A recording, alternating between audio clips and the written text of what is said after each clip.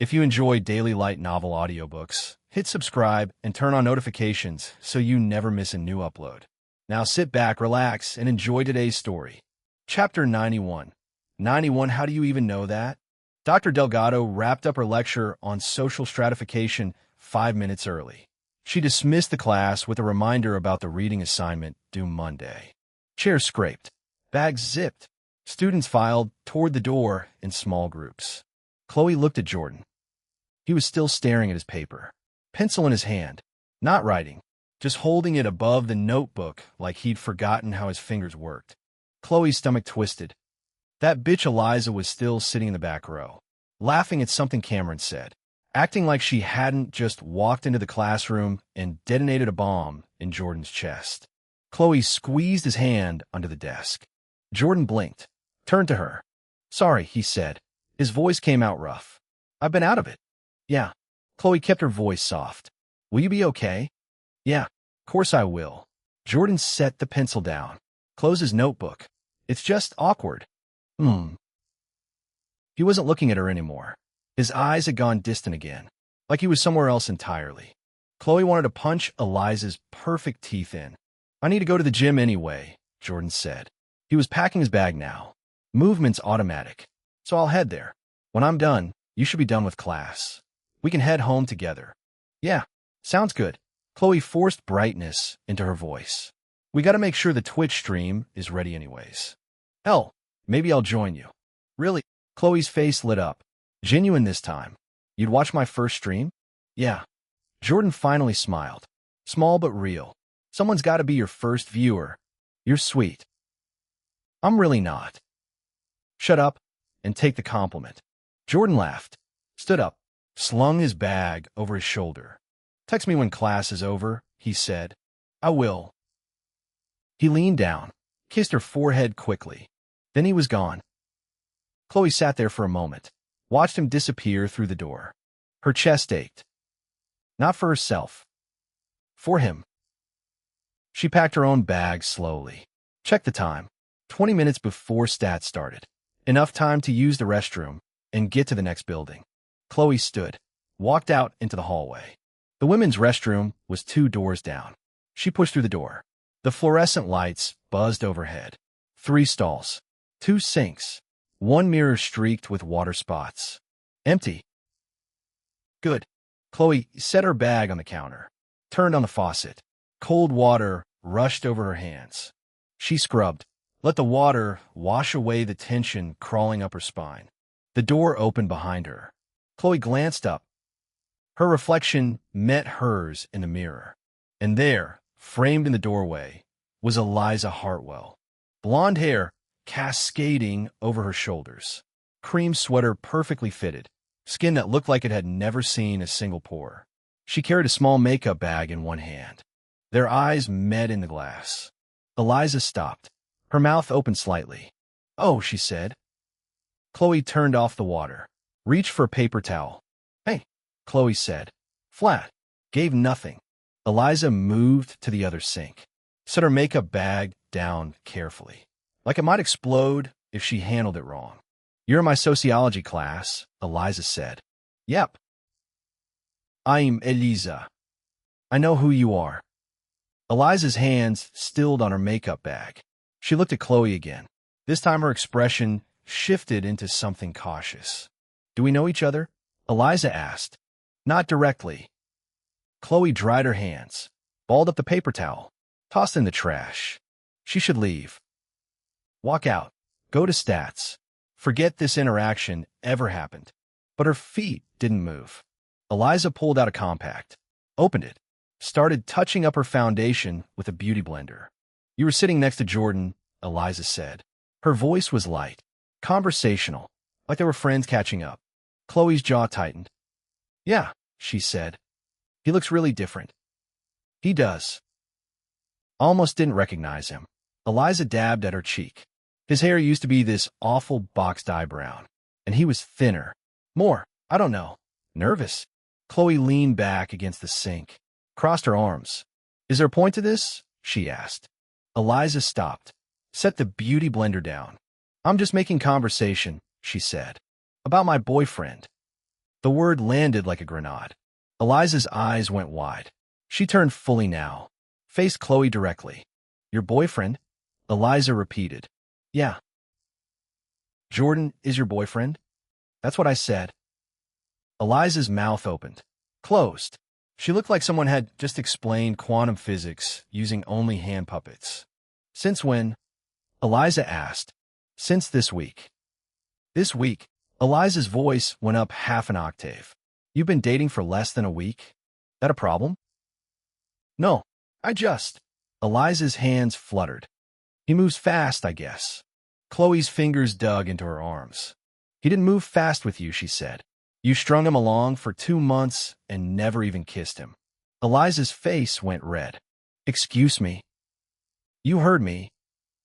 How do you even know that? Jordan told me. Chloe pushed off the sink, took a step closer. He told me everything. The dates, the gifts, the Prada bag. Eliza's jaw clenched. That's between me and Jordan, she said. Not anymore, it's not. Look, Eliza's voice hardened. I don't know what Jordan told you, but things were complicated between us. Nothing was complicated. Chloe's voice stayed level. Cold. You used him for free stuff. Then you cheated on him. In a parking lot. On Christmas. Eliza flinched. I didn't cheat on him, she said. We were never actually together. He thought you were. That's not my fault. Chloe laughed. No humor in it. Right, she said. You just let him spend $5,000 on you. Let him think he had a chance. Then you fucked Cameron and told Jordan to lose your number. Eliza's face went from red to white. Who the hell are you? She asked. I already told you. I'm his girlfriend. For less than a week. Yeah, and I already know more about him than you learned in 2 months. Eliza's hand shook. She grabbed her makeup bag, shoved the compact back inside.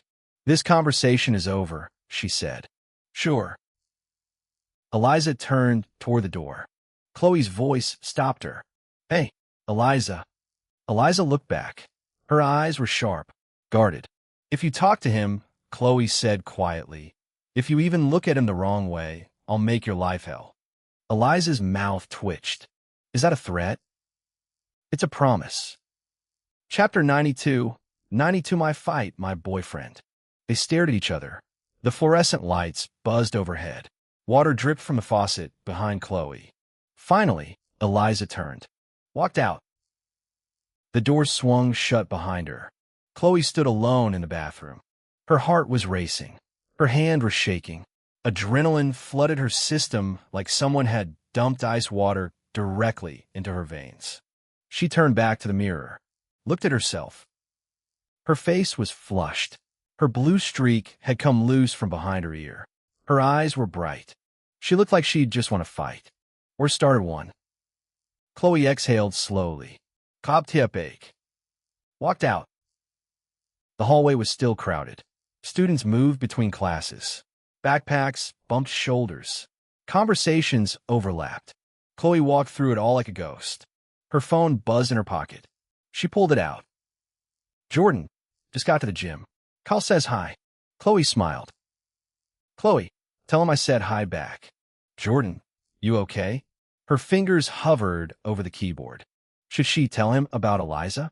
About the bathroom confrontation? No. Not yet. He didn't need that right now. Chloe, yeah, I'm good. About to head to stats. Jordan, have fun with probability distributions. Chloe, I'd rather die. Jordan, same. She locked her phone, slipped it back into her pocket. The business building was across the quad. Chloe walked quickly. Her sneakers made soft sounds against the concrete path. Students sat on the grass. Some studied. Some ate lunch. A group played frisbee near the fountain. Chloe barely noticed any of it. Her mind was still in that bathroom. Eliza's face when Chloe said the word boyfriend. The way she'd gone pale when Chloe brought up the parking lot. Good. She should feel bad. She should feel terrible. Chloe reached the business building, climbed the stairs, found a classroom on the second floor. Room 210. She walked in. Professor Nguyen was already setting up. A kind-looking man in his 50s with gray hair and wire-rimmed glasses. He wrote formulas on the whiteboard in neat, careful script. Chloe picked a seat near the middle. Not front row, but not hiding either. Set her bag down. Pulled out her laptop. Students filtered in around her. A girl in a Pacific Crest volleyball hoodie sat to her left. Two guys in business casuals sat behind her. Chloe opened a fresh document. Typed the date. Her phone buzzed again. Kumiko. OMG, did you talk to Jordan about streaming? Chloe. Yeah, he said he'll watch my first one. Kumiko. That's so cute. Kumiko. I am literally screaming. Kumiko. You guys are perfect. Chloe smiled at her screen. Chloe. We're not perfect. Kumiko. Yes, you are. Chloe's cheeks warmed. Chloe. You're embarrassing. Kumiko. You love it. Professor Nguyen cleared his throat. Good afternoon, everyone, he said. Let's talk about standard deviation. Chloe put her phone away. Focused on the lecture. Or tried to. Her mind kept drifting. Back to the bathroom. Back to Eliza's face. Back to the way Jordan's hand had gone still when Eliza walked in. Chloe's chest tightened. She hated that Eliza still had that effect on him. Even after everything. Even after the parking lot and the humiliation and the Christmas Day breakdown. One look from Eliza, and Jordan went somewhere else entirely. Chloe's fingers curled into fists on her desk. Professor Nguyen drew a bell curve on the board. Started explaining variance. Chloe wrote it all down automatically. Her handwriting was neat. Organized. Color-coded with different highlighters. But her brain was elsewhere. She thought about Jordan in the gym right now. Lifting weights with Kyle. Trying to sweat out whatever Eliza had stirred up. She thought about the way his voice had gone rough when he said it was awkward. She thought about the $2,800 Prada bag. Chloe's phone buzzed in her pocket. She glanced at Professor Nguyen. He was facing the board. She pulled out her phone under the desk. Jordan, working through some stuff. Thanks for earlier. Chloe's throat tightened. Chloe, anytime. Jordan, seriously, you didn't have to sit through that. Chloe, yes I did. Jordan, why? Her fingers hovered over the keyboard.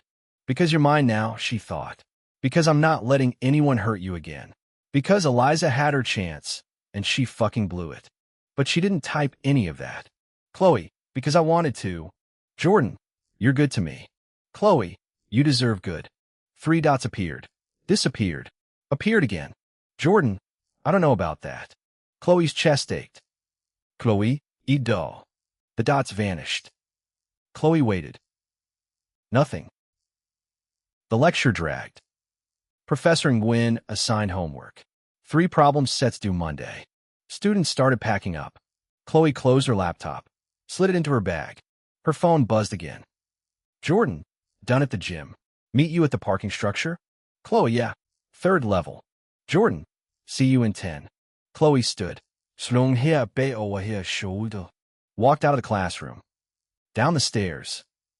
Across the quad. The sun was lower now. For 30. The light had gone golden. Chloe's sneakers made soft sounds against the concrete. She reached the parking structure. Climbed the ramp to the 3rd level. Jordan was already there. Leaning against his white Civic. Hair damp from the gym shower. Gray t-shirt clinging to his chest and shoulders. His gym bag sat at his feet. He looked up when she approached. Smiled. Small but real. Hey, he said. Hey. Chloe walked right up to him. Didn't stop until she was close enough to feel the heat coming off his skin. Jordan straightened. His hands found her waist automatically. You good? He asked. Yeah. Chloe looked up at him. You better now. She reached up, touched his face. Her thumb traced his jawline. I ran into Eliza, she said. Jordan's expression shifted. His eyes sharpened. When? After class. In the bathroom. What happened? I told her you were my boyfriend. Jordan went still. You did? Yeah. What did she say? She asked when we started dating. I said this week. She said you moved fast. Chloe's hand stayed on his jaw. I told her you didn't move fast with her. That she strung you along and cheated on you. Jordan's throat worked. Chloe. She needed to hear it. That wasn't your fight. Yes, it was.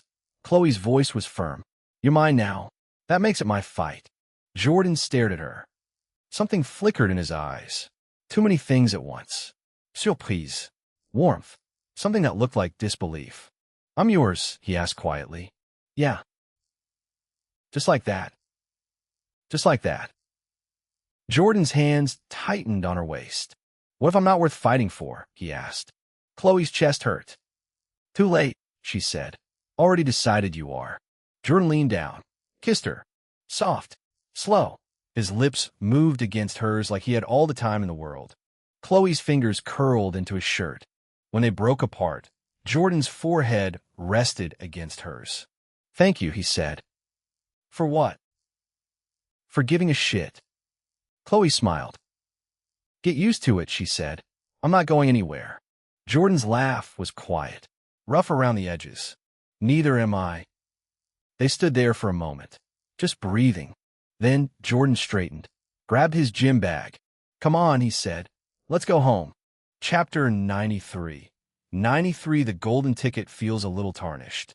Eliza was pissed. Actually pissed. The BMW's leather seat stuck to her bare thighs. Her cream sweater felt too tight. The air conditioning blasted cold air directly in her face, but she couldn't reach the vent from here, and Cameron always got annoyed when she touched his dashboard settings. She stared out the window. The campus buildings rolled past. Students walked in clusters. Backpacks, coffee cups, laughter she couldn't hear through the glass. Her phone sat dark in her lap. Cameron's hand moved from the gear's shift to her thigh. His palm was warm. His thumb rubbed small circles against her skin. You good, babe? He asked. Yeah. Her voice came out flat. I'm fiending. You've been weird since class. I said I'm fine. Cameron squeezed her thigh. Not hard. Just enough. Whatever you say. He turned up the music. Some rap song she didn't know. Bass thumped through the speakers loud enough to rattle her ribs. Eliza looked down at his hand on her leg. Cameron was hot. Everyone said so. 6'1" with sandy blonde hair and blue eyes, and a jaw that could cut glass. His lacrosse jersey stretched across broad shoulders. His parents owned 3 houses and a yacht. He was a golden ticket. So why the hell was her brain stuck on Jordan fucking McKnight? Eliza's jaw clenched. It didn't make sense. None of it made sense. Jordan was pathetic. Jordan was desperate. Jordan spent $2,800 on a Prada bag for her and cried when she told him they were never actually dating. Jordan was a loser. So why did seeing him today make her stomach twist? The bathroom conversation replayed in her head on loop. That girl, the one with the blue streak in her hair and the sharp eyes and the voice that went cold and deadly when she said boyfriend. Chloe. Her name was Chloe. Eliza didn't know her, didn't run in her circles. But the way Chloe had looked at her in that mirror made Eliza's skin crawl even now. Like Eliza was trash. Like Eliza had done something unforgivable. Which was ridiculous. Eliza hadn't done anything wrong. She never promised Jordan anything. Never called her a boyfriend. Never even kissed him. Yeah, okay. She let him take her to dinner. And buy her gifts. And text her constantly. But she never lied to him. Jordan knew what this was. He knew she wasn't looking for a relationship. She told him that like 3 times. It wasn't her fault he caught feelings. The BMW turned left. Cameron drove one-handed. His other hand stayed on Eliza's thigh. His fingers were short, stubby almost. Jordan's hands were bigger, long fingers, clean nails. Eliza blinked. What the fuck? Why was she thinking about Jordan's hands? She shifted in her seat, pulled out her phone, opened Instagram. Her feed was the usual. Girls she knew posting lunch, gym selfies, outfit checks. She scrolled past all of it. Her thumb hovered over the search bar. Don't do it.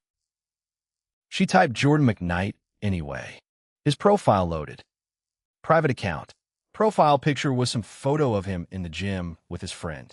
200 followers. 300 following. Nothing interesting. Eliza locked her phone, put it face down in her lap.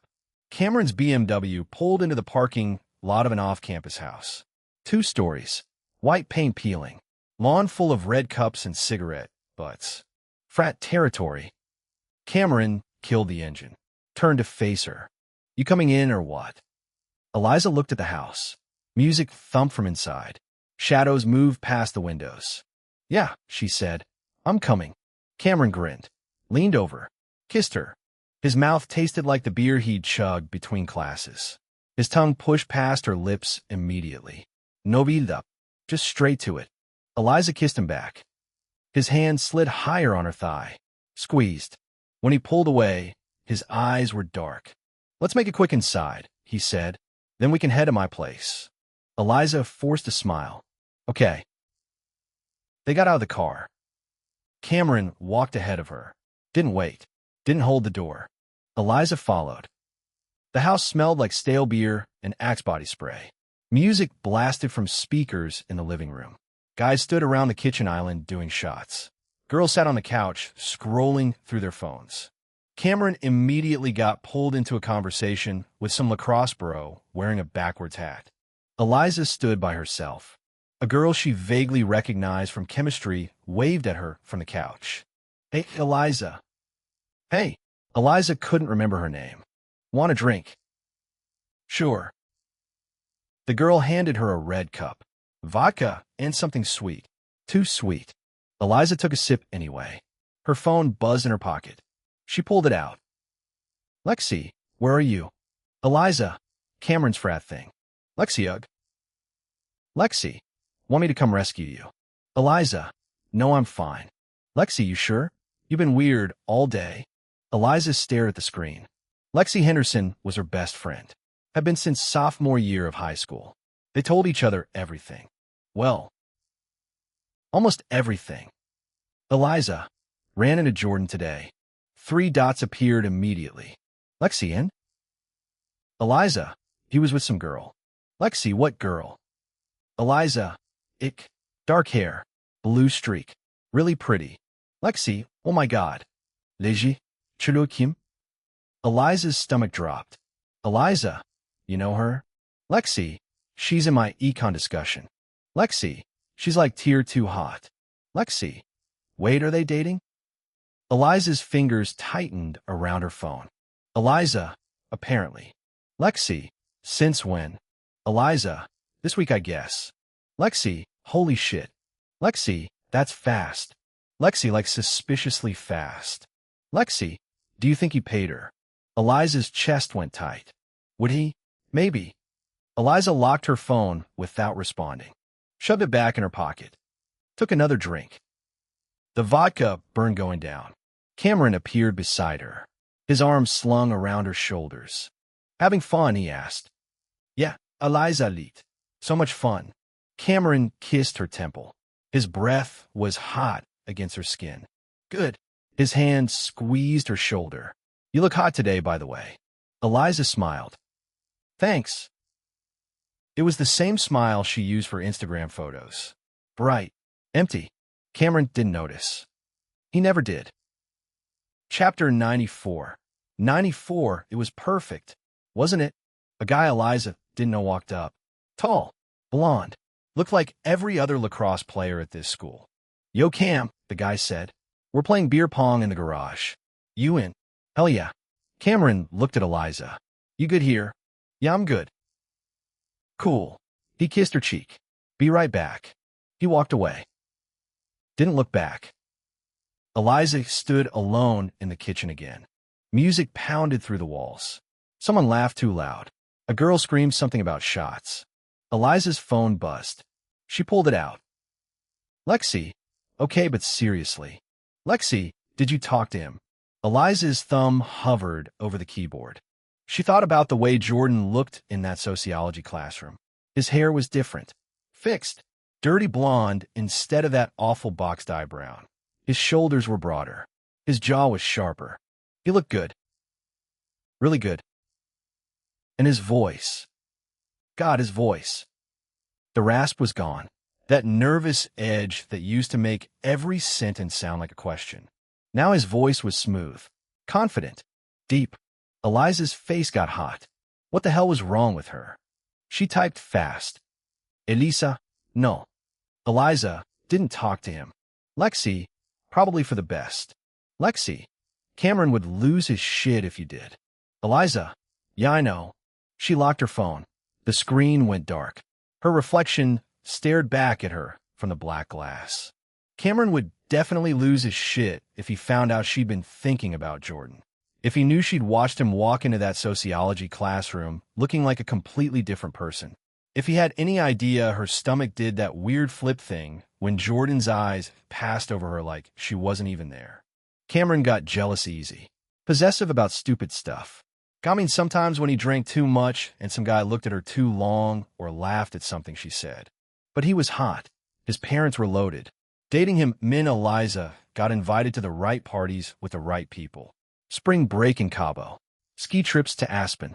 Bottle service at clubs that didn't card if you knew the promoter. So what if he finished in 3 minutes and rolled over without saying anything? So what if he smelled like Natty Light and too much Dior Savage? So what if he never asked about her classes or her day or what she actually wanted to do on weekends besides show up to wherever he decided they were going? So what? Eliza finished the drink in her hand. The red Solo cup crumpled slightly when she squeezed it. Empty. She walked back to the kitchen island. Someone had left bottles everywhere. Tito's, Smirnoff, some cheap plastic handle that probably tasted like rubbing alcohol. She grabbed the Tito's, twisted the cap off, poured herself another drink. Straight vodka this time. No mixer. She downed half of it in one gulp. Her throat burned. Her eyes watered. Better. Someone bumped into her from behind. A girl with blonde extensions giggled. Oh my God, Eliza, hi. Eliza still couldn't remember anyone's name. You look so good. Is that sweater from Revolve? Yeah. I knew it. You always have the cutest stuff. The girl kept talking.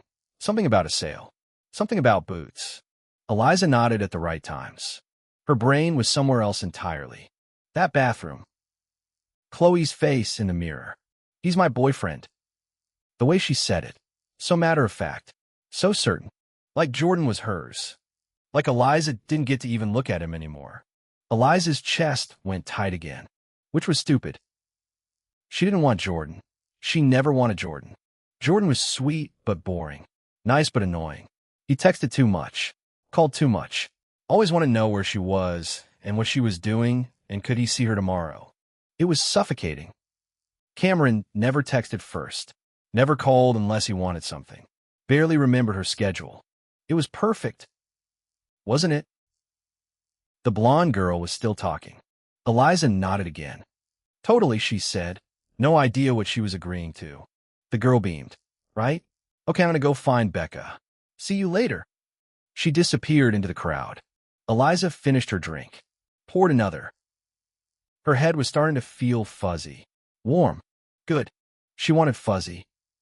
Fuzzy meant she could stop thinking about Jordan's new voice and Jordan's new shoulders and the way that girl Chloe looked at him like he hung the fucking moon.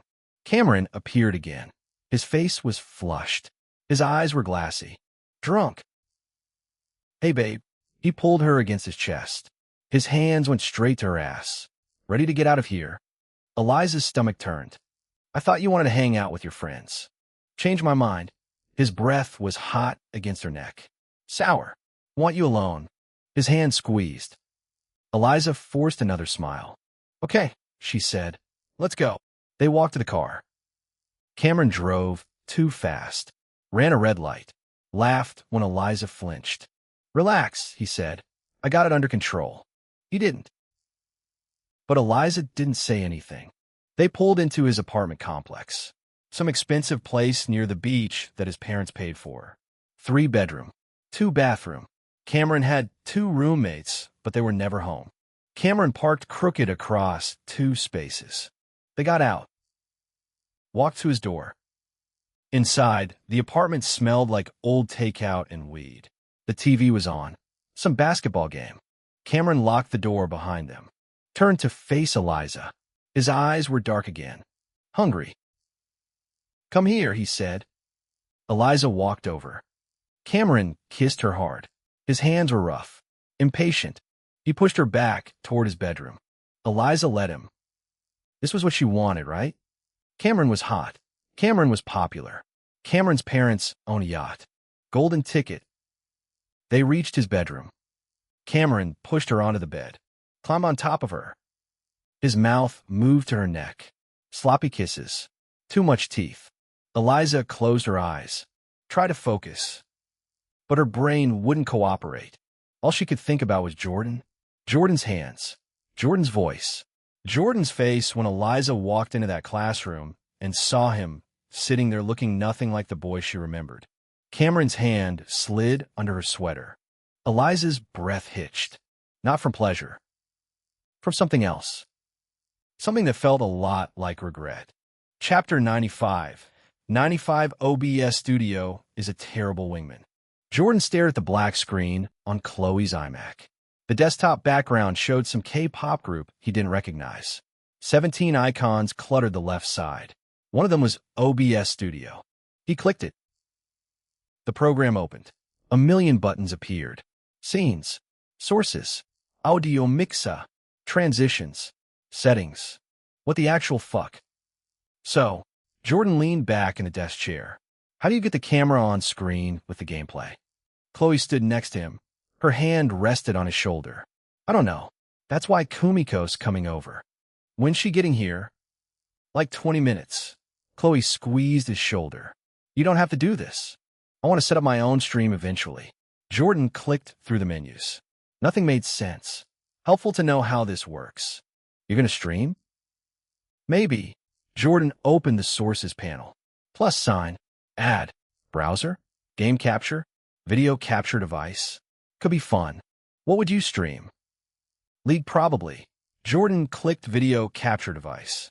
A box appeared asking him to name it. He typed camera 1. Or like, random shit. Talking to chat. You be good at that. Chloe's voice went soft. The singing voice helps. Jordan's face got hot. That was the system, he muttered. Then froze. Shit. Chloe's hand stopped moving on his shoulder. What? Jordan's brain scrambled. I mean, system of, like, vocal training. I looked up. Videos. Before karaoke. Smooth. Real smooth. Chloe's hand started moving again. Crisis averted. The camera feed appeared on screen. Chloe's desk. The wall behind it. No Chloe because she was standing next to him. But the camera was tiny. Shoved in the corner. And the gameplay would go where exactly? Maybe we should watch a YouTube video, Jordan said. Good idea. Jordan opened Chrome. Type how to set up OBS for streaming. First result. Some guy with a neon green background and a clickbait thumbnail. Easiest OBS setup 2025. Noobs can do this. Jordan clicked it. The guy's voice came through the speakers way too loud. Hey, what's up, guys? It's your boy Tech Bro 69 back with another tutorial. And today we're going to show you how to set up OBS from scratch. Now, I know a lot of you have been asking in the comments, how do I get my camera and my gameplay to show at the same time? Well, don't worry, fam. I got you. So first thing you want to do is make sure you have the latest version of OBS downloaded from the official website link in the description below. And then once you have that installed, you're going to want to open it up. And you should see this screen right here now. What you want to do is... The guy kept talking. And talking. And talking. Jordan's eye twitched. Is he going to get to the point? Chloe asked. I don't think so. They watched for 3 more minutes. The guy finally started explaining scenes. Then he went on a tangent about his new gaming chair. Then he plugged his Patreon. Jordan skipped ahead. Now the guy was talking about audio filters. This is useless, Chloe said. Completely useless, Jordan agreed. He closed the video. Opened another one. This one had a robot voice and text on screen. Step 1. Download OBS. We already have OBS, Jordan muttered. Step 2. Open OBS. We already opened it. Step 3. Click Settings. Jordan clicked Settings. A new window appeared. Output. Audio. Video. Hotkeys. Advanced. Too many tabs. The robot voice kept going. Monotone. Lifeless. Chloe groaned. This is worse. Way worse. Jordan closed that video too. He scrolled through the search results. Every thumbnail looked the same. Every title promised easy setup in capital letters. They're all lying, Jordan said. Completely lying. Jordan clicked back to OBS, stared at the interface again. Maybe if he just clicked stuff, eventually something would work. He added another source, game capture, named it Game 1. Nothing appeared on screen. He clicked Properties. A drop-down menu asked which game he wanted to capture. But he wasn't running any games. We need an overlay too, Chloe said. What's an overlay? The pretty stuff, like the frame around the camera, and the subscriber alerts, and the little animations. Jordan had no idea what she was talking about. Do we have to buy that? He asked. I think so. Chloe pulled out her phone, started scrolling. Kumiko sent me some links. Let me check. Jordan watched her thumb move across the screen. Her blue streak caught the desk lamp light.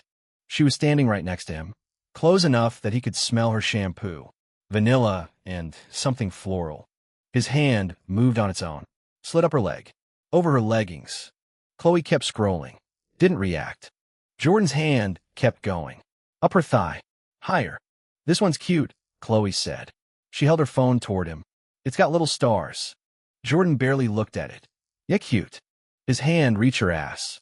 Squeezed. Chloe's breath hitched. Jordan, she said. Warning tone. What? Innocent voice.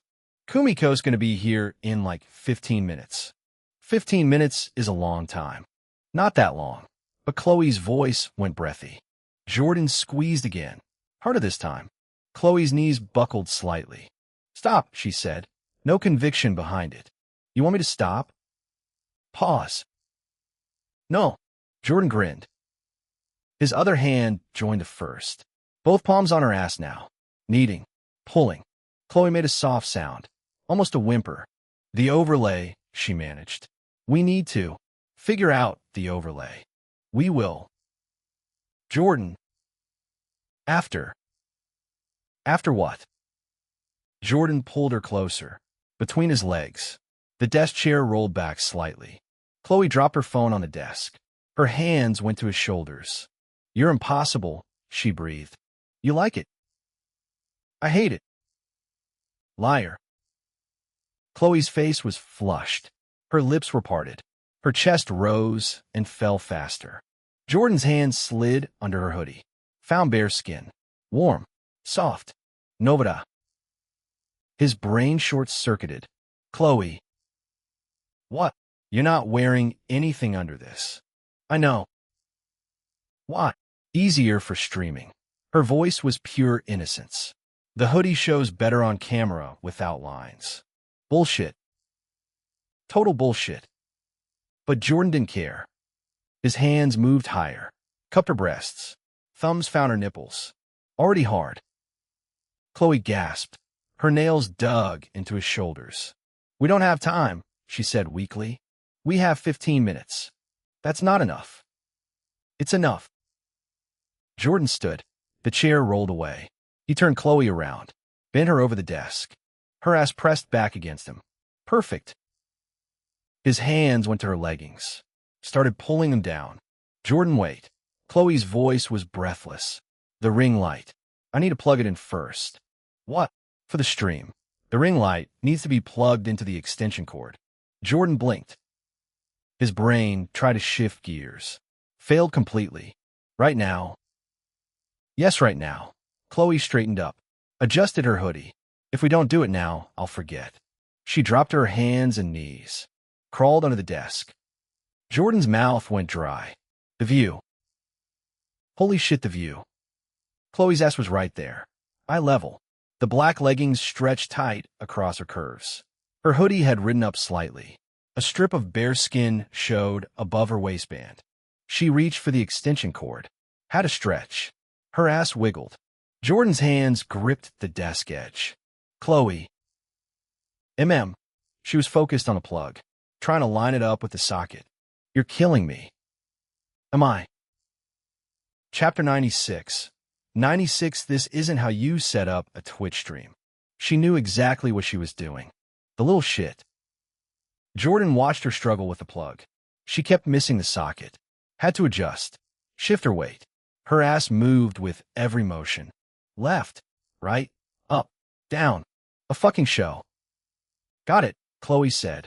The ring light clicked on. Bright white light flooded the desk area. She started crawling backward, out from under the desk. Jordan's hand moved before his brain caught up. Smack! His palm connected with her ass. Hard. Chloe yelped, jerked forward, hit her head on the underside of the desk. Ow fuck. Jordan winced. Shit, sorry. You spanked me. Chloe crawled out the rest of the way. Rub her head. I hit my head. I said sorry. You're not sorry. She glared at him. Her face was red. You're smirking. Jordan tried to stop smirking. Failed. Your ass was right there, he said. What was I supposed to do? Not spang me while I'm under a desk. Noted for next time. There won't be a next time. There's definitely going to be a next time. Chloe stood up, smoothed down her hoodie. Her ass was probably red under those leggings. The thought made Jordan's dick harder. Kumiko's going to be here in 10 minutes, Chloe said. So we need to look like we've been working on the stream setup. We have been working on it. We opened OBS and watched 2 YouTube videos. That's work. Jordan. He stepped closer, backed her against the desk. We have 10 minutes, he said. That's not enough time. It's enough time for what I'm thinking. What are you thinking? Jordan's hand went to her leggings again, started pulling them down. This time Chloe didn't stop him. The fabric slid over her hips, down her thighs, pulled at her ankles. No panties. Of course, no panties. Chloe. Jordan's voice came out rough. What? Innocent tone. You're not wearing anything. I told you. Easier for streaming. That's not why. No. She looked up at him, eyes dark. Why then? Jordan didn't answer. His hand slid between her legs instead. Vet. Already wet. Chloe gasped. Her head fell back. Jordan. Yeah.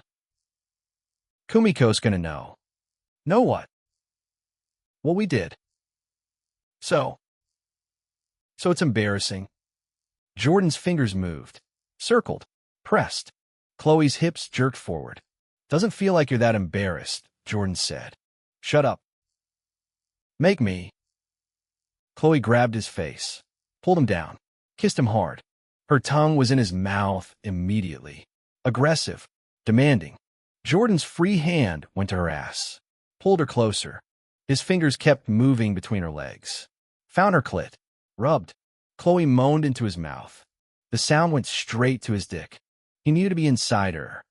Now, Jordan broke the kiss, spun Chloe around, bent her over the desk again. The IMAX screen was still showing OBS. The camera feed, the empty scene, none of it mattered. Jordan unzipped his jeans, pushed them down just enough. His dick sprang free, already hard, leaking. He lined himself up, pressed against her entrance. Chloe's hands gripped the desk edge. White knuckles. Jordan, hurry. Impatient. We have like 8 minutes. That's 8 minutes more than I need. He pushed inside. Tight. So fucking tight. Chloe cried out. Her back arched. Fuck, Jordan groaned. He didn't wait. Didn't give her time to adjust. Just started moving. Hard. Fast. Deep. The desk rattled. The IMAX shook slightly. Chloe's moans got louder. Higher pitched. Jordan, fake. Her voice was wrecked already. Jordan's hands gripped her hips, pulled her back to meet each thrust. The sound of skin slapping skin filled the room. Slap, slap, slap. Harder, Chloe gasped. Jordan obliged. His hips snapped forward. Brutal pace. Chloe's arms gave out. Her chest pressed flat against the desk. The mouse skittered across the mousepad. Click something on screen. Jordan didn't care. His hand slid up Chloe's back, under her hoodie, found her breast. Squeezed. Yes, fuck yes. Chloe's voice cracked. She was close. Jordan could feel it, the way she tightened around him, the way her breath hitched. His other hand moved between her legs. Found her clit again. Rubbed. Oh God, oh fuck, Jordan, She came. Hard. Her whole body seized. Her pussy clenched around his dick like a vice. Fuck. Jordan gasped.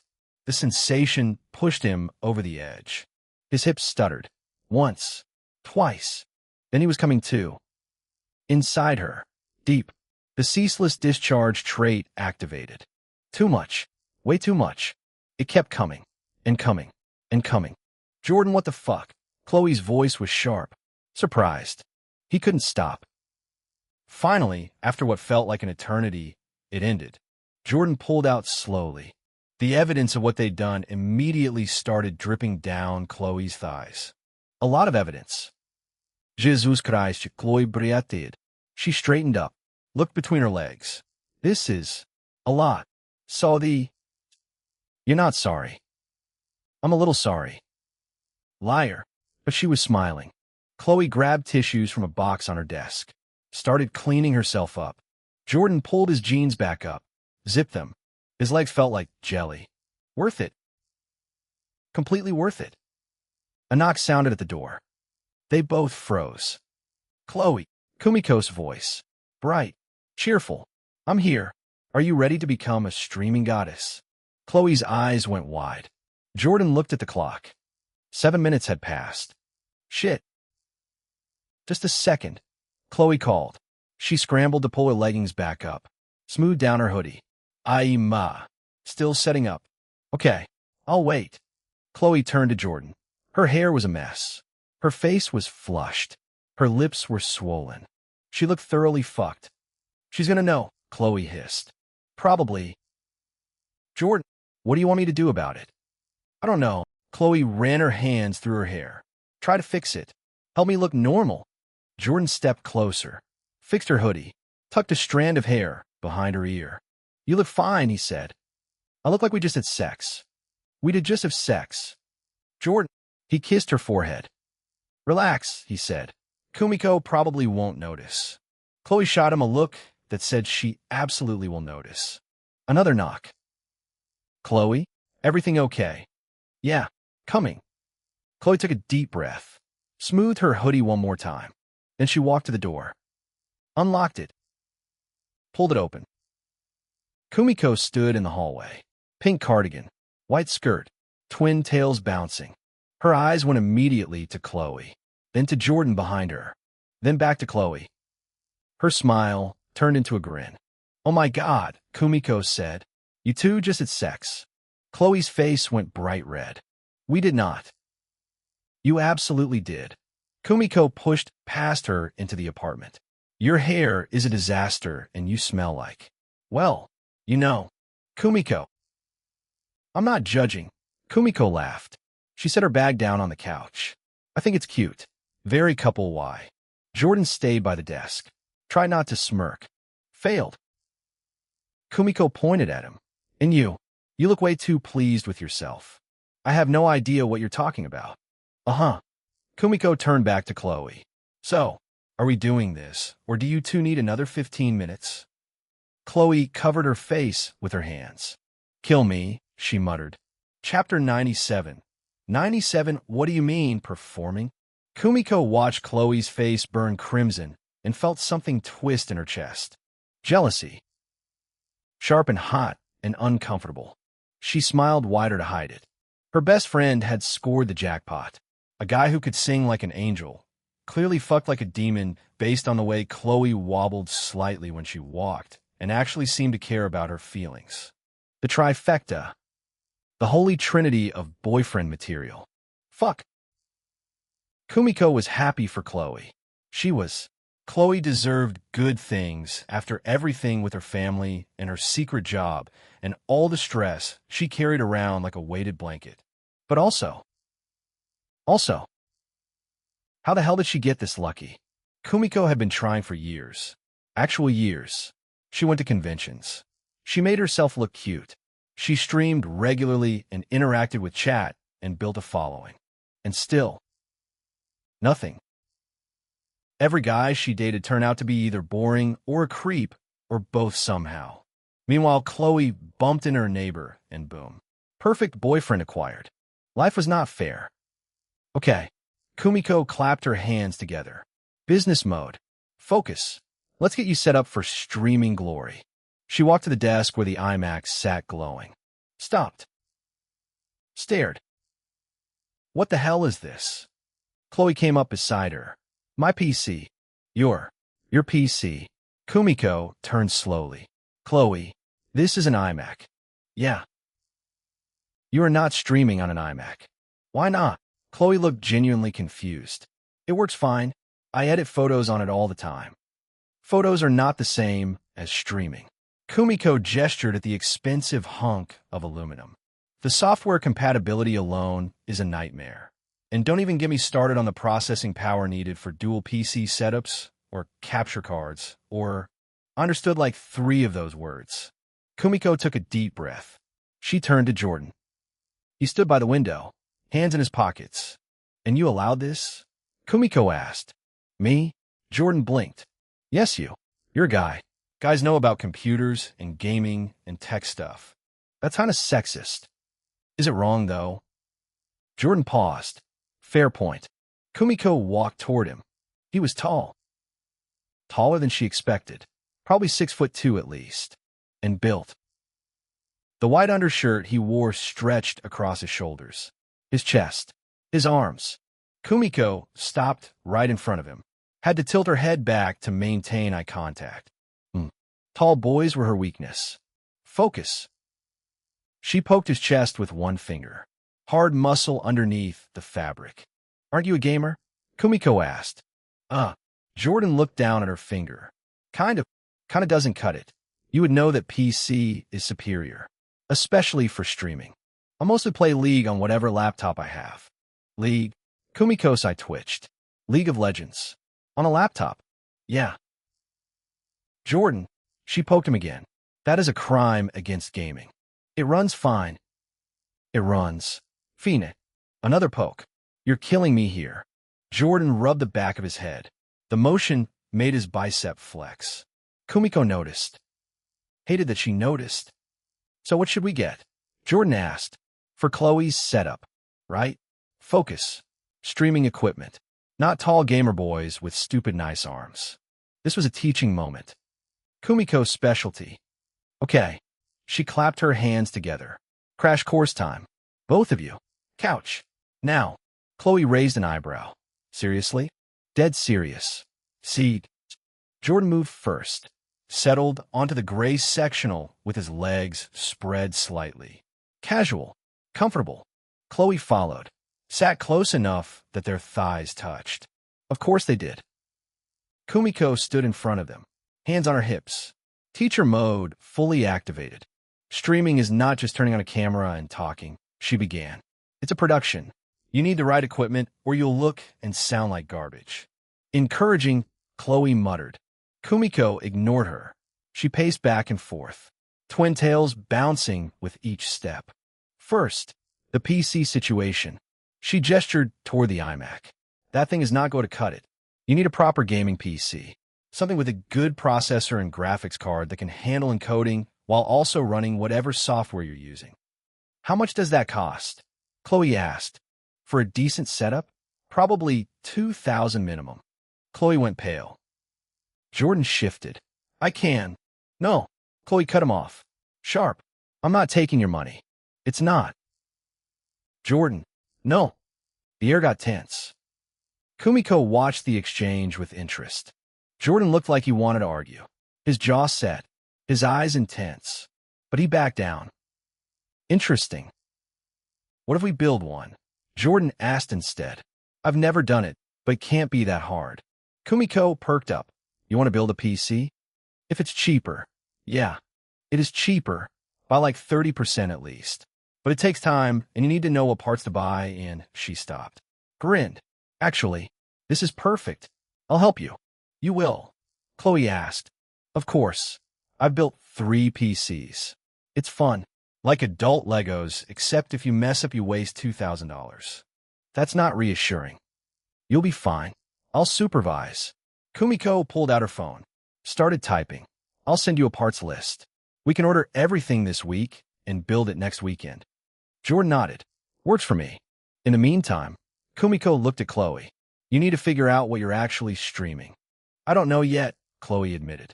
Kumiko does games and cosplay. I'm not good at games, and my cosplay skills are non-existent. You could do just chatting. Just chatting. Yeah, like, you sit there and talk to chat, answer questions, react to videos, that kind of thing. Chloe's nose wrinkled. That sounds boring. It's only boring if you're boring. Thanks. I'm serious. You have personality. Use it. Kumiko sat on a coffee table. Face them directly. You're already performing online. This is just different, more interactive. Chloe went very still. Kumiko realized what she'd said. Shit. Jordan's eyebrows rose slightly. He looked at Chloe, then at Kumiko. Performing? He asked. Double shit. Chapter 98. 98 left. Left. Left. Right? No left. She means Instagram, Kumiko said quickly. Chloe's Instagram, with the photos and the captions and stuff. Chloe nodded, relief in her eyes. Right. That. Jordan looked between them. Suspicious. But he let it go. Crisis averted. Barely. Kumiko made a mental note to be more careful with her words. Anyway, she stood. Just chatting is good for starting out. You can add other stuff later. Maybe cooking streams? You're Korean. People love Korean cooking content. I can barely make ramen. Then make ramen on stream. Chat will eat that shit up. Literally. Chloe laughed. The sound was light. Genuine. Kumiko felt that twist in her chest again. Jealousy mixed with something else. Affection, maybe. Chloe was her best friend. Had been since freshman year of high school. They told each other everything. Well, almost everything. Kumiko had never mentioned the spreadsheet, the one where she tracked potential boyfriend candidates. Jordan would have ranked high, really high. Good looks, check. Tall, check. Could sing, check. Seemed emotionally available, check.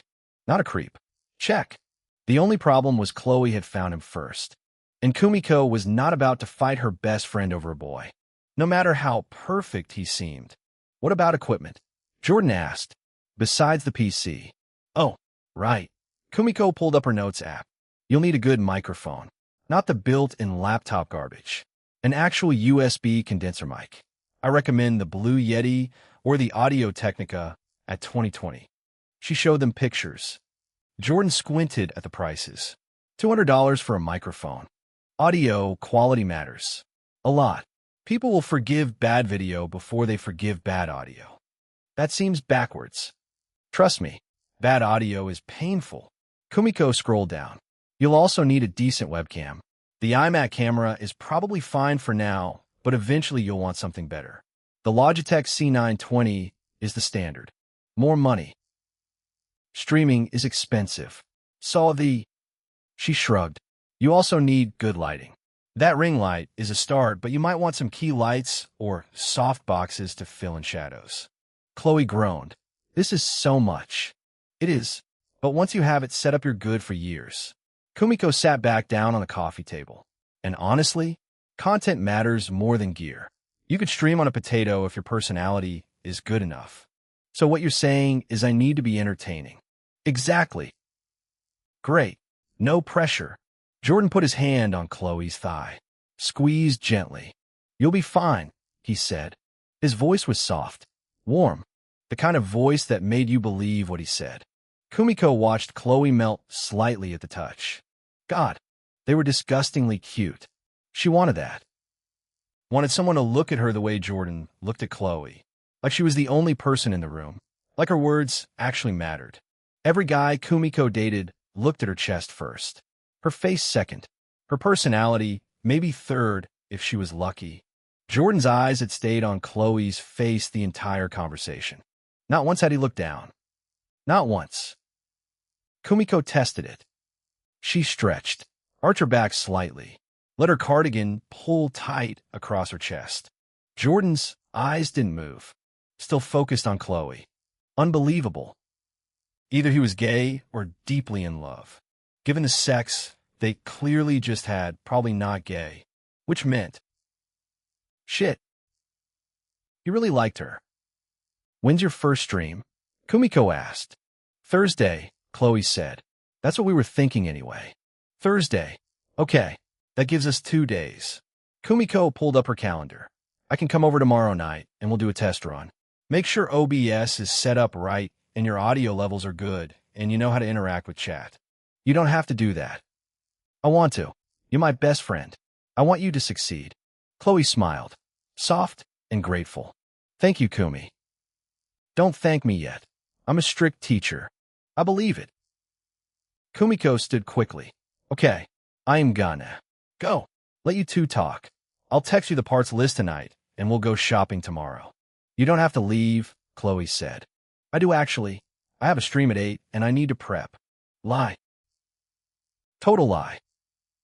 Her stream wasn't until 9, and she'd already prepped earlier. But these two needed space. And Kumiko needed to not watch them be adorable. It hurt too much. Text me later, Kumiko said. She grabbed her bag. And Jordan? Take care of her, or I'll kick your ass. Jordan smiled. Noted. I'm serious. I know where you live. Literally next door. Exactly. Nowhere to hide. Chloe laughed. Kumi, stop threatening my boyfriend. My boyfriend. Kumiko forced herself to smile. Fine. But the threat stands. She headed for the door. Unlocked it. Glanced back once. Jordan had pulled Chloe into his arms. Her face pressed against his chest. His hand stroking her hair. It looked like a romance novel cover. Perfect. Infuriating. Kumiko stepped into the hallway, closed the door behind her, leaned against the wall, took a deep breath. She was happy for Chloe. She was. Her phone buzzed. A notification from Twitter. Someone had replied to her thirst trap from yesterday. Some guy with an anime profile picture. You're so hot. Do you have an OnlyFans? Kumiko deleted the notification without responding. She walked down the hallway toward the elevator. Her heels clicked against the tile, loud in the empty corridor. Maybe she should get a boyfriend. A real one. Not the guys she dated who lasted 3 weeks before she got bored or they showed their true colors. Someone genuine. Someone who looked at her the way Jordan looked at Chloe. The elevator dinged. Doors opened. Empty. Kumiko stepped inside, hit the button for the lobby. The doors closed. She caught her reflection in the metal panel. Pink cardigan, white skirt, twin tails perfectly styled. She looked cute. She always looked cute. So why was she going home alone while her best friend had a perfect boyfriend waiting in her apartment? The elevator descended. Kumiko pulled out her phone, opened her dating apps, swiped. Left, left, left. Too short, too old. Shirtless bathroom selfie. Right? Maybe this one? She checked his profile. Looking for something casual. No drama. Left. The elevator reached the lobby. Kumiko stepped out, walked through the glass doors into the cool evening air. Her car sat in the parking lot. A white Honda Civic. Same as Chloe's. Same as Jordan's. They joked about it at karaoke. Kumiko unlocked her car, slid into the driver's seat, sat there for a moment. Her phone buzzed again. Another dating app notification. She ignored it. Started the engine instead, pulled out of the parking lot, headed home to her empty apartment where she'd stream for 3 hours and pretend to be happy for strangers on the internet. Chapter 99. 99 thigh highs and thermal paste. Jordan leaned against his white Civic outside a different apartment complex, checking his phone for the 3rd time in 5 minutes. The afternoon sun beat down on the parking lot, making the asphalt shimmer. His screen showed Chloe's text from earlier. Can't do PC shopping today. Singing lessons at 4. Sorry. She'd sent a sad face emoji after that. Then a blue heart. Jordan had stared at the message for a solid minute before responding. Singing lessons. Of course she took singing lessons. That voice didn't just happen naturally. Though part of it probably did. The raw talent was there. But the control? The way she held notes forever without her voice cracking? That took training. Professional training, $120 every other week. Jordan's stomach had twisted when he remembered that detail from the other night. $120. Chloe paid for lessons she couldn't really afford because of a promise to her dead father. And Jordan had $1,500 just sitting in his account from a system bonus. He'd offered to help her. She'd refused. Firmly. No way was she taking his money. Too much pride. Too much fear of becoming what Eliza had been. Jordan respected that. Hated it. But respected it. So instead of moping around his apartment alone, Jordan had texted Kumiko. Still want to go get PC parts today? Just me and you. Chloe's busy. The response had come back in under 30 seconds. OMG, yes. I'm home already. Come pick me up. She'd sent her address. An apartment complex about 15 minutes from the Cooper garment lofts. Nicer than his building, actually. Newer construction. Better landscaping. A pool visible through the front gate. Jordan had driven over and now stood waiting. The front door opened. Kumiko bounced out. Jordan's brain stuttered. She wore a pastel, pink-cropped sweater that hugged her curves like a second skin, stopping just above her navel to expose a strip of pale, smooth stomach. The fabric clung to her chest in a way that made Jordan's eyes want to drift south before he forced them back up. A white tennis skirt sat high on her waist, the pleated hem barely reaching mid-thigh, swishing with each step she took. White thigh-high socks with pink bows at the top squeezed her legs, creating soft indentations in her flesh. Pink platform sneakers added height to her already bouncing walk. Her twin tails swayed behind her, secured with matching pink ribbons that caught the sunlight. She looked like she'd walked straight out of an anime convention, or a very specific genre of video. Jordan's mouth went dry. Kumiko waved enthusiastically as she approached, her chest bouncing with emotion. "I Jordan." "Hey." His voice came out rougher than intended. Kumiko stopped in front of him, tilting her head with a bright smile. The movement made her twin tails swing, made her skirt lift slightly. Jordan could see the top edge of her thigh-highs, the small gap of bare skin between sock and skirt. He tore his eyes away, looked at her face instead. Safer. "Thanks for picking me up," Kumiko said. "I could have driven, but this is more fun." "No problem." Jordan moved to the passenger side. "Open the door." Kumiko's eyes widened slightly. "Oh, gentlemen." Something like that. She climbed in. The skirt rode up as she settled into the seat. Jordan caught a flash of white fabric beneath. Cotton. Plain. He slammed the door shut before his brain could process further. Walked around to the driver's side. Got in. Started the engine. His phone sat in a cup holder. The system interface glowed faintly beneath the lock screen. Schultve, empty. Jordan's jaw tightened. Fuck. He needed to have that conversation with Chloe eventually. About registering a second girl. About who she wanted him to choose. About how this fake inheritance bullshit actually worked. The lie sat heavy in his gut, but not heavy enough to make him confess.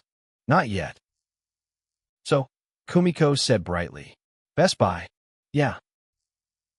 Jordan pulled out of the parking lot. Kumiko immediately launched into a stream of commentary about her day.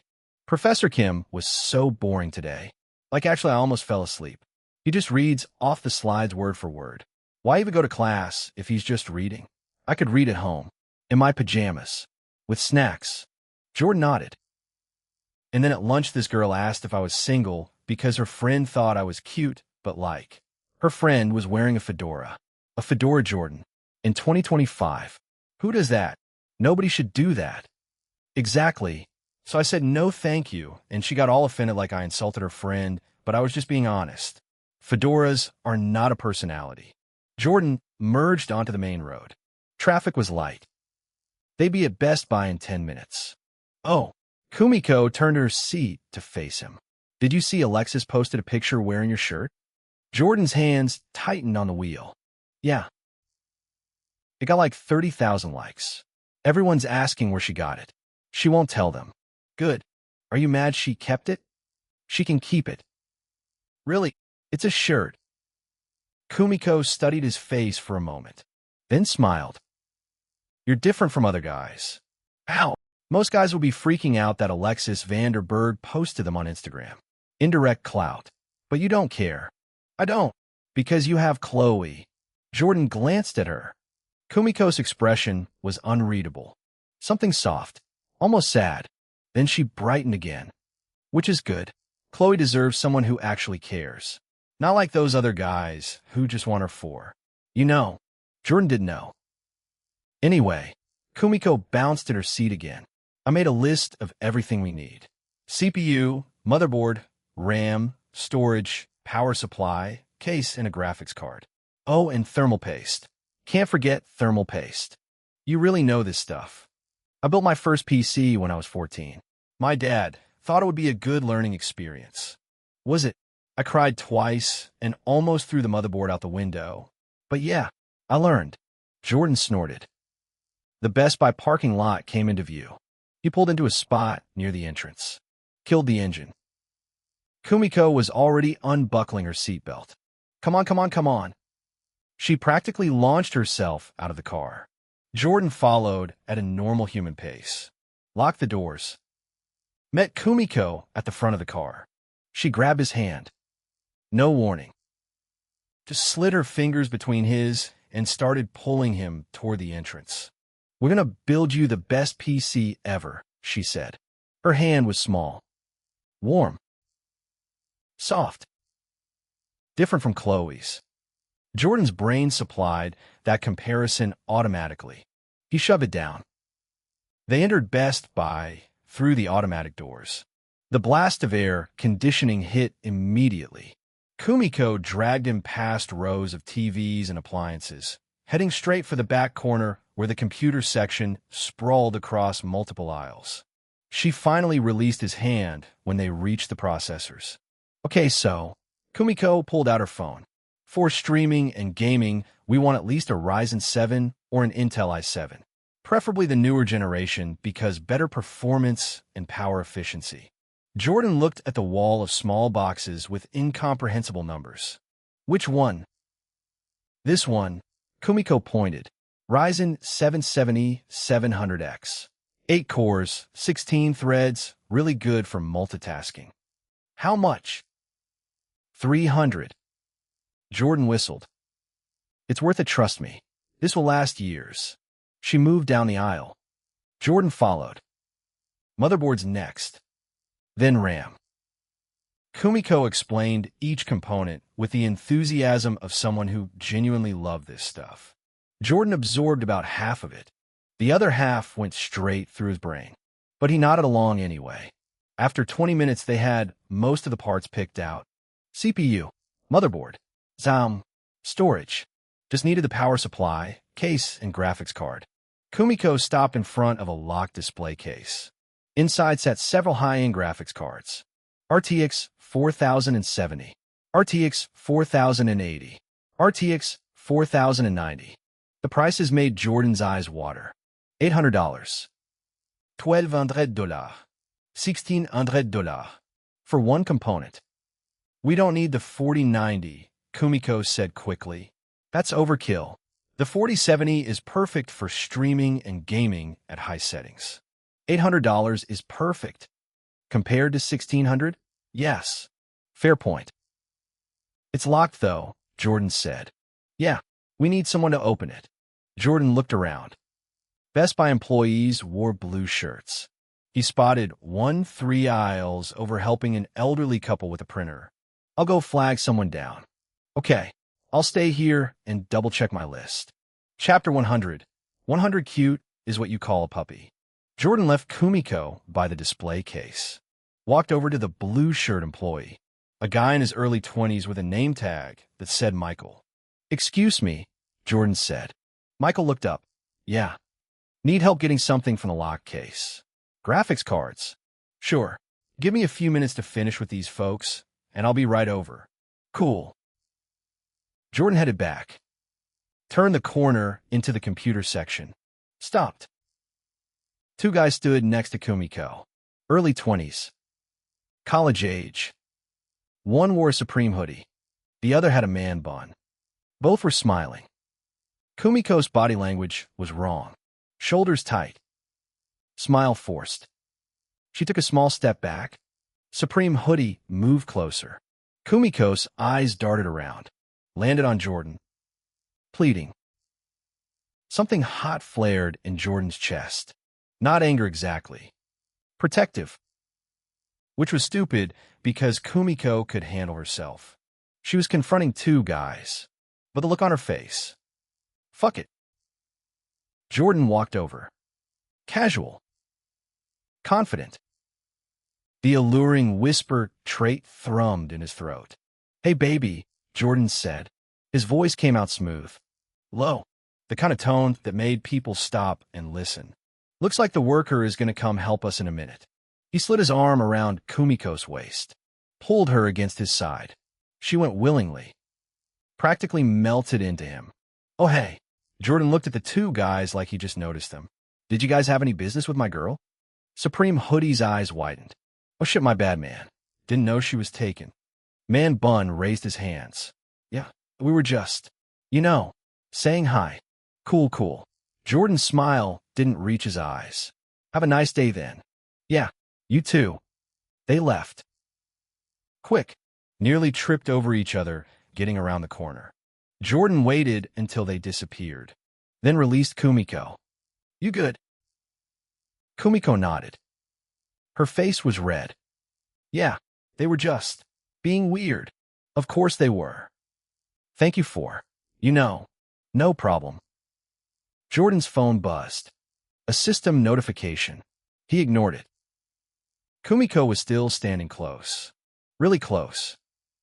Her perfume filled his nose. Something sweet. Vanilla maybe, with a hint of strawberry. She looked up at him. Brown eyes wide behind her contacts. You're really nice, she said quietly. Just didn't want them bothering you. Still, most guys wouldn't have done that. Most guys are assholes. Kumiko laughed. Soft. A little breathless. Yeah, they are. Michael appeared at the end of the aisle. Sorry about the wait. Which car did you need? Kumiko stepped back quickly. Too quickly. Like she'd been caught doing something wrong. The RTX 4070, she said. That one. Marcus unlocked the case. Pulled out the box. Anything else? Nope. Just that. Cool. You guys building a gaming rig. Streaming setup, Kumiko said. For my friend. Nice. This card will handle that no problem. Marcus handed Jordan the box. Jordan tucked it under his arm. We still need a case and power supply, Kumiko said. Cases are 2 aisles over. Power supplies are on the end cap. Thanks.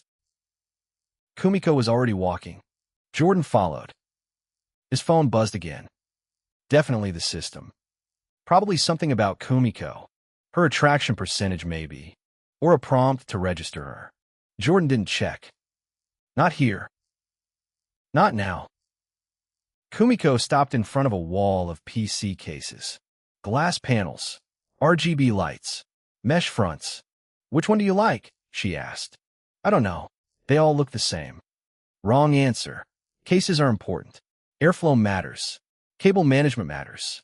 Aesthetics matter. You sound like a commercial. I'm serious. This is Chloe's PC. It should look good. Jordan scanned the options. Picked a black case with a tempered glass side panel and white LED strips. That one.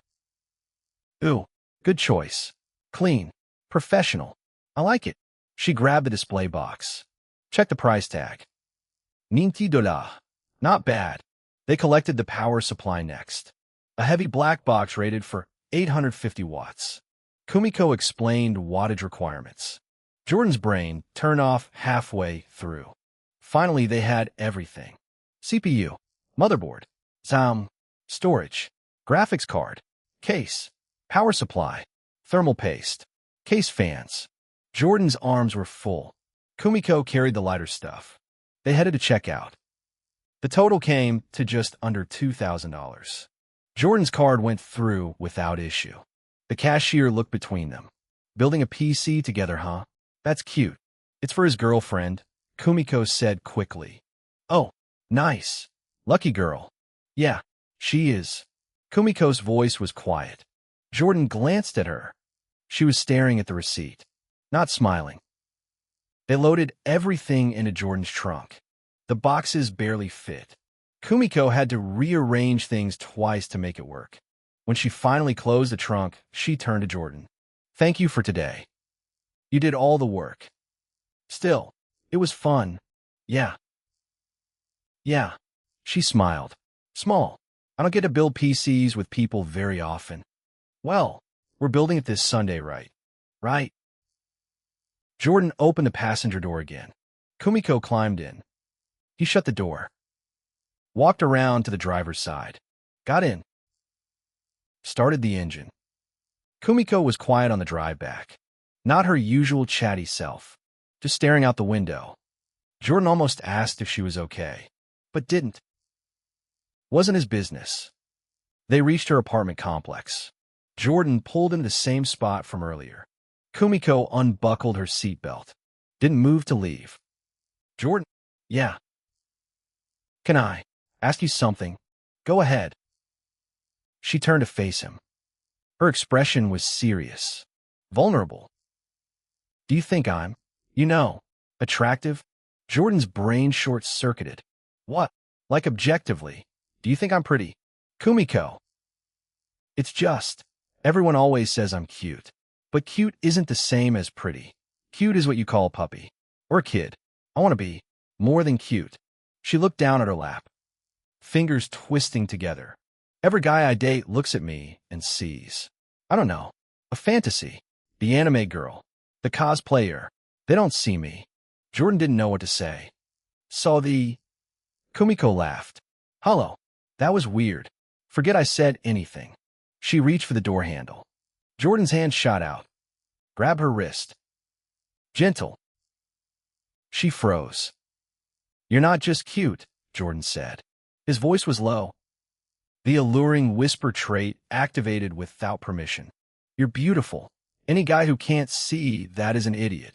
Kumiko's breath hitched. She turned to look at him. Eyes wide. Lips parted. You mean that? Yeah. But you're with Chloe. I am. So you're just being nice. I'm being honest. Kumiko stared at him for a long moment, then smiled. Real this time. Thank you. Welcome. She squeezed his hand once, then pulled away. Opened the door. See you this weekend? Yeah, we'll build the PC. Okay, text me. I will. Kumiko climbed out, shut the door, waved through the window. Jordan waved back. She disappeared into her apartment building. Jordan sat in his car, alone. Finally pulled out his phone. The system notifications were waiting. Multiple messages. He opened them. Jordan's screen flooded with gold. Sparkles transaction complete Sparkles. Purchase gaming PC components. Amount $1,847.63. Go. Solokim. Attraction change 58%, 64%, plus 6%. Rebate $2,364.72. 1.28x rate. Net plus $517.09. Chloe's updated status. Chemistry 64% white medium star, white medium star, white medium star, white medium star, white medium star, white medium star. Jordan stared at the numbers. He just made $500 by spending money on his girlfriend's streaming setup.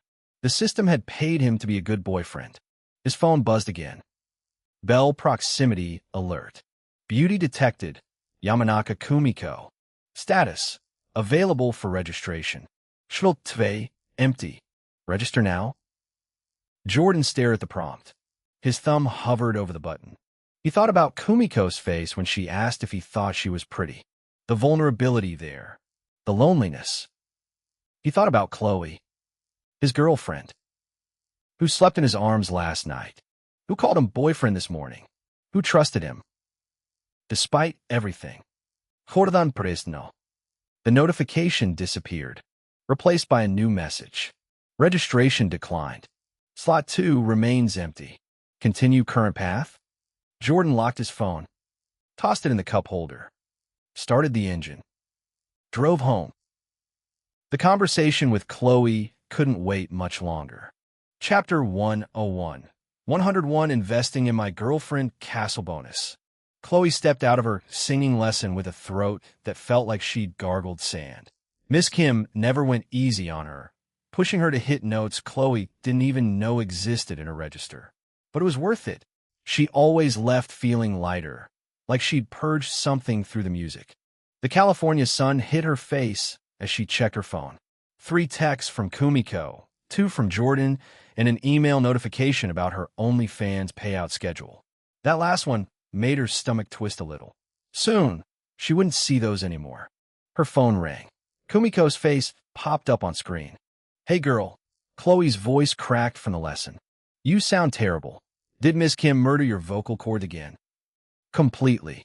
Chloe laughed, walking toward her car. "She had me doing scales until I wanted to cry. Your dad will be so proud." Kumiko's voice softened. "You're getting better." Chloe smiled, that familiar ache whenever anyone mentioned her father. "Thanks. So what's up?" "Oh, just wanted to tell you that Jordan's super sweet. You picked a good one." Chloe stopped walking. "What do you mean?" "We just got back from Best Buy. He bought all the PC parts for your streaming setup." "Wait." Chloe's brain stuttered. "You and Jordan went out together?" "Yeah, to Best Buy. I helped him pick everything out. He spent like almost $2,000 on high-quality stuff. The graphics card alone was $800. He did what?" Chloe felt her face flush. "I know. Isn't it romantic? He didn't even complain about the price. Just handed over his card like it was nothing. You should have seen him when these creepy guys started talking to me. He put his arm around me and pretended to be my boyfriend to make them leave." "It was so. He put his arm around you." Chloe's voice sharpened. "Not like that." Kumiko backpedaled quickly. "It was just to scare off these guys. I was uncomfortable, and he helped. That's all." Chloe took a deep breath. She trusted Kumiko and Jordan, but something about them shopping together without her knowing. "Anyway, he got everything. We're building it Sunday at your place. You're going to love it." Kumiko's voice had that forced cheerfulness she used when trying to change subjects. "Thanks for helping him." Chloe unlocked her Civic. "You got to go, Kumi. Talk later?" "Sure. Love you." "Love you too." Chloe sat in her car for a minute, not starting it. $2,000. Just like that. Jordan had dropped $2,000 on computer parts for her. Something warm spread through her chest, followed immediately by discomfort. Taking money from subscribers online felt like business. Clean. Transactional. Having her boyfriend spend money on her felt different. Messy. Complicated. She drove home with the windows down, trying to sort through the knot of emotions. By the time she reached the Cooper Garment Lofts, she'd settled on grateful but confused. Instead of going to her apartment, Chloe stood outside Unit 404. Jordan's place. She'd never actually been inside, she realized. He'd been to hers multiple times, but she'd never seen where he lived. Her knuckles rapped against his door before she could overthink it. Footsteps approached. The door swung open. Jordan stood there in a white t-shirt and gray sweatpants, hair slightly damp like he'd just showered. His face lit up when he saw her. "Hey." His smile warmed her from the inside out. "I thought you were going home after your lesson." "I did. Sort of." Chloe pointed at his apartment. "Can I come in? It's time I see your place." "Oh." He looked surprised, then stepped aside. "Sure. It's not as nice as yours." Chloe walked past him, their shoulders brushing. His apartment mirrored hers in layout, but felt completely different. The furniture was minimal, a black leather couch, a coffee table, a TV mounted on the wall. Everything was clean, surprisingly clean for a college guy. "So Kumiko called me." Chloe turned to face him. "Said you guys went shopping." Jordan's smile faltered. "Yeah, for your PC. $2,000, Jordan." Chloe's voice came out sharper than she meant it to. $1,847.63, actually. He gave her that lopsided smile, the one that usually worked on her. Right now, it just made her chest ache. "I kept the receipt if you want to verify." That's way too much money. She needed him to understand this wasn't funny. Wasn't cute. Wasn't some grand romantic gesture she could just accept with a giggle and a kiss. Jordan's smile faded. He took a step toward her, and Chloe had to resist the urge to step back. It's really not that much. Not that much. Her voice cracked. Jordan, that's what some people make in a month. That's my rent for most of a month. I know. Another step. He was close now, close enough that she could smell his shampoo. I know what it costs. Look, I know you're trying to transition from. He paused, chose his words carefully. From your current work to streaming. This will help you do that. Chloe's arms crossed over her chest, a defensive barrier between them. I could have bought it myself. I know you could have. His voice stayed level, patient, like he was talking to a spooked animal. But I wanted to. Why? The question came out smaller than she intended. Vulnerable in a way that made her want to take it back. Because I care about you. No hositashchen. No clever explanation or logical argument. Just that. Simple. Direct. The kind of honesty that bypassed every defense she'd built. Chloe's throat went tight. Chloe didn't know what to say. She'd spent so long handling everything herself. Her bills. Her mother's medical expenses. Daniel's college fund. Her apartment. Her career. Everything. Jordan stepped forward, took her hand, and led her to the couch. He sat down and pulled her next to him. His arm went around her shoulders, and his fingers found her hair, gently rubbing through the strands. The sound escaped Chloe's lips before she could stop it. She melted against him, her head finding his shoulder. I know you're not like Eliza. Jordan's voice was quiet. I know my family has more money than yours. And the fact you're stopping OnlyFans for me means you're giving up a huge income stream. So I have no problem investing in my girlfriend. Okay. Chloe nodded against his shoulder. Her eyes closed as his fingers worked through her hair. His touch felt so good, she could almost forget why she'd been upset. Almost. Jordan, there's something else bothering me. His hand paused in her hair. What is it? Chloe sat up, putting a small space between them so she could see his face. Have you pursued any more women? Chapter 102. 102, The Girlfriend Selection Committee, Castle Bonus. Jordan's eyes widened. What? For the inheritance thing. Chloe's hands twisted in her lap.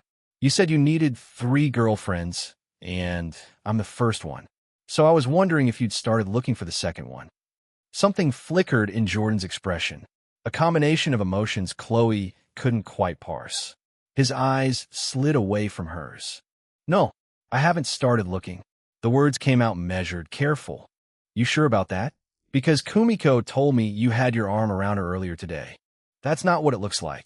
Jordan dragged his hand through his hair, the gesture familiar by now. These guys were giving her problems. I stepped in to make them back off. By playing her boyfriend? It worked. They left. There was a defensive quality creeping into his tone. She was uncomfortable. I helped. Chloe watched his face. The words weren't lies, exactly. But there was something underneath them. Some truth he was skating around instead of facing head-on. I need complete transparency here. If you're thinking about Kumiko or Alexis or literally anyone else. Her voice stayed level even as her chest felt tight. I signed up for this arrangement. But I need information. I need advance notice. Jordan's jaw worked. I wouldn't go behind your back like that. That's still not an answer. His eyes found hers again.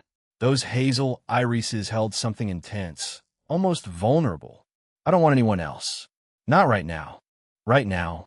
The qualifier hung in the air between them. But later, yeah. Eventually, I have to deal with the inheritance requirement. His hands closed around hers, warm and solid. But I promised I'd discuss it with you first. That promise stands. Chloe absorbed this. The whole situation was completely bizarre. What kind of grandfather wrote stipulations like these into a will? What trust fund came with a girlfriend quota? But $2 million meant her mother's treatments. Meant Daniel's college fund fully covered. Meant she could delete her OnlyFans account and never look back. When you do start looking for the others, Chloe said slowly, thinking through each word, I want involvement in the selection process. Jordan blinked at her. You want what?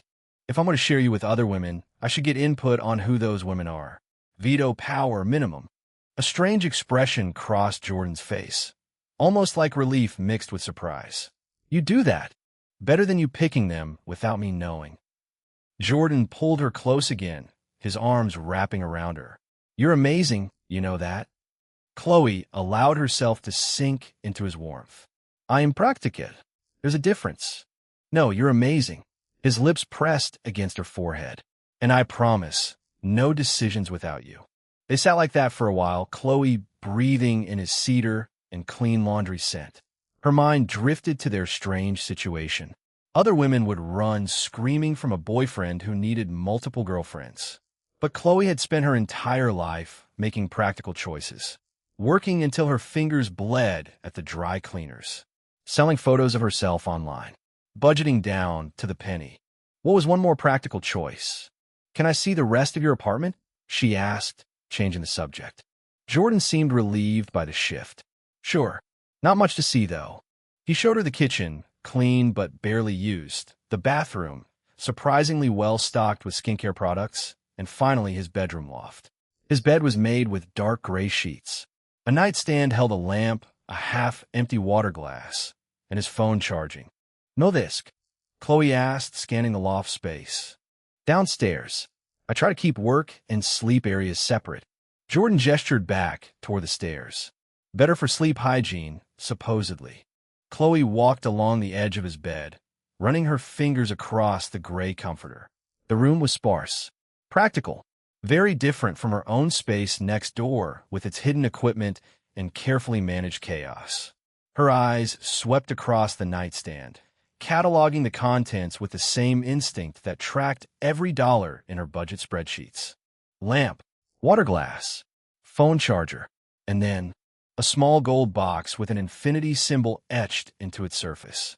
Her hand moved before she fully registered the action. The box was heavier than its size suggested, warm against her palm like it had been sitting in sunlight. The metal felt expensive. Real gold, maybe? The infinity symbol caught the light from the window. What's this? Nothing. Jordan's response came too fast. He moved toward her with the kind of urgency she'd seen from subscribers who accidentally left their webcam on after a session. But Chloe had already lifted the box, turning it over in her hands. No visible, no clasp or hinge. Just smooth gold metal with that single symbol etched into the top. The warmth spread through her fingers. Is this a jewelry box? No. That edge in his voice again. The same panic she'd heard when he'd almost said something about knowing her OnlyFans during their first coffee date. It's just a trinket from my grandfather. The inheritance grandfather. Chloe studied the box more closely, searching for an opening. The infinity symbol seemed to pulse slightly, though that was probably just the afternoon light playing tricks. Yeah. Jordan reached out slowly, like he was approaching a wild animal. His hand closed over hers, gently taking the box from her grip. Family heirloom. Nothing interesting. He set it back on a nightstand with careful precision. The kind of careful that made Chloe's investigative instincts flare. She'd spent months hiding her Calypso identity, cataloging which lies needed which supporting details. She recognized evasion when she saw it. Jordan was lying. Not about his grandfather, maybe, but definitely about the box being nothing interesting. Chloe considered pushing. Her fingers still tingled from the warmth of the metal. But Jordan was already moving past her toward the stairs, his body language screaming subject closed. She filed the moment away in the same mental folder where she kept track of his other odd behaviors. The way he'd known too much about her during their coffee date. His sudden transformation from the invisible guy in econ to someone who actually made eye contact. The mysterious way he always seemed to know exactly what would make her attraction to him tick upward. So, Jordan's smile returned as he reached the top of the stairs, too bright and too quick. Want to order dinner? Sure. Chloe followed him back downstairs, glancing once more at the gold box on his nightstand. Whatever it was, Jordan didn't want her to know about it. And that bothered her more than she wanted to admit. Back on the couch, Jordan pulled up the delivery app on his phone. Chloe watched his profile as he scrolled through options. Did you know, Jordan said without looking up, that pad thai from this place is only $16? And tom yum soup is $9. Are you asking if I can afford it? Chloe frowned. No. Jordan smiled, finally looking at her. I'm saying it's my turn to buy dinner, and it's going to cost way less than a computer. Chloe rolled her eyes, but couldn't fight her smile. Fine. But I'm paying next time. Deal. Jordan's arm wrapped around her shoulders again, pulling her close as he continued scrolling. Want to share spring rolls? Yes, please. As he placed their order, Chloe rested her head on his shoulder. The PC stuff still bothered her. The mystery box bothered her. The future girlfriends definitely bothered her. But right now, with his arm around her and his voice in her ear asking if she wanted extra peanut sauce, Chloe decided she could let herself enjoy this moment. The rest they'd figure out later. Chapter 103. 103 at Sundara and Thigh-High's Castle Bonus. Jordan walked into Bluff's Hall 150 at 8:52 a.m. with his backpack slung over one shoulder. The lecture hall buzzed with early morning conversations, students claiming their usual seats while nursing various caffeinated beverages. He spotted Kumiko and Alexis immediately, center left about 7 rows from the front, the same location they'd occupied on Wednesday. Alexis sat with perfect posture, her attention fixed on her phone. Today she wore a white button-up with the top 3 buttons undone. The fabric strained slightly across her chest, creating a view of her white lace bra that seemed both accidental and extremely deliberate. A black pleated miniskirt hugged her hips, riding high enough to show off her long legs. Black thigh-high stockings covered her legs with a thin strip of pale skin visible between the stockings and her skirt. Red heels completed the outfit, the kind that clicked authoritatively against tile floors. Holy fuck, Jordan's brain stuttered for a second before recovering. She's definitely doing this on purpose. Kumiko wore her typical pastel aesthetic, a soft pink cardigan over a white top with her signature twin tails bouncing as she waved at him. The contrast between the two girls was stark enough to give anyone whiplash. Jordan made his way down the aisle. Students tracked his movement with casual interest. That same guy from Wednesday sat 2 rows back, the one who'd commented about Jordan jumping from Eliza to Alexis. His friend elbowed him and muttered something Jordan couldn't quite catch. Morning. Jordan dropped his bag beside the empty seat between Kumiko and Alexis. Good morning. Kumiko's smile was warm and genuine, her eyes crinkling at the corners. Alexis glanced up from her phone for exactly half a second. Oh, you're here. Her tone suggested she'd just noticed a mildly annoying fly buzzing near her coffee. Jordan sat down and pulled out his notebook. Nice to see you too, princess. Alexis's jaw tightened. Don't call me that. You're wearing my shirt in your Instagram post, but I can't call you princess? That's different. Alexis set her phone face down on the desk with more force than necessary. And I'm keeping the shirt. You're not keeping the shirt. Jordan opened his laptop with one hand. Return it. No. Alexis. It's at the dry cleaners. She examined her nails with exaggerated disinterest. I can't get it until next week. Jordan turned to look at her fully. The dry cleaners. Yes. Do you know what those are? Places where people take clothing to be professionally cleaned. Her blue eyes stayed fixed on her manicured nails. Though I suppose you wouldn't be familiar with the concept. So you're not using it to sleep in or anything? Alexis's face flushed bright red. Her mouth opened and closed twice before words came out. EW, who would sleep in something you wore? That's disgusting. Don't ever say something that's stupid again. The reaction was too strong. Way too strong for someone who wasn't absolutely sleeping in a shirt every night. Jordan bit back his grin. My bad. Just asking. Well, don't. Alexis grabbed her iced coffee and took a long drink, her face still pink. Some questions are too ridiculous to deserve answers. Kumiko's eyes bounced between them like she was watching a tennis match. A small smile played at her lips. What? Alexis snapped at her. Nothing. Kumiko's smile widened. You two are just really cute together. We're not together. Alexis's voice rose half an octave. We're not anything. He's dating Chloe. I know. Kumiko patted Alexis's arm. That's why it's cute. You're all flustered over someone else's boyfriend. Alexis looked ready to commit murder. Her hands clenched around her coffee cup hard enough that Jordan worried the plastic might crack. I'm not flustered. I don't get flustered, especially not over him. Sure. Kumiko turned to Jordan. Did you talk to Chloe about the PC? Yeah. Last night, Jordan clicked open a blank document for notes. She was receptive. Receptive? Kumiko giggled. That's one way to describe it. Before Jordan could respond, Kumiko stood up and wrapped her arms around him in a tight hug. Her soft chest pressed against his arm as she squeezed him from the side. Thanks again for yesterday, babe. The word hung in the air like a grenade with the pin pulled. Alexis's head whipped around so fast Jordan heard her neck crack. Babe. Inside joke from Best Buy. Kumiko released Jordan and settled back in her seat, completely unbothered. We had to pretend to be dating to scare off some creepy guys. You pretended to be dating. Alexis's words came out clipped and precise. Him. Yep. Kumiko pulled out her notebook covered in stickers. He was very convincing. Put his arm around me and everything. Jordan watched Alexis's face cycle through about 15 different emotions in 3 seconds.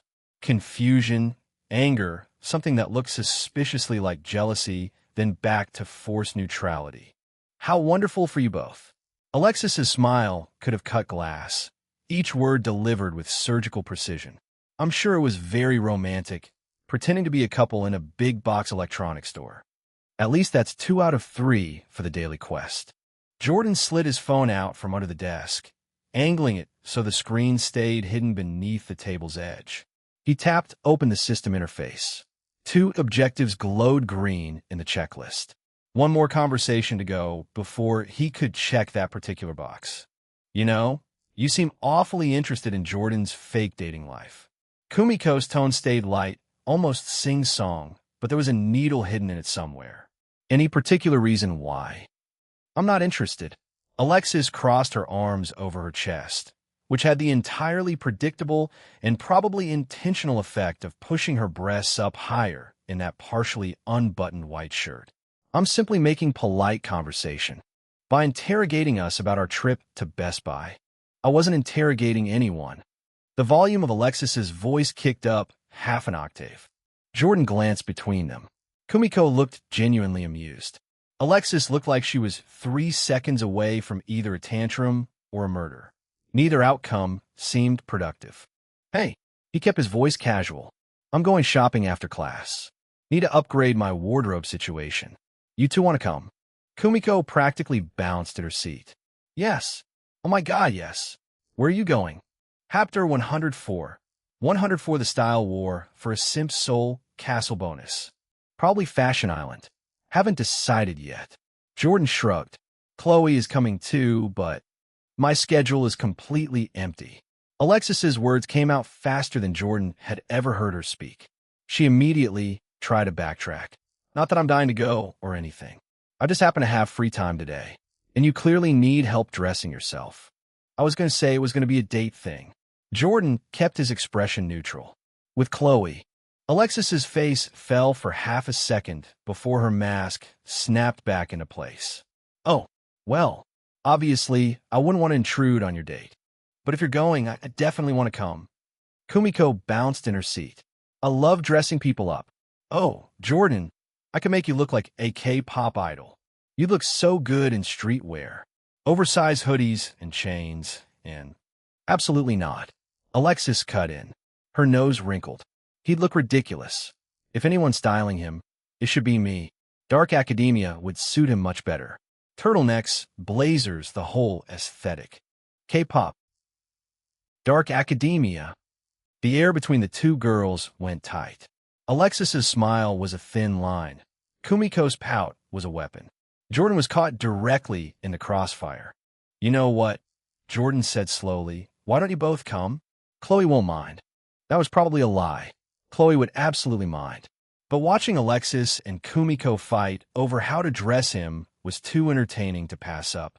Plus, it solved his daily quest problem. 2 hours of shopping with 3 girls? Easy completion. Perfect. Kumiko clapped her hands. We can make it a group thing. I suppose I could clear my schedule. Alexis inspected her nails with renewed interest. Somebody has to stop you from turning him into a walking TikTok trend. Says the person who actually thinks turtlenecks work on anyone under 40. Alexis's eyes narrowed. Turtlenecks are timeless. Timeless? Try dated. At least I'm not suggesting he dress like a 12-year-old. K-pop stars are not 12. The classroom door opened.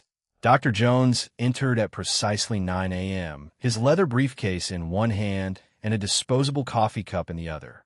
He crossed to his desk without acknowledging the 73 students scattered throughout the lecture hall. The coffee went down on the desk. His laptop came out of the briefcase. He connected it to the projector cable with the mechanical efficiency of someone who'd performed this exact routine 500 times before. Jordan opened his notebook and started taking notes as Dr. Jones launched into a lecture about fiscal policy and government spending multipliers. Behind them, someone whispered about Jordan sitting between two of the hottest girls on campus. Another voice asked if he was collecting them or something. Jordan ignored the commentary and focused on copying down the GDP formula Dr. Jones wrote on the board. His phone buzzed in his pocket. "Chloe, how's class?" Jordan, sitting between Alexis and Kumiko. "Chloe, why?" Jordan, "They picked this spot before I got here." Jordan, "Also, we're going shopping after class. All four of us." Chloe, "Excuse me?" Jordan, "I'll explain later." Jordan, "They're fighting over how to dress me." Chloe, "This should be interesting." Chloe, "Fine, but I get final veto power on all outfits." Jordan, "Deal." He pocketed his phone and returned his attention to the lecture. Beside him, Alexis had actually started taking notes on her laptop. Her fingers flew across the keyboard, perfectly manicured nails clicking against the keys. She pulled her blazer closed slightly, covering more of the lace bra situation. Kumiko doodled in the margins of her notebook, little hearts and stars surrounding her economics notes. Every few minutes, she'd glance at Jordan with a small smile. The lecture dragged on for the full 50 minutes. Dr. Jones covered aggregate demand curves, multiplier effects, and a relationship between government spending and GDP. Jordan took notes mechanically, his mind half on the material and half on the shopping trip he'd just agreed to.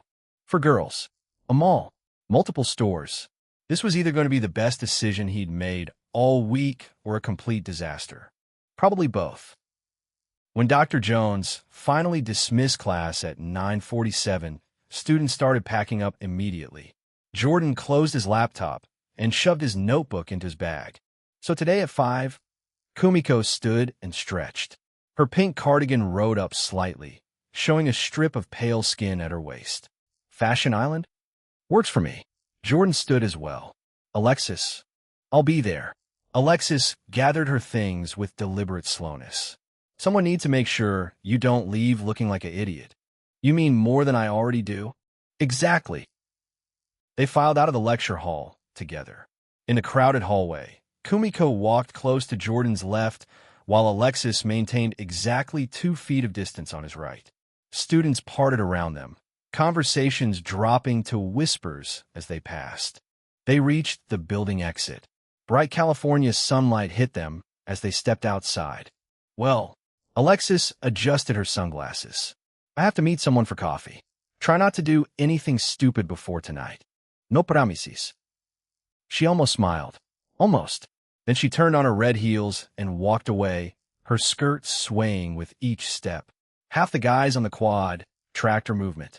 Kumiko giggled. "She likes you." "She definitely doesn't like me." "That's how you know she likes you." Kumiko patted his arm. "Trust me, I've known Alexis for 2 years. She's never this worked up about anyone." Jordan watched Alexis disappear into the crowd of students. "It doesn't matter to me." "Keep telling yourself that." Kumiko checked her phone. "I have to run to my engineering class. See you tonight, babe." She skipped away before Jordan could respond. The babe thing was going to cause problems. He could already see it. Jordan pulled out his phone and checked the system. 3 green check marks glowed beside his daily quest objectives. Kumiko's hug at the start of class. Alexis's tsundere act throughout the lecture. Both counted as legitimate interactions over the 2-minute minimum. Quest complete. 3 tickets earned. His total sat at 13 tickets now.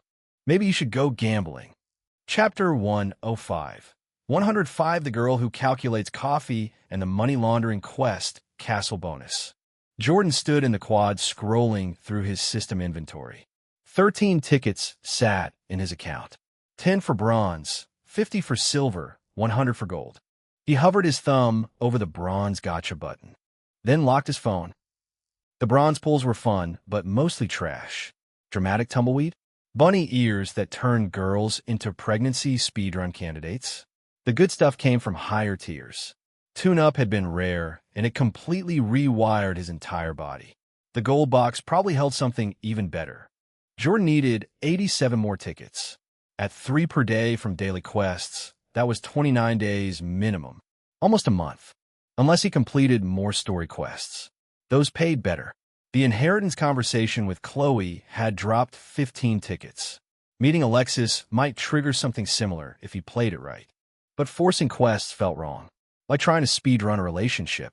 Jordan shoved his phone in his pocket and checked the time. 10:52 a.m. Management 1A started at 10:30. Shit.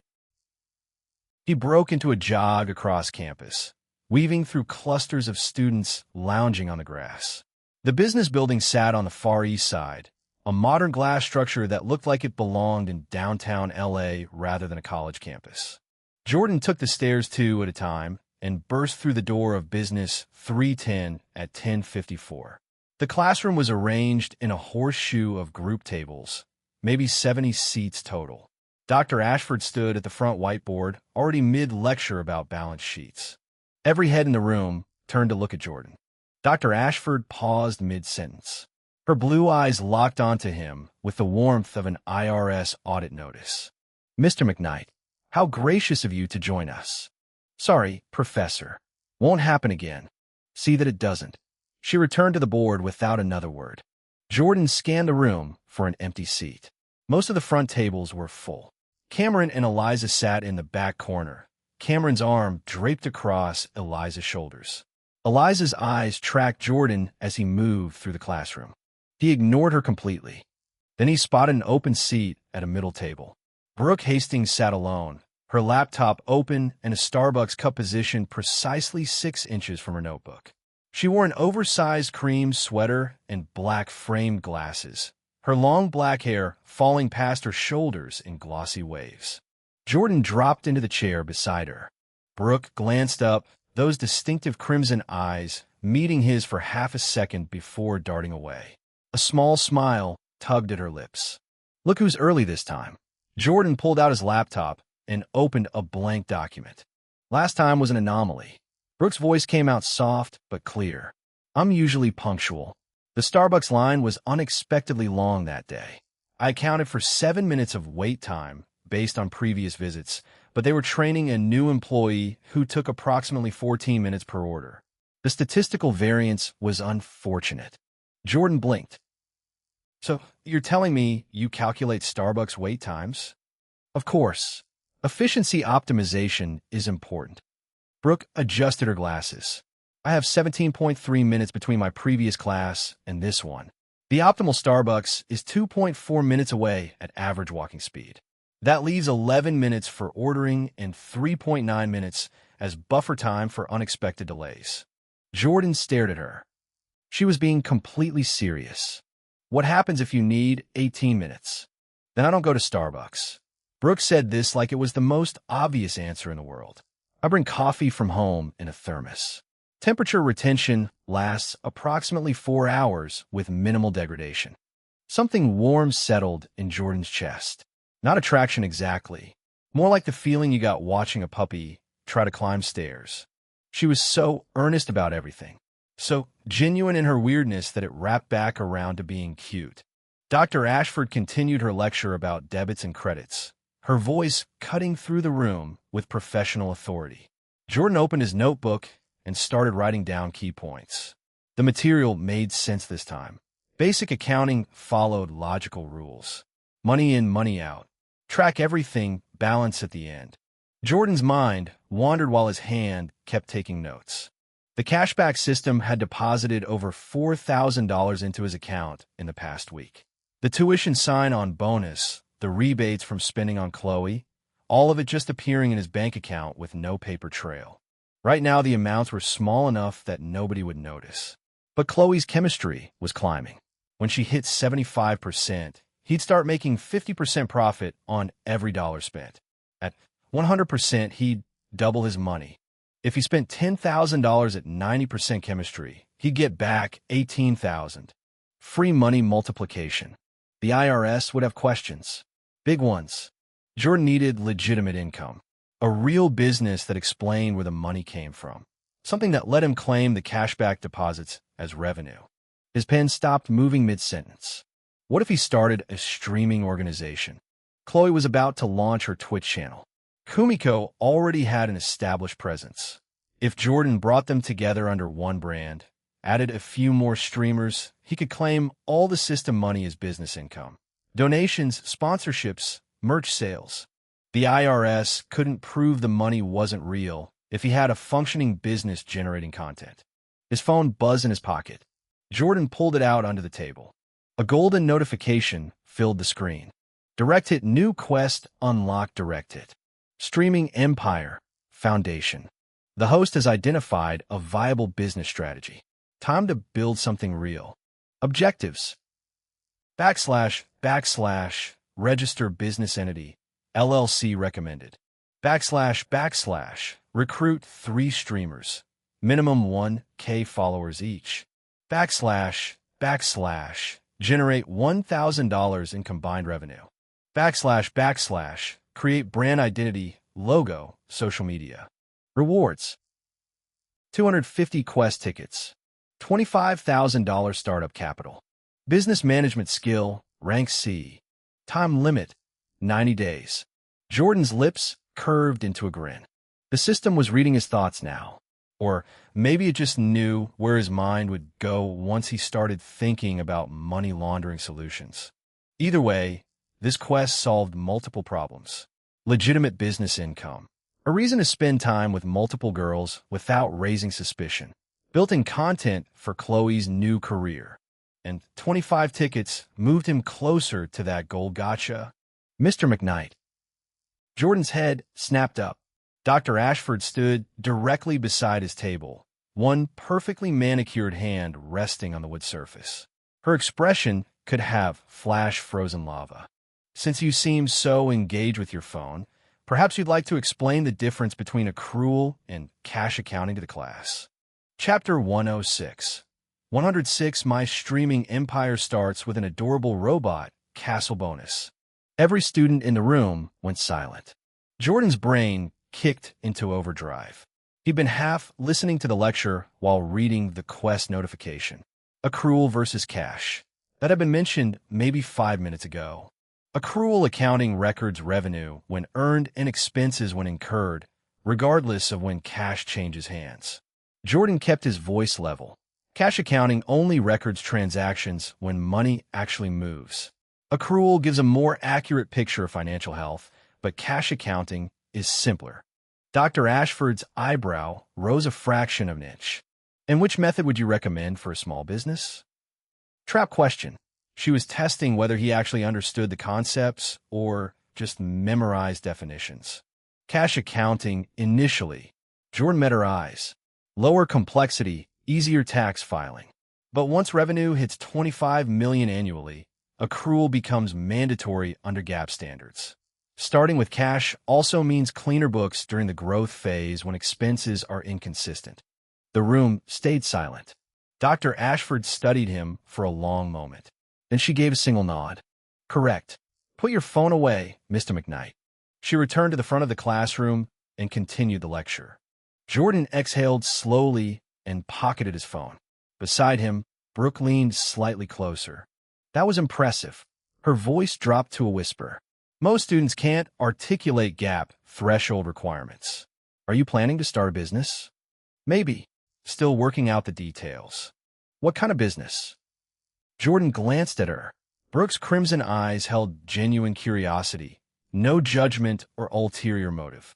Just pure interest in the answer. Content creation, streaming, social media, that whole space. Oh, Brooke's face lit up. That's actually a really smart vertical right now. The creator economy is projected to reach $104 billion by 2025. Low barrier to entry, high scalability, multiple revenue streams through ads, sponsorships, and direct fan support. She rattled off statistics like she'd memorized a market research report, which she probably had. You know a lot about streaming? I watch a lot of educational content. Brooke adjusted her glasses.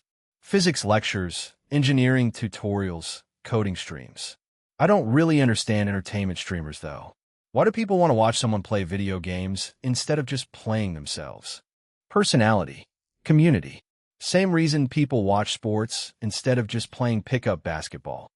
But sports involve physical skill demonstration. Gaming is just pressing buttons. Jordan bit back a laugh. Tell that to any league player, and they'll flame you for an hour straight. Flame. Verbally attack you. In chat. Oh, Brooke frowned. That seems unproductive. If someone disagrees with your assessment, they should provide counterarguments supported by data, not resort to ad hominem attacks. God, she was adorable. Like a robot trying to understand human social behavior by reading instruction manuals.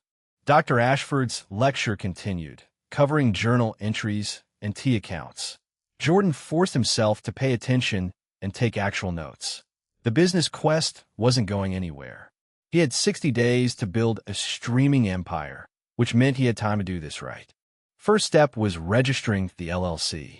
That required choosing a business name, filing articles of organization, getting an EIN from the IRS. Probably a week of paperwork and fees.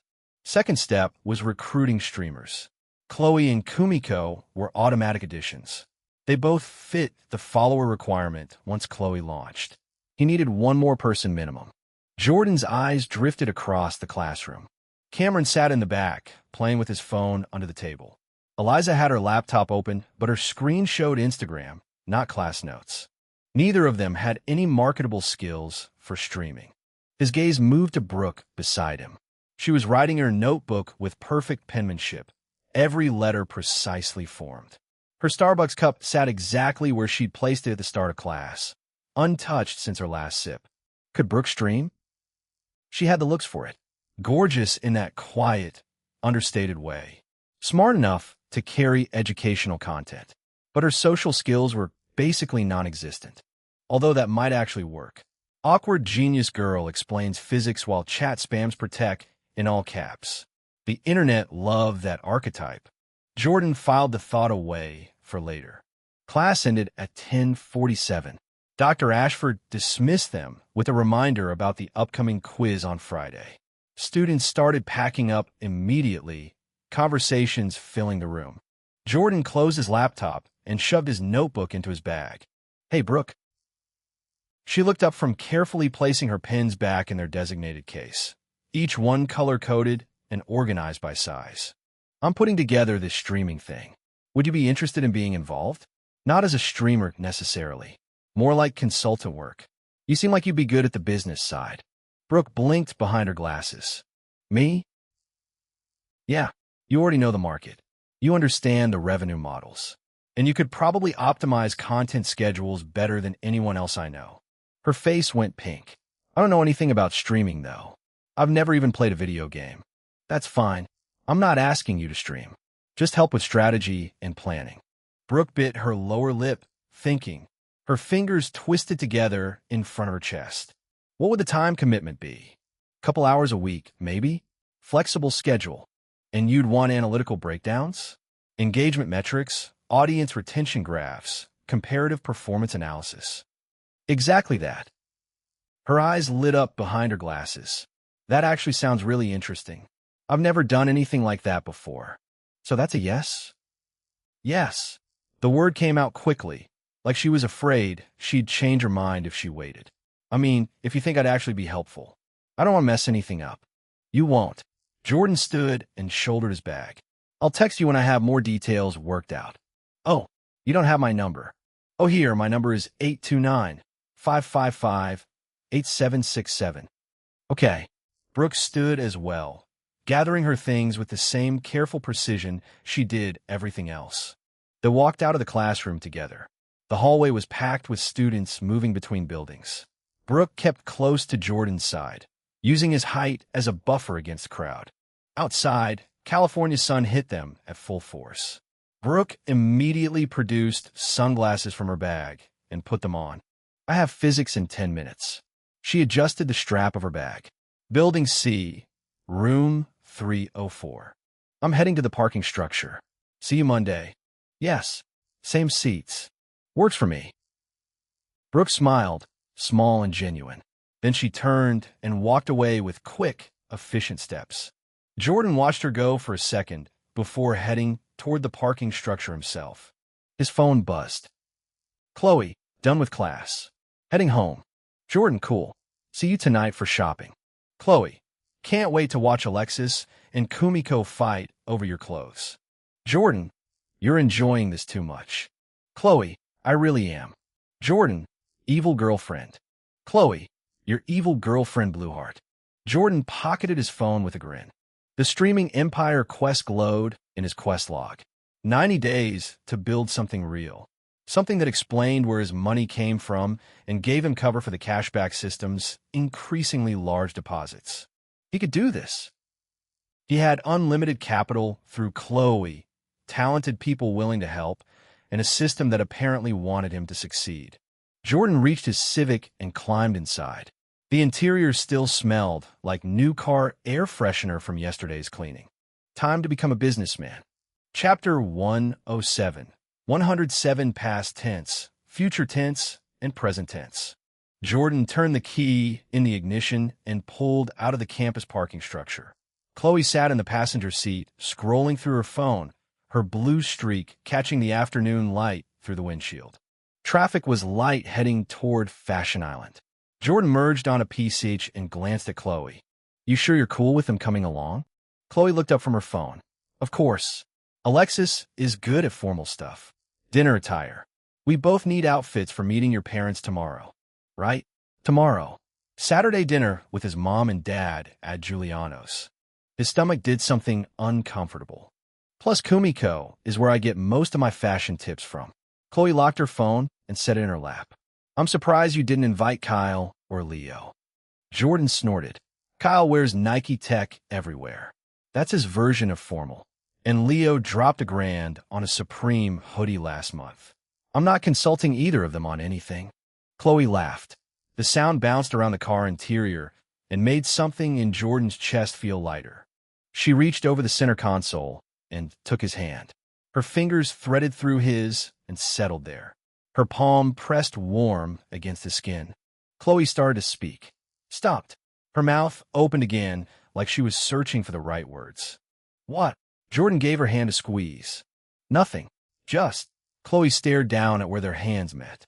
I dated people before. A couple guys. But none of them were ever really able to take me places like this. Or buy me things. Jordan's eyebrow went up. Seriously? You strike me as the girl whose dad bought her a Mercedes at 16. Chloe's hand flew out and swatted his shoulder. Shut up. I'm not spoiled. She pulled her arm back across her chest in mock offense. My parents just made sure I never went without. That's different. Her voice shifted lower on that last sentence. Quieter. Made sure. Past tense. Shit. Jordan tightened his grip on her hand, but his brain short-circuited trying to find words. Bringing up her dad directly felt too raw. Pretending she hadn't said anything felt cruel. Try to joke his way through it would make things exponentially worse. His throat wouldn't work. The quiet filled the space between them. A red light caught them at Jamboree Road. Other cars boxed them in on all sides. The air conditioning cycled on with a soft mechanical hum. Jordan's thumb moved in slow circles across the back of Chloe's hand. I can handle that part now. His voice came out lower than he meant. Rougher. Making sure you don't go without. I've got you. Chloe's eyes went glossy. Her lower lip started to shake. Then she shifted her weight across the center console. One hand planted on his thigh to hold herself steady. Her mouth pressed against his. The kiss carried the taste of vanilla lip balm and something faintly sweet underneath. Chloe's lips moved soft and warm and desperate against his. Jordan's free hand came up to cradle her jaw. His fingers tilted her face up so he could kiss her properly. A car horn blared from somewhere behind them. The light had turned green. Chloe pulled back with a breathless laugh and sat properly in her seat. Her face was flushed pink, and her eyes were still wet, but she was smiling. "You're so corny." Chloe's voice carried that teasing edge again, but softer now. "You love it." "I really do." Jordan drove the rest of the way to Fashion Island with Chloe's hand warm in his and her head resting against the window glass. Her thumb traced small patterns across his knuckles every few seconds. She didn't let go once. The drive took 20 minutes through Newport Beach's cleanest streets. Palm trees lined both sides of Pacific Coast Highway. Other cars around them probably cost more than his tuition. Jordan pulled into Fashion Island's massive parking structure.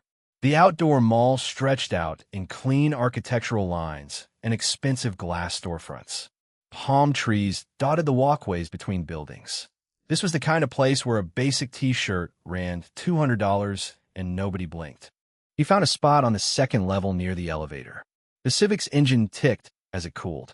Chloe was already unbuckling her seatbelt when Jordan turned off the ignition. Jordan climbed out and walked around to her side. He pulled her door open before she could reach for the handle. Such a gentleman. Chloe stepped out and stretched her arms overhead. The white crop top rode up to expose a strip of toned stomach and the silver navel piercing that caught the parking structure's fluorescent lights. Jordan's eyes followed the movement for a second longer than they should have before his brain kicked back in. Chloe smirked. She'd noticed. While Chloe grabbed her purse from the floor, Jordan pulled out his phone and checked his account balance. $2,847.21. The number sat there like a promise. The cashback system had been depositing money steadily all week. Breakfast purchases, dinner orders. The computer setup had netted him over $500 in profit alone. This mall was a cheat code. Jordan could drop a few thousand here and walk away with more money than he started with. Every dollar spent on Chloe was an investment that paid dividends. His girlfriend was literally profitable. The thought made him grin. "What are you smiling about?" Chloe locked her arm through his. "Nothing. Just thinking about spending money on you." "Weirdo." They walked toward the elevator that led down to the main shopping level. The structure was clean and modern with directional signs pointing toward various stores. Nordstrom anchored one end, Neiman Marcus the other. Jordan's phone buzzed. "Kumiko, we're here." By the fountain near Bloomingdale's. "Jordan, heading down now." The elevator dinged and opened. They stepped inside with two older women carrying shopping bags from Tiffany's. The doors closed, and the car descended smoothly. When they reached the ground level, Jordan and Chloe stepped out into open air. Fashion Island was technically outdoors. Stores lined wide pedestrian walkways with potted trees and benches scattered throughout. The ocean breeze carried salt and expensive perfume. They walked past a Tesla store and an Apple store, past Gucci and Louis Vuitton. The people shopping here wore clothes that cost more than most monthly rents. Jordan spotted the fountain up ahead. Two figures stood beside it. "Hey guys, over here." Chapter 108. 108 A shopping trip is a four-sided war. Kumiko waved both arms above her head like she was trying to flag down a rescue helicopter. Chloe's grip on Jordan's hand became a vice. The kind of grip that suggested she was resisting the urge to use his hand as a weapon. Jordan felt every knuckle press into his palm. Not quite jealousy. More like a dog watching another dog approach its favorite person. Territorial. Aware. As they got closer, Jordan registered what both girls had actually chosen to wear on a Thursday morning. Kumiko had gone full Harajuku street style. The pastel purple crop hoodie stopped 3 inches above her navel, and the fabric looked like it had been made from recycled teddy bears. Fuzzy, soft, aggressively cute. Her midriff was on full display. Toned from whatever exercise regimen she pretended was an exercise. The kind of abs you got from dancing in your room and calling it cardio. The black pleated skirt hit mid-thigh and swished with every movement. Probably had shorts built in underneath. Probably cost more than shorts had any right to cost. White thigh-high socks went up to about 3 inches below the skirt hem. That strip of bare skin between fabric and fabric was the kind of design choice that fashion magazines called playful and Jordan's brain called dangerous to look at directly. Purple platform sneakers added another 3 inches to her height, made her bounce when she walked. Everything about Kumiko's movement suggested she was operating at a higher energy frequency than the rest of humanity. Her twin tails were tied with purple ribbons today. Same hairstyle, different color coordination. The ribbons bounced as she waved. She looked like she'd robbed a Shibuya boutique and worn the evidence. Alexis stood beside Kumiko with her arms crossed over her chest, and her weight shifted on her left hip. The posture of someone who was already bored with this interaction, and it hadn't even started yet. She wore a cream sweater dress that probably had a brand name Jordan couldn't pronounce. The knit was thick enough to maintain dignity, but tight enough to advertise assets. The dress hugged her figure from shoulders to knees like it had been tailored to her exact measurements, which it probably had been. Tan leather boots came up to mid-calf. Low heel, practical by Alexis standards. A brown leather crossbody bag hung at her side. Probably Italian. Definitely expensive. Her blonde hair was pulled back in a sleek low ponytail without a single strand out of place. She looked like she just stepped out of a CEO's daughter photo shoot. Old money in human form. The kind of wealth that didn't need to announce itself because everyone already knew. Both girls were objectively gorgeous in completely opposite directions. Kumiko with her bright, chaotic energy and anime, protagonist aesthetic. Alexis with her cold, controlled elegance and trust-fund confidence. Jordan felt Chloe's hand squeeze his again. Harder this time. A reminder. A warning. A statement. Right? His girlfriend was standing next to him, wearing zero makeup and an outfit that cost a tenth of what either of these girls had on. And somehow still managing to look better because she wasn't trying to look better. He looked down at Chloe, took in the details he'd already memorized. Black leggings that actually fit instead of squeezing. Oversized gray hoodie hanging open over a white crop top. White sneakers that had seen actual use. Her blue streak tucked behind her ear where it kept falling forward because she hadn't bothered with hairspray. Jordan squeezed back. Chloe's expression shifted. Not quite a smile, just a reduction in tension around her eyes. Kumiko bounced forward and threw both arms around Chloe in a hug that lifted her half an inch off the ground. You look so cute today. More like I look comfortable. Chloe returned the hug, but kept her tone flat. You look like you're about to debut as the mascot for a Japanese candy company. That's the goal. Kumiko spun in a circle, making her skirt flare. Jordan, rate my outfit. 1 to 10. Jordan's brain stalled. This was a trap. Every possible answer was wrong. Solid 8. 8. Kumiko pouted. What's wrong with it? Nothing. It's great. Very you. That's not a 10, though. A 10 would be illegal for my girlfriend to wear in public. Kumiko's face went bright red. She smacked his arm. Jordan. Alexis sighed and uncrossed her arms. Can we please focus? We're here to shop, not validate Kumiko's attention-seeking. I'm not attention-seeking.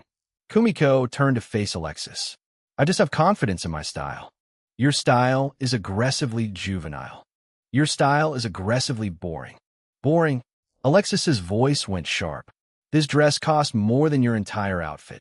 That doesn't make it good. Girls. Chloe stepped between them. We're here to help Jordan look presentable. Can we save the fashion debate for later? Both Kumiko and Alexis turned to look at Jordan. He suddenly felt like a science experiment. Where should we start?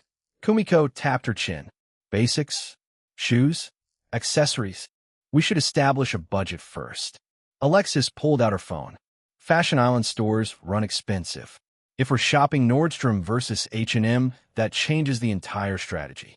Jordan shrugged. Budget isn't really an issue. All 3 girls looked at him. What do you mean it's not an issue? Alexis narrowed her eyes.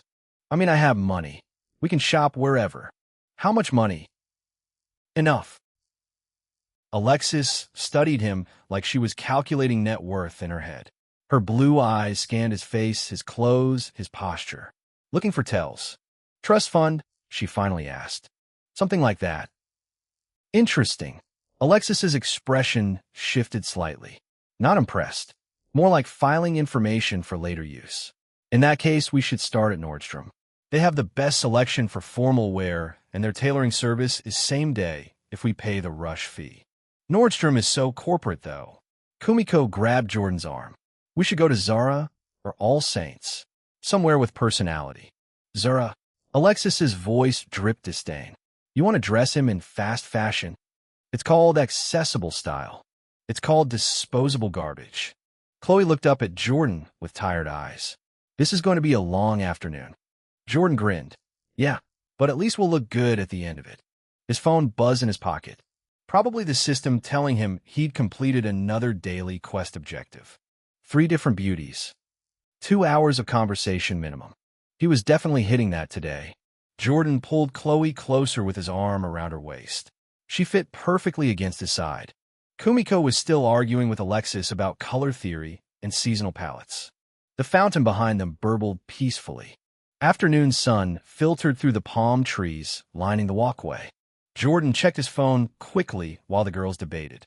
$2,847.21. By the end of today, that number would be higher.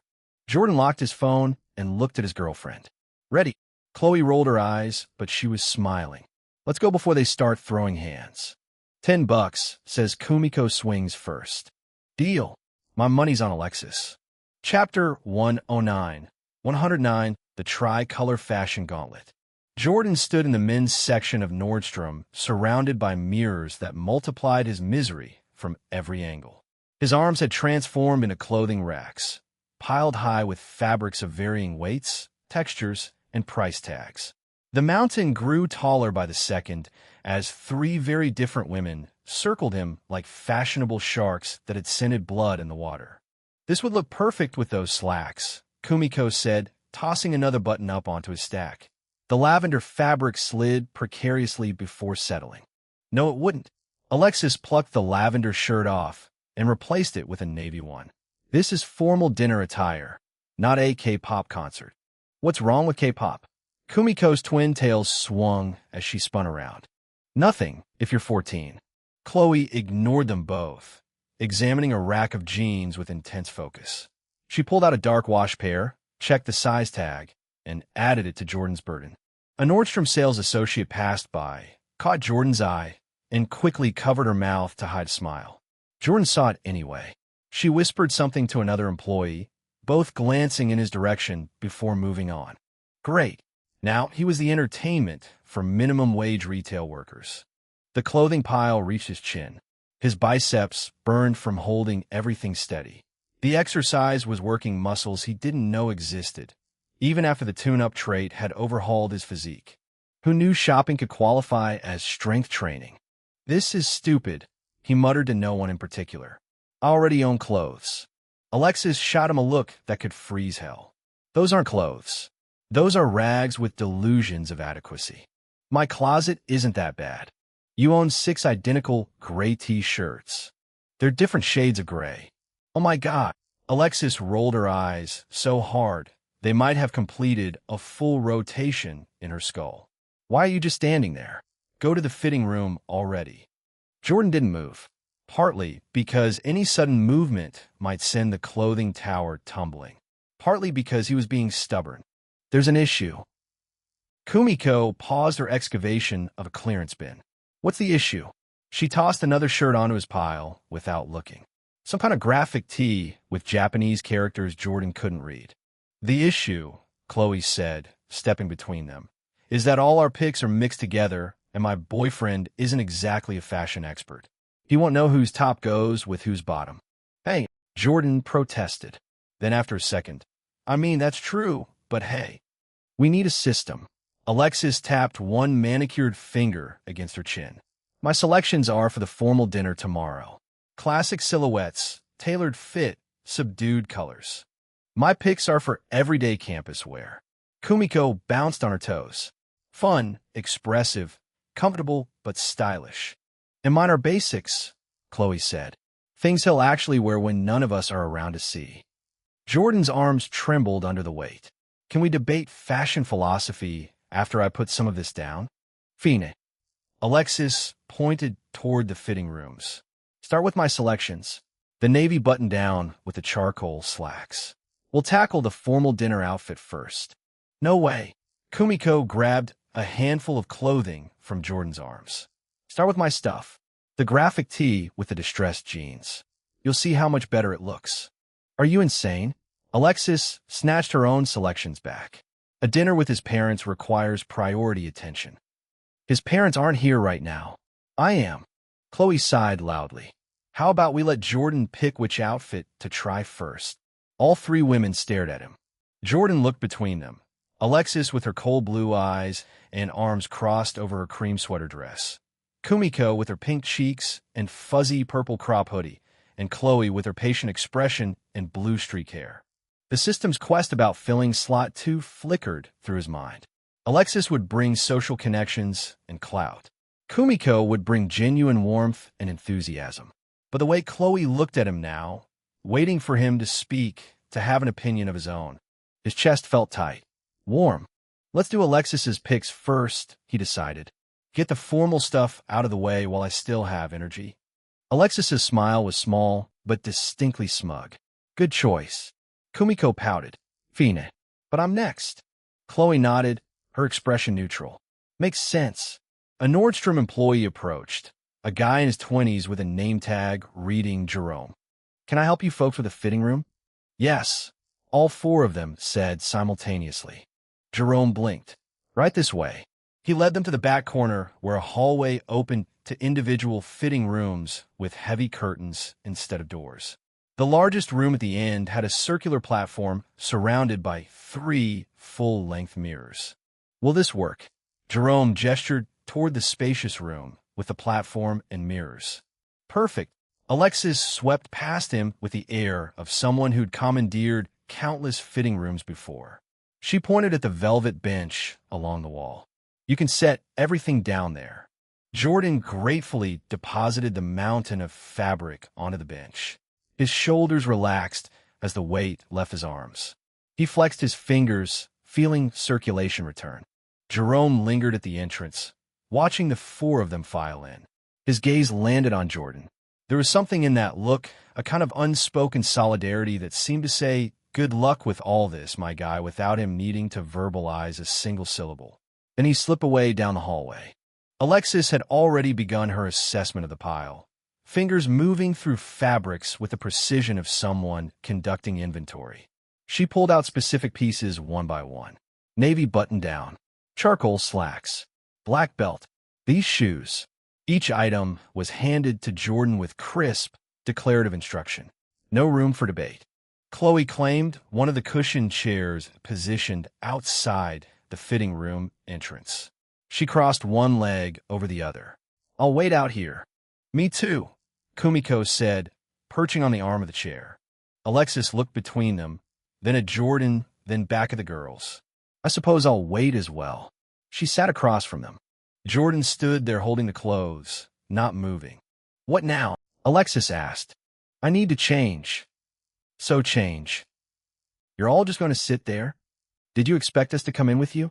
Alexis raised one perfectly shaped eyebrow. Jordan felt his face heat. No, never mind. He ducked into the fitting room and yanked the curtain closed. Chapter 110. 110 Final Electricity in the Fit of a Boyfriend. The space was smaller than he'd expected, barely enough room to turn around. 3 mirrors showed him from every unflattering angle. The lighting was brutal, highlighting every imperfection. He stripped down to his boxers, catching his reflection in the mirror. The tune-up trait had done its work well. His body looked like it belonged to someone who spent hours at the gym daily instead of someone who'd only started working out this week. Defined chest, visible abs, arms with actual biceps. Not bad. Jordan pulled on the charcoal slacks first. They fit snugly around his waist and thighs, but not uncomfortably so.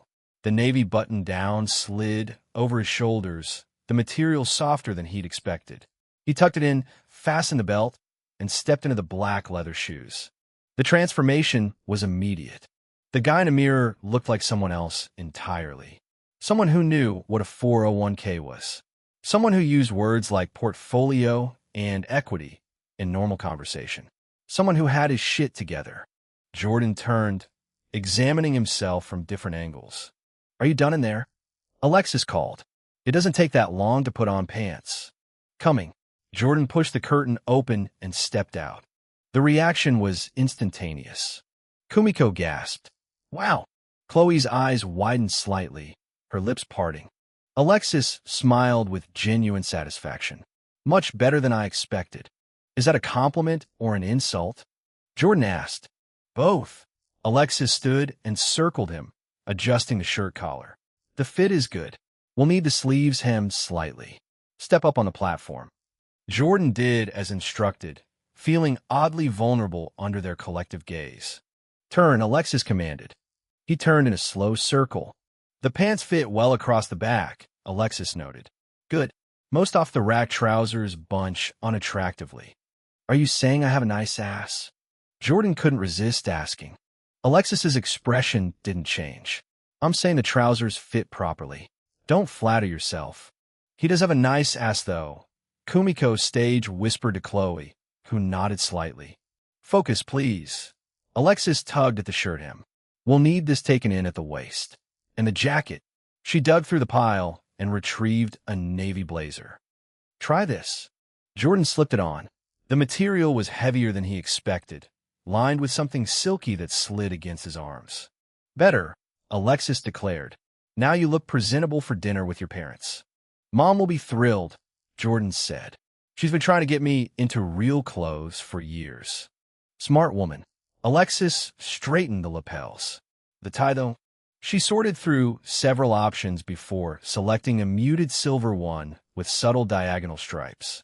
Here, she handed it to him. Jordan stared at it like she'd handed him a live snake. I don't know how to tie this. Alexis sighed dramatically. Of course you don't. I can show him. Kumiko jumped up. You? Alexis scoffed. When have you ever tied a tie? I cosplayed as a businesswoman for Anime Expo last year. I learned for the costume. That's not the same as. I'll do it.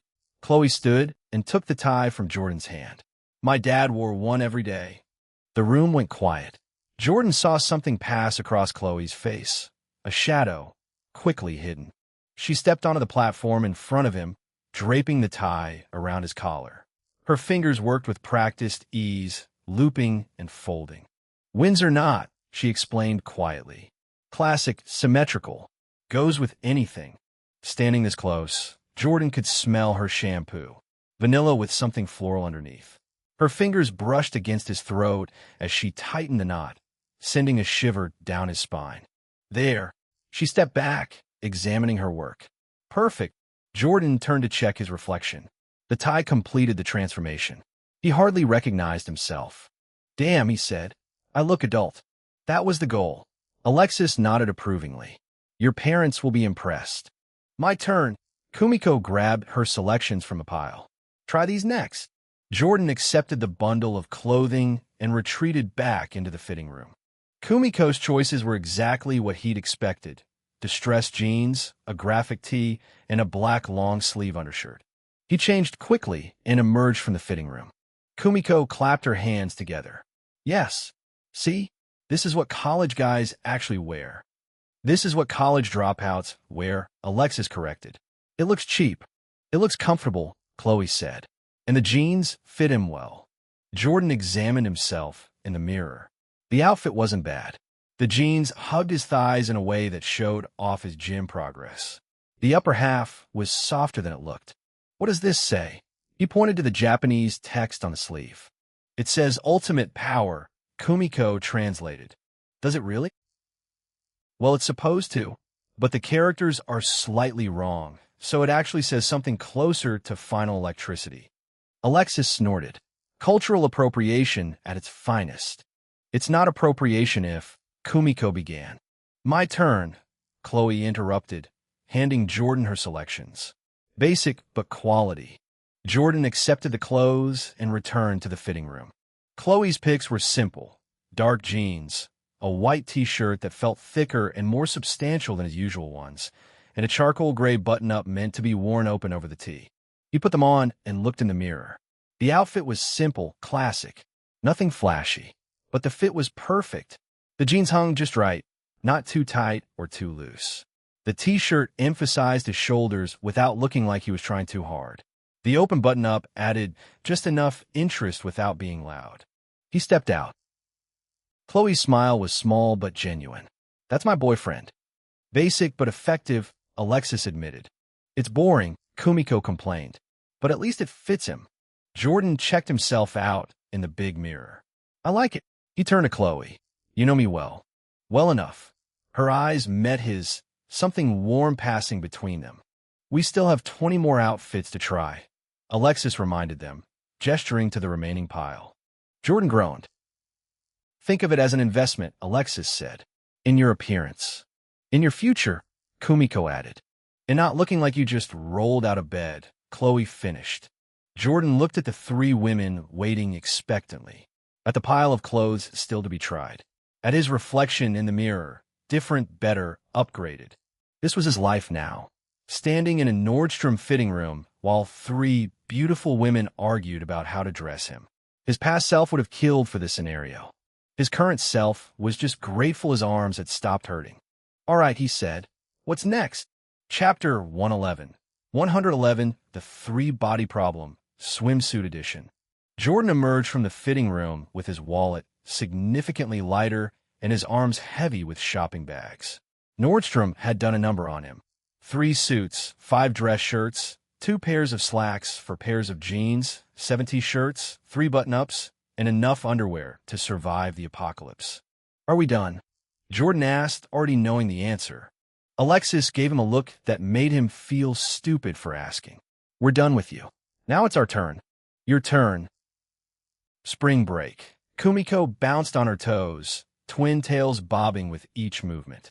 2 months until Cabo. We need bikinis and cover-ups and sundresses. And judges, Alexis cut in. "You're the judge." Jordan's brain short-circuited. "I'm the what?" "The judge," Alexis repeated slowly, like she was talking to a particularly dense child. "You tell us what looks good." Jordan glanced at Chloe, hoping for rescue. She shrugged, a smirk playing at the corners of her mouth. "Your suffering isn't over yet, but I've been carrying bags for 3 hours. And now you get to sit and watch beautiful girls try on clothes," Kumiko said. Most guys would kill for this opportunity. Most guys didn't understand the psychological warfare of women's fashion. Jordan did. He'd spent enough time with Eliza to know that, "Does this make me look fat?" was a question with no right answer. Only varying degrees of wrong. "Fine," he conceded. "Where are we going?" "Revolve," Alexis said. "Free people," Kumiko countered. "Zura," Chloe suggested. The 3 women stared at each other, a Mexican standoff of retail preferences. "How about all 3? Jordan offered. 1 store each? Ladies' choice." Alexis nodded approvingly. "Reasonable compromise." "I call first." Kumiko grabbed Jordan's arm and began dragging him toward the exit. "Free People has the cutest swimwear right now." Jordan found himself pulled across the polished mall floor, Chloe and Alexis following behind. As they walked, Chloe slipped her hand into his free one, a silent claim of ownership that didn't go unnoticed by either of the other women. Free People was exactly what Jordan expected. Light wood, greenery, and more flowy fabrics than a Renaissance fair. Kumiko disappeared into the racks with terrifying efficiency, emerging moments later with an armful of hangers. "You," she pointed at Jordan, "sit there." She indicated a small seating area outside the fitting rooms. Jordan obediently sat, placing his shopping bags on either side like armor. Chloe perched beside him, their shoulders touching. Alexis remained standing, scrolling through her phone with feigned disinterest. "Ready," Kumiko called from behind the fitting room curtain. "As I'll ever be," Jordan muttered. The curtain flew open, and Jordan's jaw hit the floor. Kumiko stood there in a white bikini that was more string than fabric. The top barely contained her, small triangles of material struggling to perform their intended function. The bottom was equally minimal, high cut to showcase her surprisingly toned thighs. "What do you think?" Kumiko twirled, the movement causing various parts to jiggle dangerously. Jordan felt Chloe's fingernails dig into his thigh. His voice cracked. "It's nice. Just nice." Kumiko pouted. "Very nice," Jordan amended. "The white looks good with your skin tone." This was apparently the right answer. Kumiko beamed. I know, and it has these cute little bows on the side, see? She turned, showing off the tiny bows at her hips. Super cute, Jordan agreed mechanically, feeling sweat bead on his forehead. Kumiko twisted to check herself in the mirror. I'm not sure if the top fits right. What do you think, Jordan? A trap. A blatant, obvious trap. I think Chloe would know better than me, he deflected. Smart man, Chloe's softening grip on his thigh communicated. It's a bit small, Chloe said. They have the same style in a medium. But then it won't push up as much, Kumiko argued, actually pushing up her breasts with her hands for demonstration. Jordan stared very intently at a potted plant in the corner. Fascinating foliage. Truly remarkable photosynthesis happening there. The medium would be more practical for actual swimming, Alexis commented, not looking up from her phone. Unless you're just going for Instagram photos. Both. I'll try the medium too. Kumiko disappeared back into the fitting room. Jordan exhaled heavily, earning a quiet laugh from Chloe. You're doing great, she whispered. Keep staring at plants. That's the plan. Kumiko emerged in 5 more swimsuits over the next 20 minutes, each seemingly smaller than the last. Jordan mastered the art of the diplomatic compliment, specific enough to seem thoughtful, vague enough to avoid Chloe's wrath. The blue one brought out her eyes. The pink one matched her ribbons. The black one was classic. The patterned one was unique. Finally, Kumiko decided on the white one, in medium, and a light blue two-piece with ruffles that made her look even more like an anime character come to life. Your turn. She bounced over to Alexis. Finally, Alexis tucked her phone away. Revolve, then. The walk to Revolve was mercifully short. Where Free People had been bohemian and earthy, Revolve was sleek and modern. The lighting was cooler, the displays more minimal. Alexis moved through the store with the confidence of someone who'd spent more time in high-end retail than most people spent in their own homes. She selected items with quick efficiency, not bothering to check price tags. Don't move, she told Jordan before disappearing into a fitting room. Jordan didn't dare. He sat obediently, Chloe still beside him, Kumiko now wandering through nearby racks. When Alexis emerged, the effect was entirely different from Kumiko's appearance. Where Kumiko had bounced out with puppy-like excitement, Alexis strolled out with feline grace. Her first selection was a white one-piece with strategic cutouts along the sides, revealing hints of her toned torso. The high cut lengthened her already long legs. Her blonde hair fell loose around her shoulders, completing the bombshell effect. Well, she asked, one perfectly arched eyebrow raised. Jordan struggled to find words that wouldn't get him killed. It's very elegant. Alexis looked pleased. Exactly what I was going for. Not trashy. A pointed glance toward where Kumiko was browsing suggested the comparison. The cutouts are interesting, Chloe offered, her voice neutral. Yes, tasteful negative space is key. Alexis turned, examining her profile in the mirror. The Cabo Beach Club has standards. Of course it did. Jordan couldn't imagine Alexis anywhere without a dress code. Alexis's try-on session proceeded with military precision. She emerged, turned, waited for comments, then returned to the fitting room. No twirling, no giggling, no asking if things made her but look big. Each swimsuit was more sophisticated than the last. Monochromatic pieces with clever design elements rather than frills or patterns. This is my favorite, she declared, modeling a sleek black bikini. It's very you, Jordan said truthfully. Is that a compliment? Alexis narrowed her eyes. Yes, Jordan confirmed. It looks expensive and intimidating.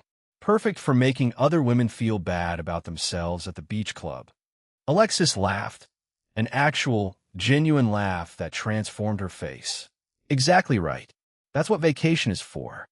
Chapter 112. 112 The Blue Bikini and the Yandra's Threat. She selected the black bikini and a red one-piece with a plunging neckline, charging both to what Jordan assumed was her father's black card.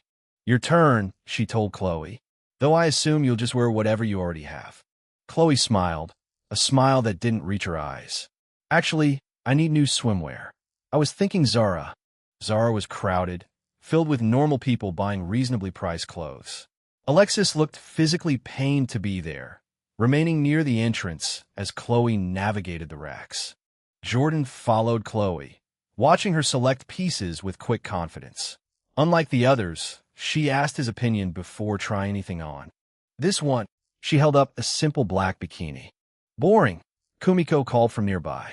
Classic, Alexis corrected from her post by the door. What do you think? Chloe asked Jordan, ignoring them both. Jordan considered it. I like it, but maybe something with more color? You always wear black or gray or white. Chloe tilted her head. You want me in color? I'm just saying you'd look good in blue. Or green. He shrugged. But you'd look sexy in a trash bag, so what do I know? Something warm flickered in Chloe's eyes. She put the black bikini back and selected a deep blue one instead. Better. Perfect. While Chloe gathered a few more options, Jordan found himself cornered by Kumiko near a display of sunglasses. So, she said, voice low, you and Chloe, huh? Jordan tensed. Yep. It's serious? Seems that way. Kumiko fiddled with a pair of heart-shaped frames. She deserves someone good. She's been through a lot. I know. Do you? Kumiko's usually bubbly demeanor hardened. Because if you hurt her, I will end you. I know people. People. Cosplay people. We're very crafty. We make weapons for fun. Jordan believed her. There was something slightly unhinged in Kumiko's eyes when she made the threat, her usual cuteness sharpening into something more dangerous. I'm not going to hurt her, Jordan promised. Good. Kumiko's smile returned full force. Because I think you guys are super cute together. Total OTP material. She skipped away, leaving Jordan mildly terrified. Ready, Chloe called from near the fitting rooms. Jordan made his way over, settling into yet another uncomfortable chair. This time, both Alexis and Kumiko joined him, creating a panel of judges. When Chloe emerged in the blue bikini, Jordan forgot how to breathe. Where Kumiko had been cute and Alexis sophisticated, Chloe was pure fire. The deep blue made her skin glow. The cut was neither as revealing as Kumiko's nor as conservative as Alexis's, just enough to highlight her curves without trying too hard. Wow, Jordan said before he could stop himself. Chloe's smile was small but satisfied. You like it? Yeah. His mouth felt dry. Yeah, I really do. It's nice, Alexis admitted. The color works. See? I told you blue would be good. Kumiko clapped. Spin. Chloe did a slow turn, and Jordan was suddenly very glad he was sitting down. The bottoms weren't a thong, but they weren't full coverage either, offering a perfect view of her. The fit is good, Alexis observed clinically. No bunching or gapping. Your butt looks amazing, Kumiko added, less clinically. Chloe caught Jordan's eye in a mirror and winked. What do you think, boyfriend? Beach-worthy. Jordan managed to nod. Definitely. Good, because I have 4 more to try on. By the time Chloe finished her fashion show, Jordan was ready to suggest they skip the rest of the mall and go straight home. To her apartment. Immediately. The blue bikini was the winner, along with a white one-piece with a low back that made Jordan's hands itch to touch her. Are we finally done? He asked as he paid for Chloe's stuff. Almost. Alexis checked her watch. We need to stop at Victoria's Secret. Jordan nearly choked. We what? They're having a sale, Kumiko explained, as if that clarified anything. And you need me for this because... Male opinion, Alexis said simply. No. Chloe's voice was firm as she rejoined them. That's where I draw the line. Spoil sport, Kumiko pouted. I was going to get that lavender set, Alexis sighed. You don't need Jordan to tell you lavender looks good with your coloring, Chloe pointed out. And I'm not letting my boyfriend sit outside Victoria's Secret fitting rooms while my friends model lingerie. That's beyond weird. Phoenix. Alexis checked her phone. I need to go anyway. Daddy's taking me to the yacht club for dinner. And I promised my roommate I'd help her study for bio, Kumiko added. Next time, though, lingerie fashion show. Never happening, Chloe assured her. They made their way to the mall exit, Kumiko chattering about Cabo plans, Alexis occasionally correcting her about the proper resort protocol. Jordan followed a few steps behind with Chloe. Thank you, he murmured. For what? Saving me for Victoria's secret duty. Chloe grinned. I wasn't saving you. I was saving them. You would have had a heart attack. Probably. Besides, she said quietly, if anyone's modeling lingerie for you, it's me. Jordan tripped over nothing. Problem? Chloe asked innocently. Nope. No problem. All good. His voice was an octave too high. They reached the parking lot, saying their goodbyes near Alexis's black Mercedes. Kumiko hugged everyone, including Jordan, and disappeared toward her car. Alexis allowed air kisses near her cheeks before sliding into her driver's seat. As Jordan and Chloe walked to his Civic, loaded with shopping bags, he felt his phone buzz. A quick check showed a system notification. Çelokim, attraction 64-68 i 4. Rebate, $1,014.72, 1.36x rate. Net profit, $269.28 / He'd spent $745.44 and made $269.28 in profit. The math was beautiful. What are you smiling about? Chloe asked as he opened her door. Just thinking about how good you looked in that blue bikini. Yeah. Chloe's eyes darkened. Wait till you see what I'm wearing underneath this. Jordan nearly dropped all the shopping bags. What? I may have bought something at Victoria's Secret. She slid into the passenger seat. But you'll have to take me home to find out what it is. Jordan loaded the bags into the trunk with record speed and practically jumped into the driver's seat. The engine roared to life, and he pulled out of the parking space with more urgency than safety warranted. Eager much? Chloe laughed. You have no idea. Chapter 113, 113 past tense and apparent problem. Jordan stared at Chloe's ceiling, his chest still rising and falling rapidly as the last waves of pleasure faded. The dark blue Victoria's Secret set she'd surprised him with lay scattered across her bedroom floor, bra hanging off her desk lamp, panties somewhere near the door, one of her thigh-high stockings dangling from her closet handle. Holy shit, he panted. That was... Chloe curled against his side, her naked body warm and sticky against his. Her hair spilled across his chest, the blue streak vivid against his skin. Was what? Finish your sentence, boyfriend. Fucking incredible. Jordan brushed his fingers through her hair, still amazed he was allowed to touch her like this. You're incredible. Chloe made a pleased sound, almost like a purr, and nuzzled closer. You weren't so bad yourself. Weren't so bad? I made you come twice. 2.5. How do you half come? When you start to get there, but it's more like a really good plateau than a full. She waved her hand vaguely. You know. No, I don't know. Show me. Chloe laughed and pinched his side. Later. I need recovery time after what you just did to me. Jordan couldn't help the smugness that bloomed in his chest. Just 2 weeks ago, he'd been a virgin losing his mind over Eliza Hartwell. Now he was in bed with Chloe Kim, the most beautiful girl he's ever seen, who'd just spent all night making noises he'd definitely save in his mental highlight reel for later. What are you smirking about? Chloe asked, propping herself up on one elbow. Just thinking about how good I am at sex now. Oh my God. Chloe rolled her eyes but couldn't hide her smile. 2 successful rounds, and you think you're a sex god? If the shoe fits. Jordan flexed his abs, still slick with sweat. Or should I say, if the condom fits? You're the worst. Chloe collapsed back against him, her fingers tracing patterns on his chest. And for the record, the condom barely fit. That's a lot happening down there. Genetics. Uh-huh. Sure. Chloe reached for her phone on the nightstand. Mind if I scroll a bit? I need to cool down before round 3. Bold of you to assume there's going to be a round 3. Please. You've been hard again for like 5 minutes. She wasn't wrong. His body had already recovered, ready for more of her at a moment's notice. The ceaseless discharge trait combined with his newfound stamina meant he could probably go all night if she wanted. Chloe settled against him. Her phone held above them so they could both see. She opened TikTok and began scrolling through her For You page, which seemed to consist mostly of cooking videos, dance trends, and Korean street fashion. Jordan wrapped his arm around her shoulders, marveling at how perfectly she fit against him.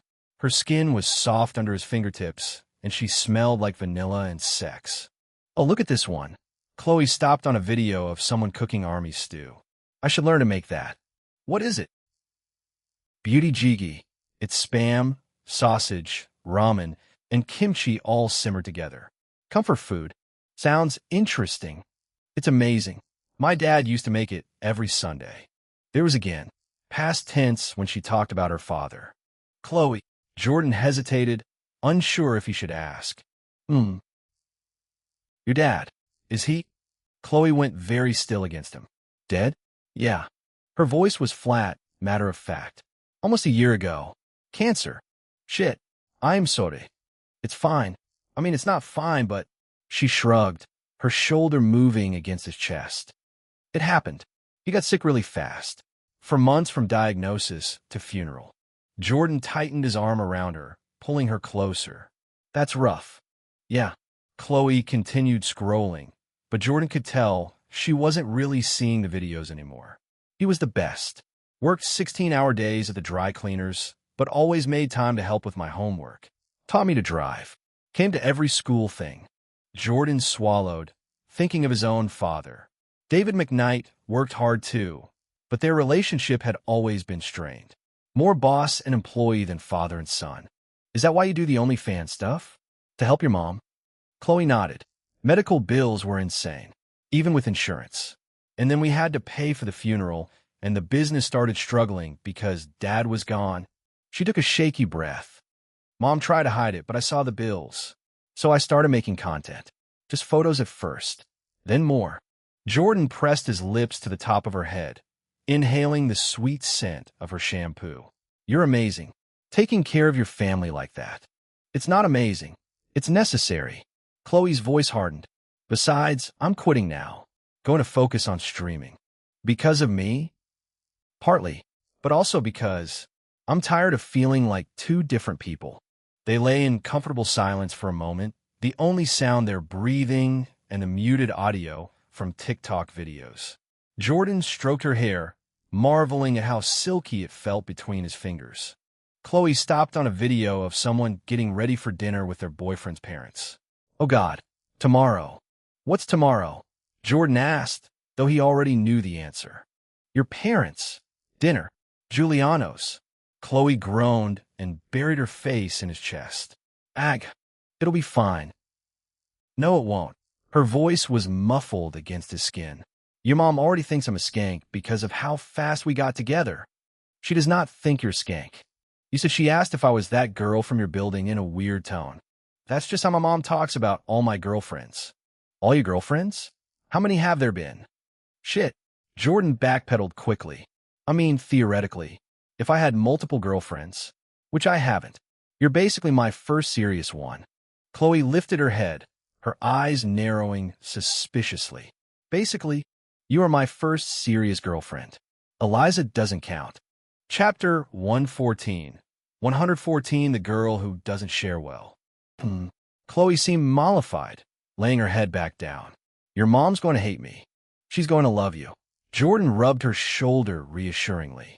And my dad won't care as long as you're not asking me for money. Chloe stiffened. I would never ask you for money. I know that.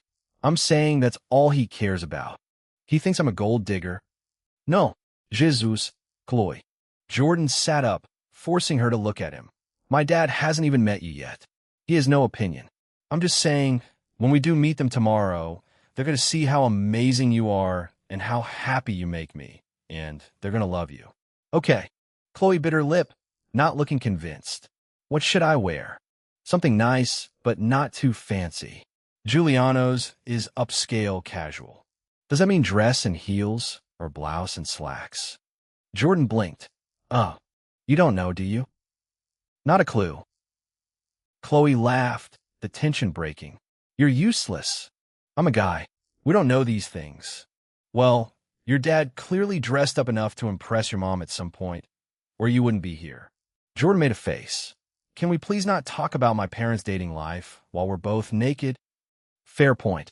Chloe set her phone down and rolled on top of him, straddling his waist. What should we talk about instead?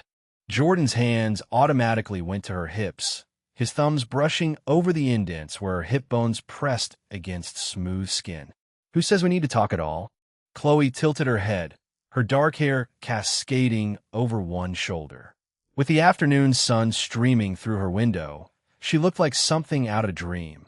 All golden light and shadow, curves and valleys that his hands itched to explore again.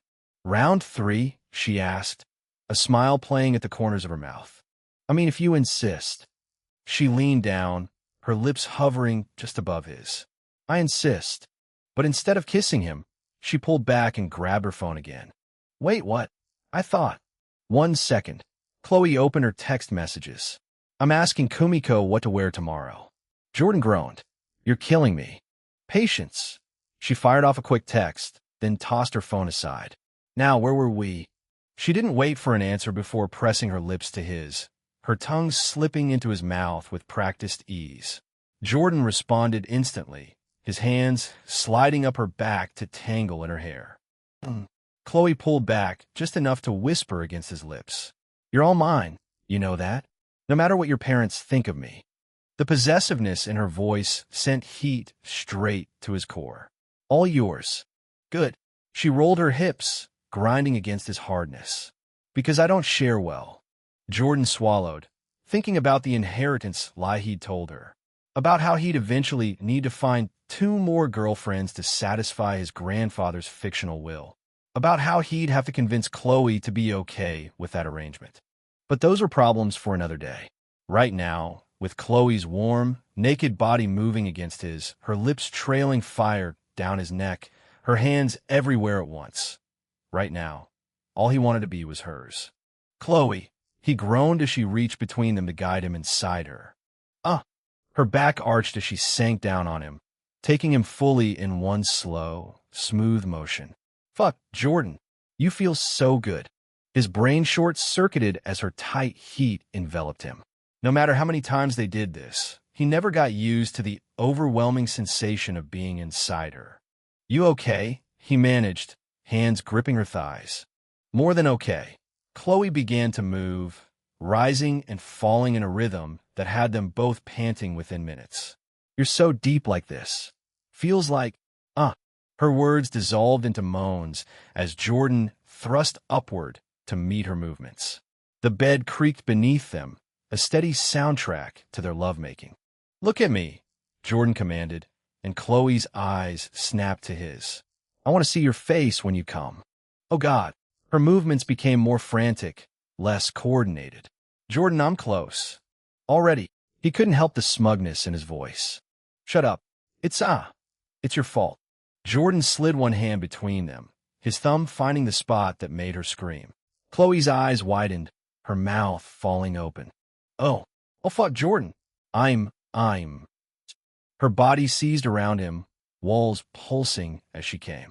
The sight of her, head thrown back, breasts bouncing, face twisted in pleasure, pushed Jordan right to the edge. "Chloe, I'm gonna." Inside, she gasped. "I want to feel you." That was all it took. Jordan gripped her hips and slammed her down as he erupted inside her, his vision blacking out for a moment as pleasure crashed through him. "Oh, yes, yes, yes." Chloe cried out as she felt him pulsing inside her, prolonging her own orgasm. The ceaseless discharge trait kicked in, and Jordan kept coming long after he should have been spent. Chloe's eyes widened at the sensation. "Holy shit," she whispered, collapsing onto his chest as the last waves of pleasure rippled through both of them. That was intense. Jordan wrapped his arms around her, holding her close as they both caught their breath. He could feel wetness between their bodies where he'd spilled out of her, but he couldn't bring himself to care about the mess. "We're really good at that," he murmured into her hair. The best."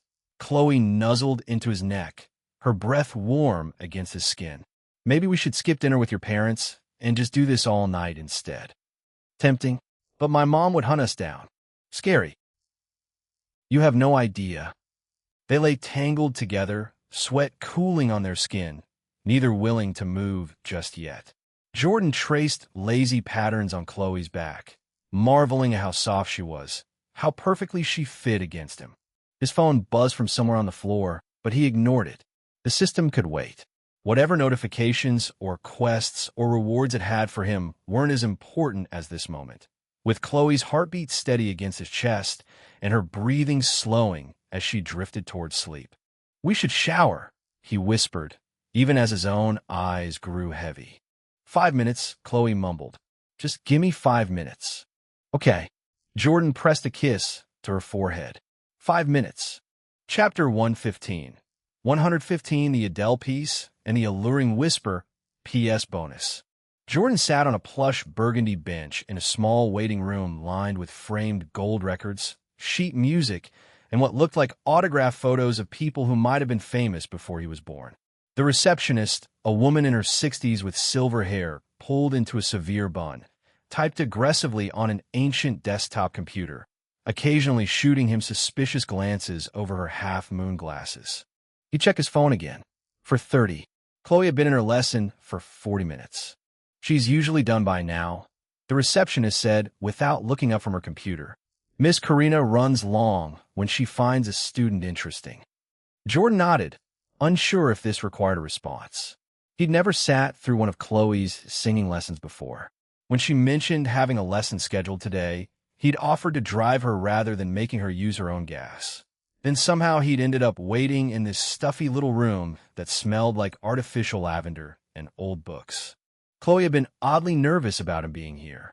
"My singing isn't like karaoke," she'd said on the drive over. "It's more personal." Jordan had reminded her that he'd already heard her sing at karaoke, and she'd been amazing. The memory of her voice rapping around those Korean lyrics still made his skin prickle. "That was different," she'd insisted. "That was just for fun."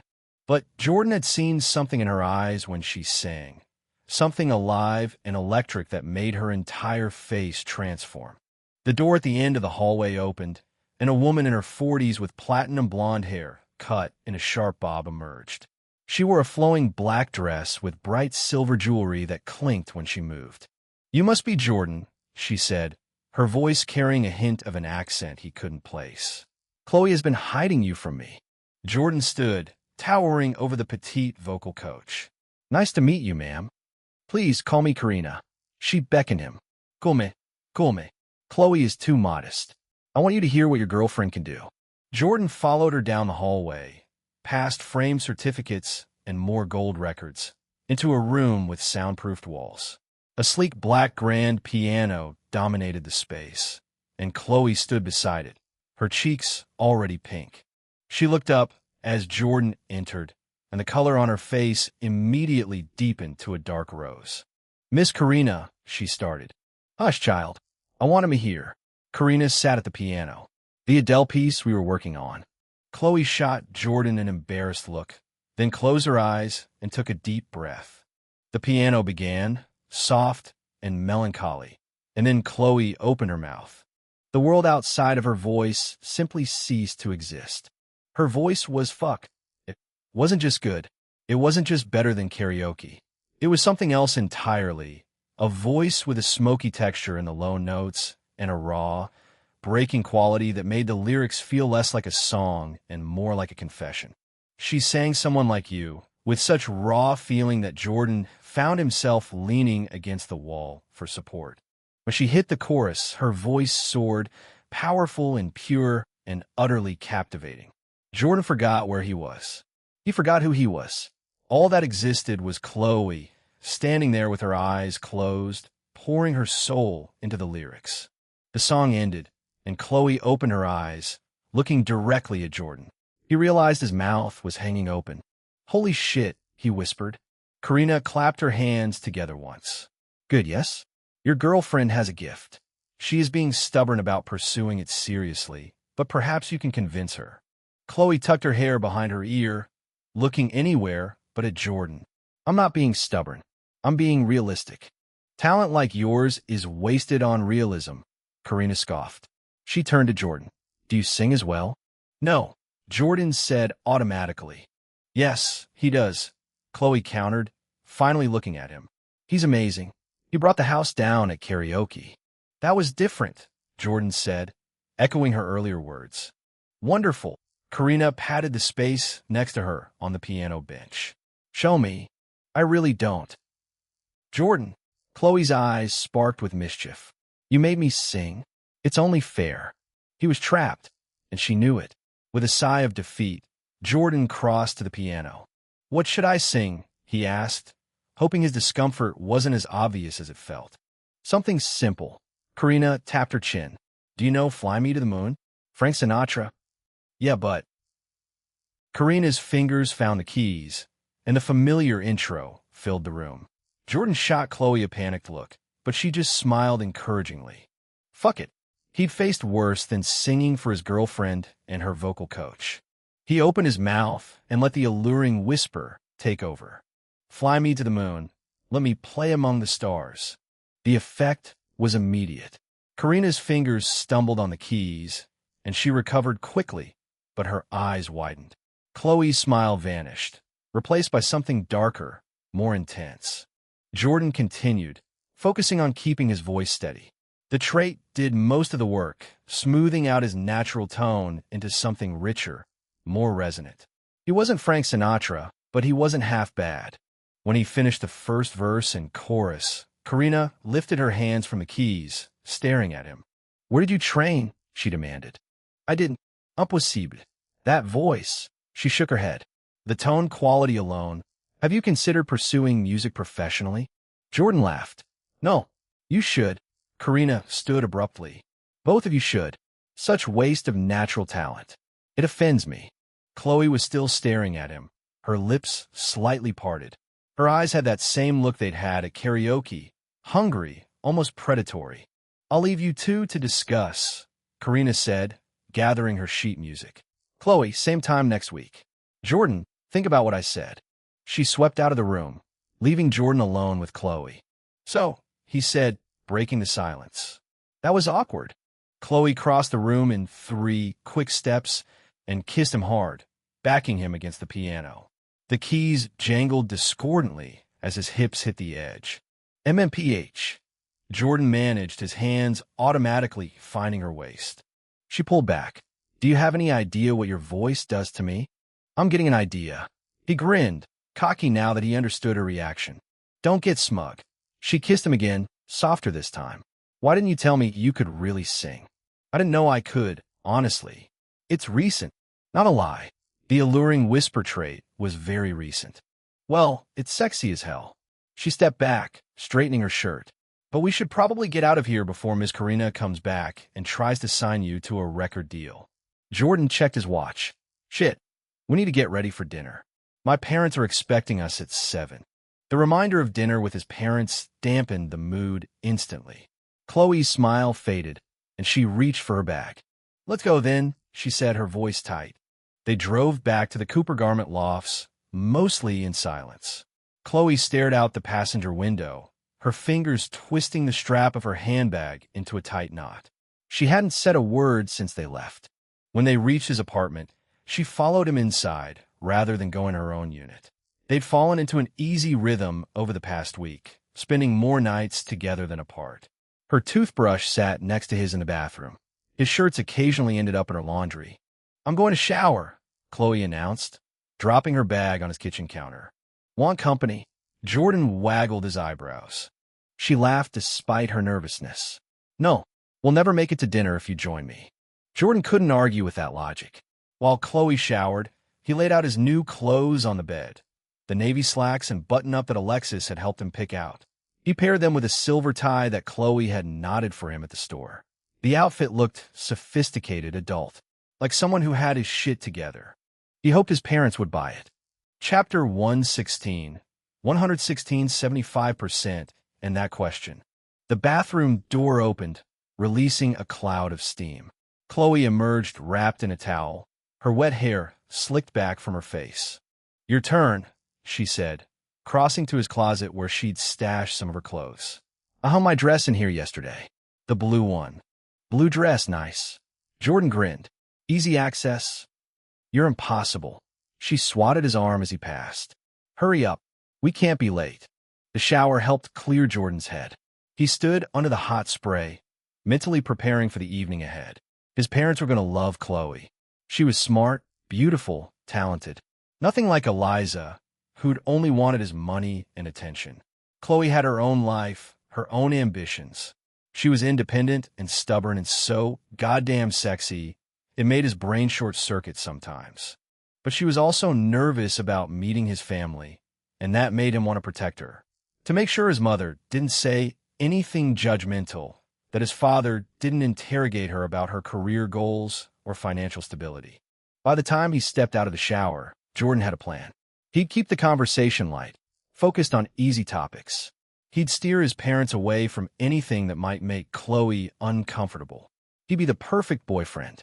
He wrapped a towel around his waist and opened the bathroom door.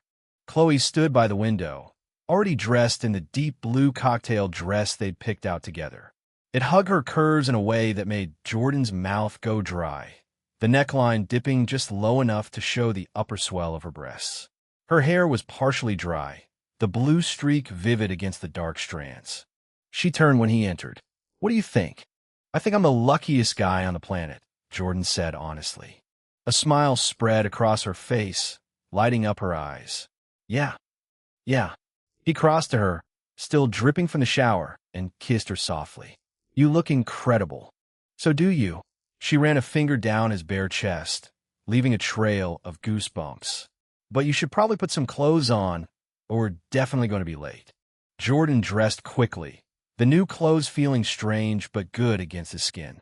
The navy shirt brought out the green in his hazel eyes, and the slacks fit perfectly, showcasing his newly enhanced physique. When he emerged from the bathroom fully dressed, Chloe whistled. "Look at you, all grown up," she teased, but her eyes were appreciative. "This tie feels like it's choking me," Jordan complained, tugging at the knot. "Stop that. You'll mess it up." Chloe batted his hands away and straightened the tie herself. "There. Perfect. Are you ready for this?" Jordan asked, watching her face carefully. "No." She forced a smile. "But I'll survive." He pulled her into a hug, careful not to wrinkle her dress. "They're going to love you. And even if they didn't, which they will, it wouldn't change how I feel about you." Chloe looked up at him, vulnerability naked in her eyes. "How do you feel about me, exactly?" The question caught him off guard. They'd been dating for just over a week, though it felt like much longer. They'd already said the girlfriend and boyfriend words. They'd already had sex multiple times. They'd already spent almost every night together. But they hadn't said those 3 words yet. Jordan opened his mouth, unsure what was going to come out. His phone buzzed in his pocket, saving him from having to answer. He pulled out, expecting a text from his mother asking where they were. Instead, it was a system notification. Heart with ribbon milestone reached 2 arts. Çurukim, 75 içimistri. Slot 3 now available. Register a new beauty to expand your roster. Bonus, plus 10 quest tickets. Jordan stared at the screen, his brain struggling to process what he was seeing. 75% chemistry? That was great. Fantastic, even. It meant all his spending on Chloe would be hugely profitable now. But the second part, slot 3 available. Register a new beauty. "What is it?" Chloe asked, peering at his phone. "Is your mom mad we're running late?" Jordan quickly locked the screen. "No, just a game notification. We should get going." He grabbed his keys and wallet, his mind racing. A 3rd slot meant he was supposed to be hunting for a 3rd girlfriend. According to the fiction he'd created, he needed 3 women for his inheritance. But according to the system, he needed Chloe's approval to register someone new, and she hadn't even approved the 2nd girl yet. "Jordan," Chloe's voice pulled him back to the present. "You okay?" "Yeah, sorry." He forced a smile. "Just nervous about dinner." "That makes 2 of us." She took his hand. "But like you said, we'll survive." Jordan nodded, pushing thoughts of the system and additional girlfriends aside. Tonight was about Chloe meeting his parents, about showing them that he wasn't the same loser who'd spent thousands on a girl who didn't even like him. He was different now, better, and a lot of that was thanks to the woman standing beside him, looking both nervous and determined. "Let's do this," he said, squeezing her hand. Chloe took a deep breath and nodded. "Let's do this." They walked out of the apartment together, heading toward the parking garage. The sunset painted the sky in shades of orange and pink, casting long shadows across the pavement. Jordan held the car door open for Chloe, watching as she slid onto the passenger seat, her dress riding up slightly to reveal a tantalizing glimpse of thigh. The sight reminded him of how they'd spent the afternoon before her singing lesson, tangled together on his bed, her nails scratching down his back as he moved inside her. "Ah, Jordan, yes, right there. Don't stop." Her breathy cries echoed in his memory. He adjusted himself discreetly before walking around to the driver's side. Now is not the time to get worked up thinking about Chloe naked and writhing beneath him. "You look like you're thinking something dirty," Chloe observed as he started the car. "How could you tell?" "Your ears get red." She laughed. "What is it?" "Just remembering this afternoon," he admitted. "That thing you did with your tongue." "Jordan," she slapped his arm lightly. "Focus on driving. We can't show up to meet your parents with you sporting a tent in those nice new pants." "Then stop being so sexy," he retorted, pulling out of the parking space. "I'm not doing anything." "You exist. That's enough." Chloe rolled her eyes, but he could see the pleasure his words gave her. She reached over and placed her hand on his thigh, her touch warm through the fabric of his slacks.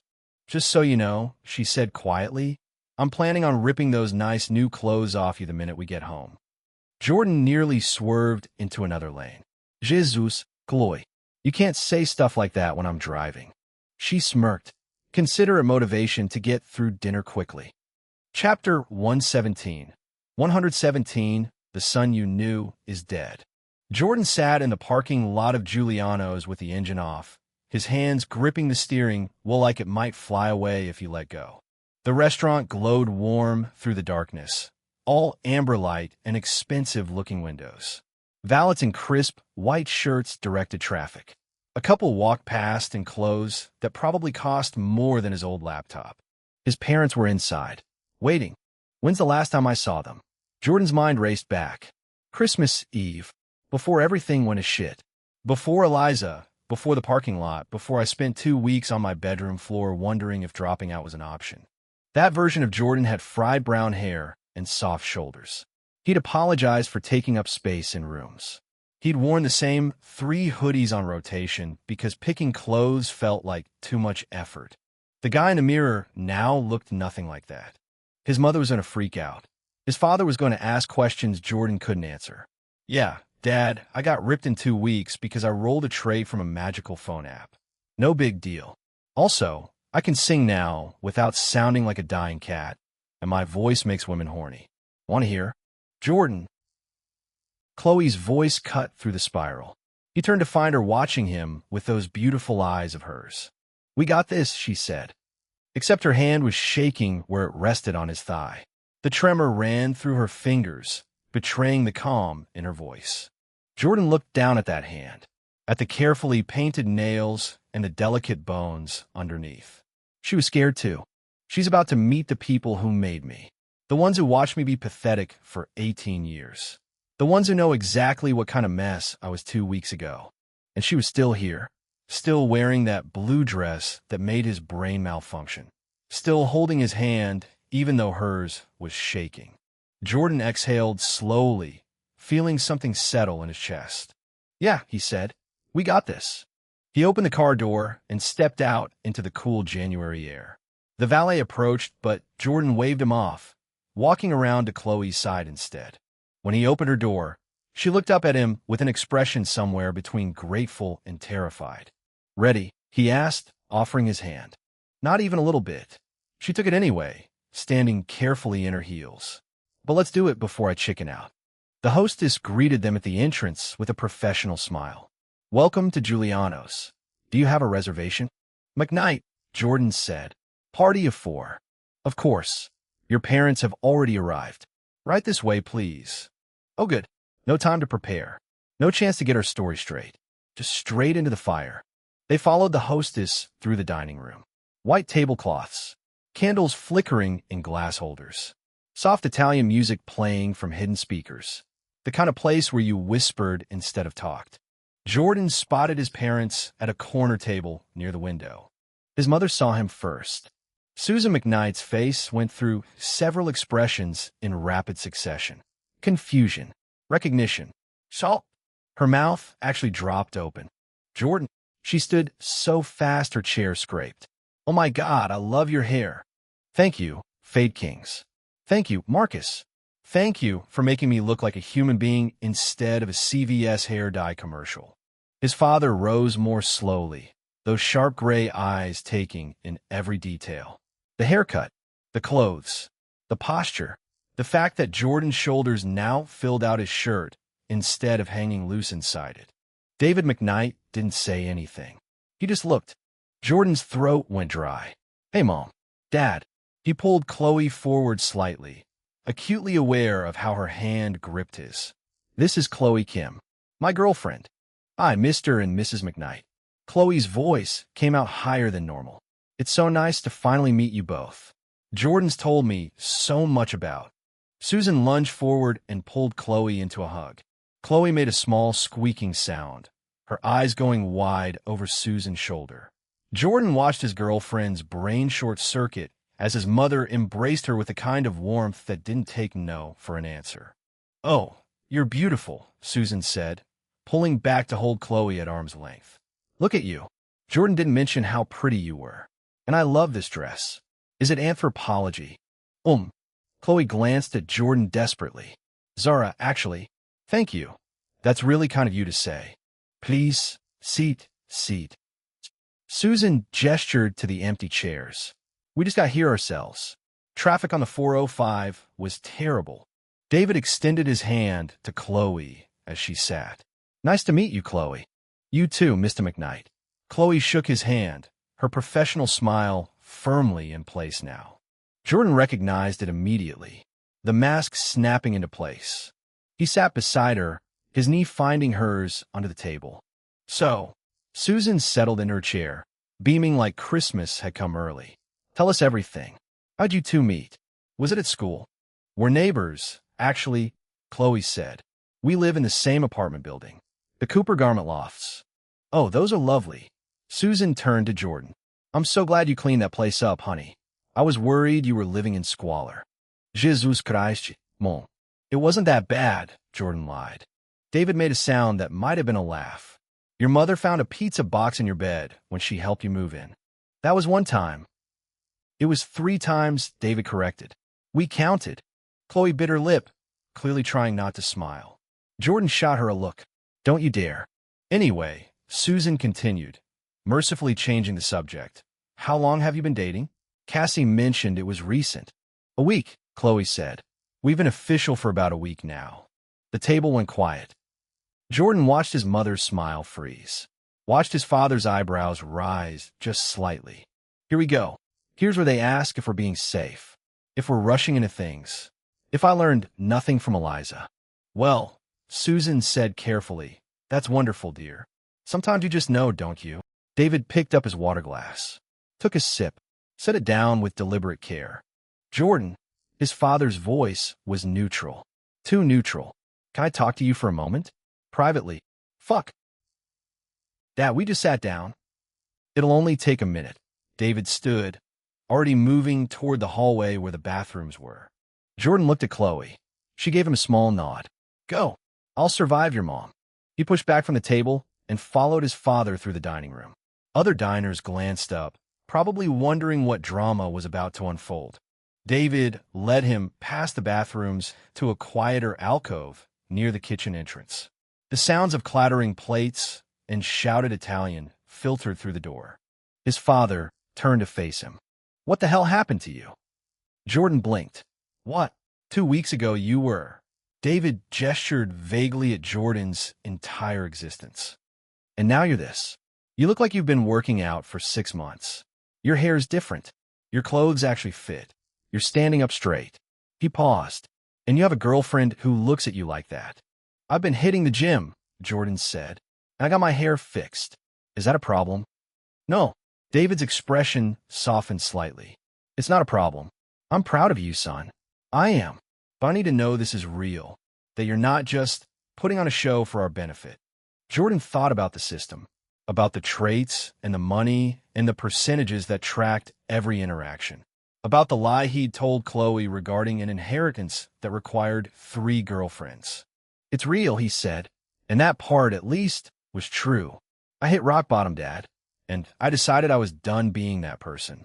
So I changed. David studied him for a long moment, then nodded. Good, he said. That's good. Your mother was worried after Christmas. After everything. After I disappeared for 2 weeks and ignored everyone's calls because I was too busy crying and jacking off to cope with reality. I know, Jordan said. I'm sorry I worried you guys. Don't apologize to me. David clapped him on the shoulder. Apologize to that girl out there if you screw this up. She seems like a keeper. Chapter 118. 118, The Meal Ticket Interrogation. They walked back to the table together. Susan and Chloe were deep in conversation, their heads bent close. Chloe was laughing at something his mother said. Her shoulders relaxed in a way they hadn't been when Jordan left. Thank God. Mom's working her magic. He slid back into his seat. Chloe's hand immediately found his under the table, squeezing once. Everything okay? She asked quietly. Yeah. He squeezed back. Everything's fine. A waiter appeared with menus and a wine list. Susan ordered a bottle of Chianti without looking at the prices. Jordan watched the numbers in his head tick upward. Dinner at Giuliano's wasn't cheap. But with Chloe at 75% chemistry, spending money on her literally made him money. I could buy her the most expensive thing on this menu and still turn a profit. What kind of broken system is that? The waiter took their drink orders and disappeared. Susan immediately turned back to Chloe. So what are you studying, dear? Communications, Chloe said. I'm a freshman at Pacific Crest. Same as Jordan. Oh, how wonderful. Are you thinking about going into journalism? Or maybe PR? Actually, I'm interested in content creation. Chloe glanced at Jordan. Streaming, specifically. Building an audience online. Susan's face lit up. Like those YouTube people? Oh, that's so modern. Jordan, did you hear that? I heard, Mom. My friend Karen's daughter does something with TikTok, Susan continued. She has 1 million followers and gets sent free makeup. Is that what you want to do? Something like that, Chloe said diplomatically. I'm still figuring out my niche. David had been quiet through this exchange, watching Chloe with the same careful attention he'd given Jordan earlier. Now he spoke.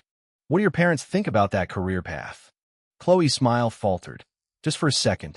Just long enough for Jordan to catch it. My mother's supportive, she said. She knows it's important to me. And your father? David pressed. Dad, don't. My father passed away last year, Chloe said quietly. So he doesn't get a vote anymore. The table went silent again. But this time it was heavy. Uncomfortable. Susan's hand flew to her chest. Oh, sweetheart, I'm so sorry. We had no idea. It's okay. Chloe's mask was back, professional and distant. It was almost a year ago. I'm dealing with it. Jordan's hand tightened on hers under the table.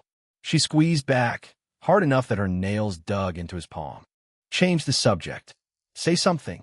Anything. Chloe's an amazing singer, Jordan blurted out. Like, seriously good. She has a vocal coach and everything. Susan perked up immediately, grateful for the shift. Really? Oh, you'll have to sing for us sometime. Maybe, Chloe said, her voice warming slightly. If Jordan sings too, he's been hiding a pretty impressive voice himself. Jordan, Susan turned to him in disbelief. You can sing now? Since when? Since recently, Jordan said vaguely. I've been practicing. He's incredible, Chloe added. Like, professionally good. My vocal coach thinks he should pursue it. Is what? David leaned forward. You have a vocal coach? No. I went to Chloe's lesson yesterday, and her coach heard me sing. Jordan could feel his ears heating up. It was no big deal. It was a very big deal, Chloe insisted. Karina wanted to sign you on the spot. Susan looked between them, her expression somewhere between proud and confused. Well, I guess we'll have to hear this miracle voice of yours sometime. The waiter returned with their wine. Susan and David both ordered. Jordan declined, since he was driving. Chloe hesitated. I'll have a glass of the Pinot Grigio, she said finally. Thank you. Once the waiter left, Susan dove back into conversation. So tell me about your family, Chloe. Besides your mother, do you have siblings? Where are you from originally? I have a younger brother, Daniel. He's 15, still in high school. Chloe sipped her water. We're from Koreatown. My parents own a dry cleaning business there for about 20 years. Own. Susan caught the past tense. My mother still runs it, Chloe corrected. But it's difficult without my father. He was the heart of the operation. That must be hard on your mother, Susan said gently. Running a business alone while raising 2 kids. She's strong. Chloe's smile didn't reach her eyes. We all are. We make it work. David had been listening to this exchange with growing attention. Now he spoke again. And you're paying for Pacific Crest how? That's not a cheap school. Dej Jesus Christ. I have a scholarship, Chloe said, her voice cooling. Full academic ride for tuition. I cover housing and expenses myself through work. What kind of work? The question hung in the air like a grenade with the pin pulled. Jordan jumped in before Chloe could answer. She's a content creator, Dad. We already said that. Right? David's eye stayed on Chloe. And that pays enough to cover $18,000 a year in housing. David, Susan said sharply. That's none of our business. I'm just trying to understand the situation. David picked up his wine glass. Chloe's spine straightened. When she spoke, her voice was ice. With all due respect, Mr. McKnight, my financial situation isn't your concern. I'm not asking Jordan for money. I don't need his family's wealth. I have my own income, my own life, and my own plans for the future. Your son and I are together because we care about each other, not because I'm looking for a meal ticket. Holy shit. David stared at her. Susan stared at her. Jordan stared at her. Then his father's mouth twitched. Just slightly. Good, David said. That's the right answer. David. Susan smacked his arm. You can't interrogate the poor girl like that. I wasn't interrogating. I was testing. David turned to Jordan. She's got spine. I like her. Jordan exhaled. Thank God. I thought we were about to get kicked out. Chloe's hand finally stopped shaking. She picked up her wine and took a long sip. Sorry about that. Jordan muttered to her. It's fine, she said. I've dealt with worse. The waiter returned to take their food orders. Jordan ordered chicken marsala. Chloe got the seafood linguine. His parents went for steaks. Once the waiter left, Susan steered the conversation towards safer topics. Classes, campus life, the weather, anything that didn't involve money or dead fathers or interrogating his girlfriend about her income sources. Jordan felt his shoulders slowly unknot. Chloe's posture relaxed too, her professional mask sliding back into something more genuine. Oh, Susan suddenly perked up. Almost forgot. Jordan, your sister wanted me to ask you something.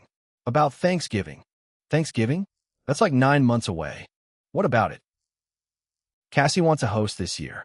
At her place in San Francisco. She's inviting the whole family, including... Susan glanced at Chloe.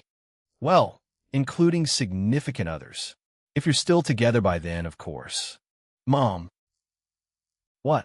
I'm just saying. A week is very fast, sweetheart. I don't want you to feel pressure about long-term plans when you're still getting to know each other. Chloe shifted beside him. Jordan couldn't tell if she was offended or relieved. We'll see where we are in 9 months, he said carefully. But thank for the invite.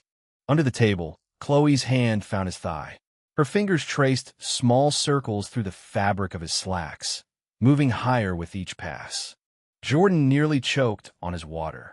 She was doing this on purpose, getting him worked up while sitting across from his parents.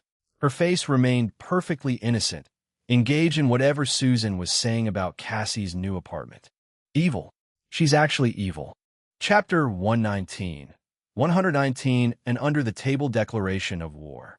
Chloe watched Jordan's ears turn red as her fingers traced higher on his thigh. His jaw clenched. His breathing changed. His mother was still talking about Cassie's apartment, and Jordan was nodding like he actually heard the words coming out of Susan's mouth. He didn't hear anything. Chloe knew that.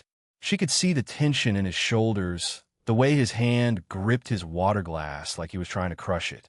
This is mean. I should stop. She moved her hand another inch higher.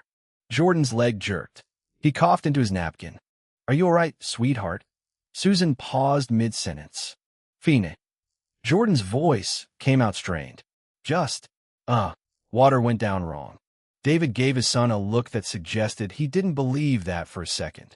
Chloe kept her expression perfectly neutral. Interested. Engaged. like she wasn't currently torturing her boyfriend under an expensive tablecloth while his parents watched. I'm going to hell.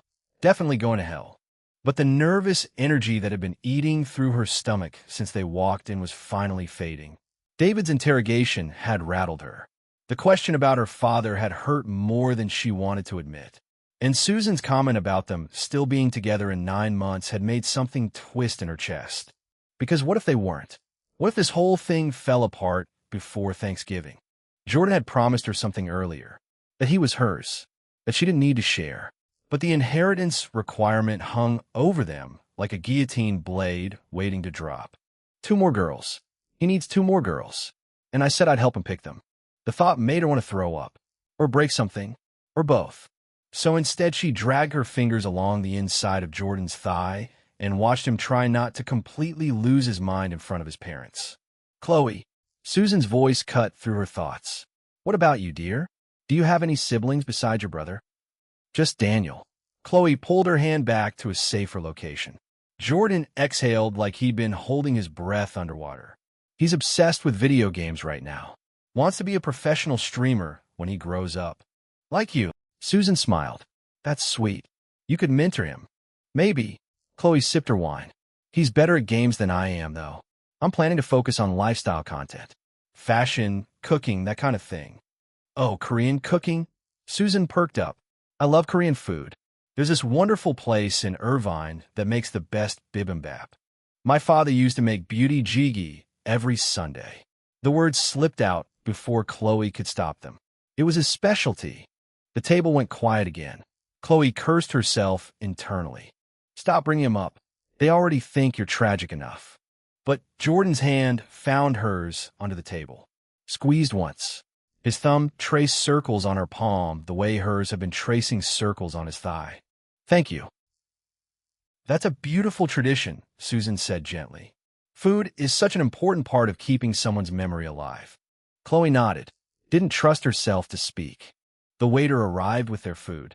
Chloe's linguine looked incredible, the seafood glistening under a light sauce, fresh herbs scattered across the top. Jordan's chicken marsala smelled rich and savory. His parents' steaks were cooked perfectly medium rare. This looks amazing, Jordan said. It does. Chloe picked up her fork. Thank you for bringing us here. Both of you. Of course, dear. Susan beamed.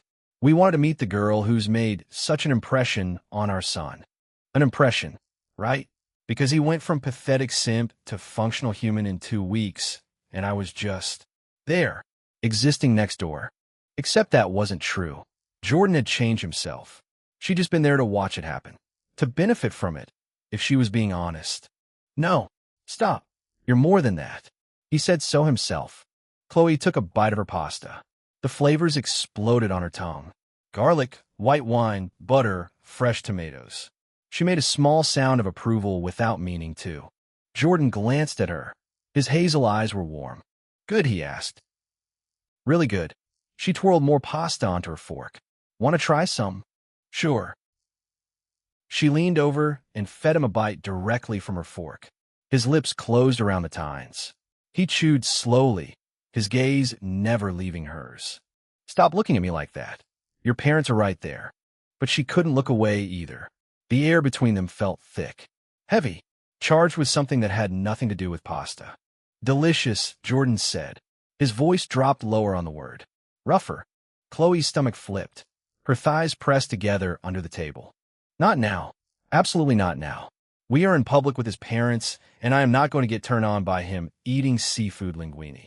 Except she already was. Because Jordan had this way of looking at her, like she was the only person in the room. Like his mother and father weren't sitting 3 feet away watching them flirt over Italian food.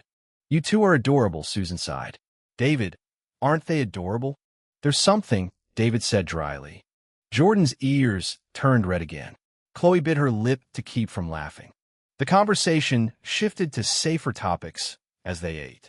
Classes, the weather, Susan's book club, David's plans to expand one of the convenience stores. Normal family dinner stuff that made Chloe's chest ache a little. This is what normal looks like. Parents who ask about school and care about your future and don't make you work yourself to exhaustion just to keep the lights on. She pushed the thought away. focused on her food. On Jordan beside her, solid and warm and real.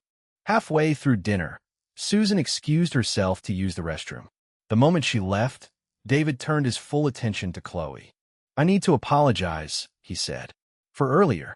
I shouldn't have pushed about your finances. That was out of line." Chapter 120. 120 My evil girlfriend is trying to kill us. Chloe blinked. She hadn't expected that.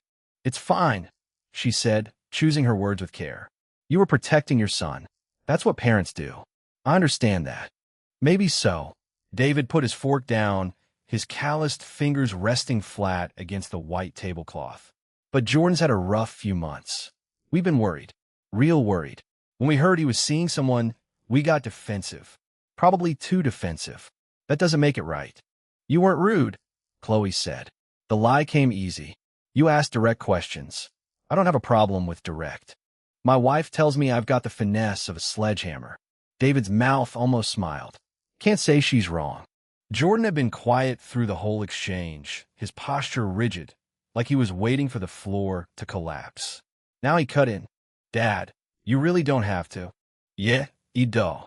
David turned to face his son fully. Chloe didn't back down. "That takes spine, especially when you're sitting across from your boyfriend's parents for the first time, trying to leave a decent impression." "I wasn't trying that hard," Chloe said. The words slipped out before she could catch them. David laughed. A real laugh, rough around the edges, but genuine. "I like this one. Jordan, do not mess this up." "I'll do my best."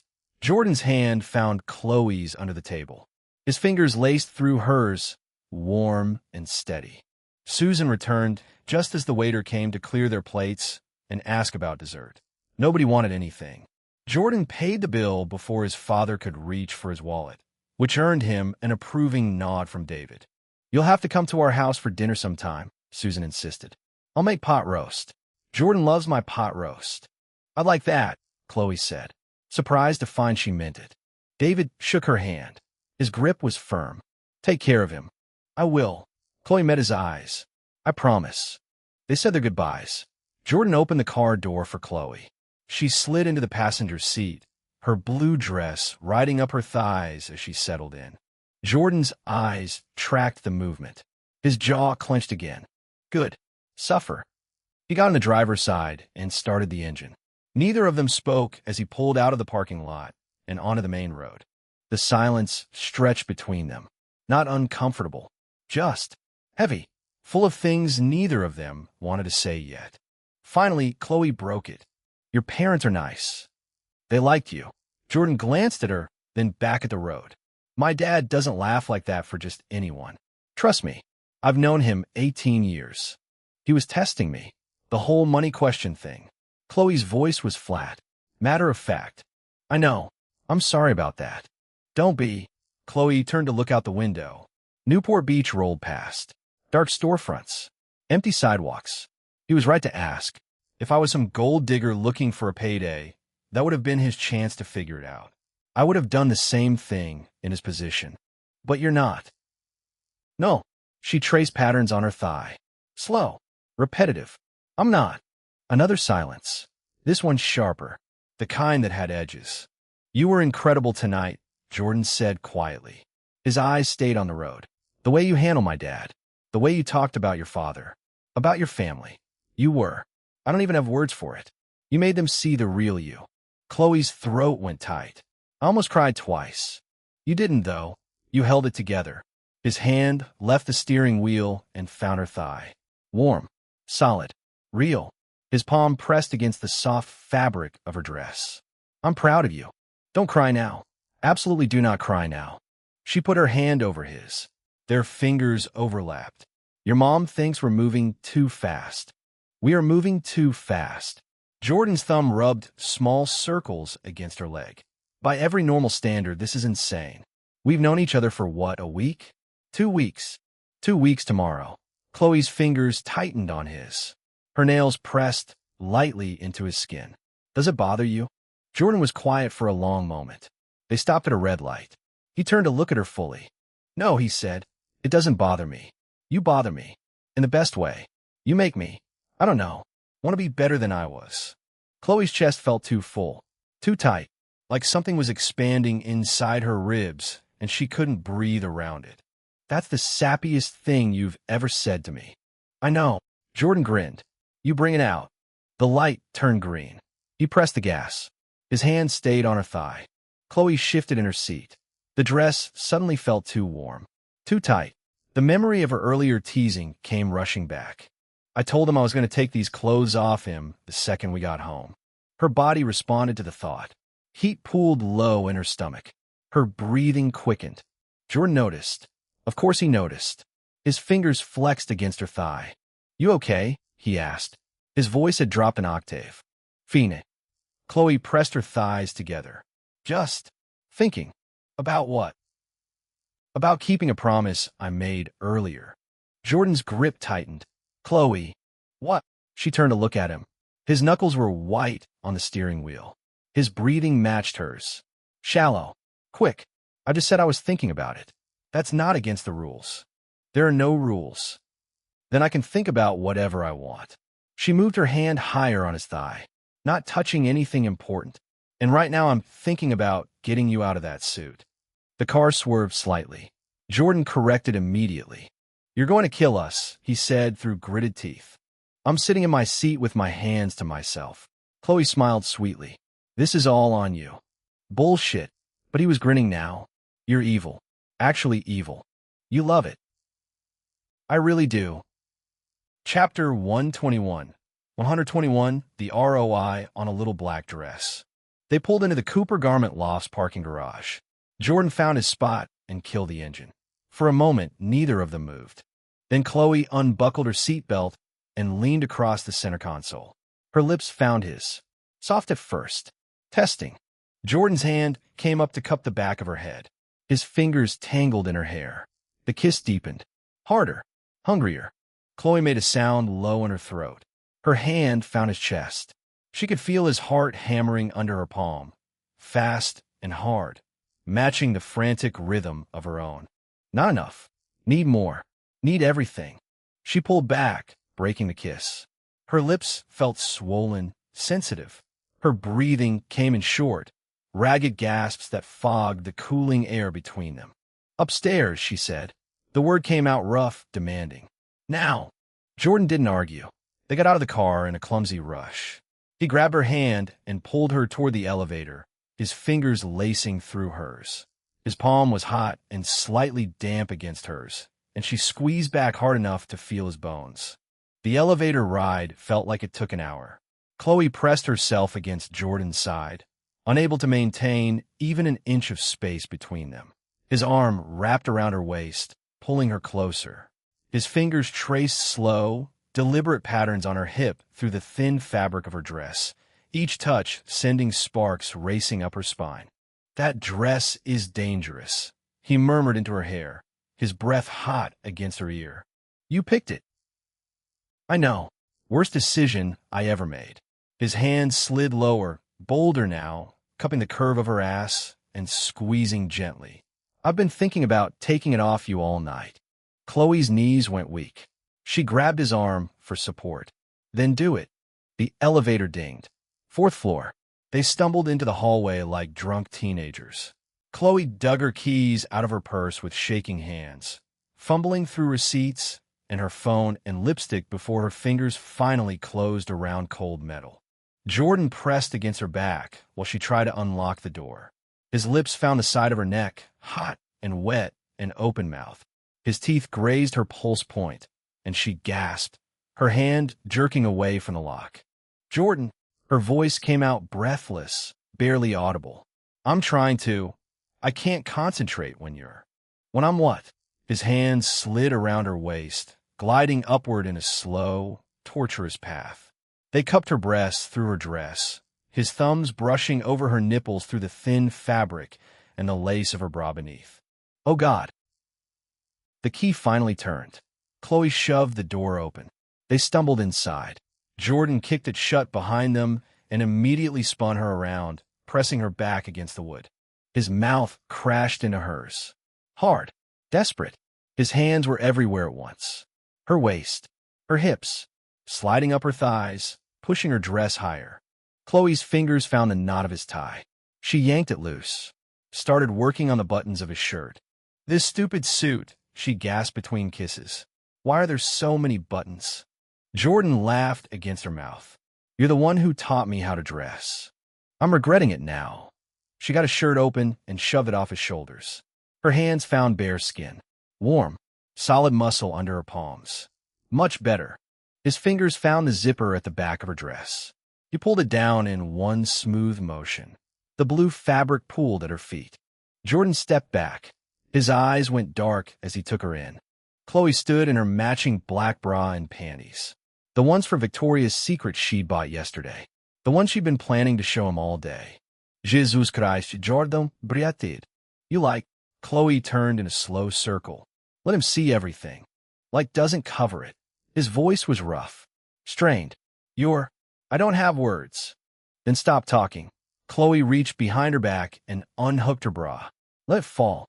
Jordan's eyes went wider. His breathing stopped completely. Chloe hooked her thumbs into her panties, pushed them down slowly, stepped out of them. Now she was completely bare except for her heels. Bedroom, Jordan managed. We should. Bed. Probably. But Chloe didn't move. She liked watching him struggle, like seeing the way his hands clenched at his sides like he was holding himself back. Chloe. Her name came out as a warning. If you don't move in the next 5 seconds, I'm going to take you right here against this door. Heat flooded through her. Promises, promises. That broke his control. Jordan closed the distance between them in 2 strides. His hands gripped her waist and lifted. Chloe's legs wrapped around him automatically. Her back hit the door as his mouth found hers again.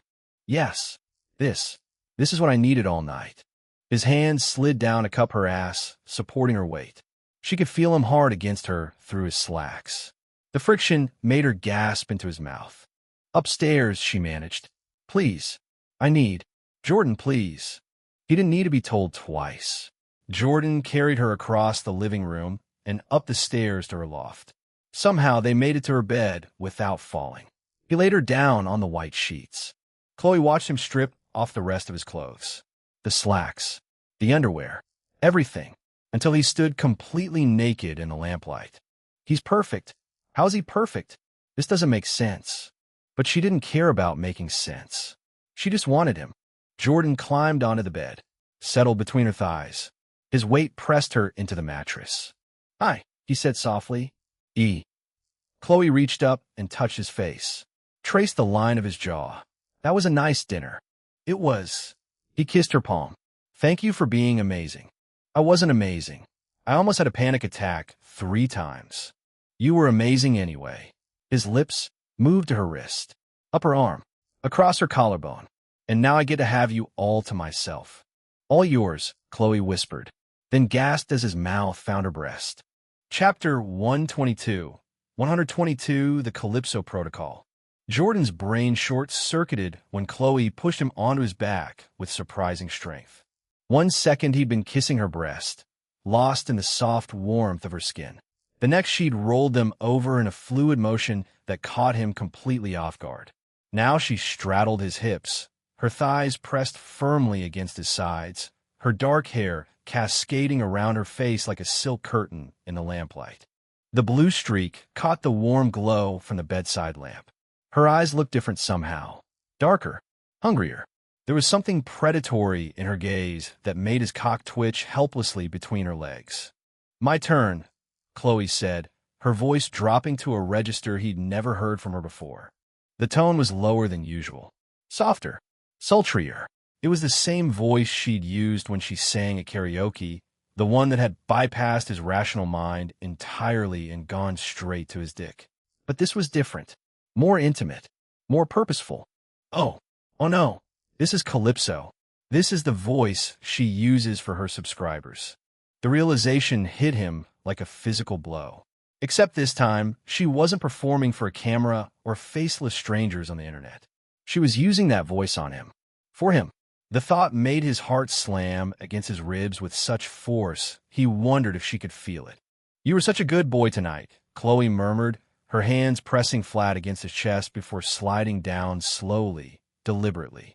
Her palms mapped the contours of his torso with careful attention. meeting my parents, making me feel safe with yours, taking such good care of me. Jordan's breathing grew shallow and irregular. The praise combined with her touch was doing things to his brain chemistry that felt borderline illegal. Chloe, chill. Her index finger pressed against his lips, silencing him gently but firmly.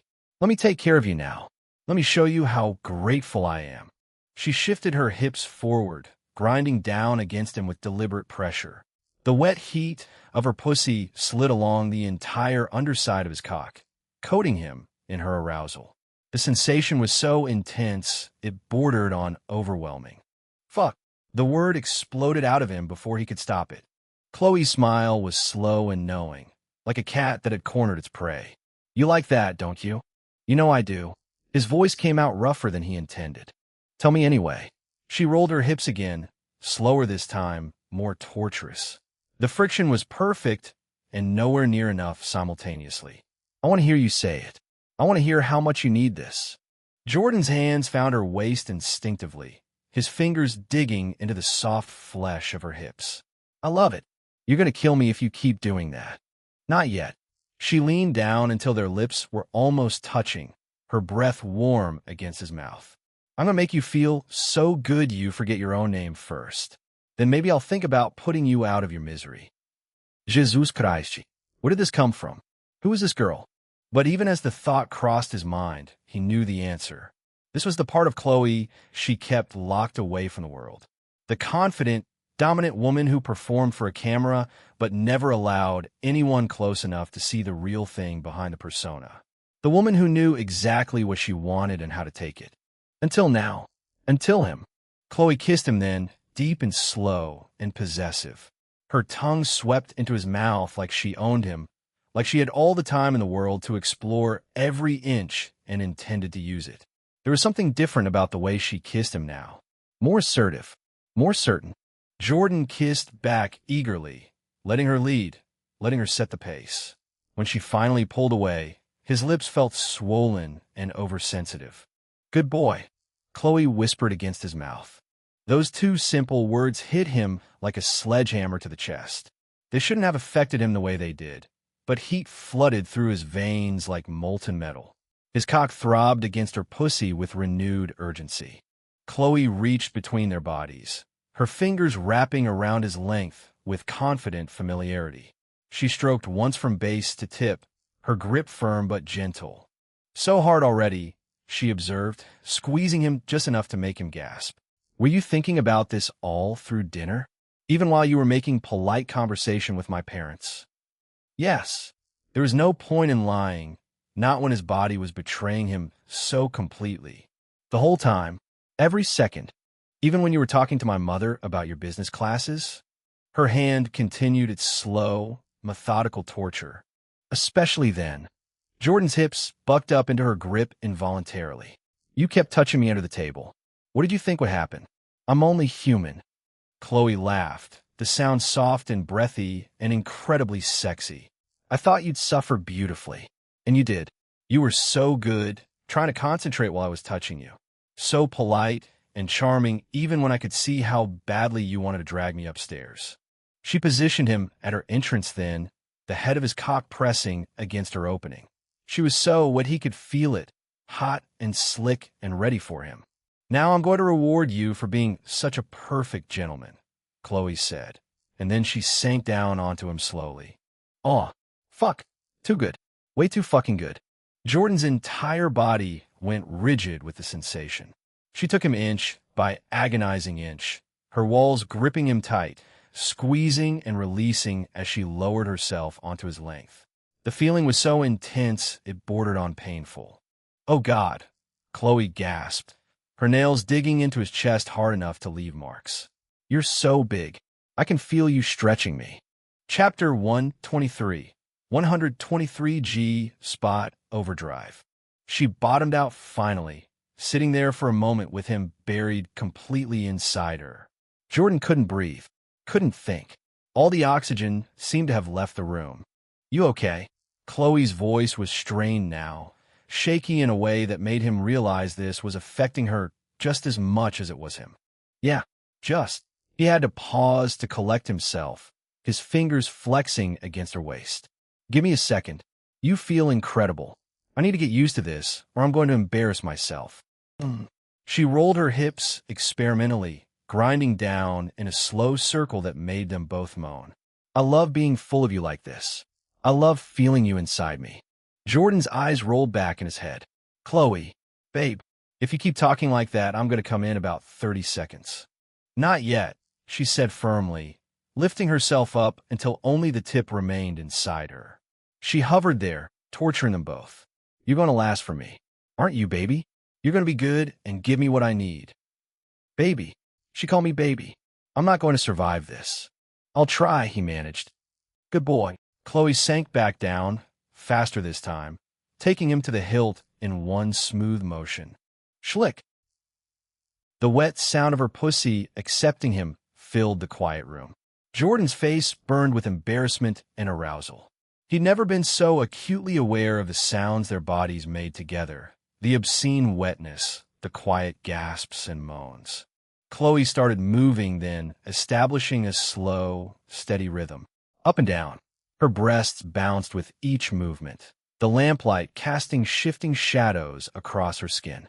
She looked like something out of a fantasy, like a goddess come to earth just to drive him insane. Jordan watched her ride him, mesmerized by the way her face changed as she moved. Her eyes were half closed now, her mouth slightly parted, little gasps escaping with every downward stroke. She looked lost in sensation, completely focused on the feeling of him inside her. You're so beautiful, he said, the words tumbling out before he could stop them. Chloe's eyes opened, meeting his. For just a moment, something soft and vulnerable flickered across her face before the dominant mask returned. And you're so deep inside me, she replied, taking his hand and placing it on her lower stomach. She pressed down, and he could feel himself through her skin, the outline of his cock moving inside her with each thrust. Can you feel that? Can you feel how completely you're filling me up? Holy shit, that's hot. That's really fucking hot. Yeah, he said roughly. I feel it. Good. Chloe picked up her pace, bouncing faster now, her thighs flexing with the effort. Because I want all of you. Every inch. Every drop. I want everything you have to give me. Jordan's hips started thrusting up to meet her almost involuntarily. He couldn't help himself anymore.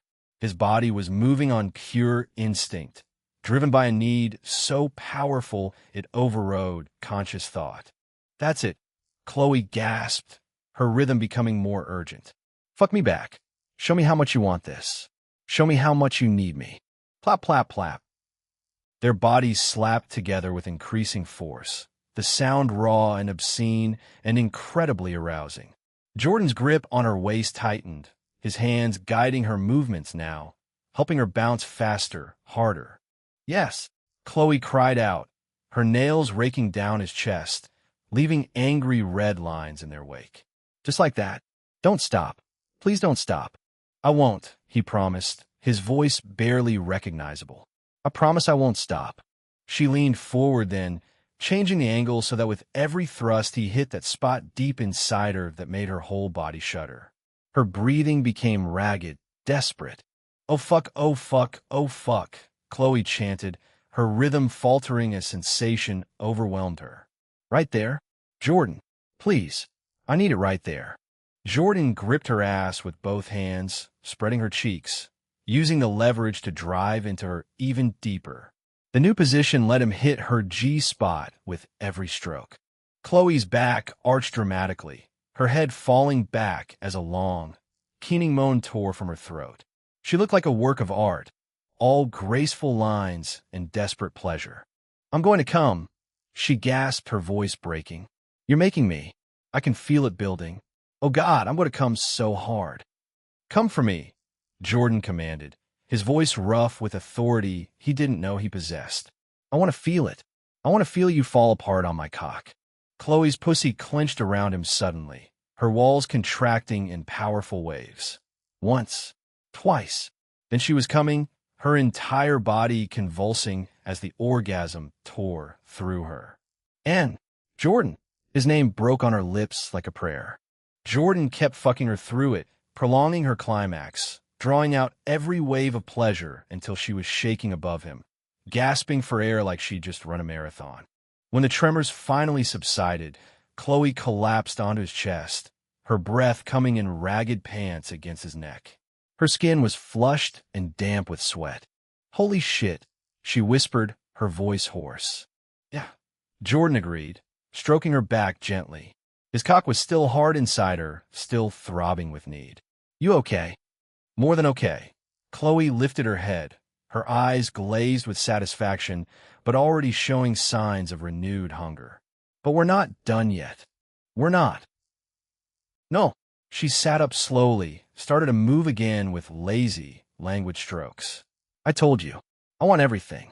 I'm going to milk every drop out of you before I'm finished." Jordan's head fell back against the pillow. "You're actually going to kill me." "Maybe," Chloe said with a wicked smile, leaning down to bite his earlobe gently. "But you'll die happy. And what a way to go." Chapter 124. 124, Don't Move Yet. She rode him with renewed purpose now, using long, slow strokes that had him seeing stars.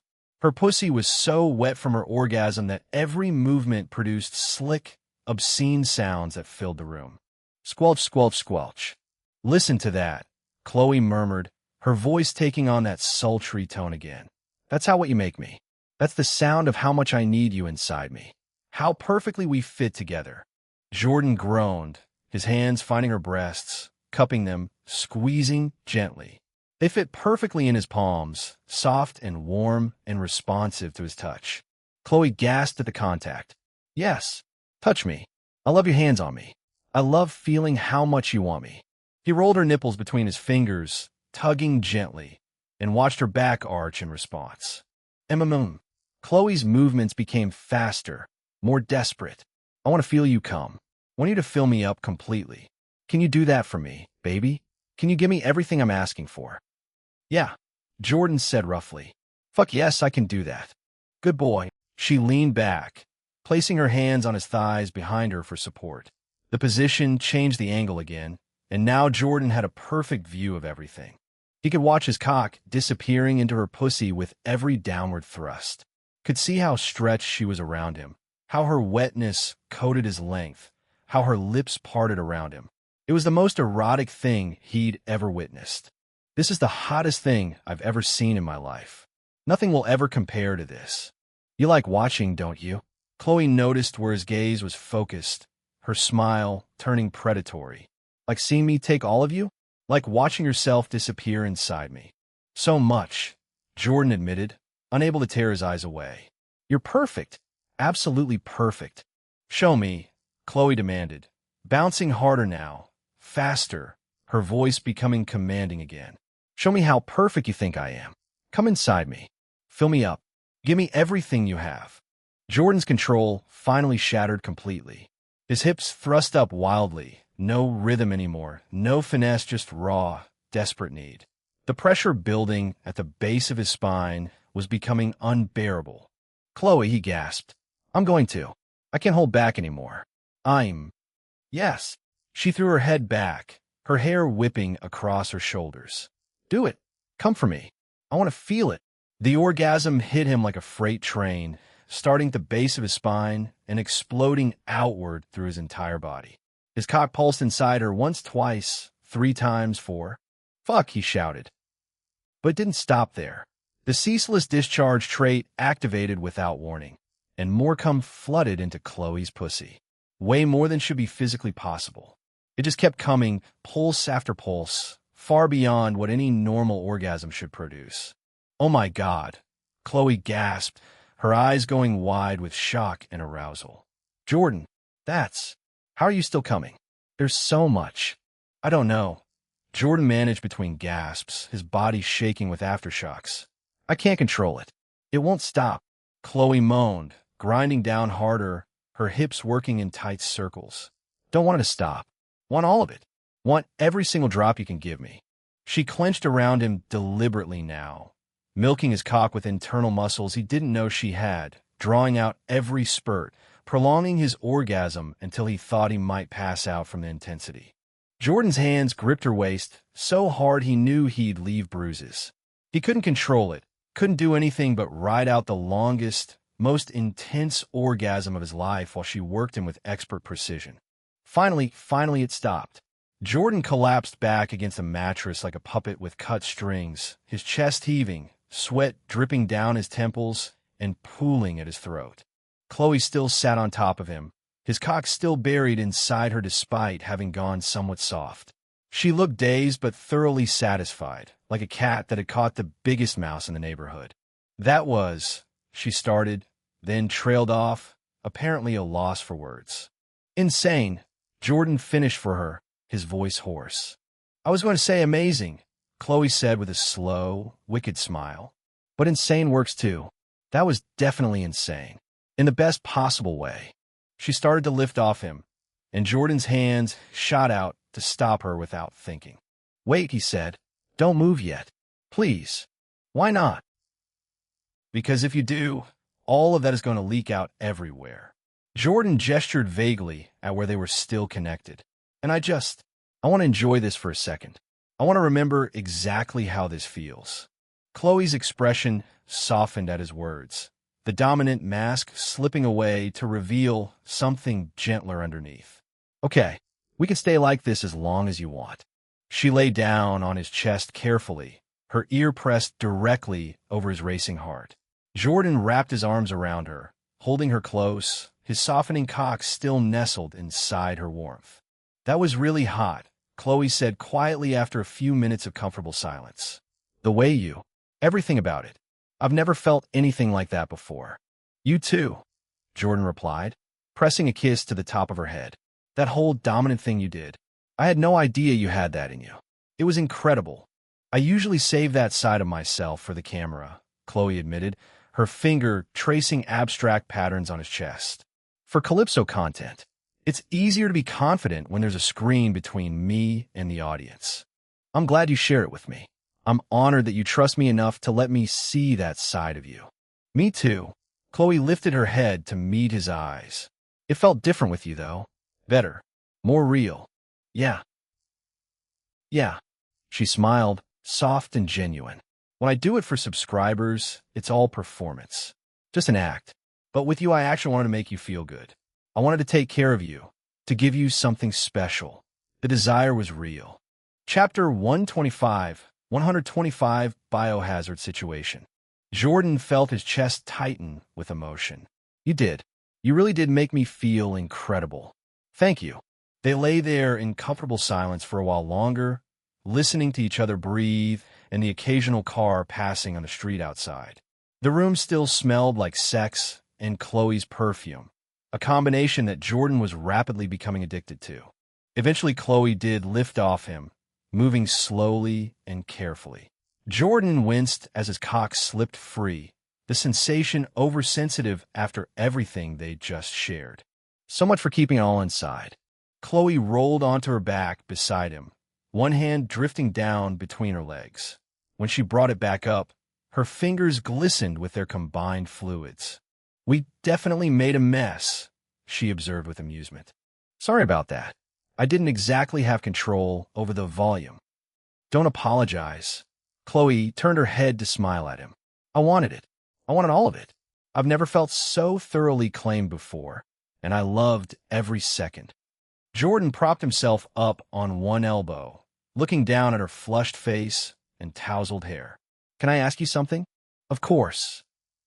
Why did you do that? The whole taking charge thing? Not that I'm complaining, obviously, but it seemed like you had it all planned out. Chloe's smile turned shy, a blush creeping up her neck. You've been so good to me lately. Meeting my parents, even though that was terrifying. Buying me things without expecting anything in return. Being patient with all my issues and insecurities. I wanted to do something special for you. You do special things for me all the time just by being here. Not like that. She bit her lower lip, looking suddenly vulnerable. I wanted you to feel as good as you make me feel every day. I wanted to worship you a little bit, to show you how much you mean to me. Oh, that's really sweet, actually, and incredibly touching. You don't have to worship me, Jordan said gently. I'm just me. I'm not anything special. You're not just anything. Chloe reached up to cup his face in her palm. You're my boyfriend. You're the person who saw me at my lowest point and decided I was worth fighting for. And I'm allowed to make you feel special because that's what you are to me. Jordan caught her wrist and kissed her palm tenderly. You make me feel special all the time, just by being here with me, just by choosing me. Sap, she accused, but her eyes were bright with affection. You love it when I'm sappy.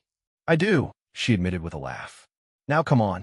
We should probably clean up before this turns into a genuine biohazard situation. Jordan laughed and followed her to the bathroom. Chloe turned on the shower and adjusted the temperature while he watched, admiring the graceful lines of her body in the soft light. They stepped under the hot spray together, and Jordan found himself mesmerized by the sight of water streaming down her curves, the way she tipped her head back and let it soak her hair until the blue streak looked almost black. I could get used to this, coming home to her every night, showering together, going to bed together, building a life with someone who actually cares about me. The thought should have terrified him. They'd only been officially dating for a week, but somehow it felt natural, like the most obvious thing in the world. Chloe turned and caught him staring. What? Nothing important. Just thinking. About what? How incredibly lucky I am. He pulled her close, wrapping his arms around her waist under the warm water. A month ago, I was a complete disaster. Now I'm here with you. Sometimes it doesn't feel real. Chloe's arms came up around his neck. It's real. I promise you it's real. We're real. They kissed under the spray, slow and sweet and tender. No urgency this time, no desperate need. Just the two of them existing together in their own private bubble, steam rising around them like a blessing. When they finally made it back to bed, Jordan was completely exhausted. His entire body felt like it was made of jelly, loose and boneless and thoroughly used. Chloe curled up against his side like it was the most natural thing in the world, her leg hooking over his, her arm draped across his chest in a possessive embrace. Jordan, she said quietly, her voice already heavy with approaching sleep. Yeah, babe. Thank you for tonight, for introducing me to your parents, for being proud of me in front of them, for making me feel like I belong somewhere. Of course I'm proud of you. Jordan ran his fingers through her damp hair, marveling at how soft it felt. You're incredible, Chloe. I'll keep telling you that until you believe it. Chloe made a soft, contented sound and pressed closer to him. I'm starting to believe it. Because of you. Jordan's phone buzzed insistently on the nightstand. He ignored it, too comfortable to move. You should check that, Chloe murmured against his chest. Might be important. It can wait. Nothing's more important than this moment. Jordan, she said with gentle insistence. Fine. He reached over and grabbed the device reluctantly. The screen showed multiple notifications from the system. Quest completions. Attraction increases. Achievement unlocks. Jordan scrolled through them quickly, noting that his chemistry with Chloe had jumped to 77%. But one notification made him pause, his thumb hovering over the screen. New milestone unlocked. First deep bond. Reward. Gold tier gotcha unlock.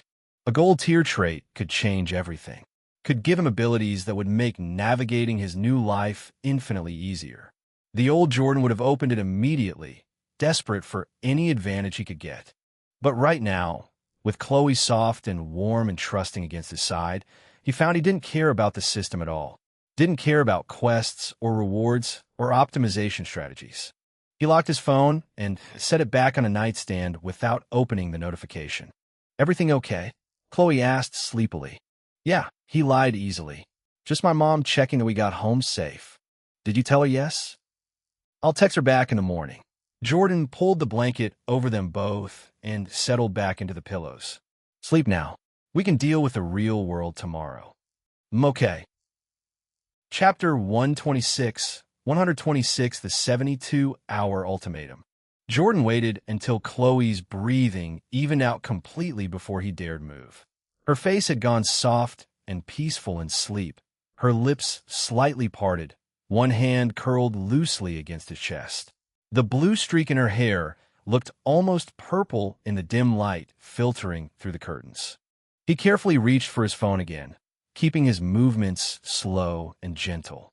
The last thing he needed was to wake her up and have to explain why he was obsessively checking his weird magic phone app instead of sleeping beside her like a normal boyfriend would do after spending the evening with her parents. The cashback system interface loaded with that signature golden shimmer that never failed to make his stomach flip with a mixture of anticipation and dread.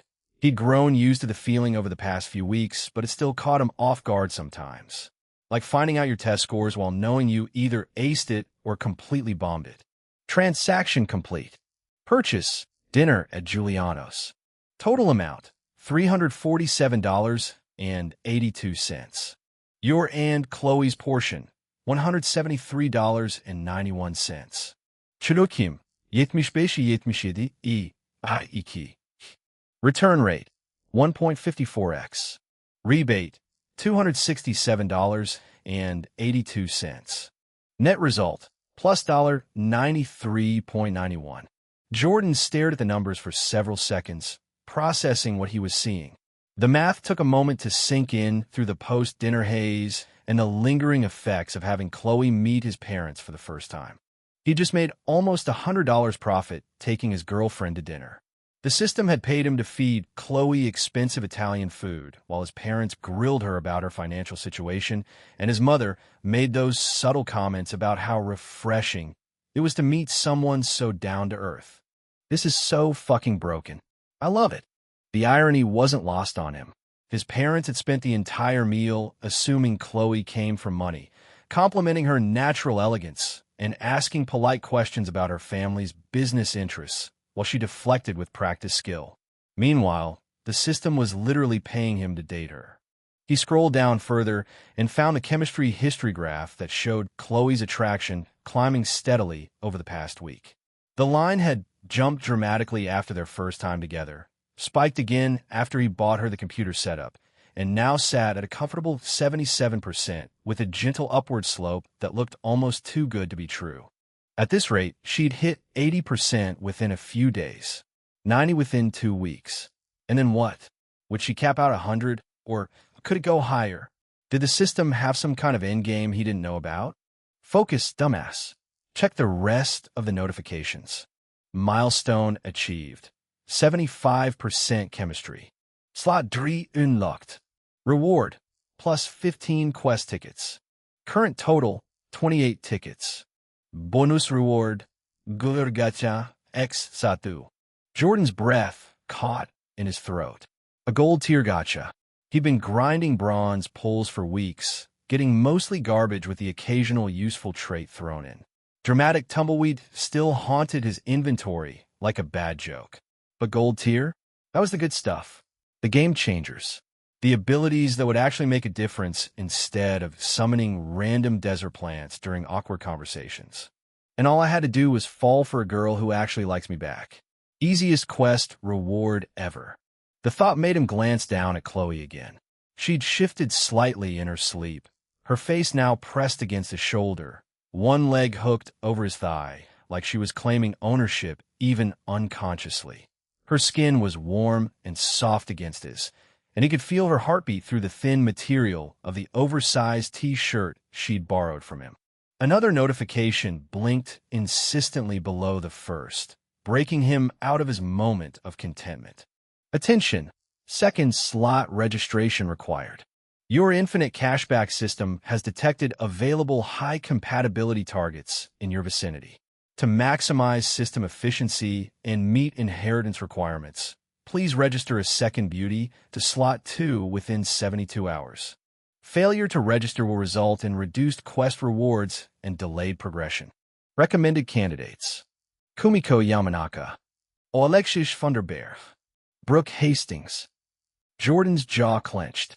Of course the system wouldn't let him just enjoy having one girlfriend for 5 fucking minutes.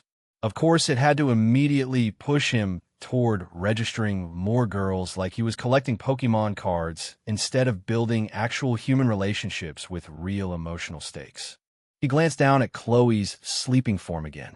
Her hand twitched slightly against his chest, fingers curling like she was dreaming about holding something. Maybe him. The thought made his chest feel tight in a way that had nothing to do with the system's arbitrary percentage tracking. The idea of telling her he was ready to start looking for girlfriend number 2 made his stomach turn. They just had an incredible night together.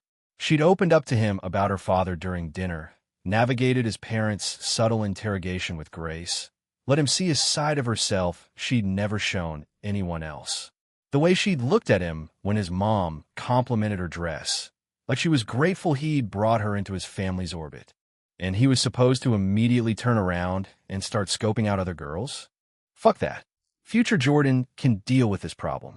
Right now, I just want to enjoy having an actual girlfriend who doesn't treat me like an ATM with legs. The memory of Eliza's dismissive, just some guy from class, still stung when he let himself think about it. But Chloe had introduced him to his own parents as her boyfriend without hesitation, had smiled at his father's terrible jokes, had helped his mother clear the table like she'd been doing it her whole life. He dismissed the registration reminder with more force than necessary and pulled up his inventory instead. The gold gotcha sat there like a glowing treasure chest, pulsing softly with promise. It looked expensive even as a digital icon, all intricate details and golden highlights that probably took some graphic designer way too long to perfect. Jordan hesitated for only a second before tapping it. He'd earned this. Whatever came out of it, he'd earned it by actually trying to be better instead of wallowing in his apartment feeling sorry for himself. Chapter 127. 127. Please dance responsibly. P.S. bonus. The screen exploded with light. Brilliant gold rays burst outward in every direction, filling his entire field of vision with radiance that was probably visible from space. Music swelled from the phone's speaker, triumphant orchestral strings that sounded way too epic for a mobile app notification, like something from a movie trailer about saving the world. Chloe stirred slightly beside him, her eyebrows drawing together in her sleep. Jordan quickly muted his phone and waited, holding his breath until she settled back down with a soft sigh. The last thing he needed was to explain why his phone sounded like the climax of a superhero movie at midnight. Come on, give me something good. Anything that'll help me not completely fuck up this new life I'm building. The light coalesced into a spinning wheel covered in dozens of different icons. Jordan couldn't make out most of them as they blurred past in a kaleidoscope of possibilities, but he caught glimpses of swords, books, hearts, dollar signs, and stranger symbols he didn't recognize. Some looked like they belonged in a fantasy game. Others looked like emoji that hadn't been invented yet. The wheel began to slow. Jordan's heart rate kicked up as the pointer ticked past each icon with an audible click that somehow managed to sound both expensive and ominous. Please be something useful. Please don't be another trash trait like dramatic tumbleweed. I swear if this thing gives me something useless after making me wait this long, I'm throwing my phone off the balcony and pretending none of this ever happened. The wheel crawled to a stop on an icon that looked like a disco ball surrounded by musical notes. Jordan stared at it for several seconds, his brain refusing to process what he was seeing. Gold tier acquired. King of Disco. Uncommon trait. Kinesthetic auditory synchronization protocols installed. You now possess an innate, masterclass aptitude for rhythmic expression and choreographic execution. Passively enhances balance, agility, and fine motor control. System note: you have been granted the footwork of a professional dancer, but the ability is titled King of Disco. We strongly advise against referring to yourself as such. No amount of expert John Travolta impressions will make you popular at a Gen Z house party. Please dance responsibly. Jordan stared at the description for a long moment, reading it twice to make sure he wasn't hallucinating from exhaustion. Then he started laughing. He couldn't help it. The sound came out quiet and strangled because he was trying not to wake Chloe, but his shoulders shook with genuine amusement that bordered on hysteria. He bit down on his knuckle to muffle the noise, tears forming at the corners of his eyes from the effort of staying silent. Are you fucking kidding me right now? King of Disco? King of Disco? This was his big gold tier reward? Dance skills? Not super strength or telepathy or the ability to manifest money out of thin air like some kind of financial wizard. Just the supernatural power to do the fucking hustle without looking like a complete idiot? You gotta be shitting me. What am I supposed to do with this? Challenge people to dance battles? Start a TikTok account where I recreate Saturday Night Fever? Become the world's youngest professional ballroom instructor? The system notes warning about John Travolta impressions made it even worse. The app was literally telling him not to act out Grease scenes in public, which suggested that was somehow a real possibility now. But even as the thought crossed his mind, Jordan felt something shift in his body. It was subtle, barely noticeable, like someone had fine-tuned his nervous system while he wasn't looking. The change spread through his limbs like warm water, settling into his bones and muscles with a strange sense of rightness. His sense of balance felt sharper, more centered, like he could feel exactly where his center of gravity was at all times, how his weight distributed across the mattress, the precise angle of his spine against the pillows. When he shifted slightly to get more comfortable, the movement felt effortless, controlled, like his body knew exactly how to move without his brain having to micromanage every muscle. When he flexed his fingers experimentally, the movement felt smoother somehow, more coordinated, like his brain and his muscles had suddenly learned to communicate in HD instead of standard definition. His hand moved with a precision that would have been impossible an hour ago. Okay, that's actually kind of cool. Not what I wanted, but cool. Maybe this isn't completely useless after all. Jordan tried to imagine himself on a dance floor. The old him would have looked like a newborn giraffe learning to walk, all awkward limbs and no rhythm, stepping on girls' feet while apologizing profusely. But now he could picture his body moving with actual grace, hitting beats, staying in sync with music, maybe even leading instead of following. The mental image of himself doing a perfect John Travolta point to the sky move made him snort quietly into his hand.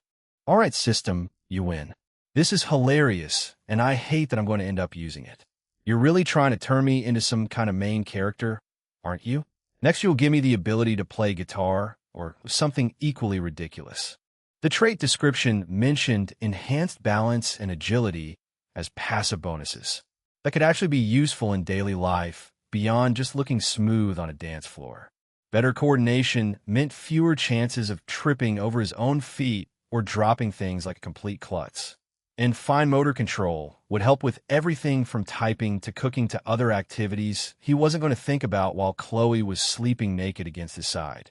But seriously though, King of Disco, that's the name you went with? You couldn't have called it Master of Movement or Perfect Rhythm or literally anything that wouldn't make me sound like I own a leisure suit collection and know where to buy cocaine in the 70s. He closed out of the trait screen and looked at his updated stats, scrolling through the growing list with a mixture of pride and bewilderment. Active traits. Tune up, rare. Ceaseless discharge, common. Bitch breaker, uncommon. Dramatic tumbleweed, trash. Head pat, common. Alluring whisper, uncommon. King of Disco, uncommon. Jordan grimaced at the list. Half of these were genuinely useful abilities that had already changed his life in measurable ways.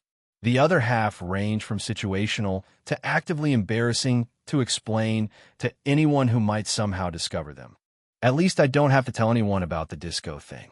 That can be my secret shame, right up there with the fact that I once spent $400 on a mobile game and the time I cried during The Notebook. Chapter 128, 128 Schrodinger's Loo Box. His phone buzzed again with a new notification, pulling him out of his internal cringing session. Daily quest completed. Path to becoming Adonis. Physical activity, 90 minutes exceeded. Hygiene level 1 and 2, complete. Grooming complete. Social, 3 interactions recorded. Reward, plus 3 quest tickets. Current total, 31 tickets. Stamina, fully restored. He glanced down at Chloe again. She was still fast asleep, completely oblivious to the fact that her boyfriend had just been magically rejuvenated by a phone app from another dimension. Her breathing was deep and even, one arm now thrown across his chest in a possessive gesture that made his heart do something complicated. Jordan should probably sleep. It was late, he had class tomorrow, And Chloe would definitely notice if he spent all night staring at his phone like a gaming addict instead of holding her like a normal person would after the evening they just shared. But 31 tickets sat in his inventory, practically begging to be used. 3 bronze pulls. Or he could save them for something better down the line, wait for another gold opportunity, or maybe even try for platinum, if that was a thing. You know what? Fuck it. I'm on a roll tonight. Let's see what else this thing wants to throw at me. The decision felt reckless in the best possible way, like buying lottery tickets or betting on red at a casino. He'd just gotten a girl, made money taking her to dinner, and unlocked supernatural dance skills. Why not push his luck a little further? He pulled up the gacha interface again and selected bronze tier. The screen showed the familiar spinning animation, cheaper looking than the gold pole, but still flashy enough to hold his attention. The bronze wheel had fewer options, more mundane icons, but Jordan had learned not to underestimate the system's ability to surprise him. The wheel stopped on an icon of 2 overlapping hearts that pulsed with soft pink light. Bronze tier acquired. Couples resonance. Common trait. Emotional synchronization with registered romantic partners. Passively increases communication clarity and mutual understanding. When physically touching a registered partner, both parties experience enhanced emotional perception and reduced conflict. System note: this will not prevent arguments entirely. Your girlfriend can still think you're an idiot even with supernatural empathy assistance. Use your words. Jordan read the description twice, his eyebrows climbing toward his hairline. Okay, that's actually really good. Way better than fucking disco skills. Enhanced communication with Chloe meant fewer misunderstandings. Less chance of saying something stupid and having it blow up into a fight because he'd misread her mood or she'd misinterpreted his tone. And the physical touch component was just a nice bonus considering how much time they spent touching each other anyway, whether they were holding hands or cuddling or doing other things that made his enhanced stamina trait particularly useful. See, this is the kind of thing I needed from that gold pull. Something that actually helps with relationships instead of making me better at the electric slide. He was about to close the app when curiosity got the better of him. 21 tickets left. 2 more bronze pulls wouldn't hurt his overall balance, and he was feeling lucky enough to push it a little further. Just 2 more, then I'll sleep. I swear on my mother's collection of romance novels. The second pull generated something labeled morning person, a trait as straightforward as its name suggested. The description promised natural waking at sensible hours with actual energy, eliminating his current system of slapping his phone 17 times and navigating his morning routine with all the grace of a zombie who'd gone 12 rounds with a malfunctioning coffee maker. Boring, yes. Practical? Absolutely. And I'll trade practical over turning into John Travolta's spiritual successor any day of the goddamn week. The real value would show up in his daily quest completions. Having genuine morning energy instead of forcing himself through pure spite would make gym sessions before class actually tolerable. His grooming routine wouldn't feel like climbing Mount Everest in swim trunks. He might even show up to economics looking like a functioning human being instead of something the campus landscapers had accidentally raked up. The third pull began with that familiar spinning animation before starting its gradual deceleration. Each mechanical click of the pointer ratcheted up the tension another notch, dragging out the reveal with what Jordan was increasingly certain was deliberate sadism on the system's part. The pointer landed on something that made his forehead crease immediately. A question mark, gift wrapped in festive ribbons and crowned with an oversized bow. The symbol of pure uncertainty made tangible. Bronze item acquired. Mystery box. Item. Contains 1 random item of variable quality. Open to reveal contents. Warning. Results may include anything from useful tools to complete garbage. User discretion advised. System note. Congratulations, you've won the lottery equivalent of maybe Schrodinger's loot box. The item inside exists in a state of quantum usefulness until observed. We accept no responsibility for disappointment. Jordan stared at the notification, his brain struggling to process what he was looking at. A loot box. I got a loot box from a loot box. That's the most gotcha bullshit I've ever seen, and I once watched my roommate spend $300 trying to get a limited edition anime girl in some Japanese mobile game. The system note's sarcastic tone wasn't helping his growing sense that the app was actively trolling him at this point. Quantum usefulness sounded like something a philosophy major would come up with after too many energy drinks and not enough sleep. The mystery box sat in his inventory now, pulsing with potential energy that could be anything from incredibly useful to absolutely worthless. He could open it right now and see what was inside, or save it for later when he actually needed something specific. Nah, future Jordan's problem. I've gambled enough for one night, and I'm starting to feel like that guy who can't leave the casino until he's lost everything. Chapter 129, A Sleepy Confession. He closed the app and finally set his phone back down on the nightstand, making sure it was face down so the screen wouldn't light up with any more notifications that might wake Chloe up. The sudden quiet felt strange after all the digital fanfare, like stepping out of an arcade into a library. Chloe shifted against him, her legs sliding higher up his thigh in a way that would have been distracting if he wasn't already completely spent from their earlier activities. Her breath ghosted warm across his collarbone, and he could smell her shampoo, something fruity and expensive that probably cost more than his old grocery budget. Jordan carefully adjusted his position to get more comfortable, using his newly enhanced balance and coordination to move without jostling her awake. The difference was immediately noticeable.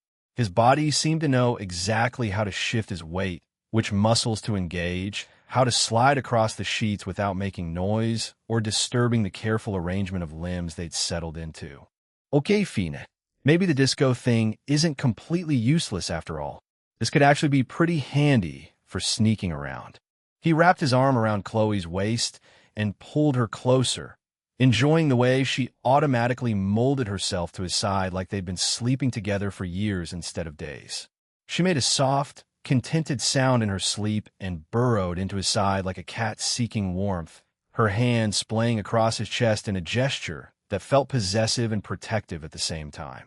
The system notification about registering a second girlfriend still sat unread in his messages.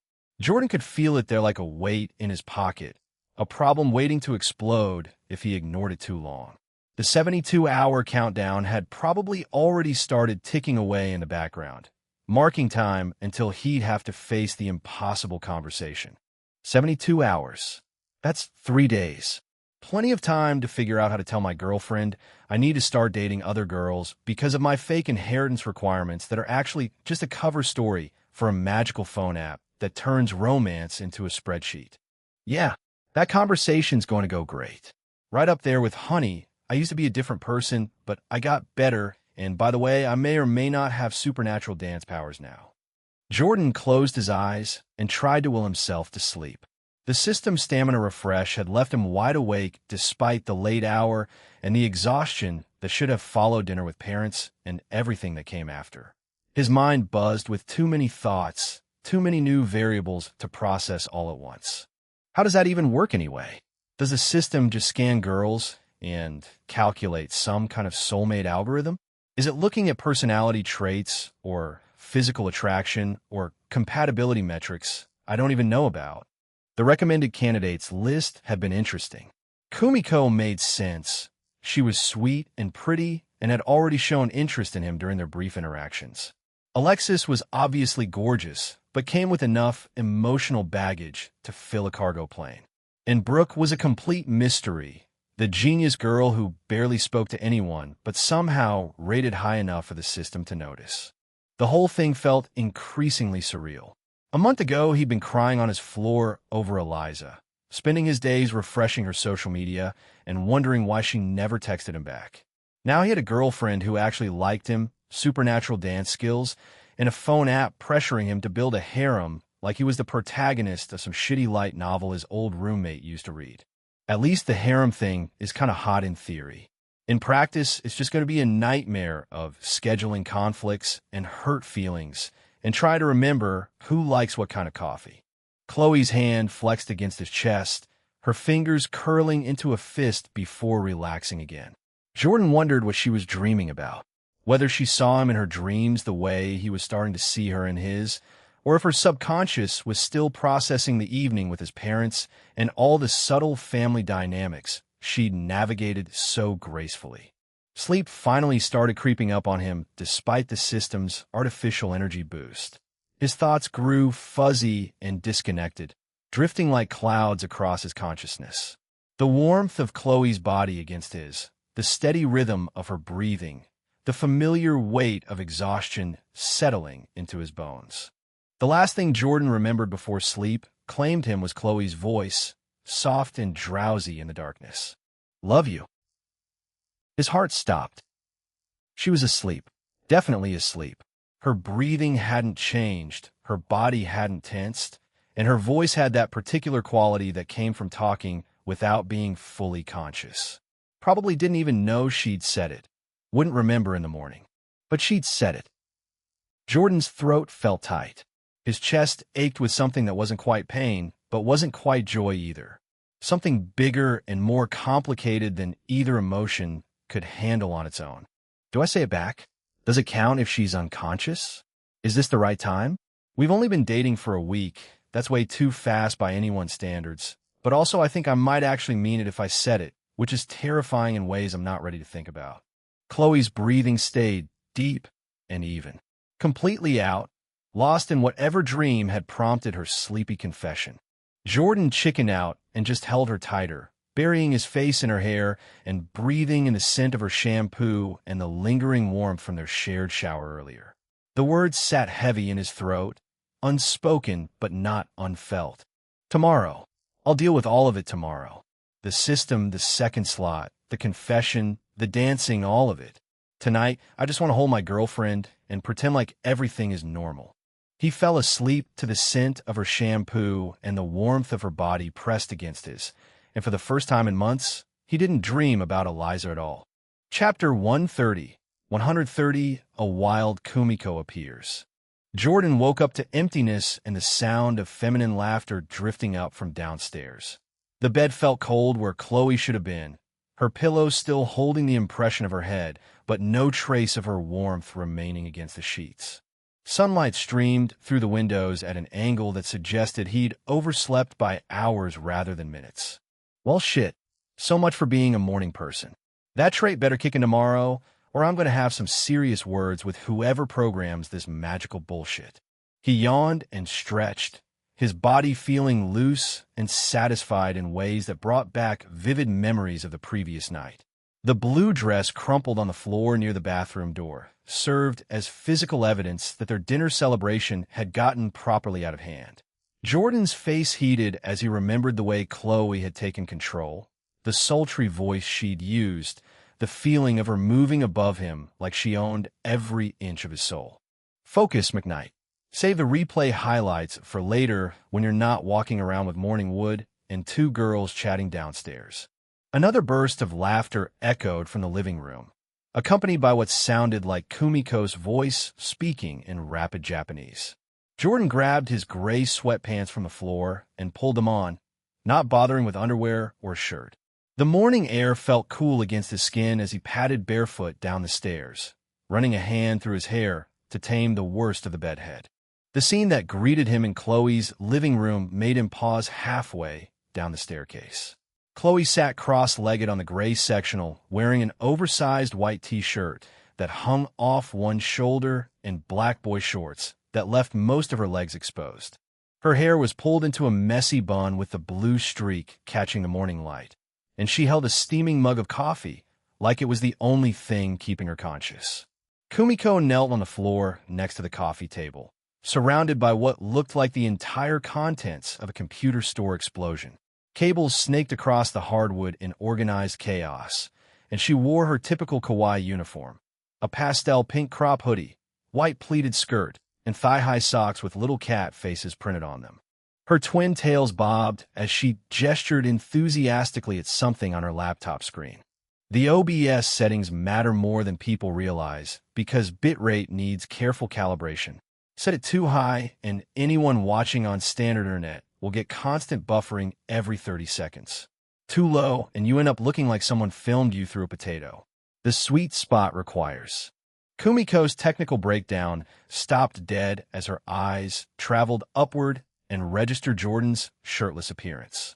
Her complexion went through a rapid evolution of shades, starting with her usual pale tone, before transitioning through increasingly deeper variations of pink until landing on a shade of crimson that threatened to outdo her hair ribbons. Ohayo gozaimasu, Jordan-kun. The greeting exploded from her mouth at roughly double the velocity of normal human conversation. Her pitch climbed multiple octaves in a territory usually reserved for dog whistles and helium enthusiasts. She propelled herself backward across the hardwood on her palms and knees until the base of Chloe's sectional stopped her retreat, but her stare remained locked on the expanse of Jordan's chest like it had physically magnetized her retinas. "Good morning to you too, Kumi." Jordan finished his descent down the stairs while maintaining the kind of casual body language usually reserved for fully clothed encounters. Something about her reaction brought out his mischievous side, getting an early start on the technical side of things. Yes, computer. Very important. Stream setup requires proper configuration, and I am here to provide technical assistance for optimal performance metrics and quality assurance protocols, and the words spilled from Kumiko's mouth in an unbroken torrent while her eyes kept committing small acts of treason by drifting from his face down to his shoulders before continuing their unauthorized tour to his abdomen and then snapping back to his face like a rubber band stretched too far. She looked like someone trying very hard to maintain eye contact while their peripheral vision kept staging a rebellion. Jordan's lips twitched into the beginning of a smirk. The old Jordan would have immediately apologized for existing in her general vicinity without proper coverage and retreated upstairs to find 17 layers of clothing. This Jordan recognized he looked good enough to short-circuit a girl's entire operating system and felt absolutely zero shame about it. Tune-up really did earn that rare rating. "I'm causing technical difficulties just by walking downstairs." Chloe observed this interaction with the expression of someone watching a tennis match, her eyes moving back and forth between Jordan and Kumiko with growing amusement. She took a long sip of coffee and cleared her throat. "Jordan." Chloe's voice carried a particular note of warning wrapped in honey, the kind of tone that masqueraded as a polite suggestion while functioning as a direct order. "Maybe you should go to your apartment and get those computer parts you bought." She paused just long enough for the silence to become meaningful. "And maybe while you're there, you could locate a shirt? Something with sleeves? Just a thought. Look at that." Chloe Kim getting possessive over her half-naked boyfriend standing in her kitchen. "I could definitely get used to this whole being attractive enough to cause interpersonal tension thing. This is what people with functioning bodies experience on a regular basis. Wild. Right. Computer parts. Shirts." Jordan stretched his arms above his head in a movement that could charitably be interpreted as working out a kink in his shoulder from yesterday's gym session, but definitely functioned as something else entirely. His peripheral vision confirmed that Kumiko's eyes tracked the movement of muscles she probably hadn't known existed 5 minutes ago before her brain caught up with her optic nerves and forced her to study the kitchen backsplash with sudden intense interest. "Be right back. Don't start without me." Chapter 131. 131 Professor Yamanaka's Practical Exam. He turned and headed toward the door, hearing Kumiko whisper something urgent to Chloe in rapid Korean behind him. Chloe's response sounded distinctly unimpressed, followed by what was probably Kumiko trying to defend herself and failing badly. Jordan's apartment felt cold and empty after spending the night in Chloe's bed. The boxes of computer components sat stacked in his living room exactly where they'd left them, each one labeled with Kumiko's neat handwriting in both English and Japanese. The graphics card box alone probably weighed more than his old laptop, and from what he'd glimpsed of the specs, it cost several times as much. But the system's cashback had converted the entire shopping spree into a net profit, which meant he was technically getting paid to build Chloe a gaming rig. Economics hadn't prepared him for this kind of arbitrage opportunity. He grabbed the largest boxes first, stacking them in his arms with a care he wouldn't have bothered with a few months ago. The weight settled against his chest in a way that felt manageable, almost natural. His body knew how to distribute the load across his core now, how to shift his stance for better balance. No awkward shuffling or drop packages. Back at Chloe's door, he knocked with his elbow since both hands were occupied. Chloe opened it wearing a knowing smirk that suggested she'd heard him fumbling around through the wall. "Find everything okay?" "Still working on the shirt situation," Jordan admitted, carrying the boxes inside. He set them down next to what had apparently become Kumiko's electronics triage center. "Figured I'd handle the heavy stuff first before she started wondering if I'd gotten lost." Kumiko had managed to regain some composure during his absence, though her cheeks still held a faint pink tinge. She immediately dove toward the boxes with the enthusiasm of a kid on Christmas morning. "Perfect. We can start with the motherboard installation and work our way through the component hierarchy in order of complexity." She pulled out what looked like a circuit board covered in slots and connectors. "This is a beautiful piece of engineering. AMD Ryzen architecture with PCIe 5.0 support and DDR5 memory compatibility. Very premium specifications." Jordan made another trip to collect the remaining components, and by the time he returned, Kumiko had transformed Chloe's coffee table into a surgical workspace. Every piece was arranged with military organization, cables sorted by type and length, screws separated into tiny compartments that she'd apparently brought with her. "Okay," Kumiko announced, pulling her hair back into a more secure ponytail. "Building a PC is like performing surgery, but on electronics instead of people. Everything has to be handled with care, everything has to go in the right place, and if you mess up, things die." Chloe sat forward on the couch, coffee mug cradled in both hands. "That's reassuring. Should I be worried about electrocution?" "Only if you touch the wrong parts while the power supply is connected, which we will not be doing because I am a responsible teacher who values safety." Kumiko picked up what looked like a metallic box with a fan attached. "This is the case. Think of it as the skeleton that holds everything together." Jordan settled onto the floor next to Kumiko, close enough that their shoulders almost touched. She immediately went rigid, her breathing becoming slightly faster as she tried to maintain professional composure. "So, where do we start?" Jordan leaned over to examine the case, accidentally brushing against Kumiko's arm. The contact made her squeak softly. "And motherboard standoffs," she announced a bit too loudly. "We install the little metal posts that keep the motherboard elevated inside the case, so it doesn't short-circuit against the metal housing." Chloe watched this interaction with the expression of someone taking detailed mental notes for future reference. Her grip on the coffee mug had tightened slightly, and Jordan caught her eyes narrowing when Kumiko's voice went up another octave. "Let me grab that shirt first," Jordan said, starting to stand. "No." Kumiko's hand shot out and grabbed his wrist before she caught herself and jerked back like she'd been burned. "I mean, we should maintain momentum while the workspace is properly organized. Shirt acquisition can occur during our first break in the assembly process." Chloe's eyebrow climbed higher. "Momentum, right. It's a technical term," Kumiko insisted, her face growing redder. "Workflow disruption leads to decreased efficiency and increased likelihood of component installation errors."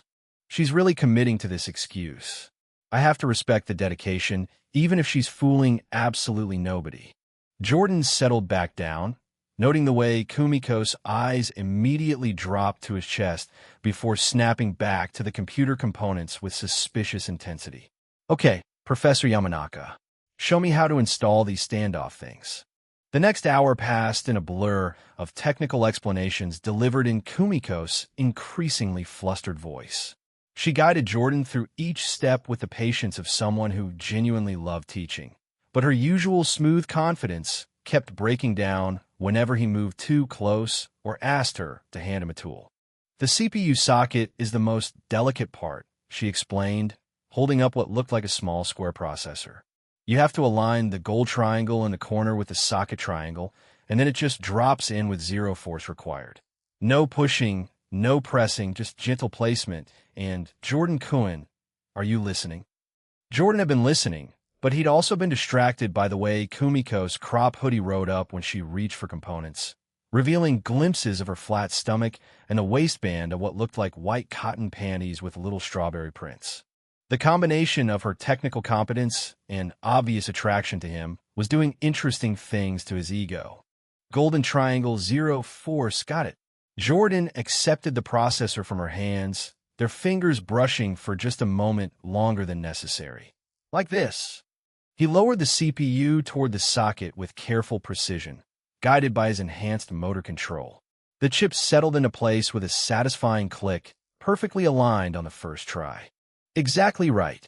Kumiko beamed at him with genuine pride. You're a natural at this. Most people try to force it and bend the pins, and then they have to buy a new motherboard and... Kumi.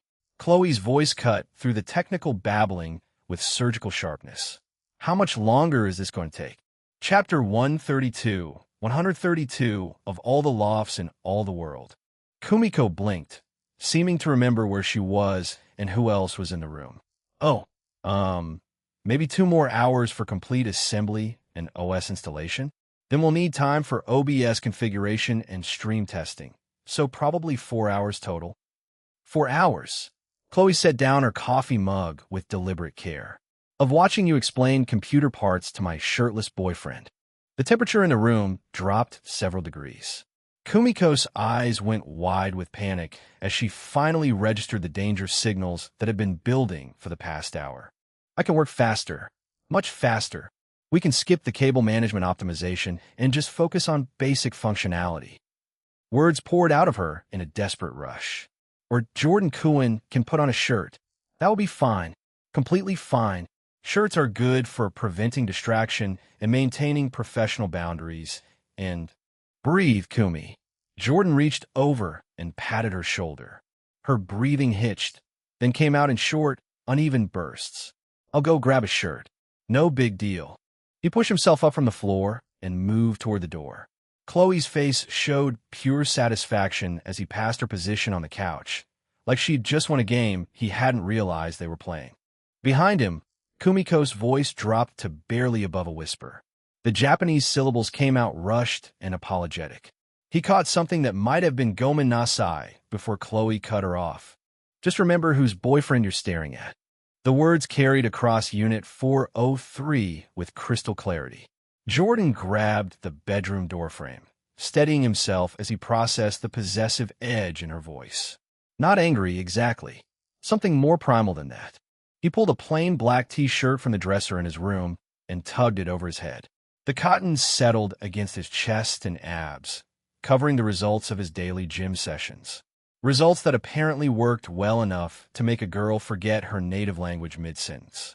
The system had transformed his body through that first gotcha pull, the tune-up trait doing in minutes what should have taken months of dedicated training. Muscle definition where there had been soft flesh. Shoulders that filled out shirts properly. A physique that could stop conversations and scramble thought processes. He stared at himself in the mirror for 3 seconds, then turned back toward Chloe's apartment. The tension had dialed down several notches when he walked through the door. Kumiko had buried herself in cable organization, her hands moving with mechanical precision as she sorted SATA cables by length. Chloe had relocated from the couch to the floor, positioning herself close enough to the workspace to maintain visual oversight without making it obvious. Better, Jordan lowered himself back to his previous spot on the carpet. Much.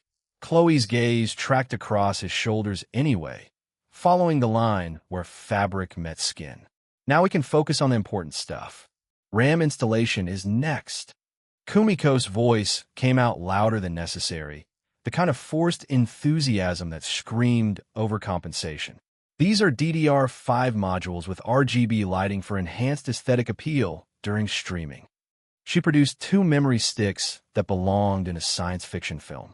Metallic heat spreaders ran along the top edge, while rainbow LED strips waited dormant beneath frosted plastic diffusers. Jordan took them from her with both hands, noting how she angled the transfer to avoid any possibility of contact between their fingers. His attention shifted to the motherboard. These slots. He indicated 2 empty RAM channels with his free hand. 2nd and 4th slots for dual-channel configuration. Kumiko confirmed. Press down firmly until you hear the clips engage on both sides. The module should seat completely flush with no visible gold connectors remaining exposed. Jordan lined up the first RAM stick and pressed down with steady pressure. The memory module slotted into place with a satisfying click, followed immediately by its partner in the fourth slot. The RGB lighting activated automatically, cycling through a rainbow of colors that reflected off the metallic components. Perfect installation. Kumiko clapped her hands together. You have excellent technical instincts, Jordan Cohen. Chloe rolled her eyes. He's installing computer parts, not performing brain surgery. Computer assembly requires precision and attention to detail. Kumiko protested. Many people lack the patience for proper component handling. Jordan Cohen demonstrates natural aptitude for technical work. I'm sure he demonstrates natural aptitude for lots of things. Chloe's tone carried multiple layers of meaning that made Jordan's face heat up. Graphics card next, Jordan said quickly, before the conversation could veer further into dangerous territory. That's the big expensive one, right? The RTX 4070. Kumiko pulled the massive graphics card from its anti-static bag with reverent care. This represents the heart of any serious gaming or streaming setup. 8 GB of GDDR6X memory, third-generation RT cores for real-time ray tracing, and enough processing power to handle 1440p gaming at maximum settings. Jordan accepted it with both hands, surprised by the weight and bulk of the component. This thing is huge. How does it even fit? PCI X16 slot, top position. Kumiko pointed to a long connector near the top of the motherboard. Remove the expansion slot covers from the case first. Then align the card with the slot and press down until the retention clip engages.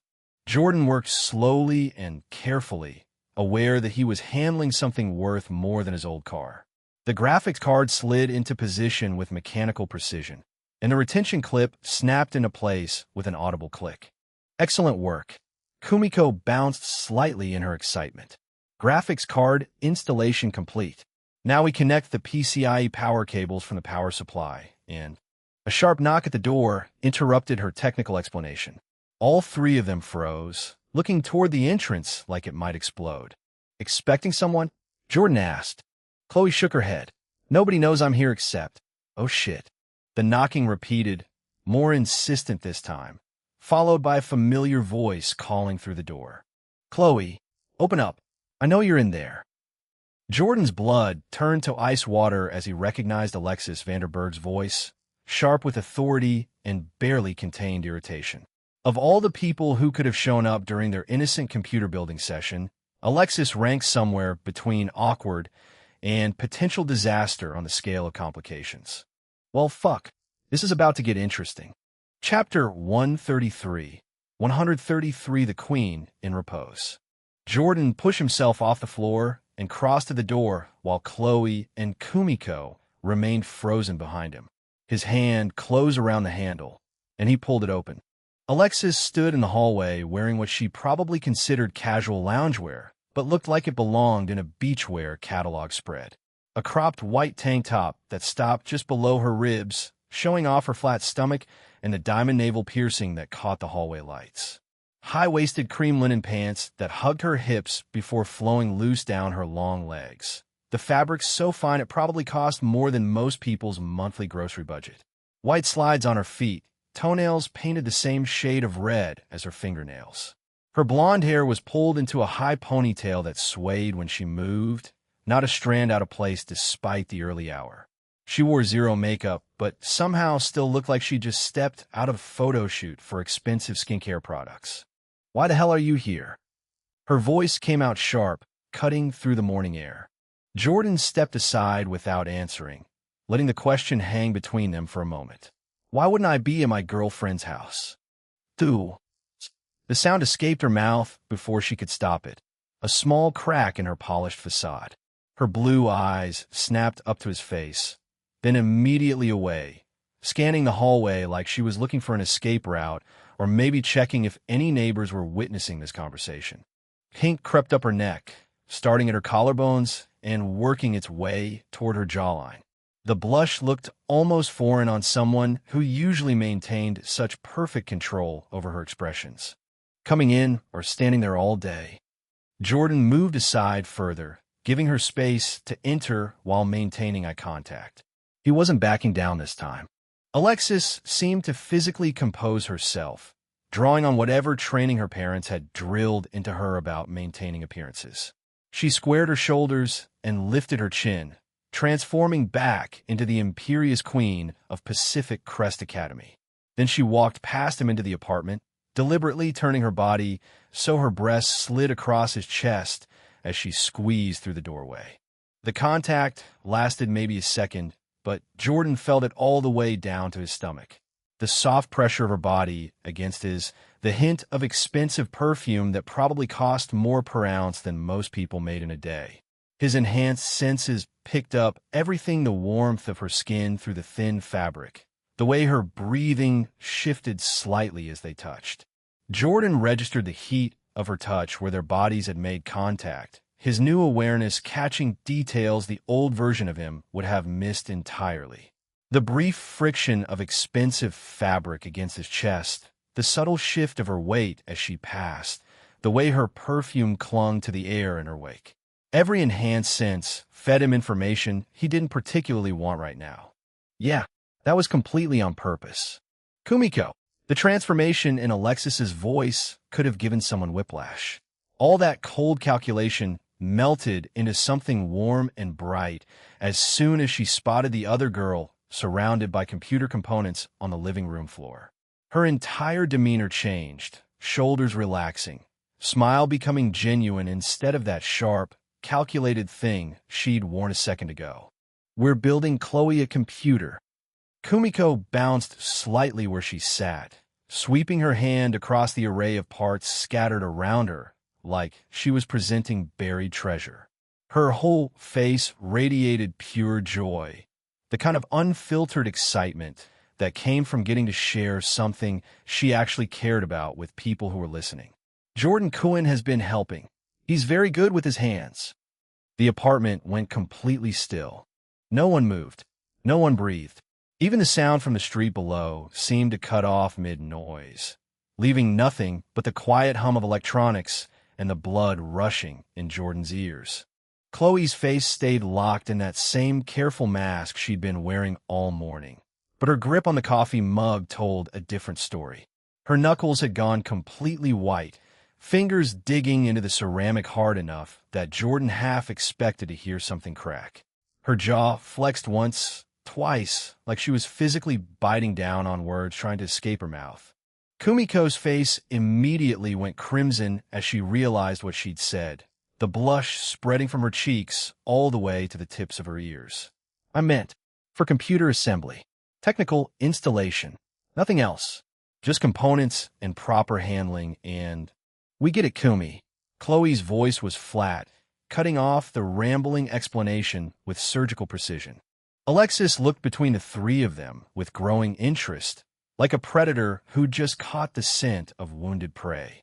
Her gaze lingered on Jordan's chest for just a moment, taking in the way his shirt stretched across his shoulders, before traveling to Chloe in her oversized shirt and messy bun. Then to Kumiko, surrounded by cables and blushing like someone had caught her doing something deeply incriminating. This seems cozy, Alexis said, her tone suggesting the exact opposite.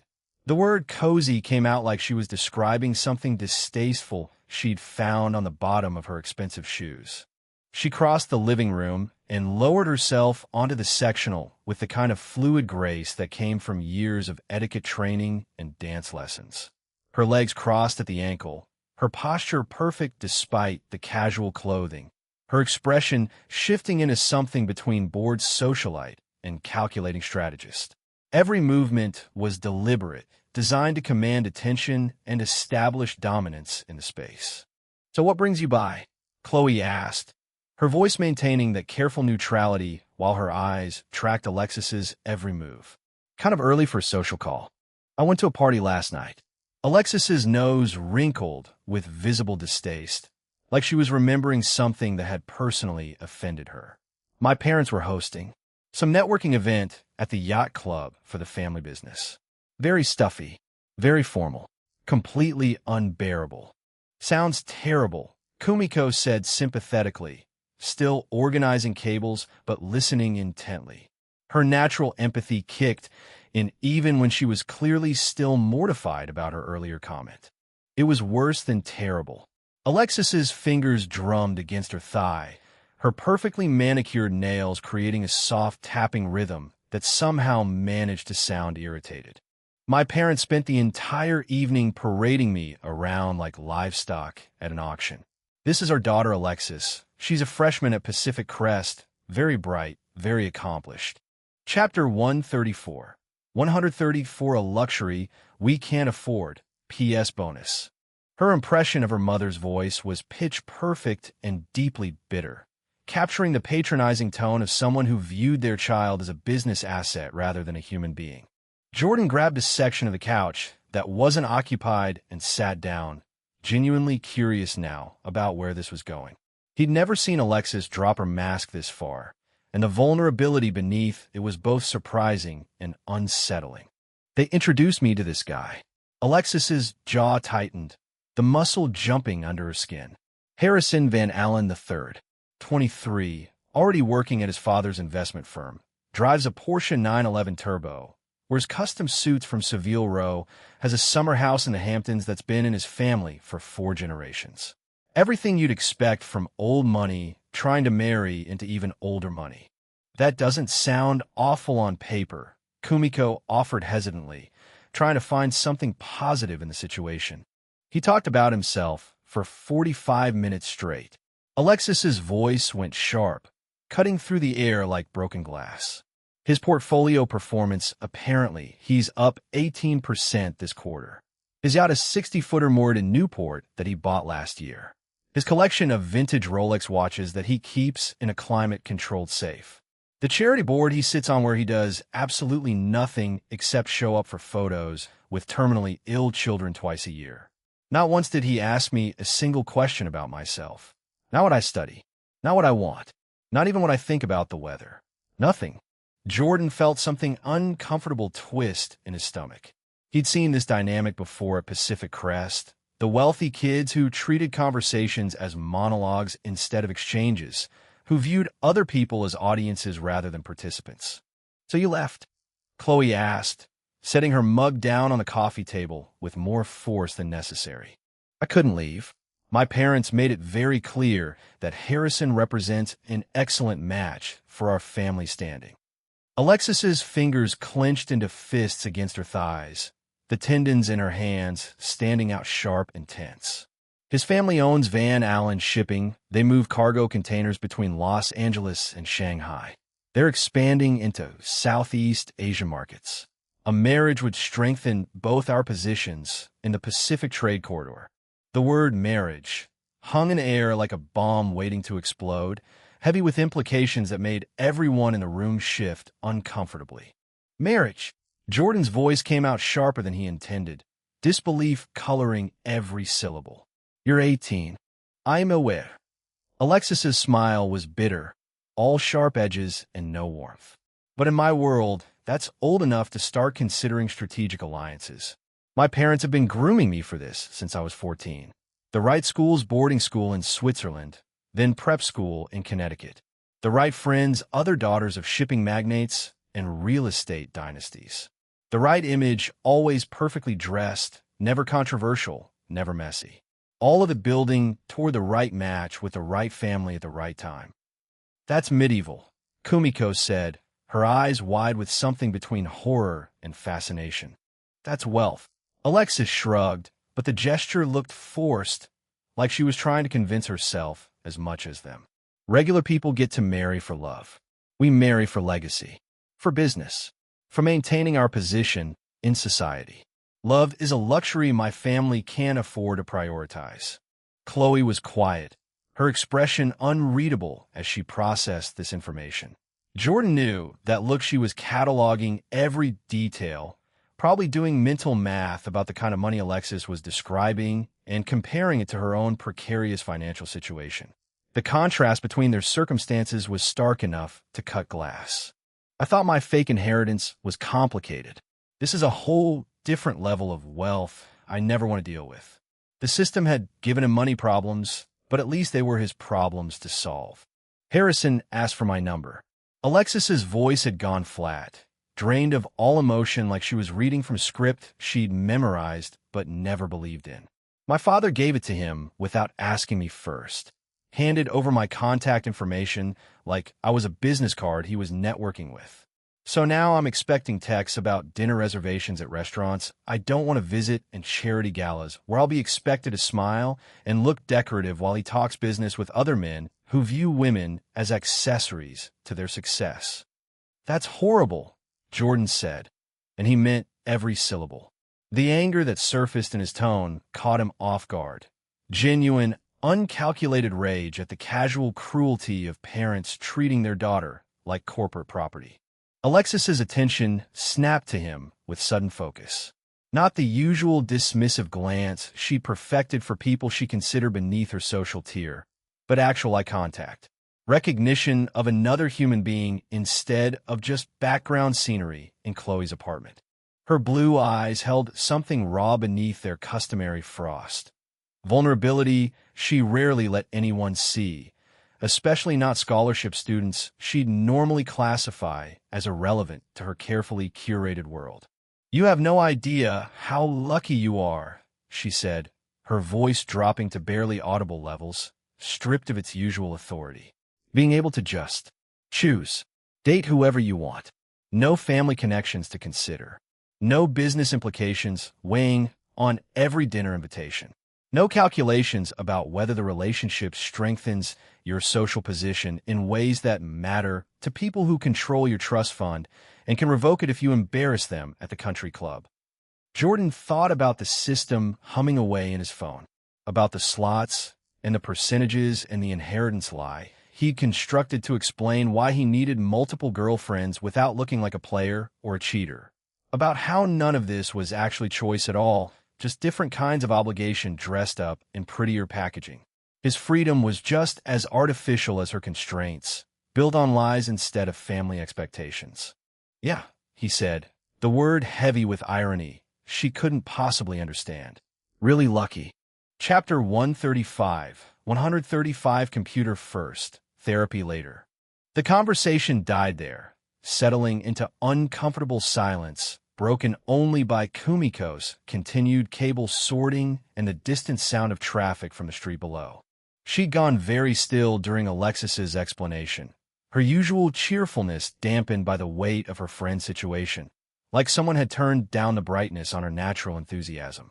Chloe stood up from the couch, setting her empty mug on the coffee table with deliberate precision. "I'm going to make more coffee. Anyone else want some?" "Please," Alexis said immediately, like she needed something to do with her hands to keep them from shaking.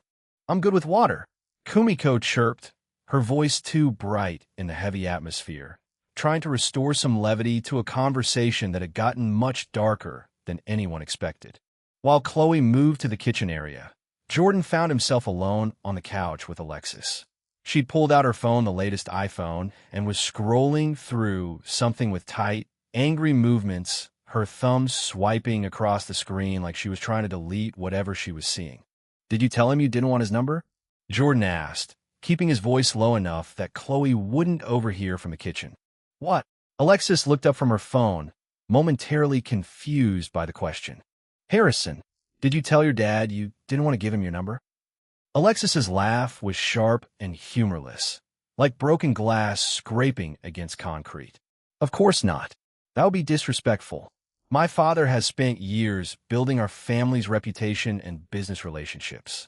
The least I can do is smile and accept an introduction to a suitable match without making things difficult for everyone involved. Even if you hate the guy." "I don't hate him." Alexis locked her phone and set it face down on her thigh, the screen going dark. "I don't know him well enough to hate him. He's just boring, predictable, safe. Exactly what I'm expected to want in a husband. Stable income, good family name, no scandal or controversy that might reflect poorly on our social standing. But you don't want it." "What I want doesn't matter." She said this like it was the simplest truth in the world, as fundamental as gravity or the fact that water flows downhill. Jordan leaned back against the couch cushions, processing this revelation. Alexis Vanderberg, the girl who commanded attention just by existing, who had 43,000 Instagram followers and wore clothes that cost more than most people's rent, who could end social careers with a single cutting remark, genuinely believed her own preferences were irrelevant to her life trajectory. She had all the power in the world except the one that mattered most, the power to choose her own future. "For what it's worth," he said carefully, choosing his words like he was defusing a bomb, "I think that's complete bullshit. You should get to choose who you date, who you marry, what you do with your life."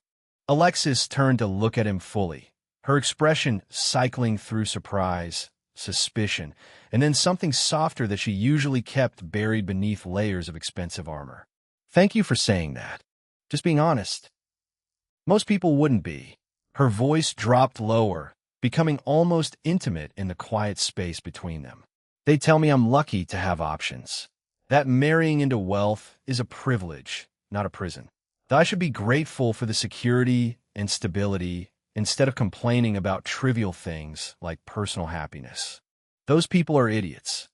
The corner of Alexis's mouth twitched upward in what might have been the beginning of a real smile. Not the practiced social expression she usually wore, but something genuine. Not quite happiness, but closer to it than Jordan had ever seen from her. Chloe returned from the kitchen with 2 steaming mugs of coffee, handing one to Alexis with careful precision before reclaiming her spot on the floor next to Kumiko.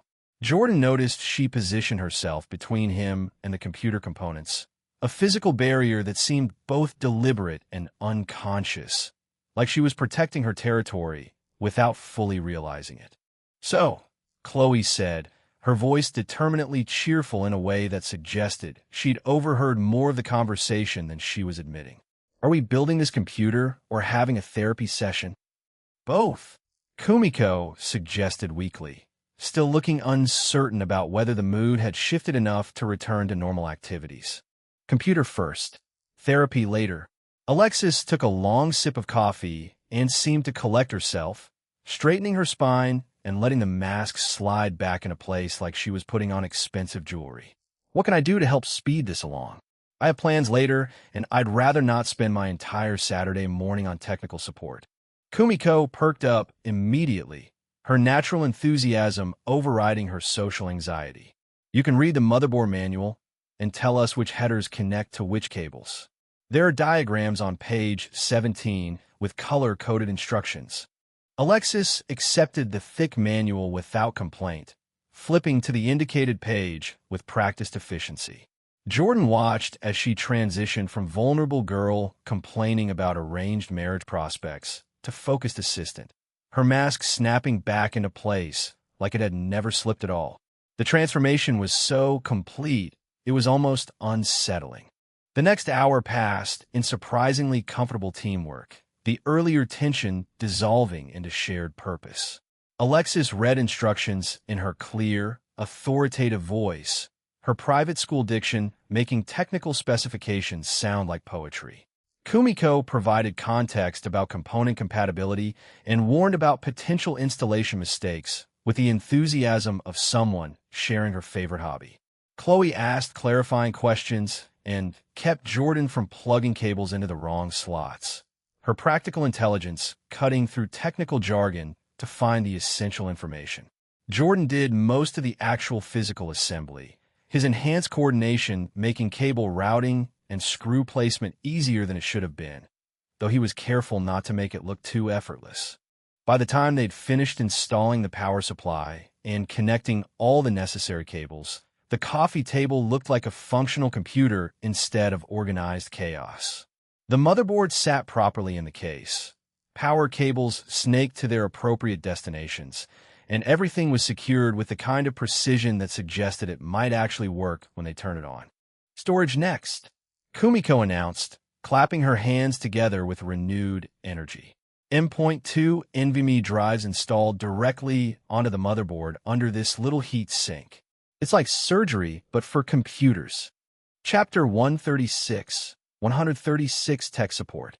Chloe stared at the computer taking shape on her coffee table, but her mind kept drifting to darker places. Jordan's fingers worked through cable management with the kind of steady confidence that made her stomach flutter, the same hands that had made her see stars last night, the same hands that bought her things without expecting anything in return, the same hands that would eventually touch other girls because of some stupid inheritance clause his grandfather wrote. The thought made her want to throw something. She didn't want to share him. Not his time, not his attention, not his body, not the way he looked at her like she was the only person in the room who mattered. She definitely didn't want to share the way he made coffee exactly how she liked it without being asked, or how he remembered she hated the crust on sandwiches, or how he sang in the shower when he thought no one was listening. And she absolutely, completely, violently did not want to share the way he fucked her until her brain stopped working entirely, then held her afterward like she was something precious instead of rolling over and going to sleep. But Jordan needed 3 girls for the inheritance. He'd been clear about that during their inheritance conversation, even if something in his eyes suggested there was more to the story than he was telling her. And if she had to watch him with other women, if she had to smile and pretend it didn't make her want to commit actual murder, then at least Kumiko and Alexis were better options than random strangers. At least she knew them. At least she could predict their moves. At least they were her friends first, which meant they owed her some loyalty even if they ended up in Jordan's bed. The rational part of her brain understood the logic. The rest of her wanted to lock Jordan in her apartment and never let him out where other girls could see how his shoulders filled out that black t-shirt. Earth to Chloe. Jordan's voice cut through her increasingly violent fantasies about chaining him to her radiator. He was looking at her with concern, head tilted slightly to one side, and she realized she'd been staring at nothing for several minutes while Kumiko chattered about thermal paste application. Just thinking. About what? About how I want to tattoo property of Chloe Kim across your chest. Nothing important. Jordan's expression suggested he didn't buy that for a second, but before he could press further, Kumiko clapped her hands together with renewed enthusiasm. All right, let's test this baby out.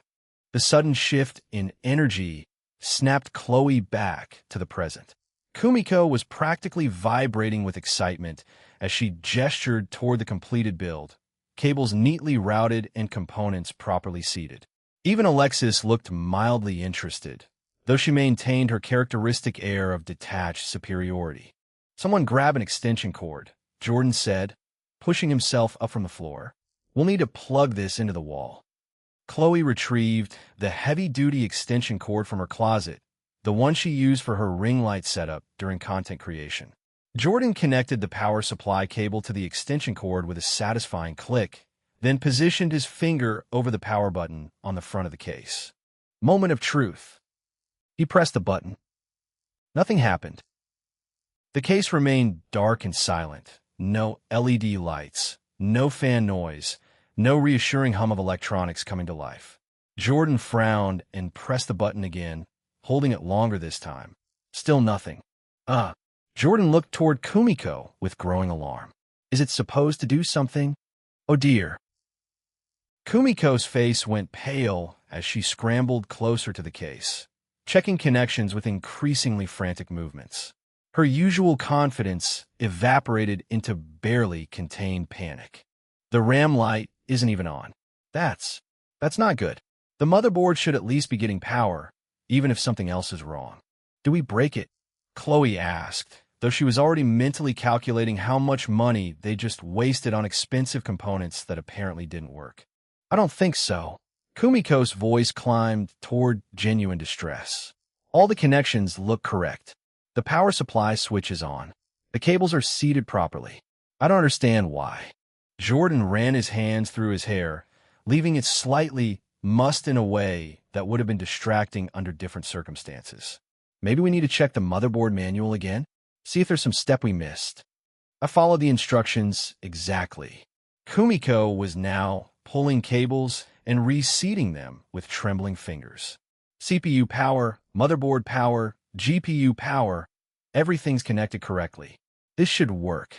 Alexis, who had been watching the proceedings with her typical air of aloof amusement, suddenly stood up from the couch.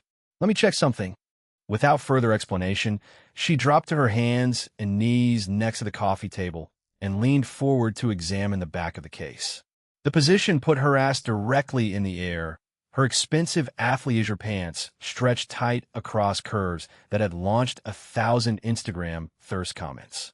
Chloe automatically glanced toward Jordan to see if he was staring. He wasn't. His eyes were fixed determinately on her kitchen backsplash, jaw set in a way that suggested active effort was required to maintain the appropriate direction of his gaze. "Good boy. You dumbass didn't plug in the extension cord." Alexis's voice was muffled by her proximity to the floor, but the exasperation came through clearly. She straightened up and pointed toward the wall outlet with the kind of expression usually reserved for particularly slow children. "The extension cord isn't plugged into the wall. The computer has no power because there's literally no electricity reaching it." Jordan stared at the unplugged extension cord for several seconds, his expression cycling through confusion, realization, and embarrassment in rapid succession. He rubbed the back of his neck with one hand, a gesture that had become familiar over the past week. "Yeah, I forgot. Let me do that." The admission hung in the air for a moment before Kumiko burst into giggles that rapidly escalated into full laughter. Even Alexis cracked a smile, though she tried to hide it behind her hand. "Oh my God," Kumiko gasped between laughs. "We almost spent 20 minutes troubleshooting a power issue when the computer wasn't even plugged in. That's like calling tech support because your TV doesn't work when it's not connected to electricity." Jordan plugged the extension cord into the wall outlet, his ears slightly red. "In my defense, I was distracted." "Sure you were," Chloe said, though she was fighting her own smile. The momentary panic had actually been a welcome distraction from her earlier dark thoughts about sharing Jordan with other women. Jordan pressed the power button again. This time, the case erupted with light and sound. LED strips blazed alive in rainbow colors. Case fans spun up with a satisfying whoosh, and the RGB RAM modules began their hypnotic cycling through the entire spectrum. The graphics card's cooling fans kicked in with a deeper, more substantial sound that spoke of serious processing power. "There we go," Jordan said with obvious relief.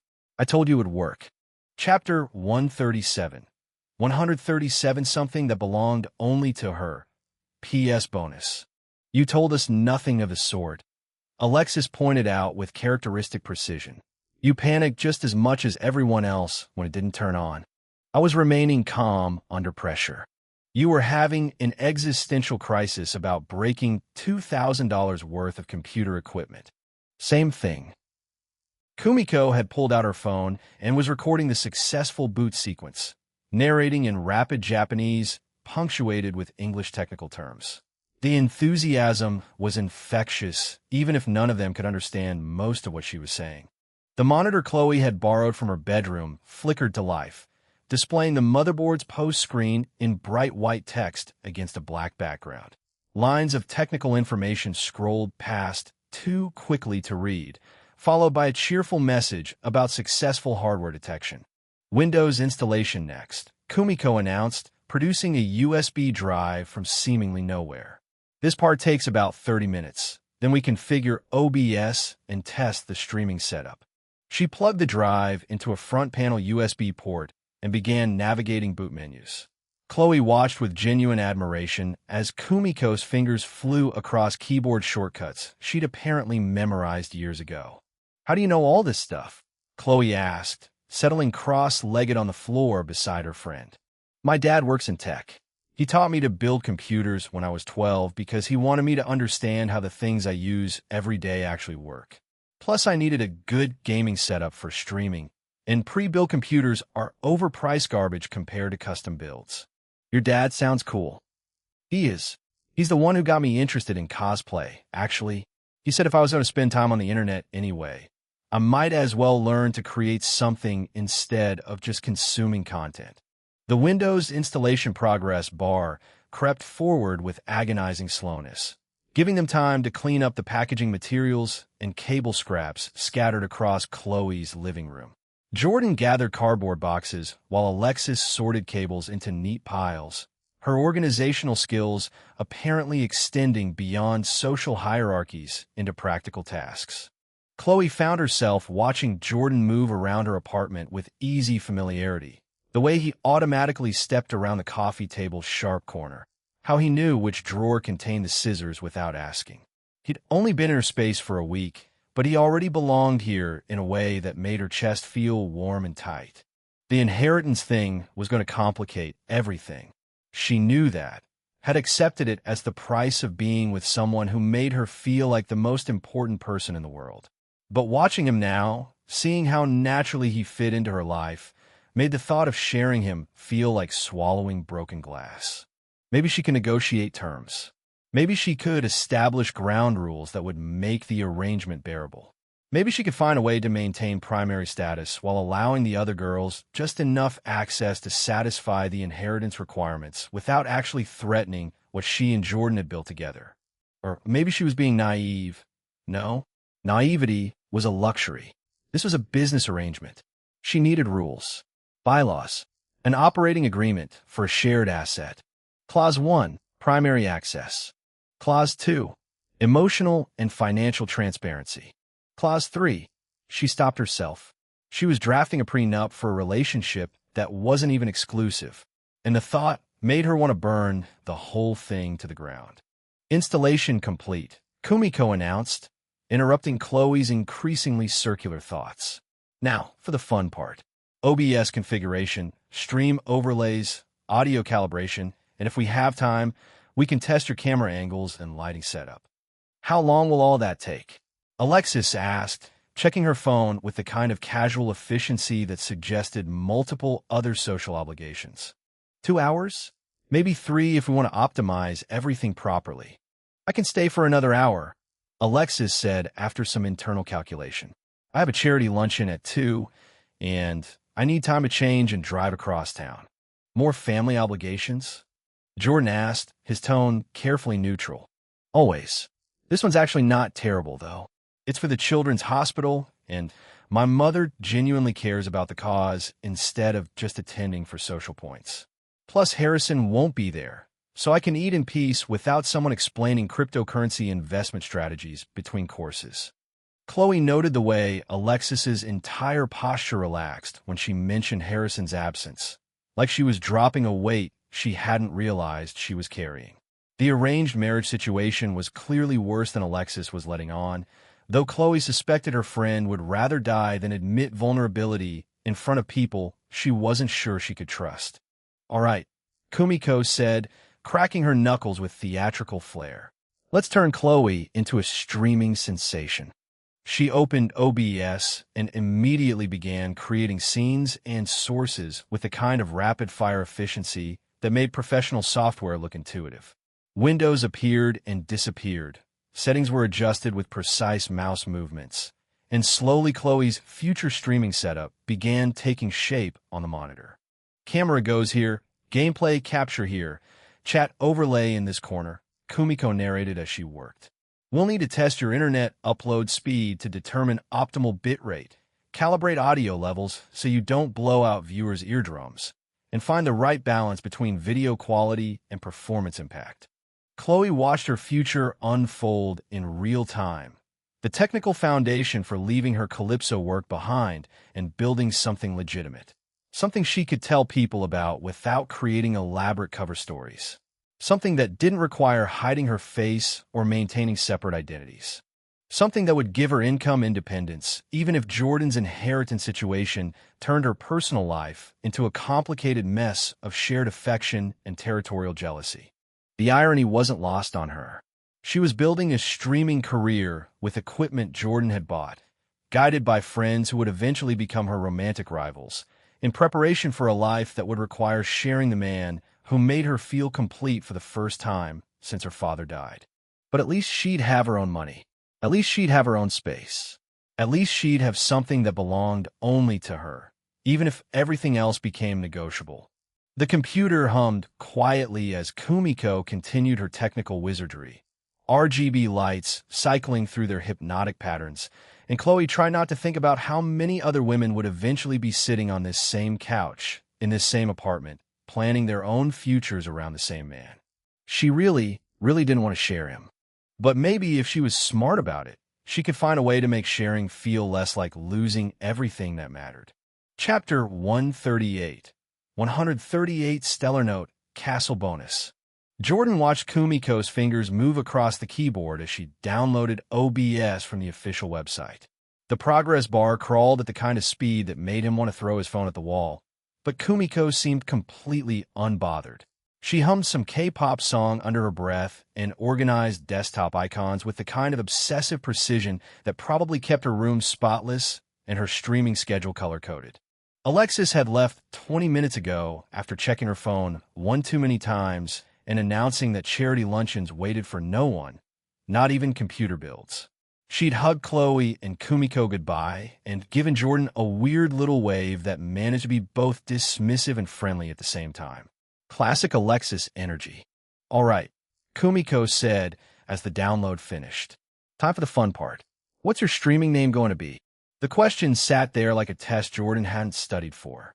Chloe was cross-legged on the floor wearing his old volleyball shirt and black shorts that made his brain do stupid things, looking at him like he might actually have an answer worth hearing. I mean, what do you want it to be? Jordan asked, settling beside her on the carpet. It's your channel. I can't use Calypso, Chloe said immediately, her face going pink in that way that made his chest feel tight. That would be embarrassing if someone recognized me on stream. Jordan laughed and rubbed the back of his head, remembering exactly how he'd recognized those blue streaks from her OnlyFans content. Yeah, probably best to avoid that connection. Here they were, building a legitimate streaming career to replace her adult content work, and he was the guy who discovered both versions of her by accident. He'd gone from paying subscriber to boyfriend in the span of 2 weeks, and somehow that felt both completely insane and perfectly normal. What name do you go by, Kumiko? Kumi Kimo Kas, Kumiko said with obvious pride. Kumi for my name. Kimo means spider in Japanese, and Kas for cosplay. I thought it sounded cute and mysterious. That's actually pretty clever, Chloe said, leaning forward to watch Kumiko navigate the OBS setup wizard. Mine needs to be something completely different from anything I've used before. Jordan's brain started working through possibilities. The smart play would be something that reflected Chloe's personality without giving away her background or connecting to her previous online presence. Something fresh but memorable, professional but not boring. What about Blue Note, he suggested. Like, for your hair streak and because you sing? Ooh, that's not bad, Kumiko said, pausing or clicking to look over. It's musical but not too obvious. Blue Note. Chloe repeated the name slowly, testing how it sounded. I like it, but what if someone else already has it? We can check, Kumiko said, opening Twitch in another tab. She typed the name into the search bar and waited. It's taken, but Blue Note Gaming is available. So, is Blue Note live? Blue Note Gaming makes it sound like I only play games, Chloe said, wrinkling her nose. But I want to do just chatting streams and maybe cooking content eventually. Jordan watched her think it through, the way she bit her lower lip when concentrating. The system had been suspiciously quiet all morning, probably because he was ignoring the 72-hour registration deadline ticking down like a bomb timer. Right now, he just wanted to focus on helping Chloe build something that belonged to her, something that had nothing to do with supernatural phone apps or inheritance requirements.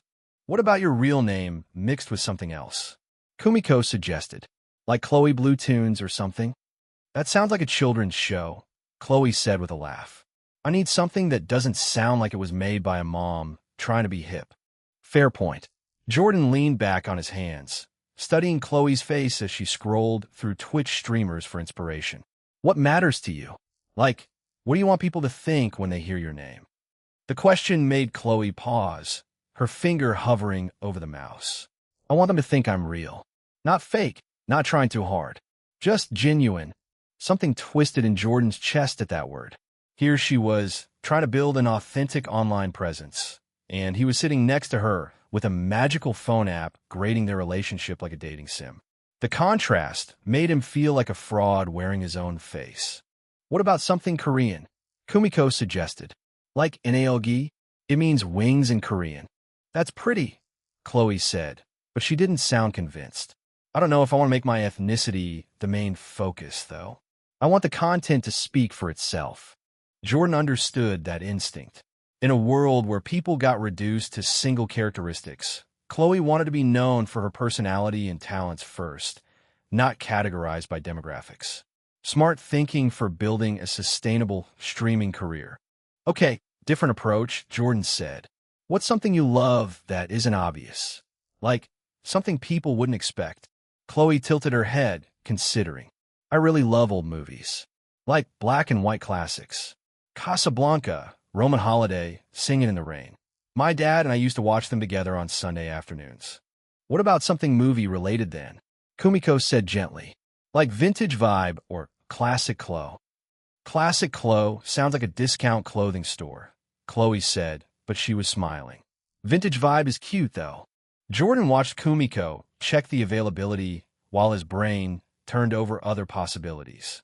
Movie references, vintage themes, something that captured Chloe's aesthetic without being too literal. Available, Kumiko announced. Vintage vibe is totally free. Wait, Jordan said as an idea hit him. What about something with stellar? Like, old Hollywood had the star system, and you're going to be a star. Both girls turned to look at him, and Jordan felt his face heat up under their attention. I mean, if that's not too cheesy. Stellar vibe. Chloe tested the name. Actually, that's not terrible. Stellar Chloe. Kumiko suggested. Stellar Note. Jordan added, thinking of the music angle. Ooh, I like Stellar Note, Chloe said, sitting up straighter. It's got the star thing, the music thing, and it doesn't sound like I'm trying too hard. Kumiko typed it into Twitch search and grinned. Available. Stellar Note it is. Chapter 139. 139, Let's Go Build Me an Empire Castle Bonus. Jordan felt weirdly proud of contributing to something that would become part of Chloe's identity. Months from now, when people knew her as Stellar Note and she had thousands of followers, he'd be able to say he helped pick that name while sitting on her living room floor in February. Perfect, Kumiko said, typing the name into OBS's stream settings. Now we need to set up your stream key, which means creating your Twitch account. She walked Chloe through the account creation process while OBS ran its automatic configuration tool in the background. The software tested Chloe's internet connection, analyzed her hardware capabilities, and started spitting out recommended settings for bitrate, resolution, and encoding options. Wow, your internet is really good, Kumiko said, reading the results. Upload speed of 85 megabits per second. That's way better than most people get. Perks of living in Newport Beach, Chloe said. The internet infrastructure here is designed for people who work from home and need reliable connections. Okay, recommended settings are 6000 bitrate, 1080p 60 FPS, hardware encoding with your graphics card, Kumiko announced. That should give you crisp video quality without overwhelming your system. She started clicking through menus, adjusting settings with the confidence of someone who'd done this 100 times before. Jordan watched her work while stealing glances at Chloe, who was absorbed in customizing her Twitch profile with the kind of focus she usually reserved for important things. Jordan watched Kumiko work, stealing glances at Chloe, who was absorbed in her Twitch profile. The easy quiet between them was normal, just three people on a floor building something. For a second, he forgot about the system, about deadlines and registration slots. It was a dangerous thought. Normalcy was a luxury he couldn't afford. His phone buzzed against his leg. A jolt of pure anxiety went through him. The 72-hour deadline. He could feel its phantom countdown timer in the back of his mind. He glanced at Chloe, absorbed and happy, and made a choice. He pushed the thought of the notification away, burying it under the quiet satisfaction of the moment. It can wait. Stream key is connected, Kumiko announced. Now for the fun part. Scene composition, overlay design, and camera positioning. She opened a new scene in OBS and began adding sources. A rectangle appeared on the preview monitor, representing where Chloe's camera feed would go. Another rectangle for game capture. Boxes for chat interaction, follower notifications, and subscriber alerts. The layout is super important. Kumiko explained as she dragged elements around the screen. Viewers need to see your face clearly, but you also want space for gameplay or whatever you're showing. Chat should be visible, but not overwhelming. Notifications need to be eye-catching, but not distracting. Jordan found himself genuinely interested in the technical aspects. Building a streaming setup was like constructing a small television studio, complete with lighting, audio engineering, and graphic design. Kumiko made it look easy, but he could see the complexity underneath her casual explanations. "What kind of overlay do you want?" Kumiko asked, opening a website full of downloadable graphics packages. "Clean and minimal, colorful and energetic, dark and moody." "Clean and minimal," Chloe said immediately. "I don't want anything too busy or distracting from whatever I'm doing." "Good choice. Busy overlays make streams look amateur." Kumiko scrolled through options and selected a package with simple geometric frames and subtle animations. "This one's free and it matches the aesthetic you're going for." She downloaded the files and began integrating them into Chloe's OBS setup. The preview monitor transformed from a collection of rectangles into something that actually looked like professional streaming software. "Camera test time," Kumiko announced. "Where do you want to set up your streaming space?" Chloe looked around her apartment, considering angles and lighting. "The couch might work, with the window behind me for natural light." "Natural light is tricky," Kumiko said. "It changes throughout the day, and backlighting can make you look like a silhouette. Ring light is much better for consistency." Jordan remembered seeing Chloe's ring light upstairs in her loft, the one she'd used for her Calypso content. The irony of repurposing adult content equipment for legitimate streaming wasn't lost on him, but he kept that observation to himself. "I have lighting upstairs," Chloe said. "Should I bring it down?" "Definitely. Good lighting is more important than expensive cameras. You can stream with a potato webcam if the lighting is right, but the best camera in the world looks terrible in bad light." Chloe headed upstairs to retrieve her equipment, while Kumiko continued fine-tuning settings. Jordan found himself alone with the girl who'd been glancing at his shirtless chest all morning, and the awkwardness settled between them like fog. "So," Kumiko said without looking up from the screen, "you and Chloe seem really happy." "Yeah, we are." Jordan wasn't sure where she was going with this, but his defensive instincts were already activating. "She deserves someone who treats her well." Kumiko's voice carried an edge that didn't match her usual bubbly energy. "She's been through a lot, you know." "I know some of it." Jordan studied Kumiko's profile, trying to read her expression. "Are you giving me the protective best friend speech?" "Maybe a little." Kumiko finally looked at him, and her eyes were serious in a way he'd never seen before. "Chloe doesn't let people close easily. The fact that she's letting you into her life this fast means she really trusts you. Don't mess that up." The warning hit harder than Jordan expected. Kumiko wasn't wrong, and she had no idea about the system complications that made their relationship infinitely more complex than it appeared on the surface. "I'm not going to hurt her," Jordan said, and he meant it. The problem was that the system might force him to hurt her anyway. Inheritance requirements be damned. "Good." Kumiko's smile returned, bright and genuine. "Because if you did, I'd have to murder you, and I look terrible in orange jumpsuits." Before Jordan could respond, Chloe's voice drifted down from the loft. "Jordan, can you help me with this thing?" He took the stairs 2 at a time and found Chloe wrestling with her ring light stand, trying to collapse it for transport. The equipment was heavier than it looked, and she was working the levers in the wrong order. "Here," Jordan said, moving behind her to reach the release mechanism. His chest pressed against her back as he worked the adjustment, and Chloe went very still. "Got it," he murmured, and Chloe turned in the circle of his arms until they were face to face. "Thank you," she said softly, and then she kissed him, slow and sweet and perfect. Her hands fisted in his shirt, pulling him closer, and Jordan forgot about ring lights and streaming setups and everything that wasn't the taste of Chloe's mouth. When they broke apart, both breathing harder than they should be, Chloe pressed her forehead against his chest. "We should go back downstairs before Kumiko thinks we're being inappropriate." "Probably," Jordan agreed, but he didn't move.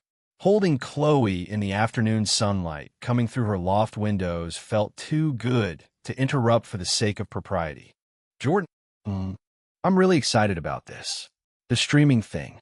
Having something that's mine, you know? Jordan did know. He understood the need for independence, for building something that belonged to you alone.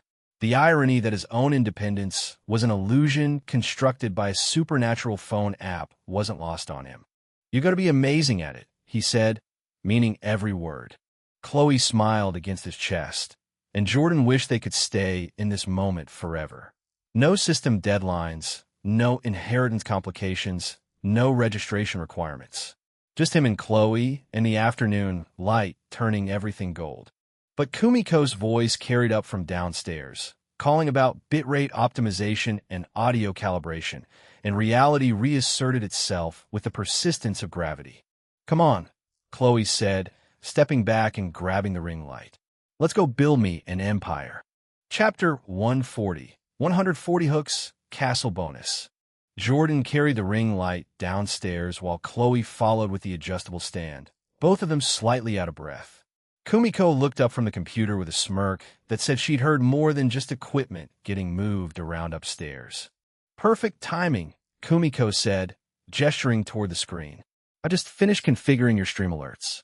Now we need to test the camera positioning with proper lighting." They positioned the ring light beside the couch, angling it until the harsh overhead shadows disappeared from Chloe's face. The LED array created even illumination that softened her features and made the blue streak in her hair catch the light.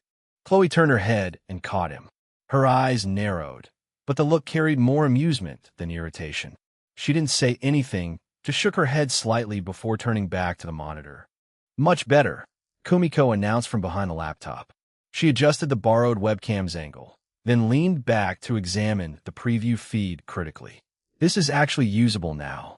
But for a real streaming setup, you're going to need to invest in proper equipment. Gaming peripherals are essential. Keyboard and mouse make a huge difference for responsiveness. A dedicated microphone is non-negotiable if you care about audio quality. And you need to do something about that background. Right now, it's just a wall, and walls don't exactly scream content creator." Chloe settled into the camera frame more comfortably now, checking her appearance in the preview window like someone evaluating a product photo. "What kind of microphone?" "Wave 3 or Shure MV6. Kumiko replied without hesitation. "Dynamic microphones pick up less background noise, but condensers sound warmer for voice. Depends on your room acoustics and whether you want that professional radio sound or something more intimate." Jordan's brain went somewhere unhelpful when Kumiko said intimate. He'd heard Chloe's voice go low and breathless not 20 minutes ago. Whatever that sounded like through a good condenser microphone would probably crash a server somewhere. "For keyboards, mechanical switches feel great, but they're loud," Kumiko continued, pulling up shopping websites on her phone. "Membrane is quieter, but less satisfying. Gaming mice need high DPI for precision, but honestly, most people overthink peripherals." "What about the background?" Chloe asked, glancing over her shoulder at the plain wall behind the couch. "LED strip lights are popular. Some acoustic foam panels for sound treatment. Plants look good on camera. Posters or artwork that say something about you." Kumiko scrolled through example setups. "The key is making it look intentional without being too busy." Jordan watched Chloe absorb all of it. She had her phone out, building what looked like a comprehensive shopping list, cross-referencing prices and models with the same focus she brought to everything else. Something settled in his chest watching her do that. She'd shown up tonight with nothing and was already building a plan. "Actually," Kumiko said, lighting up with an idea, "let me show you some of my past streams for reference. You can see what works and what doesn't." She pulled up her Twitch channel on the computer and scrolled through recent broadcasts. Jordan found himself genuinely curious. He'd seen Kumiko's energy up close, but he'd never seen how she packaged it for an audience. "Here's a good example," she said, clicking on a stream from the previous week. "Cosplay showcase and audience Q&A." The video loaded, and Jordan's brain immediately went offline. On screen, Kumiko wore a form-fitting black bodysuit with strategic cutouts. Her hair was silver instead of black, styled into twin tails with a red headband. The costume left very little to interpretation, and the camera was positioned to make sure of that. "You forged her from Spy X Family," Kumiko explained, as though she wasn't watching herself on screen press forward toward the camera, the tight costume doing significant structural work. "The cosplay took me 3 weeks. All the details have to be perfect or people notice." On screen, past Kumiko leaned down to adjust something off camera. The chat moved so fast, it was unreadable. Donation alerts kept popping. "Oops." Video Kumiko giggled, straightening up and giving the camera a knowing smile. "Sorry about that, everyone. Technical difficulties." Jordan kept his face neutral. His face was not cooperating. "The costume was actually really uncomfortable."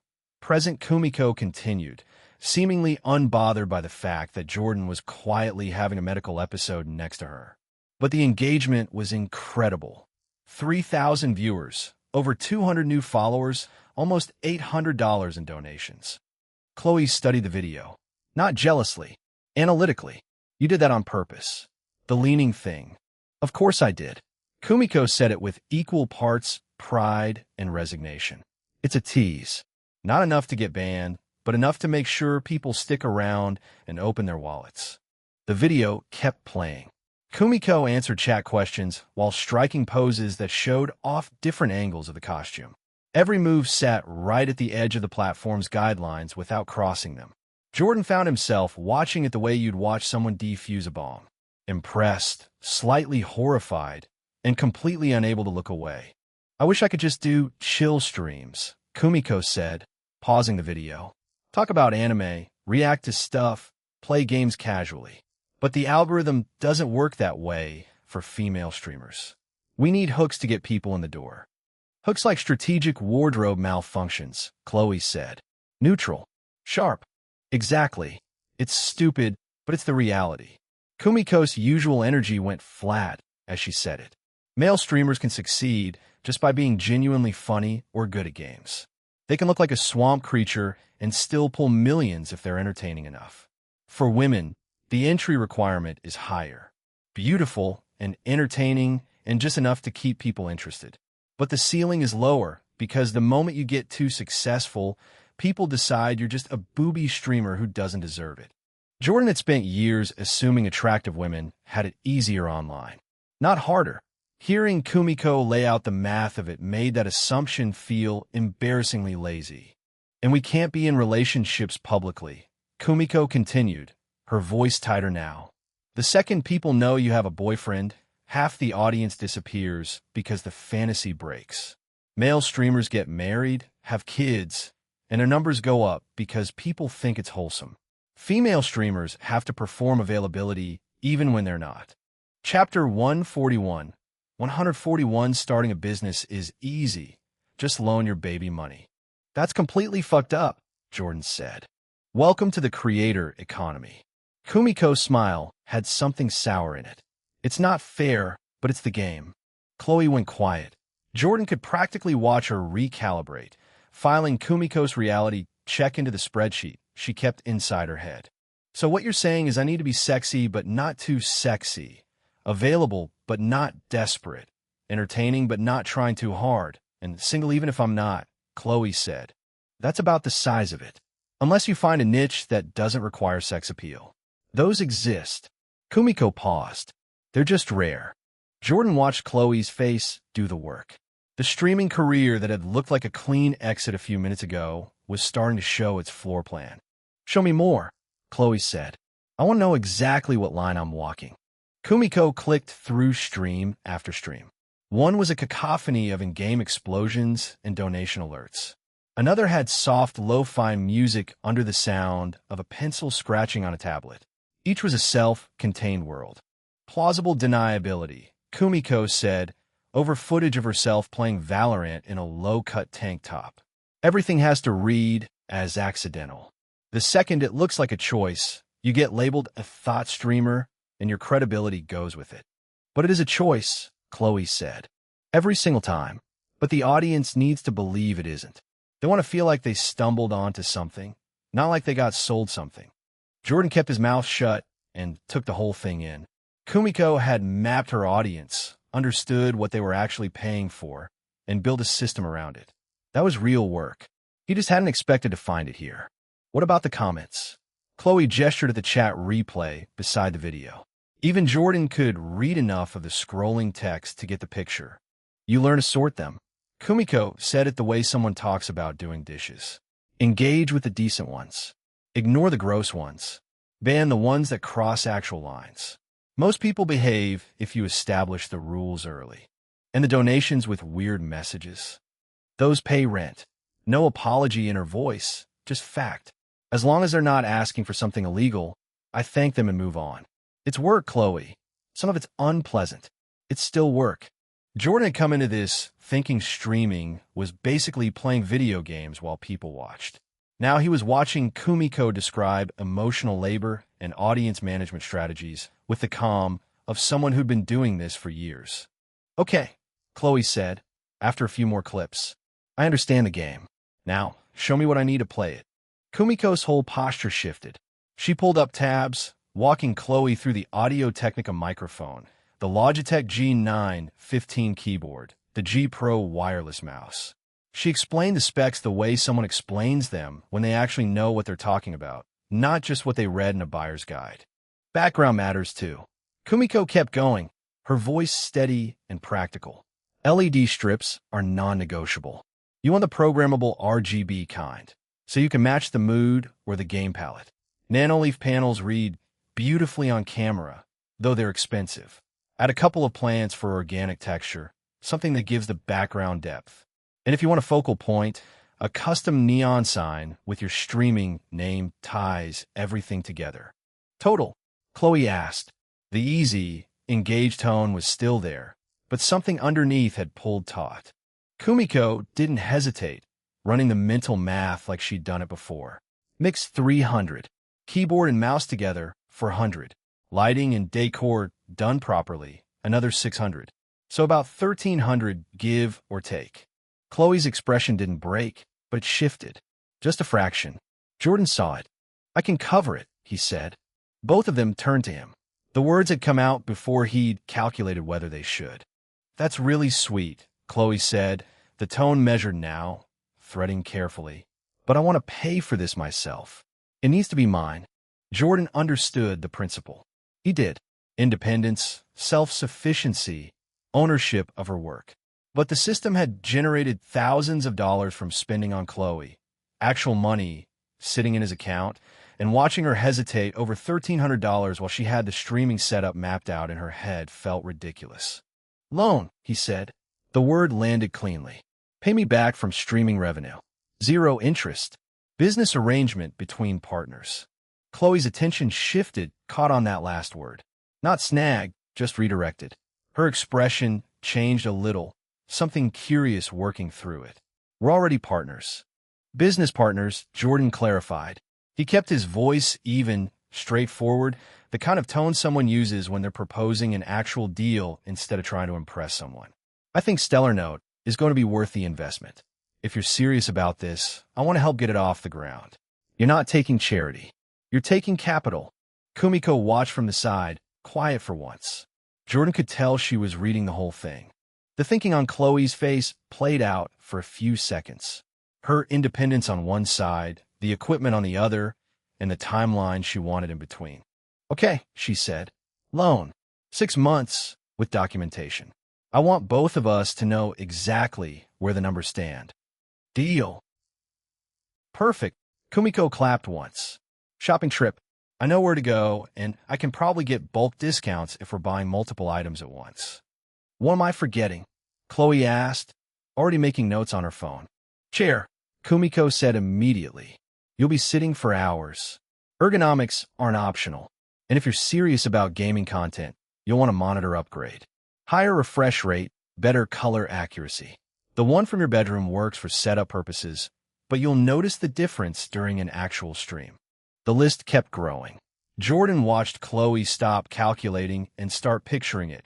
The specific corner of her apartment, the arrangement of panels and lighting where the camera would sit.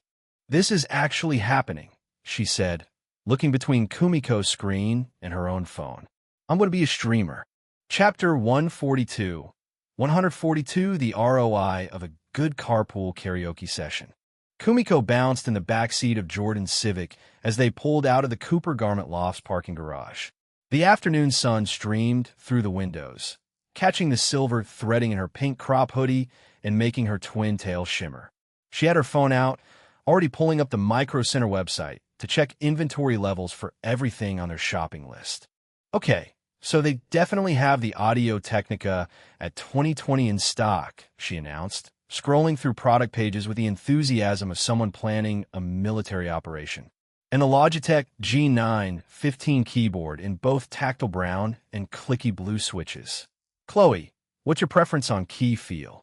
I have no idea what that means, Chloe said from the passenger seat, her blue streak catching the light as she turned to look back at Kumiko. You're the expert.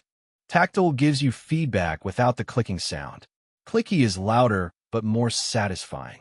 Linear is smooth, all the way down with no bump or click. Jordan glanced in the rearview mirror. What do you use? Clicky blue switches. I like knowing exactly when the key registers. Kumiko demonstrated by tapping her nails against her phone screen in a rhythmic pattern. But for streaming, tactile might be better. The clicking can get picked up by the microphone if you're not careful with noise gates. The GPS announced they had 32 minutes to their destination. Kumiko settled back in her seat, watching the familiar Newport Beach landscape roll past the windows. She loved road trips, even short ones like this. Something about being in a contained space with people she cared about made everything feel more intense, more real. Chloe connected her phone to the car's Bluetooth and started scrolling through Spotify. What does everyone want to hear? Surprise us, Jordan said, adjusting his rearview mirror slightly. Kumiko caught his hazel eyes in the reflection for just a second before he focused back on the road. The opening notes of Anti-Hero by Taylor Swift filled the car, and Chloe immediately started singing along. Her voice was beautiful even when she was just casually harmonizing with the radio. Kumiko joined in on the chorus, her higher pitch blending with Chloe's more sultry tone. Then Jordan started singing. Kumiko's voice caught in her throat. She had heard him at karaoke, but hearing him sing in the enclosed space of the car, his voice resonating off the windows and mixing with theirs, hit different. The alluring whisper trait was doing its work, though Kumiko had no idea such a thing existed. She just knew that Jordan's voice made her stomach flutter and her cheeks heat up. Jordan, oh my God, Chloe said when the song ended. Your voice is honestly unfair. It's really good, Kumiko managed, trying to keep her tone casual. Like really, really good. Jordan's ears turned slightly pink. It's just singing. That's not just singing, Kumiko protested. That's like professional level singing. You should seriously consider doing covers on YouTube or something. The next song was As It Was by Harry Styles, and this time Jordan took the lead vocals. Kumiko found herself staring at the back of his head, watching the way his newly fixed dirty blonde hair caught the sunlight. His shoulders moved slightly with the rhythm, and she could see the definition of his back muscles through his black t-shirt. She was in so much trouble. The song ended and shuffled to something upbeat and electronic. Chloe turned the volume up and started moving to the beat, her enthusiasm infectious. Kumiko pushed her confusing feelings about Jordan aside and let herself get caught up in the moment. This was what she had been hoping for when she offered to help with the streaming setup. Not just the technical aspects, but the friendship, the collaboration, the feeling of building something together. So I've been thinking about content ideas, Kumiko said, leaning forward so her voice would carry over the music. Obviously, we want to start with just chatting streams to build an audience, but eventually we could do collaboration content. Maybe cooking streams where I teach you to make Japanese dishes, or cosplay tutorials. I have so many wigs and accessories we could experiment with different looks. Chloe twisted in her seat to face Kumiko more directly. I love the cooking idea. My Korean cooking skills are basically limited to ramen and kimchi fried rice. Perfect. We can start simple and work up to more complex dishes. And Jordan could be the taste tester. I volunteer as tribute, Jordan said, and both girls laughed. The GPS directed them to take the next exit. They were getting close to Micro Center, and Kumiko could feel her excitement building. She had been to the store dozens of times, but never with friends, never as part of a project this important. Usually she went alone to upgrade her own setup or replace broken components. Having Chloe and Jordan along made it feel like an adventure instead of an errand. Oh, and we need to talk about streaming schedules, Kumiko continued, her mind racing through possibilities. Consistency is everything. The algorithm rewards streamers who go live at the same times. I usually stream Tuesday, Thursday, and Saturday nights from 8 to 11. Maybe you could do Monday, Wednesday, Friday. That way we're not competing for the same audience, but we can still raid each other and share viewers. Raid? Jordan asked. When you end your stream, you can automatically redirect all your viewers to another streamer who's currently live. It's how smaller streamers support each other and help build communities. Chloe nodded thoughtfully. That makes sense. Cross-promotion. Exactly. And if we're both building audiences at the same time, we can eventually do collab streams that pull from both our follower bases. Gaming together, reacting to videos, chatting about whatever. The possibilities are endless. Kumiko's phone buzzed with a text from her mother asking what time she would be home for dinner. She quickly typed back that she was shopping with friends and would probably be late. Her parents were understanding about her streaming career, but they still worried when she stayed out past sunset. The music shifted to Good For You by Olivia Rodrigo, and all three of them immediately started singing along. Jordan's voice blended perfectly with theirs, creating harmonies that sounded almost professional. Kumiko closed her eyes and let herself get lost in the sound. This was what happiness felt like. Pure, uncomplicated joy shared with people who mattered.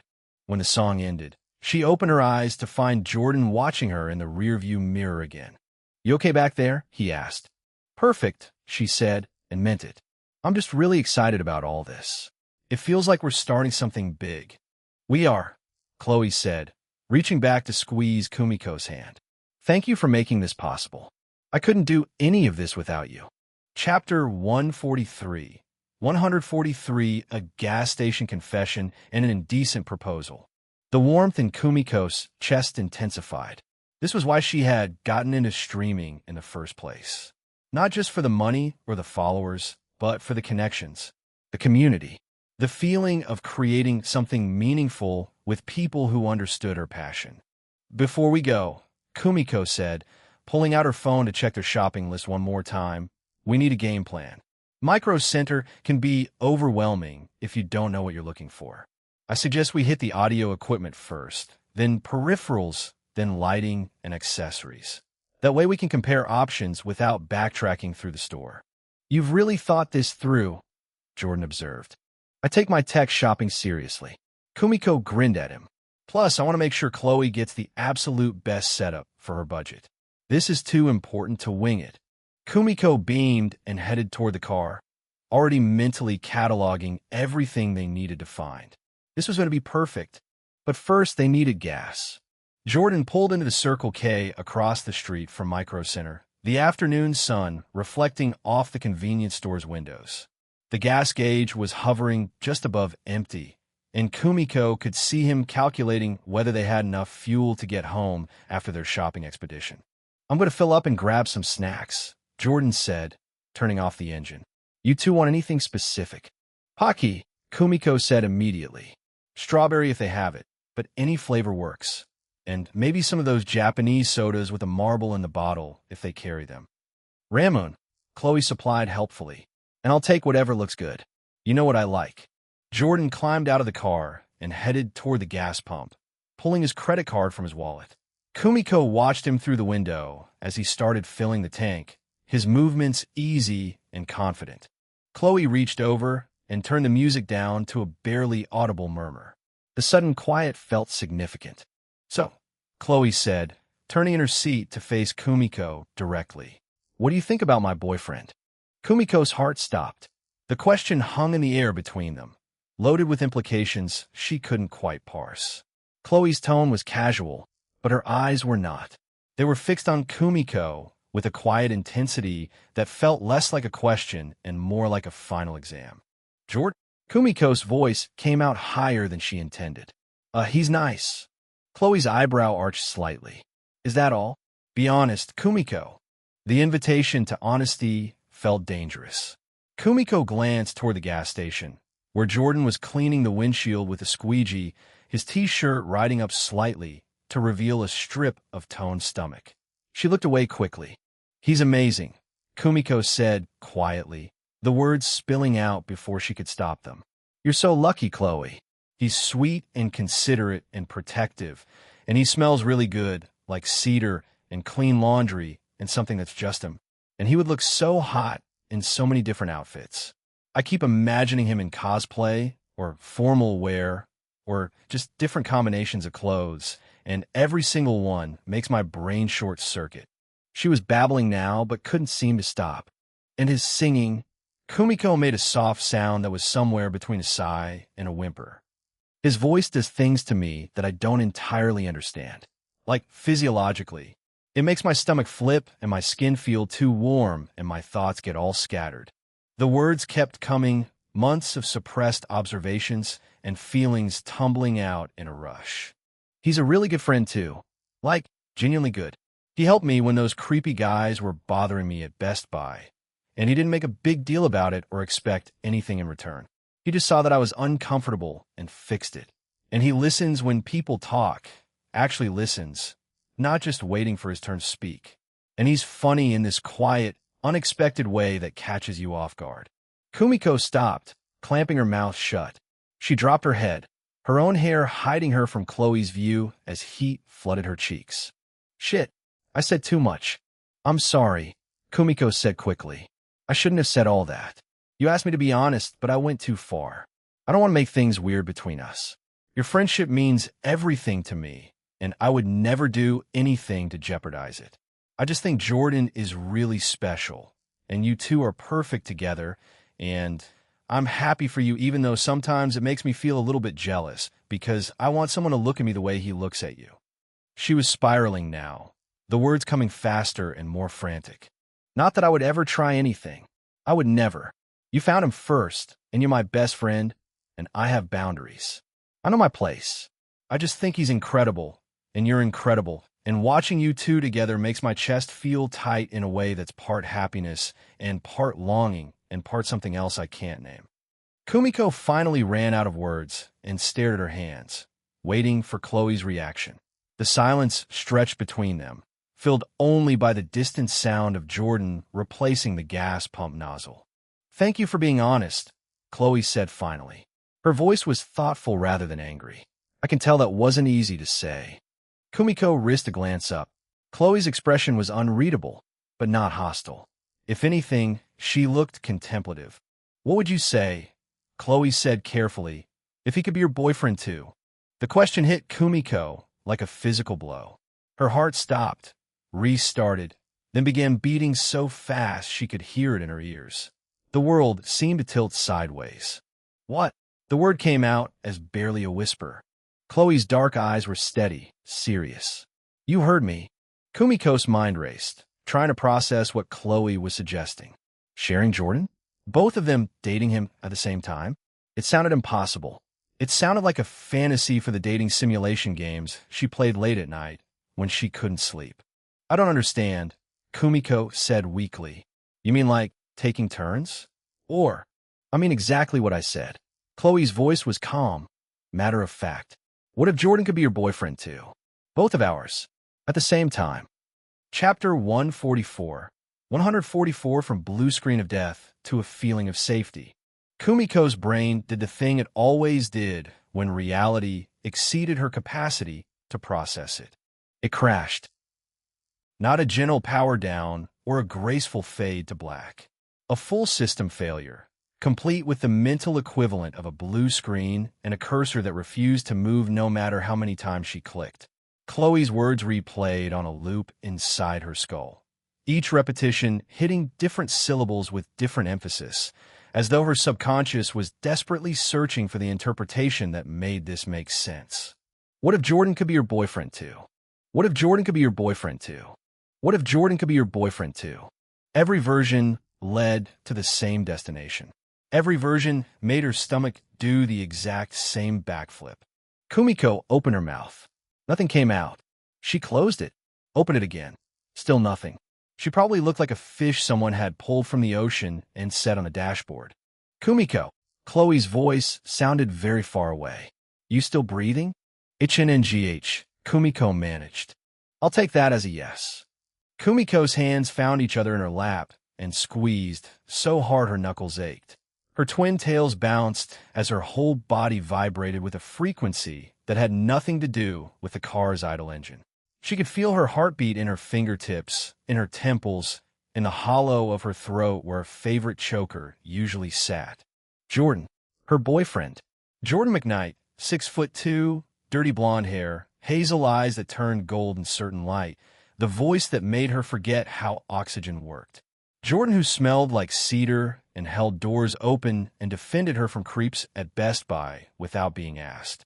Jordan, who sang like an angel and built computers with steady hands and looked at Chloe like she hung the moon and every star orbiting it.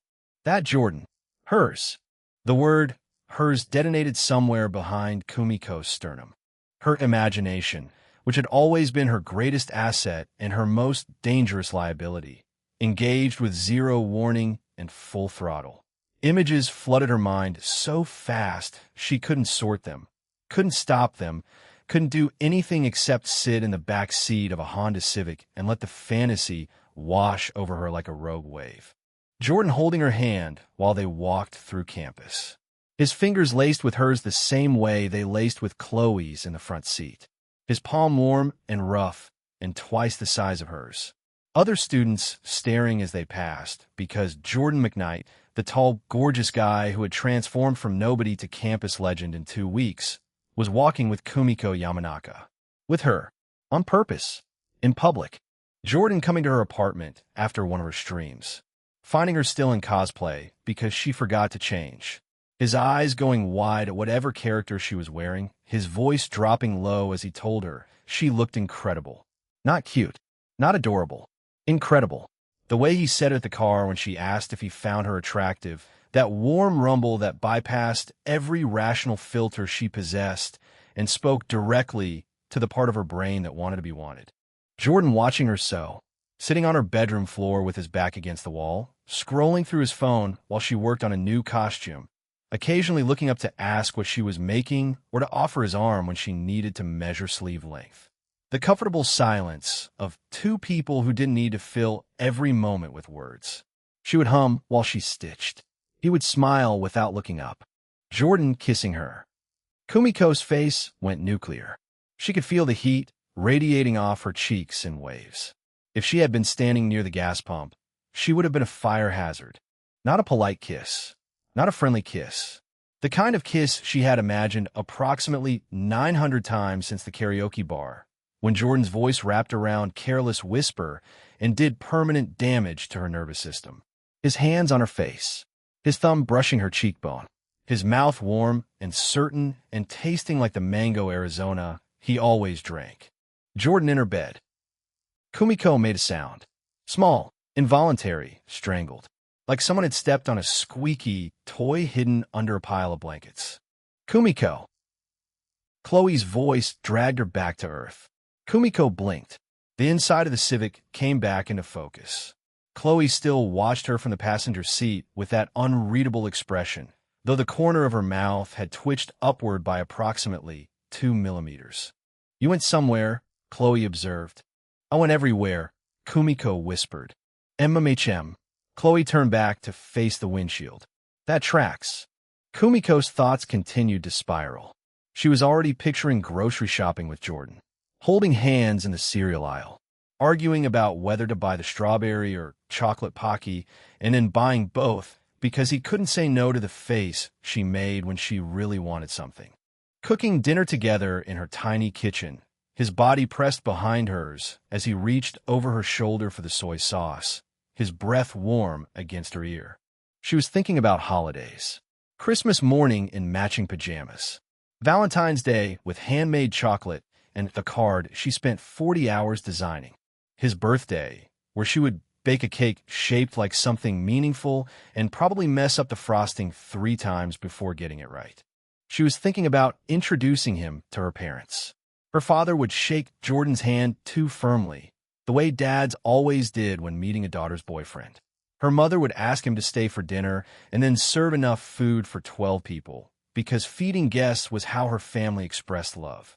Jordan would sit at their kitchen table, his legs too long for the low chairs, and compliment her mother's cooking with that genuine earnestness that made everything he said sound like a promise.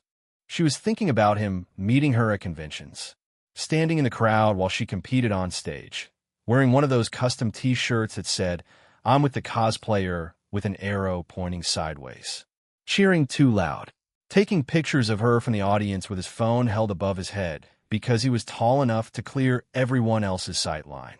She was thinking about falling asleep against his shoulder on long drives, his hand resting on her knee, the radio playing softly. Safe. The word landed in her chest like a stone dropped into still water. Safe. Chapter 145. 145, an unscheduled cinematic cutscene. Kumiko had dated 7 people since starting high school. Each relationship followed the same trajectory. She would fall immediately and completely, giving everything she had to someone who liked the idea of her more than the reality. The cosplay girl, the cute anime fan, the quirky friend who became a girlfriend for 3 weeks before the intensity of her devotion scared them off. Every single time, the other person decided she was too much, too clingy, too enthusiastic, too present. One ex told her that dating Kumiko felt like being watched by a very affectionate security camera. Another said she texted too much. A third simply stopped responding and then posted photos with someone else 2 days later. Each rejection added another brick to a wall Kumiko pretended didn't exist. She smiled. She streamed. She sewed costumes that took 100 hours of meticulous detail work because pouring herself into fabric and thread was safer than pouring herself into people who could walk away. But Jordan wouldn't walk away. Jordan couldn't walk away because Chloe was offering something that sounded insane and impossible and exactly like every fantasy Kumiko had convinced herself she would never get to live. A boyfriend who would stay, who had to stay. If Jordan was hers, she would never let go.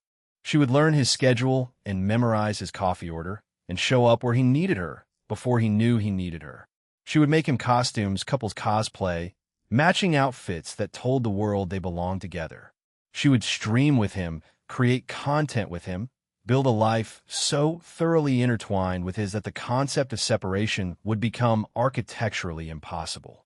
She would hold on so tight that nothing, no one, no force on earth could pry them apart. The fantasy was beautiful.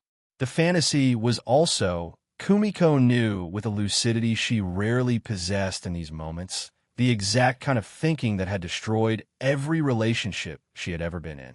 "You haven't said anything," Chloe noted. "I'm processing," Kumiko said. Her voice sounded foreign to her own ears. Too quiet, too steady. The calm before the storm her therapist had warned her about, the one where she felt perfectly fine right up until the moment she absolutely wasn't. "Take your time," Chloe said. "He's still getting snacks." Through the windshield, Kumiko could see Jordan inside the Circle K, standing in front of the drink coolers with his phone in one hand and a basket in the other. He was reading the back of something, probably a nutrition label. Probably because that friend of his, Kyle, had been lecturing him about macros and ingredient lists. The fluorescent lighting inside the store washed out his features, but even from 40 feet away, Kumiko could see the way his shoulders filled out that black t-shirt.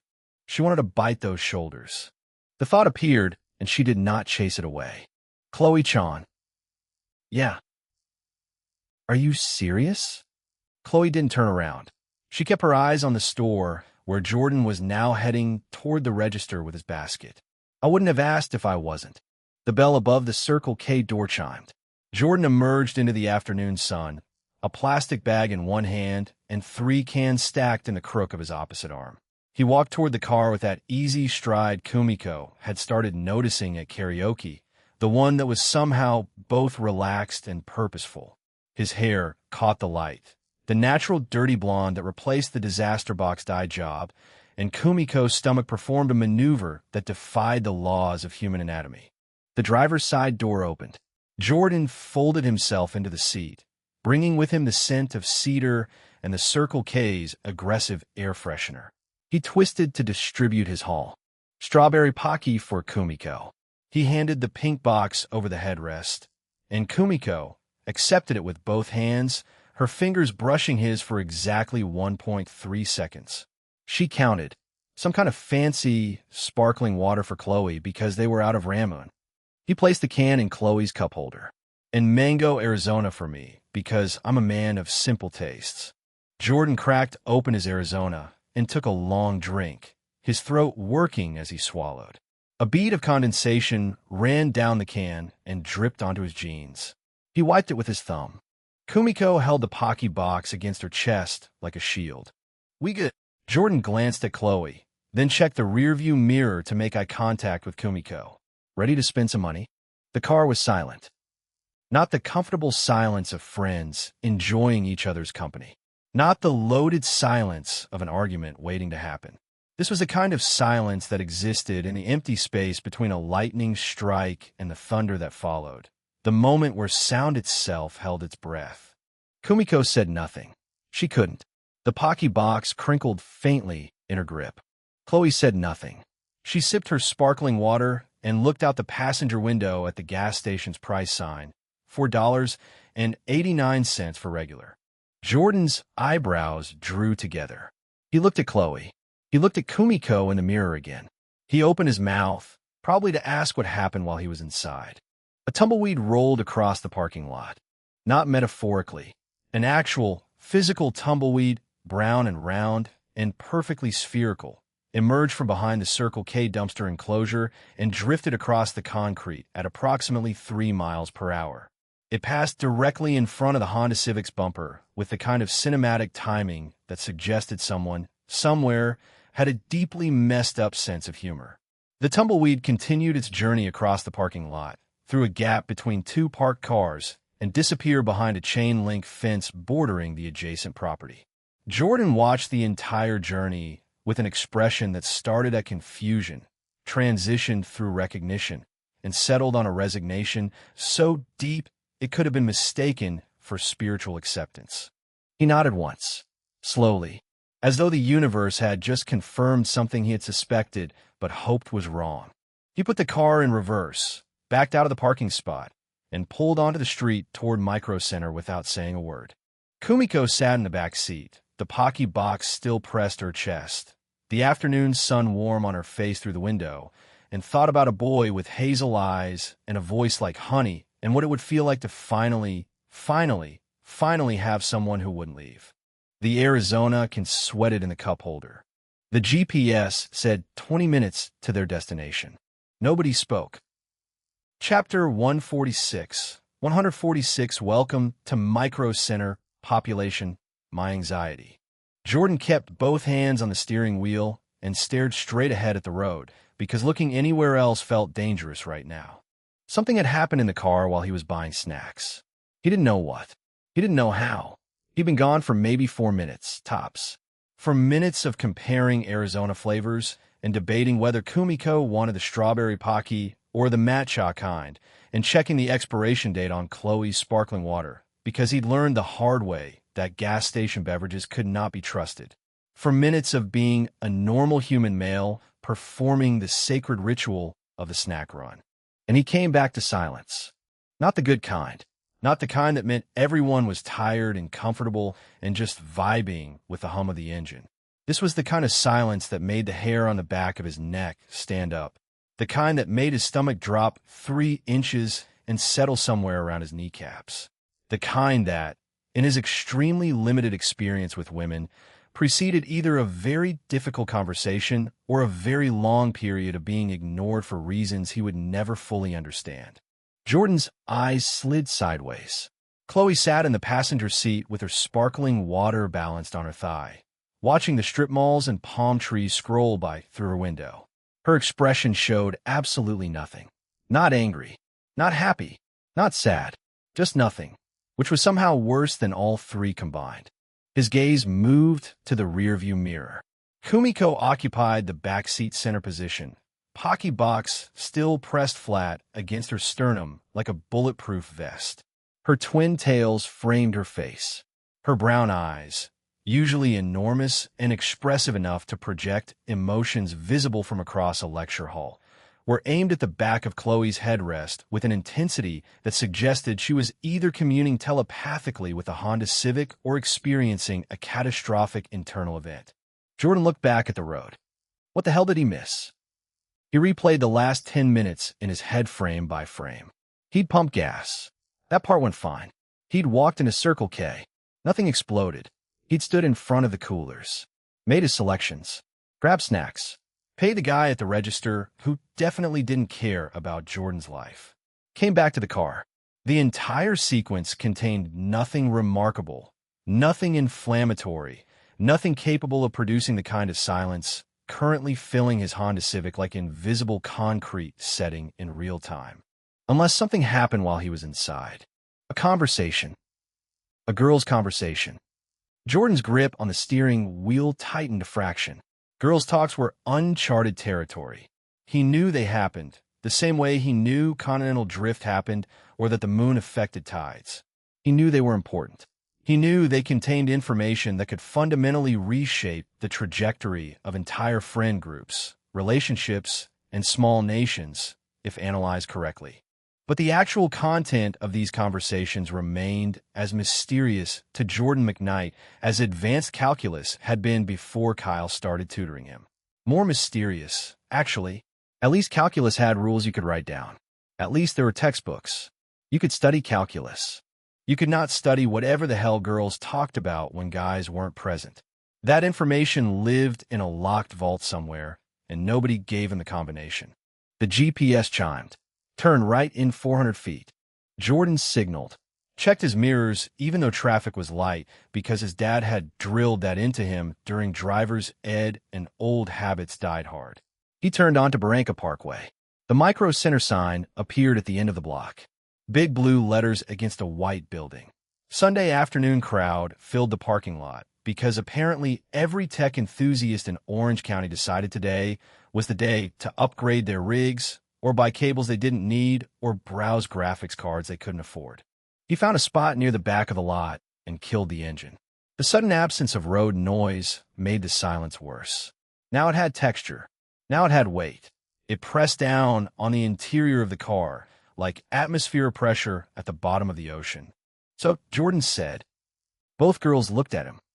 We're here. Chloe unbuckled her seatbelt. Yep. Kumiko made a sound that could have been agreement or could have been her respiratory system rebooting. Jordan opened his door and stepped out into the Southern California afternoon. February heat, the kind that wasn't quite summer but still made you regret wearing black. He walked around to open Chloe's door because his grandmother had literally threatened to haunt him from beyond the grave if he ever stopped doing that, and Chloe accepted the gesture the way she always did, with a small smile that told him she found it charming despite her independence. Kumiko extracted herself from the back seat on her own. She still held the Pocky, unopened. The three of them walked across the parking lot toward the entrance. Jordan between the two girls. Not because he'd planned it that way. That was just where the geometry put him. Chloe walked half a step ahead on his left, her stride fast and focused in that way she got when she had a shopping list and a budget and exactly zero patience for anything that slowed her down. Kumiko walked half a step behind on his right, her platform sneakers giving her just enough height that the top of her head reached Jordan's shoulder. Nobody held hands. Nobody touched.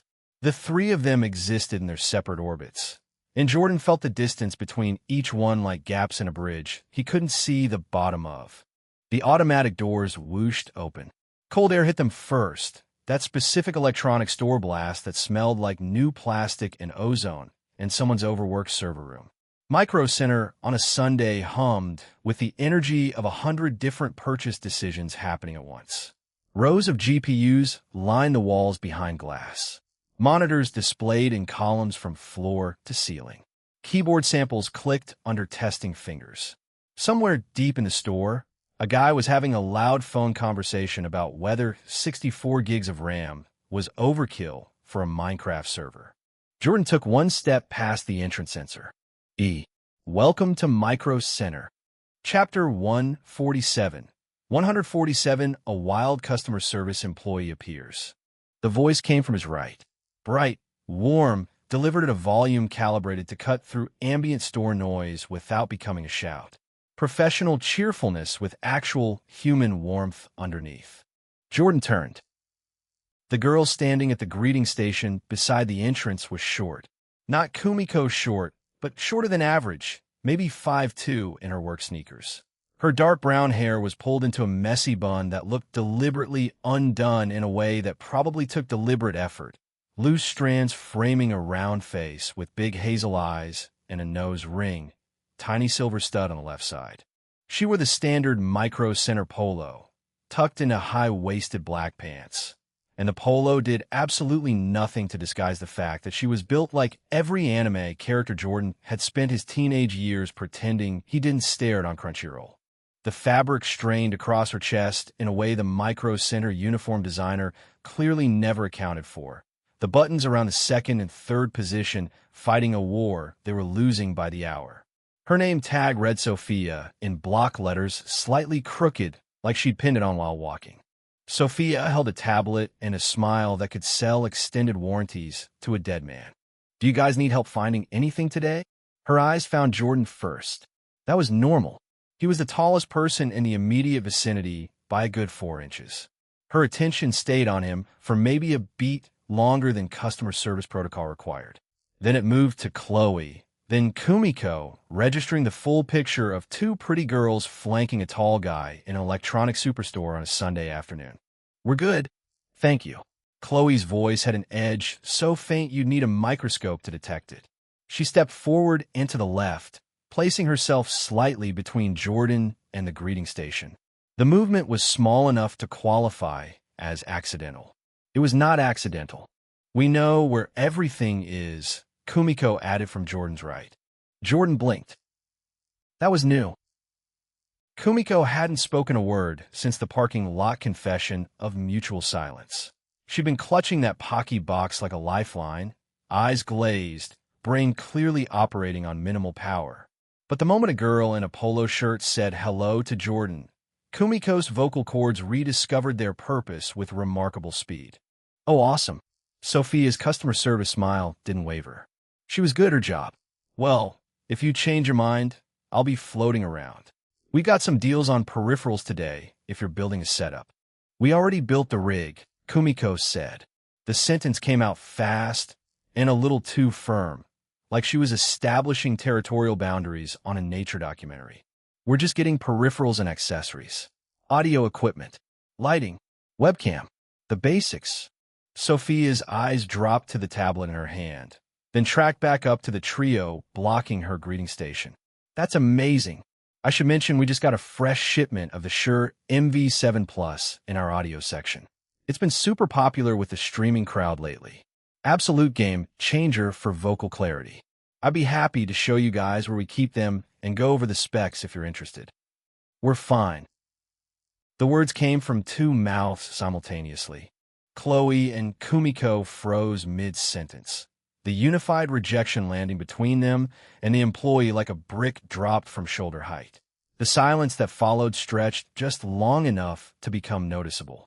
Chloe's head turned, a slow pivot that ended with her blue-streaked hair shifting across her shoulder as she found Kumiko standing 3 feet to her right. Kumiko's head turned too, her twin tails swinging with the momentum as she registered Chloe's presence like a radar dish locking onto an unexpected signal. Something wordless happened in the space between them. Jordan, standing 2 feet behind both of them and equipped with an allegedly enhanced ability to read emotional subtext courtesy of a gotcha trait he'd pulled Thursday night, understood exactly none of it. Their faces conveyed completely opposite messages. Chloe looked like someone who'd just noticed a typo in an email she'd sent 3 hours ago and was deciding whether it mattered enough to issue a correction. Kumiko looked like someone whose internal CPU had been running 15 browser tabs simultaneously, and 12 of them had just crashed at once. But the words had been identical. Same timing, same inflection, same instinctive rejection of a third party entering their orbit, which meant some part of their operating systems had aligned without conscious input, a synchronization that happened below language and above logic. Okay then. Sophia backed up half a step, her customer service smile still holding, but her posture shifting into retreat mode. She'd been working retail long enough to recognize the social weather patterns of Southern California and know when to evacuate before the storm hit. I'll be hanging out near the keyboard section if anything comes up. Enjoy your shopping experience.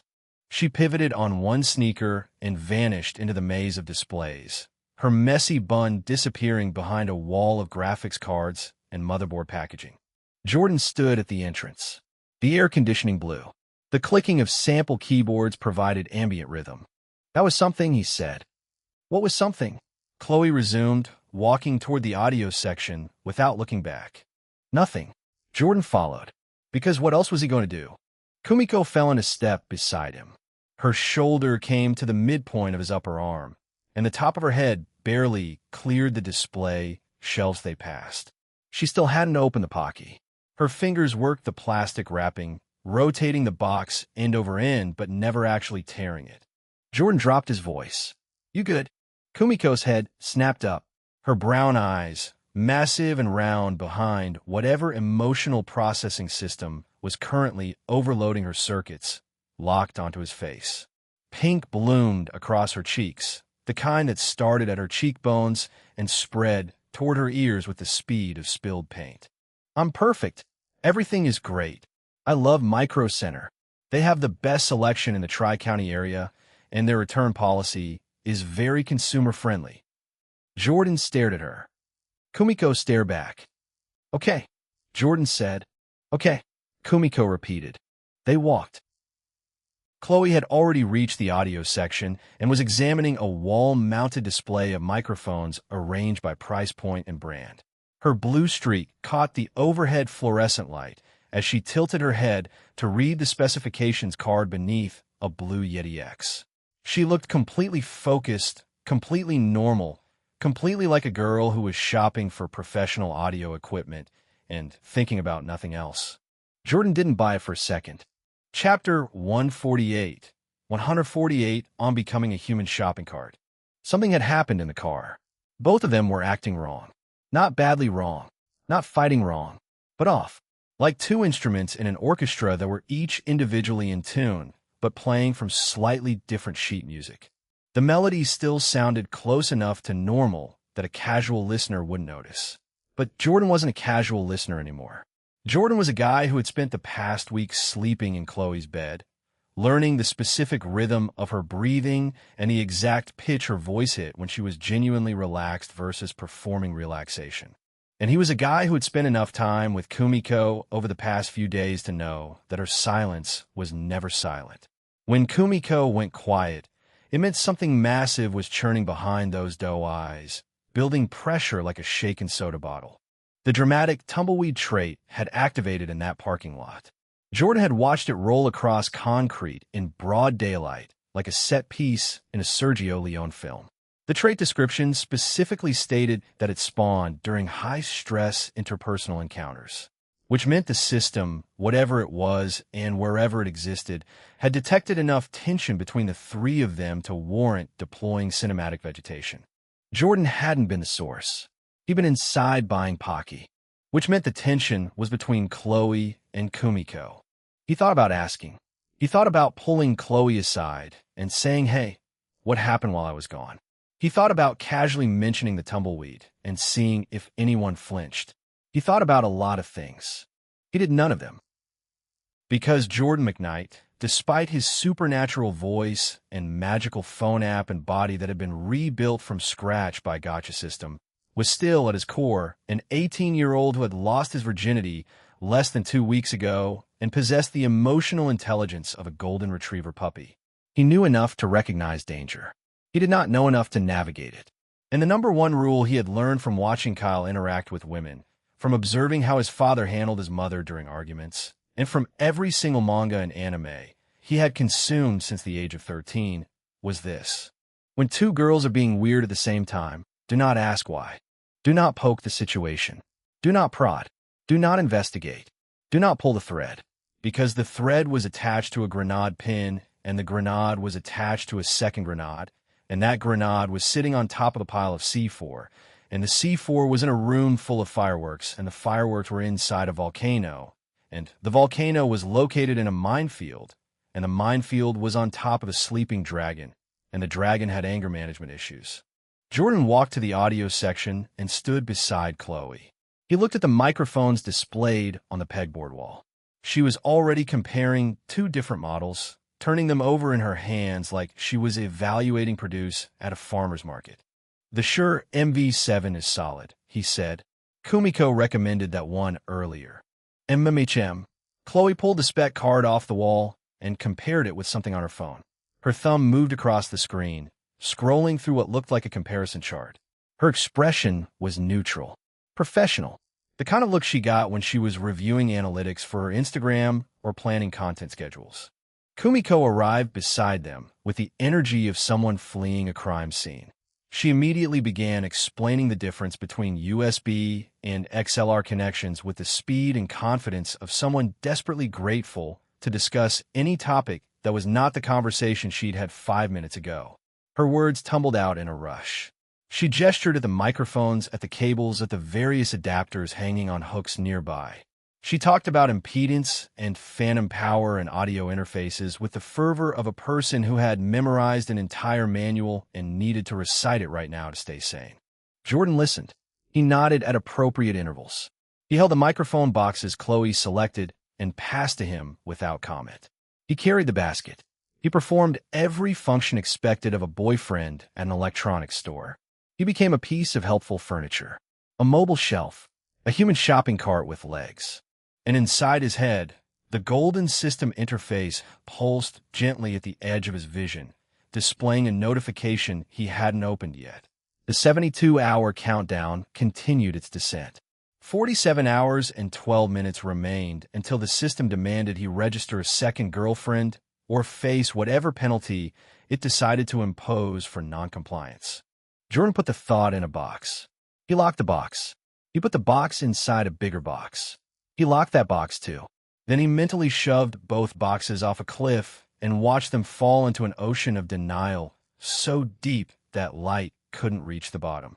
The boxes sank past fish and coral and submarine trenches and eventually landed in a place where pressure crushed metal and nothing survived. Perfect. That's where those thoughts belonged. Jordan.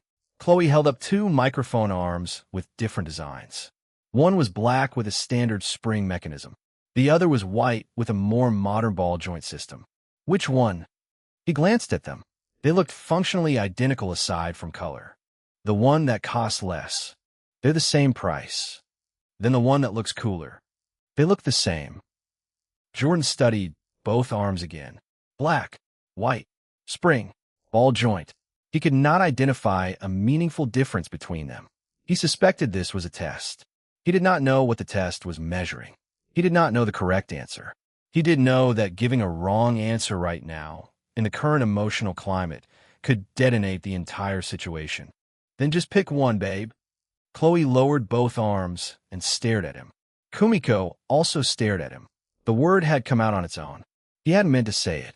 His alluring whisper trait gave the word a weight that made it sound intentional even though it absolutely was not. Chloe's cheeks turned pink. She put the left microphone arm in the basket without another word. Kumiko opened her pocket. She bit one stick in half with the kind of force usually reserved for combat sports. Her jaw worked as she chewed, eyes fixed on Jordan with an expression that sat somewhere between longing and resolution. Jordan carried the basket and kept walking. Micro Center stretched out ahead of them. Keyboards, mice, webcams, monitors, LED strips and acoustic panels, and cable management solutions. Sophia, the short girl with a messy bun, was visible 3 aisles over, helping an older man compare motherboards. She glanced up as Jordan passed. He gave a polite nod.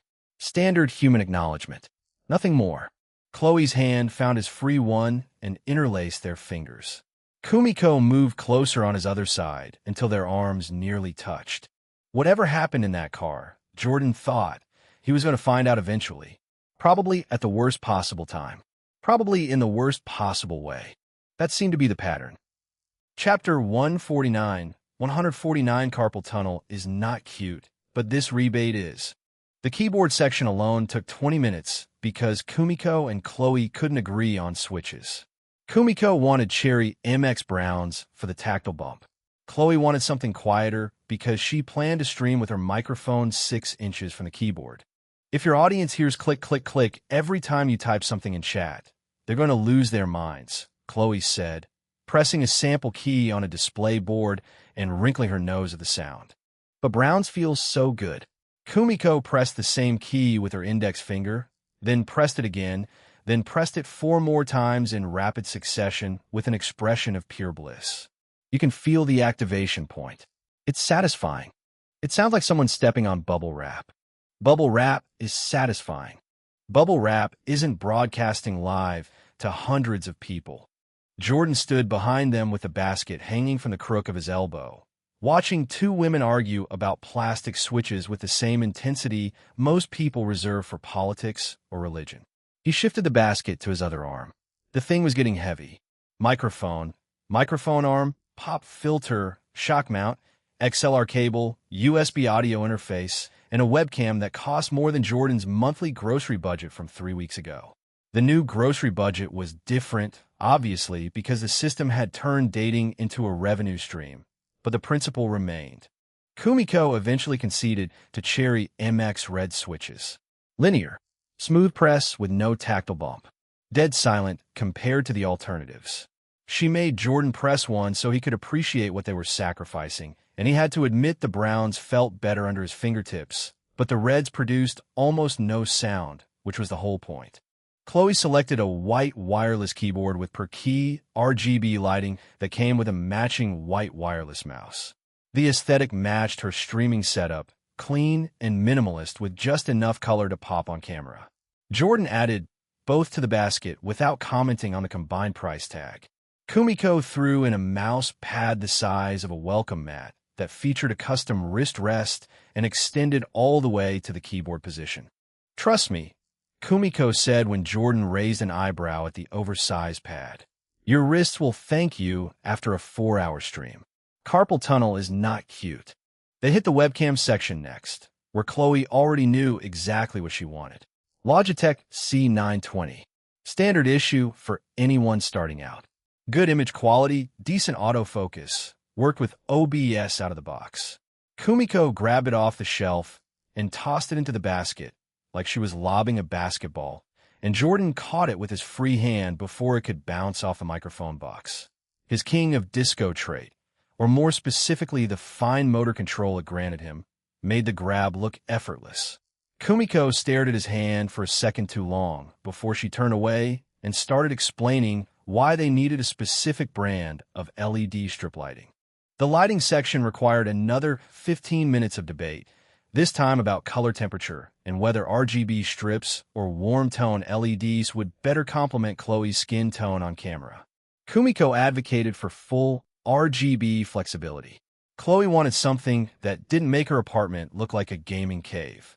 They compromised on a set of smart LED bars that could switch between warm tones for just chatting streams and full RGB for gaming content. Jordan carried everything. By the time they finished, the basket weighed approximately the same as a small child. Jordan had transferred most of the items to a proper shopping cart that Kumiko commandeered from an abandoned aisle, but the cart was now full to capacity with boxes stacked on top of boxes. The total inventory included 1 professional microphone with full mounting kit and audio interface, 1 webcam, 1 wireless keyboard and mouse set, 1 oversized mouse pad, 2 LED light bars, a pack of acoustic foam panels, cable management clips, a 6-outlet surge protector, and a monitor riser that Kumiko threw in at the last second because she said proper ergonomics separated professionals from amateurs. Chloe looked at the cart and then looked at Jordan with an expression that contained something complicated.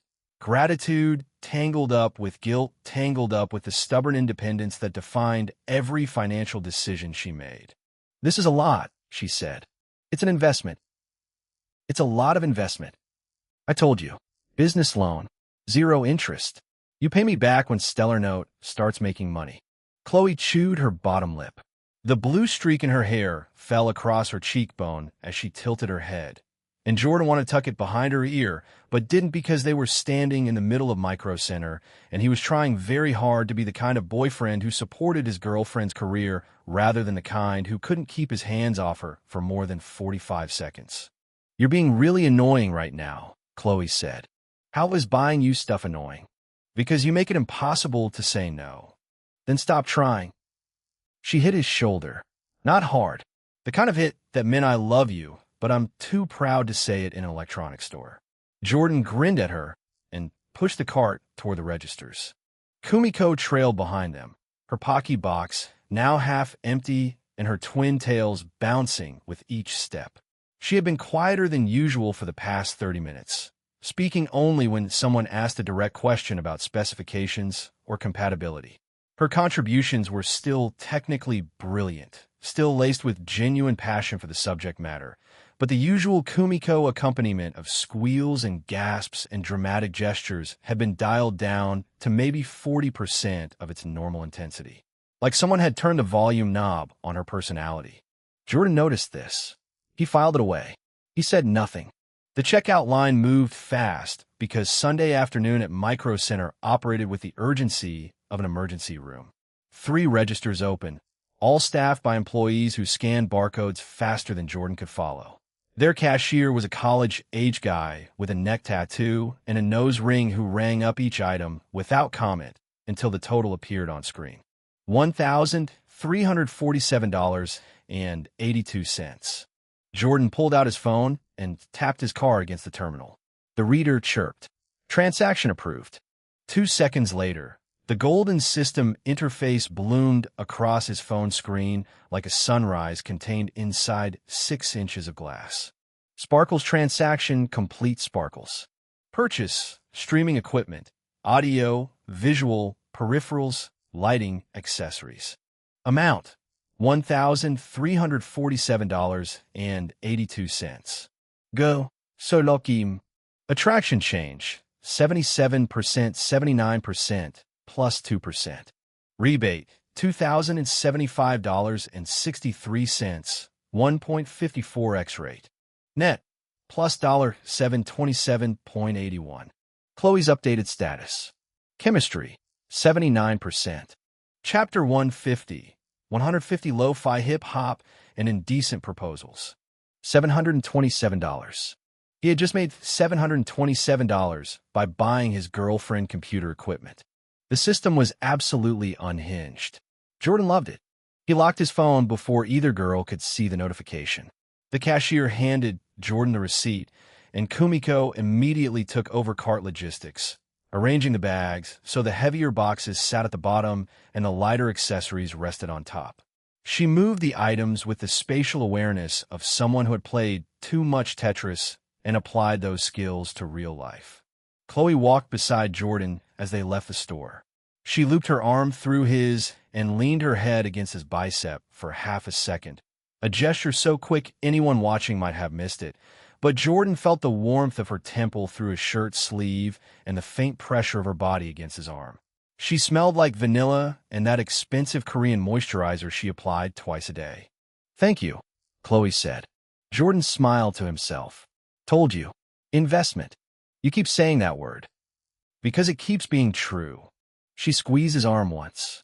Then she let go and moved ahead to help Kumiko navigate the cart through the automatic doors, leaving Jordan walking behind 2 girls with very different energy signatures and the distinct feeling that the $700 sitting in his invisible system account was the least complicated thing about his afternoon. The parking lot hit them with full Southern California heat. January in Orange County meant 68 degrees and sunshine that felt warm enough to fool tourists into thinking it was summer.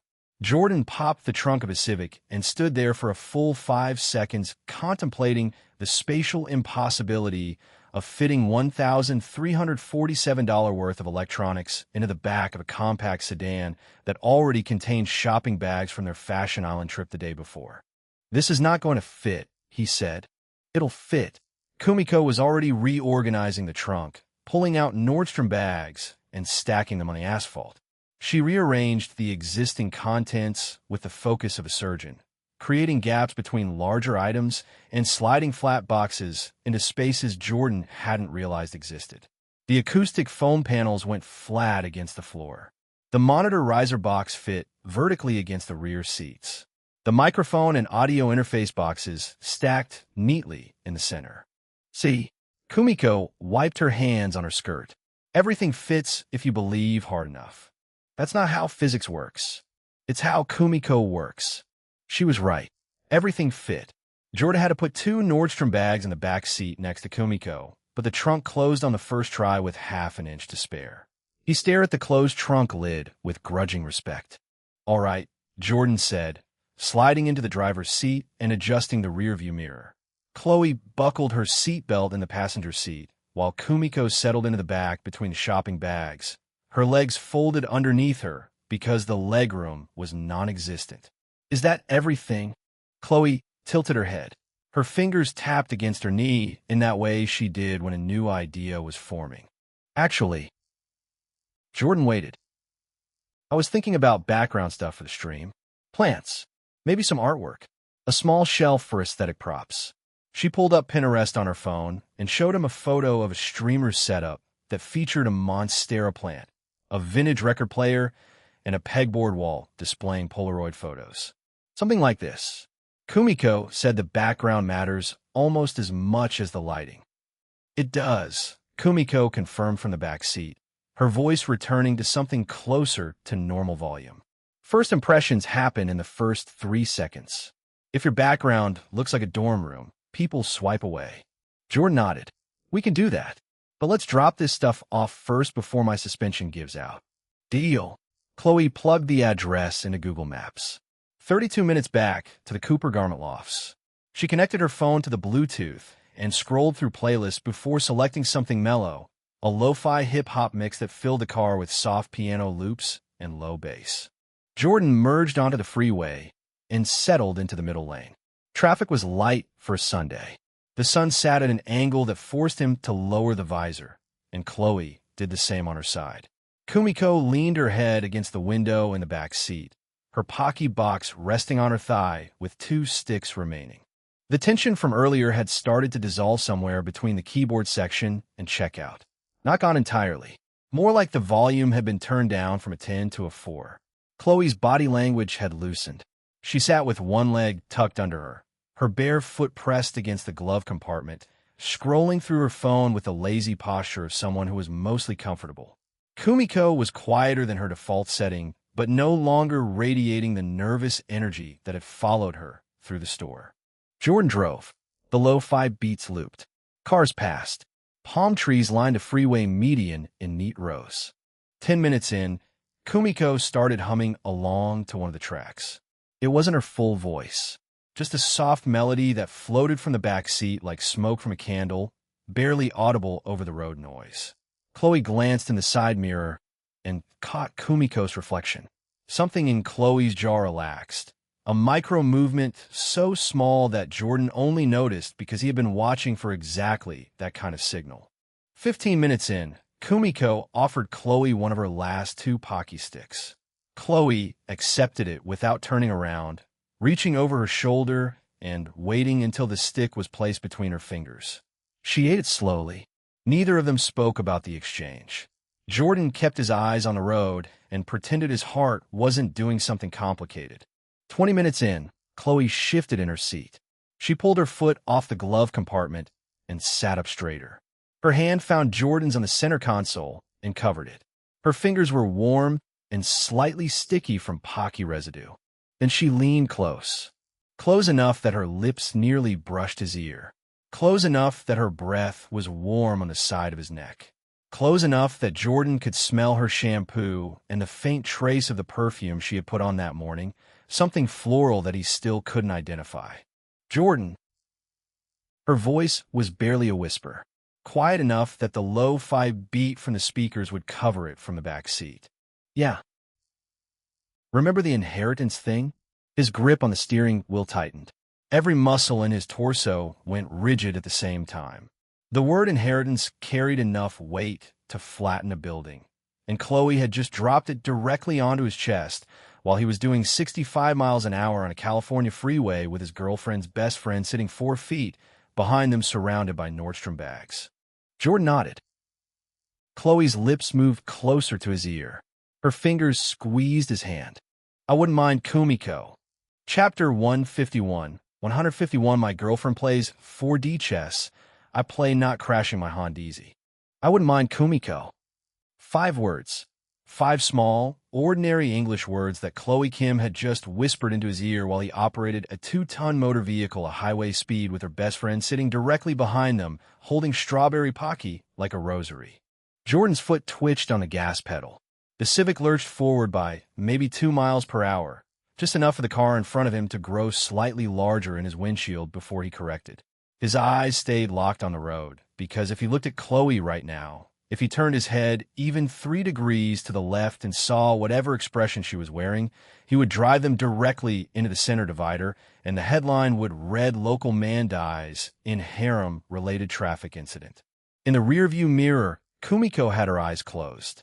Her head rested against the window with her mouth slightly open, the last pocky stick balanced between her fingers like a cigarette. She looked peaceful. She looked like someone who had no idea that the girl in the front seat had just fundamentally altered the trajectory of all 3 of their lives with a sentence shorter than a Starbucks order. Chloe pulled away from his ear. She settled back in her seat and crossed one leg over the other, the bare skin of her ankle catching sunlight through the windshield. She picked up her phone and continued scrolling through Pinterest backgrounds for her streaming setup, as though she had just commented on the weather and not detonated a thermonuclear device inside Jordan's chest cavity. Jordan's mouth opened. Nothing came out. He closed it. Opened it again. What? Not a question. Not an exclamation. Just the word, flat and numb, pushed through lips that had forgotten how to form actual language. The lo-fi piano loop continued, playing through the speakers with the same gentle, repetitive melody that suddenly felt like the soundtrack to a nature documentary where the narrator was about to say, and this is the moment the prey realizes it has walked directly into a trap. Chloe didn't look up from her phone. Her thumb kept scrolling. Monstera plants. Floating shelves. Ring light angles. You heard me. He had. He absolutely, undeniably, catastrophically had. The words were seared into his auditory cortex like a brand, and they would remain there for the rest of his natural life, regardless of whether that life lasted another 60 years or ended in approximately 4 seconds when his overwhelmed nervous system finally shut down his vital organs. Jordan's hands squeezed the steering wheel. The leather creaked under his palms. His heart rate had gone from resting to hummingbird in the span of one exhale, and his brain, which had been completely offline for the past 8 seconds, was now rebooting in stages like a computer coming back from a crash. First, the basic motor functions returned, keeping the car between the white lines. Then spatial awareness, confirming that yes, he was still on the 73 heading south toward Newport. Then higher cognitive processing, which immediately began screaming at him from 15 different directions. The system's 72-hour registration countdown had 47 hours remaining. The system wanted a second girl in slot 2. Chloe had just nominated a candidate. The candidate was asleep 4 feet away, surrounded by shopping bags, wearing cat face thigh-highs, and had spent the past 3 hours stealing glances at Jordan's arms whenever she thought nobody was paying attention. Jordan swallowed. Hard. His throat felt like sandpaper wrapped around a desert. Can we? He glanced at the rear view. Kumiko's eyes remained closed. Her chest rose and fell in the slow rhythm of someone who had genuinely passed out, her body finally surrendering to whatever emotional hurricane she had been navigating since the gas station. Can we talk about this when we're not in a car? Doing 65? With her right there. Chloe locked her phone and placed it face down on her thigh. She turned her head just enough for Jordan to catch her profile in his peripheral vision. Her expression was calm. Not fake calm, not performing calm, but the genuine, settled composure of a person who had already done all of her thinking and arrived at a conclusion before the conversation even started.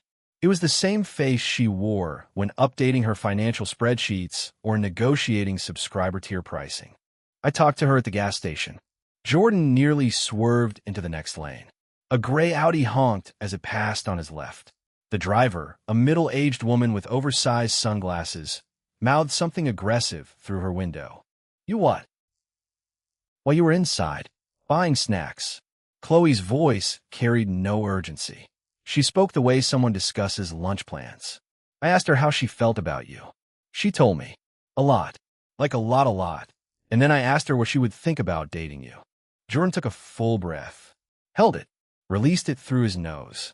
The freeway exit for Newport appeared on the green sign ahead, 1.4 miles away. He needed to survive 1.4 more miles of freeway driving while processing the fact that his girlfriend had conducted a recruitment interview for his second girlfriend in the 7 minutes it took him to buy Pocky and sparkling water. And the words scraped out of him like gravel. And she didn't say no. She didn't say yes either.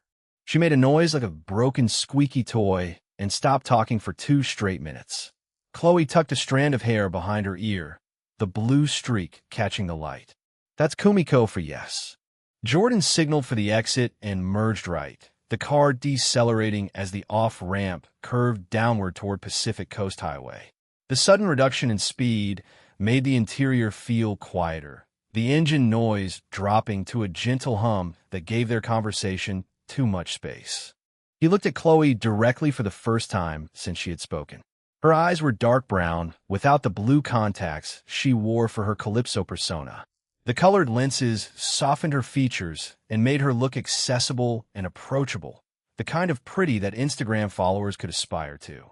Without them, her eyes were sharper, older, the eyes of a girl who had lost her father at 17 and started selling photos of herself online 3 months later to keep her family from drowning. She was serious. She was completely, absolutely, terrifyingly serious. "Why?" Jordan asked. Chapter 152, 152, The Pragmatist Gambit. "Why what? Why are you okay with this? 2 days ago, you said you don't share well." Your exact words. Chloe's jaw worked, the first crack in her composure. She looked out the passenger window as Surfboard Shop sliding past on PCH, then back at him. "I don't. I hate it. The idea of watching another girl kiss you makes me want to throw up and then set something on fire." She spoke plainly, without self-pity or performance. "But you told me your grandfather's will requires 3. I agreed to be the first. And if it has to happen, if some other girl has to be part of your life that way, I would rather it be someone I already love than someone I have to learn to tolerate." The red light at the Jamboree intersection caught them. Jordan stopped the car. The engine idled. A seagull landed on the median and stared at them with the empty hostility that all California seagulls possessed as standard equipment. "You love Kumiko?" "She's my best friend. She drove 45 minutes to help me build a computer. She threatened to break your kneecaps if you hurt me, and then immediately started planning our wedding. She's the only person besides you who knows about Calypso and has never once made me feel ashamed of it." Chloe paused. Her hand found his on the center console again. "If I have to share you, Jordan, I want it to be with someone who will actually take care of you and not just take from you. Kumiko would take care of you." From the back seat, a faint snore. Kumiko's head had tilted further against the window, her twin tails pressed flat against the glass, and her mouth had opened wider. A thin line of drool traced from the corner of her lip toward her chin. Her thigh-high socks had wrinkled at the knees, and one of her platform sneakers had come untied during the drive. The Pocky stick had fallen from her fingers and now rested in the crease of the seat cushion. She looked ridiculous. She looked adorable. She looked like someone who gave everything she had to every person she cared about and received significantly less in return. The light turned green. Jordan drove. His mind was doing that thing again, where it tried to process too many threads at once, and instead of handling them sequentially, just threw all of them in the air like a juggler who forgot he only had 2 hands. Thread 1. Chloe was giving him permission. Not begrudgingly, not under duress, but with the calculated pragmatism of someone who had weighed every option and decided that controlling the variable was better than being blindsided by it. Thread 2. Kumiko had feelings for him. Real ones. The kind that made her blush at his bare chest and stutter when their fingers touched and stare at the back of his head during class with the intensity of someone memorizing the shape of his skull. Thread 3. The system wanted this. The registration prompt waited in his pocket like a loaded weapon, counting down 47 hours to a deadline he still didn't fully understand. Thread 4. Some part of Jordan wanted this too. He hated that thread. He wanted to delete it, quarantine it, pretend it didn't exist. Because wanting 2 girls made him feel like the exact kind of person he had spent the last 2 weeks trying not to be. The old Jordan had thrown money at a single girl who didn't care about him and called it love. The new Jordan was supposed to be better than that, supposed to build real connections with real people and not treat women like collectible items in a gacha system that literally treated women like collectible items in a gacha system. But Kumiko's face when she sang at karaoke, the way her voice blended with his during their duet, her fingers on his wrist when she didn't want him to leave the coffee table, the strawberry-printed underwear peeking out from under her skirt when she crawled under a desk to plug in cables. The vulnerability in her voice at the Best Buy parking lot when she asked him if he thought she was pretty, really pretty, not just cute. Jordan breathed through his nose and kept driving. "You don't have to decide right now," Chloe said. No, I'm just telling you where I am, where she is."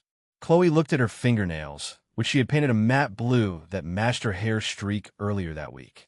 "If you want to talk to her about it, I'll support you. If you need more time, that's fine too. But the countdown is happening whether we discuss it or not." Jordan's blood went cold. "What countdown?" Chloe turned to him with her lips pressed together. "Jordan, I'm not stupid. You check your phone every 30 minutes, and your face does this thing where one eye twitches when notification comes in. Something is tracking us. I don't know what it is, and I don't know how it works, but there's obviously a time limit on something, and you've been getting more tense about it every day." The car rolled to a stop at another red light. Jordan's grip on the wheel was so tight that his forearms trembled. She didn't know about the system. She couldn't. But she knew something was there, lurking at the edges of his behavior, shaping his decisions in ways that a normal 18-year-old's choices shouldn't be shaped. Chloe Kim, who maintained 2 entire identities and tracked her income on color-coded spreadsheets, who had survived an abusive industry and a dead father and a family teetering on financial ruin. This girl was too perceptive and too damn smart to miss the patterns. "It's complicated," Jordan said. "The understatement of a century. The understatement of every century. Everything with you is complicated." Chloe smiled. It was a small smile, tired around the edges but real. "I'm still here." Jordan looked at her, really looked, at the blue streak in her black hair and the faint freckles across her nose that her camera never captured, and the curve of her jaw and the soft fullness of her lower lip. He thought about the first time he saw her at the Ivy, wearing a mask and sunglasses and treating him like a client. He thought about her slamming the door in his face when he knocked with a borrowed excuse about sugar. He thought about her laughing at horror movies and burning the roof of her mouth on Korean takeout, and singing in her sleep, and telling his mother that her father died while maintaining the most gracious composure he had ever witnessed from any human being. He thought about the words she whispered when she was 90% asleep and probably didn't remember. "Love you." "Okay," Jordan said. Chapter 153. 153, The Broken Compass Needle. Chloe blinked. "Okay, what?" "Okay, I'll talk to her. When she wakes up, when we get home. Somewhere private where I can actually think without operating heavy machinery." He exhaled, and some of the pressure that had been building in his chest since the gas station vented like steam from a pipe. "But I need you there. I'm not having that conversation without you. Obviously. And I'm not registering anyone until I know she actually wants this and isn't just going along with it because she thinks it'll make you happy." Chloe's eyebrows rose a fraction.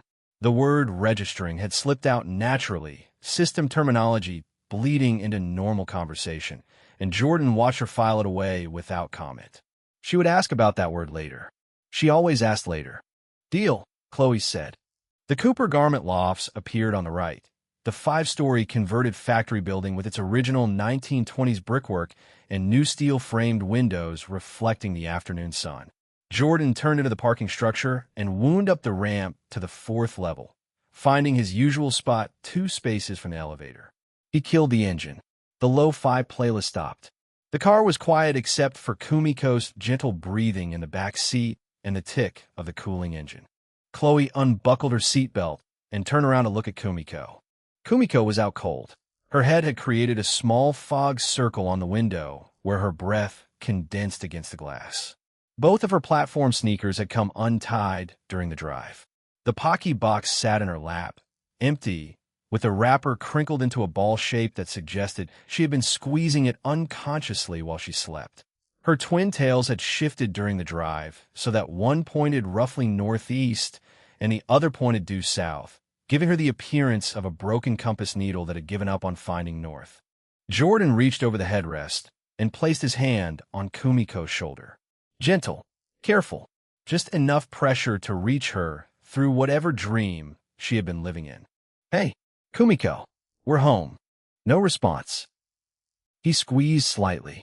The fabric of her crop hoodie was soft under his palm, and he could feel the warmth of her skin through it, the narrow ridge of her collarbone and the small curve where her shoulder met her neck.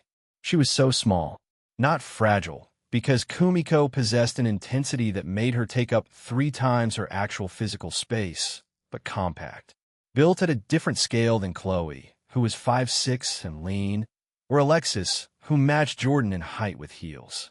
Kumiko was 5'4" in platform sneakers and weighed maybe 110 pounds, and Jordan's hand covered her entire shoulder with room to spare. MMHH. Kumiko's eyelids fluttered. Her brow creased. Then her eyes opened. Brown eyes. Big, round, anime protagonist brown eyes that caught the afternoon light filtering through the parking structure and reflected it back with a warmth that had nothing to do with optics. They focused on Jordan's hand on her shoulder first. Then they traveled up his arm to his face. Kumiko smiled. It was a sleepy, disoriented, unguarded smile. The kind of smile that happened before the brain fully booted and remembered to install its social filters. Her lips parted, showing the edge of her front teeth, and her cheeks bunched upward, pushing her eyes into crescent shapes that made her look impossibly young and impossibly open. Jordan Cohen, she murmured. Good morning. It's 4 in the afternoon. She stretched her arms overhead, her fists bumping the Civic's low ceiling, and her crop hoodie rolled up to expose a strip of stomach that Jordan noticed and then forcefully unnoticed. The stretch ended with a yawn that was 80% sound effect, a high-pitched fwa that no person over the age of 20 could produce without irony. She rubbed her eyes with the backs of her hands. Then she realized where she was, who she was with, what had been said in this car before she fell asleep. The color returned to her face in stages, like watching a sunset in reverse. First her ears, then her cheeks, then her neck, where the flush disappeared beneath the collar of her hoodie and presumably continued downward to parts of her anatomy that Jordan was not currently thinking about. I fell asleep. You fell asleep, Chloe confirmed from the passenger seat. Oh no, how long was I out? About 25 minutes. Kumiko covered her mouth with both hands. Above her fingers, her eyes were enormous, 2 dark pools of mortification that bounced between Jordan and Chloe with the frantic energy of pinball. Was I snoring? I snore sometimes. My roommate in high school said I snore. She recorded it once and sent it to me, and it was really loud and kind of nasal and... You drooled a little, Jordan said. Kumiko's hands flew from her mouth to her chin, where her fingers found the thin trail of moisture and wiped it away with a noise that could only be described as a whimper. She looked at the dampness on her fingertips, and then at Jordan, and then at the car window, and then at the ceiling of the Civic, as though calculating whether it was structurally possible to phase through the roof and escape into the atmosphere. Chloe opened her door and stepped out into the parking structure. She stretched her arms overhead and rolled her neck, the vertebrae popping audibly. Then she leaned down and looked through the car at Kumiko. Kumi, Come upstairs. We need to set up the equipment. A pause. And we need to talk. Kumiko stopped breathing. Jordan watched her in the rear view. Her brown eyes, which had been bouncing around the interior of the car like rubber balls, went completely still. Kumiko locked eyes with Chloe through the open car door. Chloe's expression, which had been amused, softened. She gave a single, almost imperceptible nod. All the frantic energy drained from Kumiko, replaced by a quiet stillness. Kumiko's throat moved as she swallowed. Okay, she said. Chapter 154. 154, the pre-confrontation tea ceremony. Oh God. Oh God, oh God, oh God. Kumiko Yamanaka stood in the elevator of the Cooper garment lofts with her back pressed against the cold metal wall and her heart doing something that probably violated several laws of human biology. The number above the door changed from 2 to 3. Chloe stood on her left, scrolling through her phone with one thumb like a person whose entire world had not just tilted 45 degrees on its axis. Jordan stood on her right, holding 4 shopping bags in each hand with the casual ease of someone whose biceps had apparently been forged in a government laboratory. This is happening. The words repeated in Kumiko's skull with the relentless persistence of a notification she could not dismiss. They had replaced all other cognitive functions. Her ability to form sentences gone. Her knowledge of computer assembly gone. The lyrics to every anime opening she had memorized since age 12 gone. Everything had been evacuated to make room for the single, all-consuming thought that Chloe Kim had looked at her through the open door of a Honda Civic and said, "We need to talk," with a nod that meant yes, I meant what I said at the gas station, and yes, this is real, and yes, you should probably start breathing again before you pass out in a parking structure. Kumiko had not started breathing again. Not properly.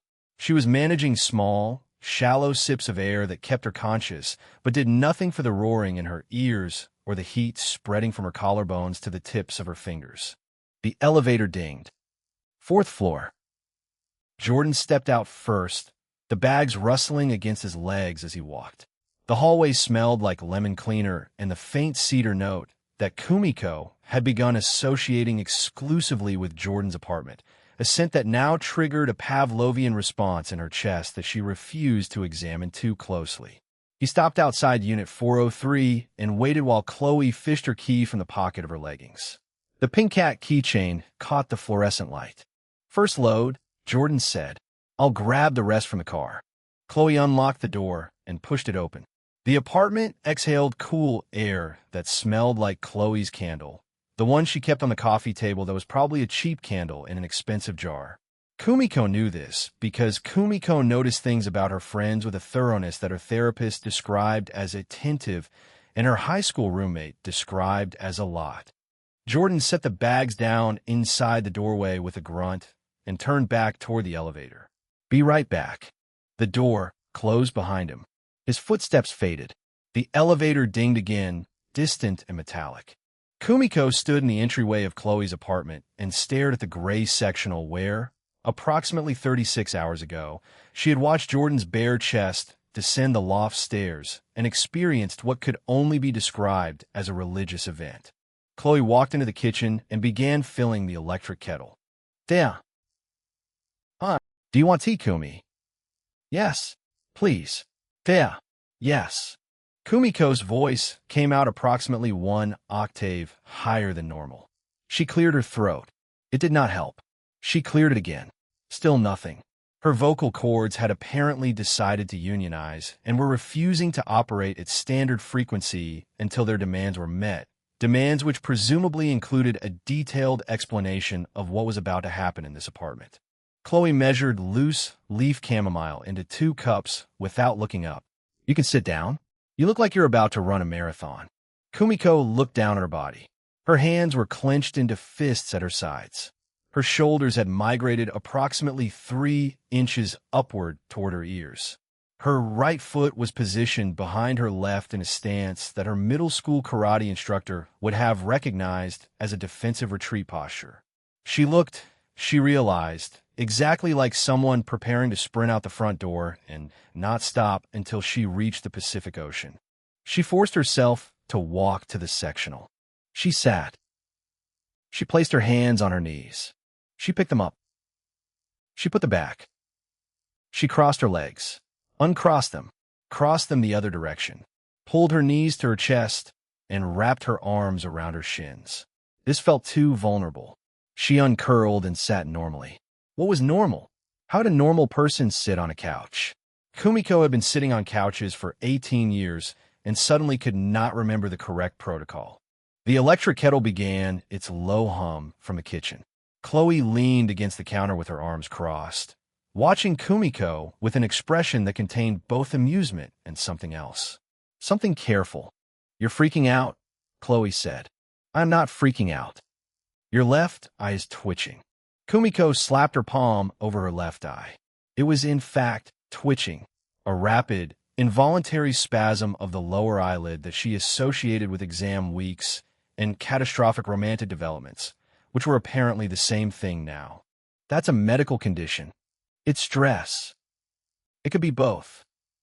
The elevator dinged again, muffled through the walls. Jordan's footsteps in the hallway. The sound of him shifting bags to free a hand for the door. Kumiko's stomach did a full rotation. Jordan entered carrying another collection of bags, these ones heavier and branded with the Micro Center logo. He set them down beside the first pile, creating a small mountain of packaging near the kitchen island. 2 more trips. The monitor box is awkward. He disappeared again. Kumiko watched the door close and immediately turned to Chloe. Her mouth opened. Several sentences collided in her throat, creating a verbal pileup that resulted in a sound like this is a need to no before edixtamir. Breathe. Kumiko inhaled. It sounded like a vacuum cleaner engaging. "We're going to set up the streaming stuff," Chloe said, "and then we're going to talk. All 3 of us. About what I asked you in the car. The thing." The thing. Chapter 155. 155 My romantic comedy moment was a tech support ticket. The thing where you said, about Jordan, being mine. Kumiko could not finish the sentence. The word boyfriend sat on her tongue like a live coal, too hot to hold and too precious to spit out. She swallowed it instead and felt it burn all the way down into her stomach, where it joined the anxiety and the pocky and the general sense that her life had departed from recognizable reality sometime around 2:30 that afternoon. Chloe poured hot water over the chamomile. The smell reached Kumiko immediately, earthy and sweet, the same tea Chloe drank every night because it helped her sleep. Kumiko knew this. She knew Chloe's favorite tea and Chloe's morning routine and the exact shade of blue in Chloe's hair streak, and the name of Chloe's dead father, and the password to Chloe's Netflix account. She knew these things because Chloe was her best friend, and Kumiko paid attention to the people she loved with a ferocity that scared normal people away. Jordan would not be scared away. Chloe said so. Chloe said he would not leave. The elevator dinged a 3rd time. Jordan passed the door without stopping, his footsteps continuing toward the elevator. 4th trip. Kumiko heard the muffled sound of him adjusting something heavy, probably the monitor box that he mentioned was awkward. His grunt echoed faintly through the hallway walls. Chloe brought 2 cups of tea to the coffee table and sat beside Kumiko on the sectional, not touching, close enough that Kumiko could feel the warmth coming off Chloe's body and smell the vanilla of her expensive shampoo. "He's going to ask me, isn't he?" Kumiko whispered. Chloe blew on her tea. "We'll see. That's not a no." "Drink your tea, Kumi." Kumiko picked up the cup with both hands. Her fingers trembled enough that the chamomile surface rippled. She took a sip. It burned her tongue. She took another sip anyway because the pain gave her something to focus on besides the fact that Jordan McKnight was currently hauling electronics up 4 flights of an elevator and would return any second to have a conversation that might end with Kumiko becoming someone's girlfriend for the first time since Takashi Mori dumped her via Instagram story during junior year. The front door opened. Jordan backed through it carrying a large monitor box braced against his hip and a Nordstrom bag dangling from his other hand. He kicked the door shut with his heel and deposited everything with the growing pile. The equipment now occupied a significant portion of Chloe's entryway, boxes stacked at various angles with cables and packaging material visible through torn cardboard. Jordan surveyed the hall, wiped his forehead with the back of his arm. His black t-shirt had darkened with sweat at the collar and between his shoulder blades. That's everything. Kumiko watched him walk to the kitchen. He pulled a glass from Chloe's cabinet, the third one from the left, because he knew which cabinet held the glasses. Because he lived here. Not officially, not on any lease, but in every way that mattered. Jordan McKnight had become a permanent fixture in this apartment over the past 2 weeks. His toothbrush sat in Chloe's bathroom. His charger lived in her nightstand drawer. His scent had settled into the couch cushions so thoroughly that Kumiko caught it every time she sat down. Jordan filled the glass from the Brita pitcher in the fridge and drank the entire thing in 4 long swallows. His Adam's apple bobbed with each gulp. Kumiko tracked the movement with a fascination that bordered on scientific study. He refilled the glass, drank half, set on the counter. Be right back.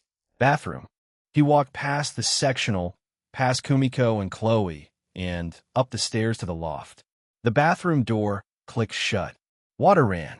Kumiko heard the toilet flush, and then more water and what sounded like Jordan splashing his face. Kumiko's brain seized this 30-second window of his absence like a starving person handed a plate of food. He went to the bathroom. That's normal. People use bathrooms. He is a person who uses bathrooms. But what if he's in there thinking? What if he's standing in front of the mirror, giving himself a pep talk like the protagonists in romantic comedies do before the big confession scene, where they run through an airport or show up at someone's door in the rain? There is no rain. We are in Southern California. It does not rain here. He could still show up at a door. We're next to doors. Doors are available. Is he going to come downstairs and ask me out? The question detonated in Kumiko's chest with the force of a mortar shell. Her fingers tightened around the teacup until the ceramic creaked. Her vision went slightly blurry at the edges. Her breath stopped for the 3rd time in 20 minutes. Is Jordan McKnight going to come down those stairs and ask Kumiko Yamanaka to be his girlfriend? The bathroom door opened. Footsteps on the loft floor. Jordan appeared at the top of the stairs, his face freshly washed, droplets still clinging to his jawline. He had pushed his hair back from his forehead, and the dirty blonde strands sat differently than they had in the car, slightly darker where the water touched them. His hazel eyes caught the afternoon sun coming through Chloe's massive factory windows, and for one fraction of 1 second, they looked gold. Kumiko's tea cup trembled so violently that chamomile sloshed over the rim and burned her thumb. Jordan came down the stairs. He looked at the pile of equipment. He looked at Chloe. He looked at Kumiko. His expression held something complicated, something that reminded Kumiko of the face Naruto made in episode 133 when he realized that the person he needed to fight was also the person he needed to save. A look that said, I know what needs to happen, but I haven't figured out the right way to do it yet. Then he clapped his hands together once. So, we should get this stuff set up before it gets dark. Kumi, you said the lighting matters most with natural light from the windows, yeah? Kumiko's entire fantasy scenario crumbled. He was not confessing. He was not running through an airport. He was unpacking a microphone arm from a cardboard box and examining the desk clamp with the mild interest of someone reading the back of a cereal box. Kumiko set her tea down too hard. Chamomile splashed onto the glass surface of the coffee table. The windows, yes. The natural light. For the camera. You want the light source in front of the streamer, not behind, because backlighting creates silhouette and the audience needs to see facial expressions for parasocial engagement. Chapter 156. 156, the unboxing and assembly of my romantic downfall. P.S. bonus. The words came out on autopilot, pulled from a section of her brain that had memorized streaming theory the way other people memorize sports statistics. Kumiko was grateful for autopilot. Manual control had been offline since the gas station. Chloe was already on her feet, pulling the LED strip lights from one of the micro center bags. These go behind the monitor, right? Above, actually. You peel the adhesive backing and press them along the top edge of the desk, angled toward the wall, so the light bounces instead of hitting the camera directly. Kumiko stood up. Her legs felt hollow, like someone had replaced her bones with those pool noodles children hit each other with. She walked toward the pile of equipment and crouched beside it, her pleated skirt fanning out across the concrete floor. Jordan tore open the acoustic foam panels and held up a square of charcoal gray material. Where do these go? Behind where she'll be sitting. 2 rows of 4 on the wall. They reduce echo and make the audio cleaner, and they look good on camera because they add texture to the background. Kumiko pulled the microphone arm from its box and began assembling the clamp mechanism. Her hand shook. She dropped the first screw. It pinged off the concrete and rolled onto the sectional. She closed her eyes, took a breath that filled approximately 40% of her lung capacity, and retrieved the screw on her hands and knees. When she emerged from under the couch, Jordan was standing directly in front of her, holding a strip of LED lights in one hand and the acoustic foam panels under his opposite arm. He looked down at her with a half-smile that did absolutely catastrophic things to her cardiovascular system. You good? Super good. So good. The goodest. I'm fine. You dropped this. He held out a small bag of mounting screws that must have fallen from her foam panel box. Their fingers touched when she took the bag. 1.7 seconds this time. She counted. Jordan turned away and walked toward the wall behind Chloe's desk, where he began peeling adhesive strips from the back of foam panels and pressing them into place with flat palms. His arms reached high enough that his shirt rode up 2 inches from his waistband. Kumiko saw the top of his hip bone. She saw the shadowed groove where his oblique muscle met his waist. She saw the faintest trail of hair below his navel, so light it was almost invisible. She dropped the screw again. Chloe caught it midair before it hit the floor, plucking it from the space between them with 2 fingers like she was picking a flower. She placed it in Kumiko's open palm, closed Kumiko's fingers around it, and held her hand there for a beat. Focus, Chloe murmured. I'm focused. You've been staring at his hip for 30 seconds. I was looking at the foam panel alignment. The foam panels are on the wall. His hip is on his body. Those are different locations. Kumiko felt her face catch fire from her hairline to her chin. She pulled her hand from Chloe's grip and returned to the microphone arm with renewed commitment to not looking at anyone's exposed skin for the remainder of the setup process. This commitment lasted approximately 90 seconds, at which point Jordan reached up to position a foam panel on the top row, and the motion pulled his shirt high enough to reveal the full lower third of his abdominal muscles, carved and shadowed in the golden afternoon light from Chloe's factory windows. Kumiko attached the microphone arm to the desk clamp backwards. She noticed 5 minutes later when the arm pointed toward the wall instead of the chair. Nobody mentioned it. Chloe simply reached over, loosened the bolt, rotated the arm 180 degrees, and tightened it again, while Kumiko pressed her palms against her burning cheeks and asked herself how she had managed to build 3 complete gaming PCs from scratch, but could not operate a single desk clamp in the presence of a boy she liked. The answer, Kumiko knew, was that PCs did not have abs. PCs did not smell like cedar.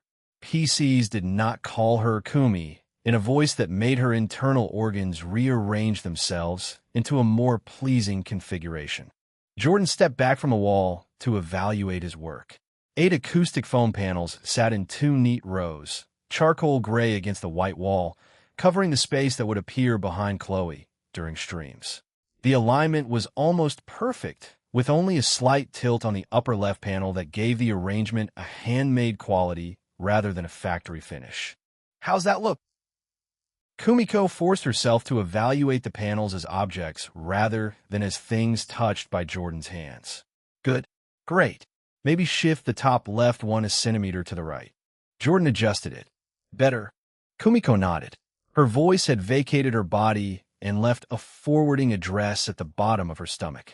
Chloe plugged the LED strip into the surge protector, and the wall behind the desk erupted in soft purple light that bled across the foam panels, the monitor stand, and the potted plant Chloe had positioned in the corner earlier that week. The effect was immediate and professional, the kind of ambient glow that said, I stream regularly and take my content seriously without shouting. I spent 4 hours in a micro center on a Sunday. Oh, Kumiko breathed. The color washed over her face. Oh, Chloe-chan, that's beautiful. Chloe adjusted the brightness on her phone app until the purple deepened to a shade between violet and navy. The light caught the blue streak in her hair and turned electric. She smiled, small and private, at the screen, and for a second she looked exactly like the girl Kumiko had met during orientation, the one who had laughed too loud at Kumiko's terrible joke about Wi-Fi passwords and made Kumiko feel like maybe college would not be so lonely after all. Jordan positioned the monitor on its riser and connected the power cable. The screen flickered to life, and the PC's RGB fans threw red and blue reflections across the acoustic foam. The streaming corner of Chloe's apartment was taking shape. It looked real. It looked like the beginning of something.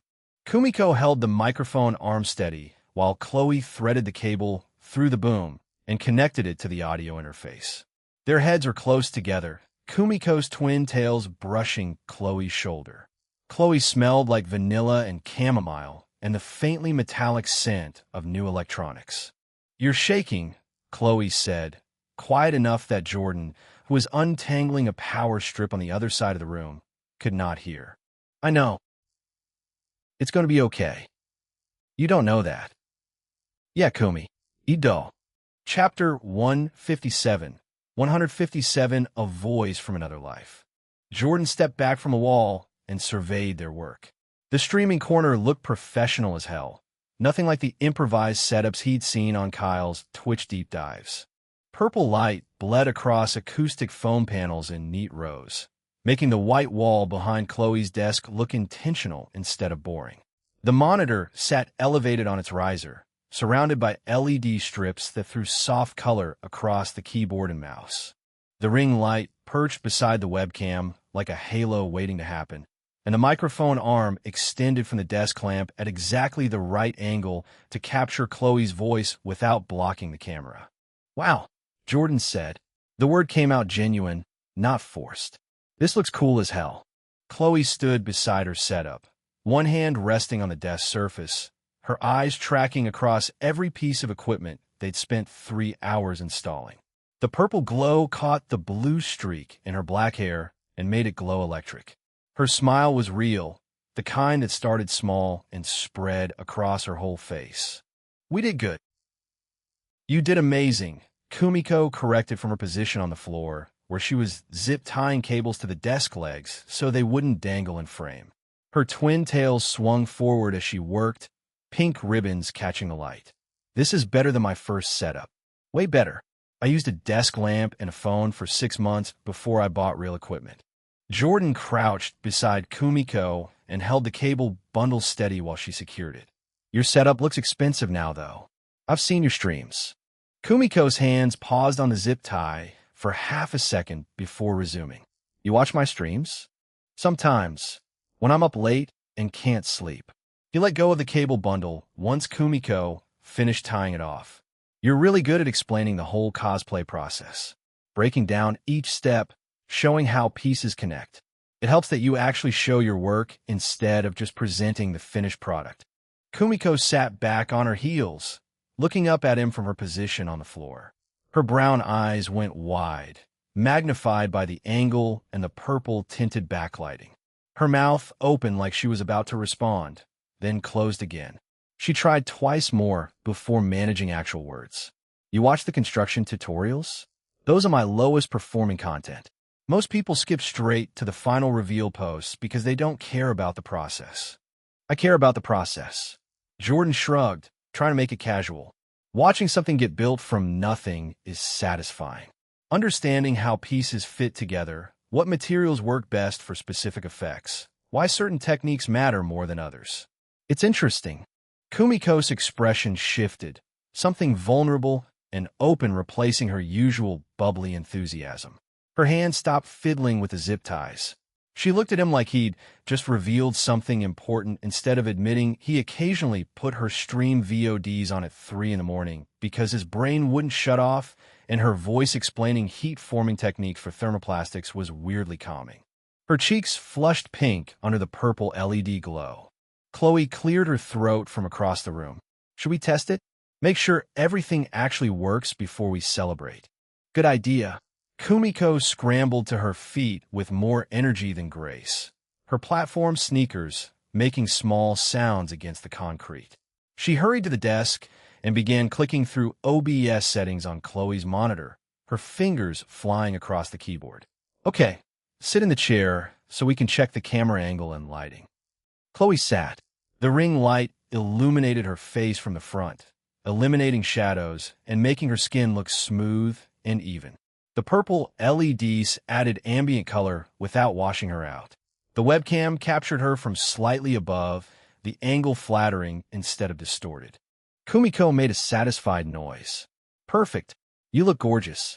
The light balance is exactly right, and the foam panels are killing the echo from the hard surfaces. She clicked a few more buttons, adjusting the bitrate and resolution. Say something so I can test the audio. What should I say? Anything. Just talk like you're streaming. Chloe looked directly into the webcam. Her posture shifted, shoulders back and chin up, confident without being aggressive. When she spoke, her voice dropped into a lower, warmer register that Jordan recognized immediately as her calypso voice. Hey everyone, thanks for coming to the stream. I'm Stellar Note, and this is my first time going live, so bear with me while I figure this out. Jordan felt something twist in his stomach. That voice. He'd heard it through his phone speakers for 6 months, always accompanied by masks and sunglasses and distance.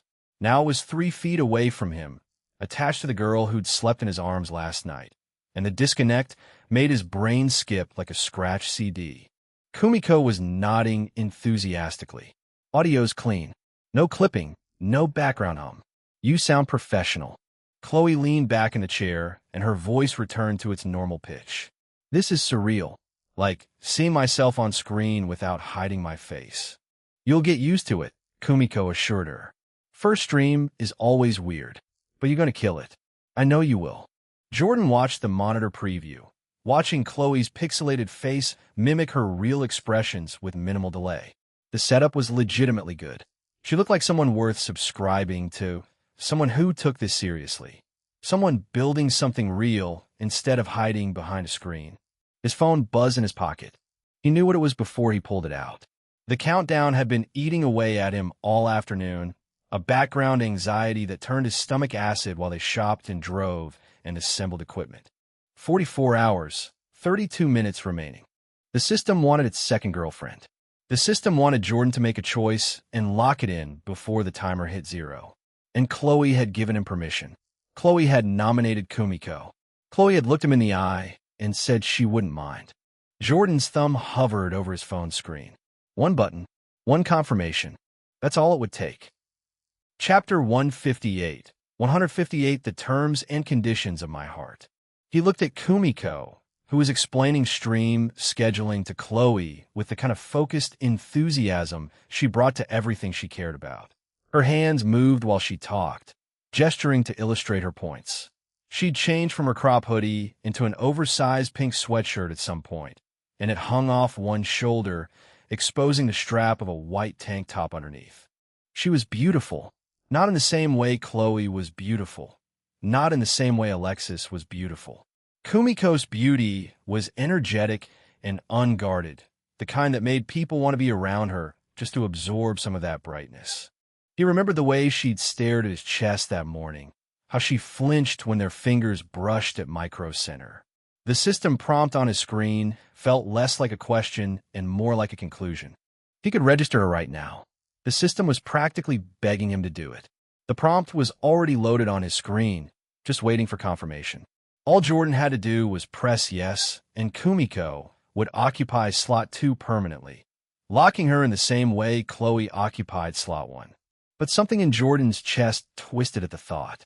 Some part of him that remembered standing in a parking lot on Christmas Day, watching Eliza walk into a hotel with Cameron, knowing he'd spent months trying to buy affection from someone who never cared.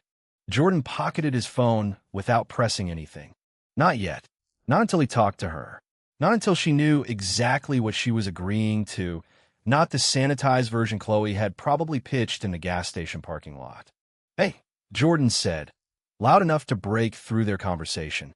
Both girls turned to look at him. Can we talk? All 3 of us. Chloe's expression shifted into something careful and still. Now. Yeah, now. Kumiko's eyes went wide. her hands clasped together in front of her chest like she was praying or protecting her heart. Oh, okay. Should I sit? I should probably sit. She sat on the sectional without waiting for an answer. Her legs pressed together, knees touching, feet flat on the floor. The picture of nervous anticipation. Jordan sat on the opposite end of the sectional, leaving space between them. Chloe claimed the middle spot, not quite touching either of them, but close enough to function as a bridge. The afternoon light through the factory windows was turning gold and orange, the kind of color that made everything look soft and dreamlike. Dust motes floated in the beams. The apartment smelled like new electronics and chamomile tea and the faint cedar scent that followed Jordan everywhere since he started using actual nice soap instead of 3-in-1 body wash. Nobody spoke for a full 10 seconds. Kumiko broke first. Is this about the thing? From the car? Because I've been thinking about it the whole time we were setting up equipment, and I couldn't focus on the phone panels properly, and I attached the microphone arm backwards, and I dropped screws everywhere, and... Kumi, Chloe interrupted gently. Breathe. Kumiko sucked in air. Breathing. Good. Keep doing that.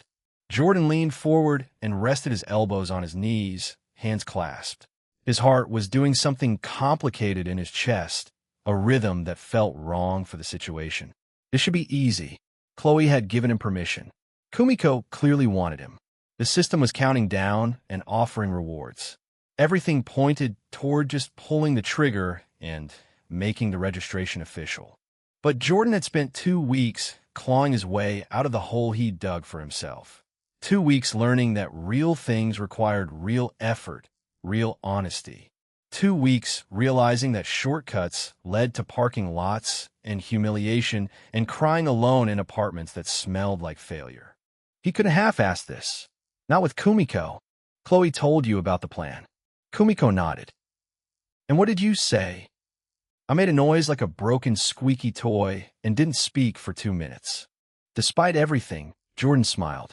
Yeah, that tracks. Kumiko's face flushed pink from her cheeks to her ears. I wasn't ready for that conversation. I was eating Pocky and thinking about USB versus XLR connections, and then Chloe just asked me, and my brain crashed completely. I need to know what you actually want, Jordan said. He kept his voice level, serious. Not what Chloe wants. Not what you think I want. What do you want, Kumiko? She looked at him. Really looked. Her brown eyes searching his face like she was trying to read something written there in invisible ink. I want you, she whispered. The words barely carried across the sectional. I've wanted you since karaoke when you sang, and your voice made my stomach flip over. I wanted you since Best Buy when you pretended to be my boyfriend, and those guys left me alone, and I felt safe for the first time in months.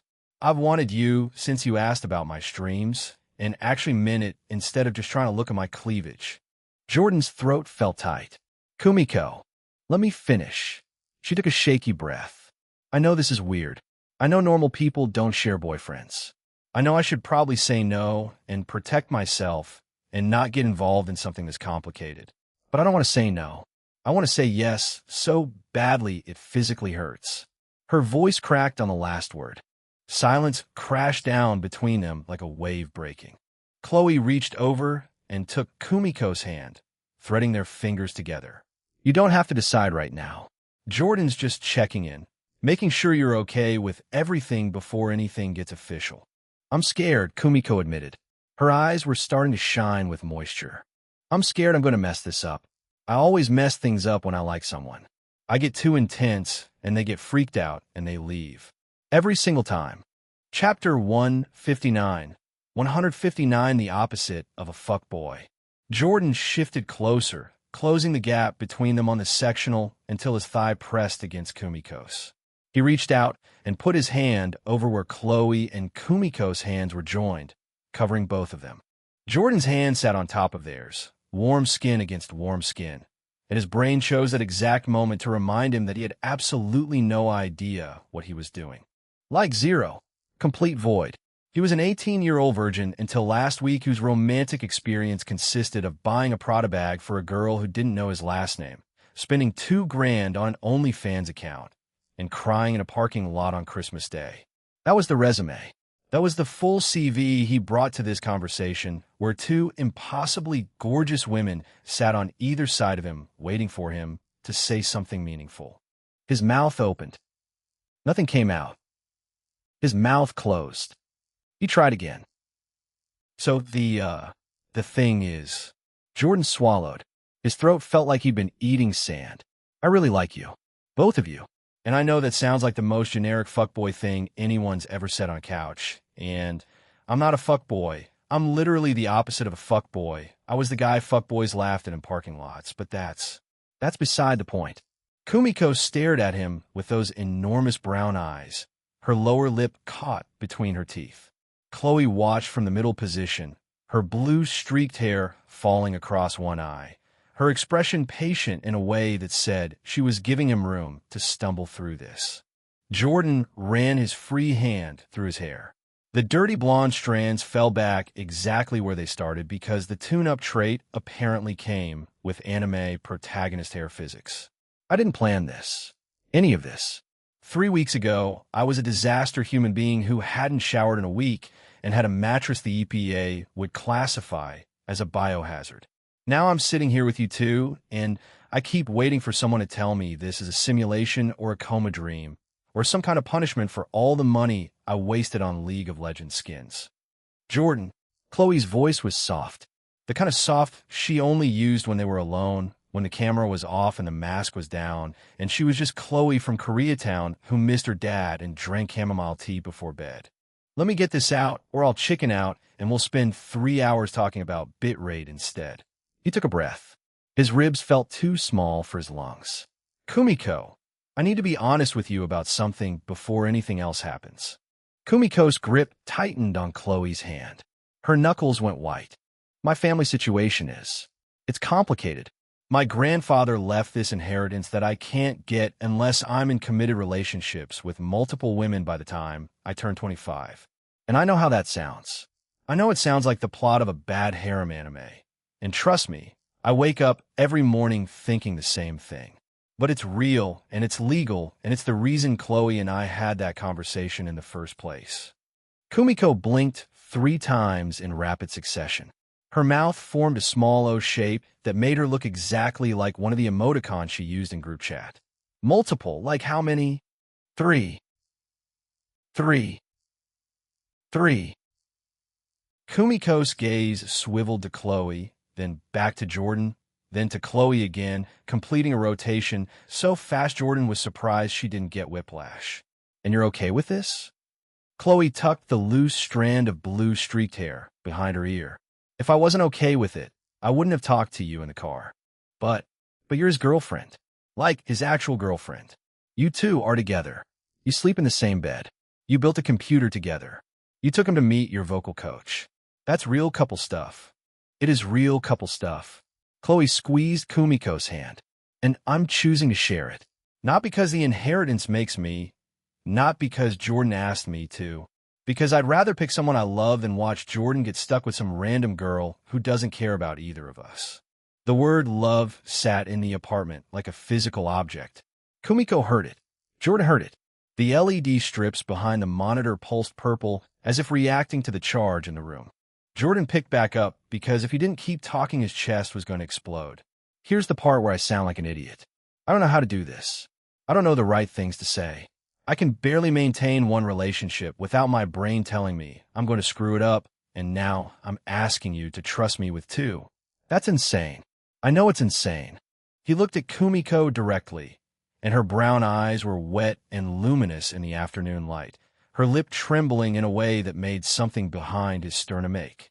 But I also know that when you sang with me at karaoke, you made me forget that anyone else was in the room. I know that when those guys bothered you at Best Buy, I didn't even think about it. I just moved. I know that you watch my face when you think I'm not looking, and I notice every single time, and I never say anything because I didn't want to embarrass you. Kumiko made a sound, small and wounded and full of something that Jordan couldn't identify, except that it was the most honest thing he'd ever heard. I'm not good at this. He laughed, the sound coming out ragged and real. Obviously. I just told a girl I noticed her staring at me, and that's either romantic or creepy, and I genuinely cannot tell which one right now. Romantic, Kumiko whispered. Definitely romantic. Chapter 160. 160 the part where the check cashes, P.S. bonus. Oh, thank God. Jordan exhaled, and the breath came out unsteady, shaky like something inside his chest had finally unclenched after holding tight for too long. His hands were trembling. When had that started? When had his hands, attached to a 6'2" frame that the system had reconstructed from scratch, started shaking like a dog left out in a storm? He had abs, little supernatural abs, and his fingers looked like they were trying to vibrate through dimensions. I guess what I'm trying to say, he continued, the words tumbling forward in a clumsy cascade he couldn't quite organize, badly, with too many words and probably none of the right ones, is that I want you. If you'll have me.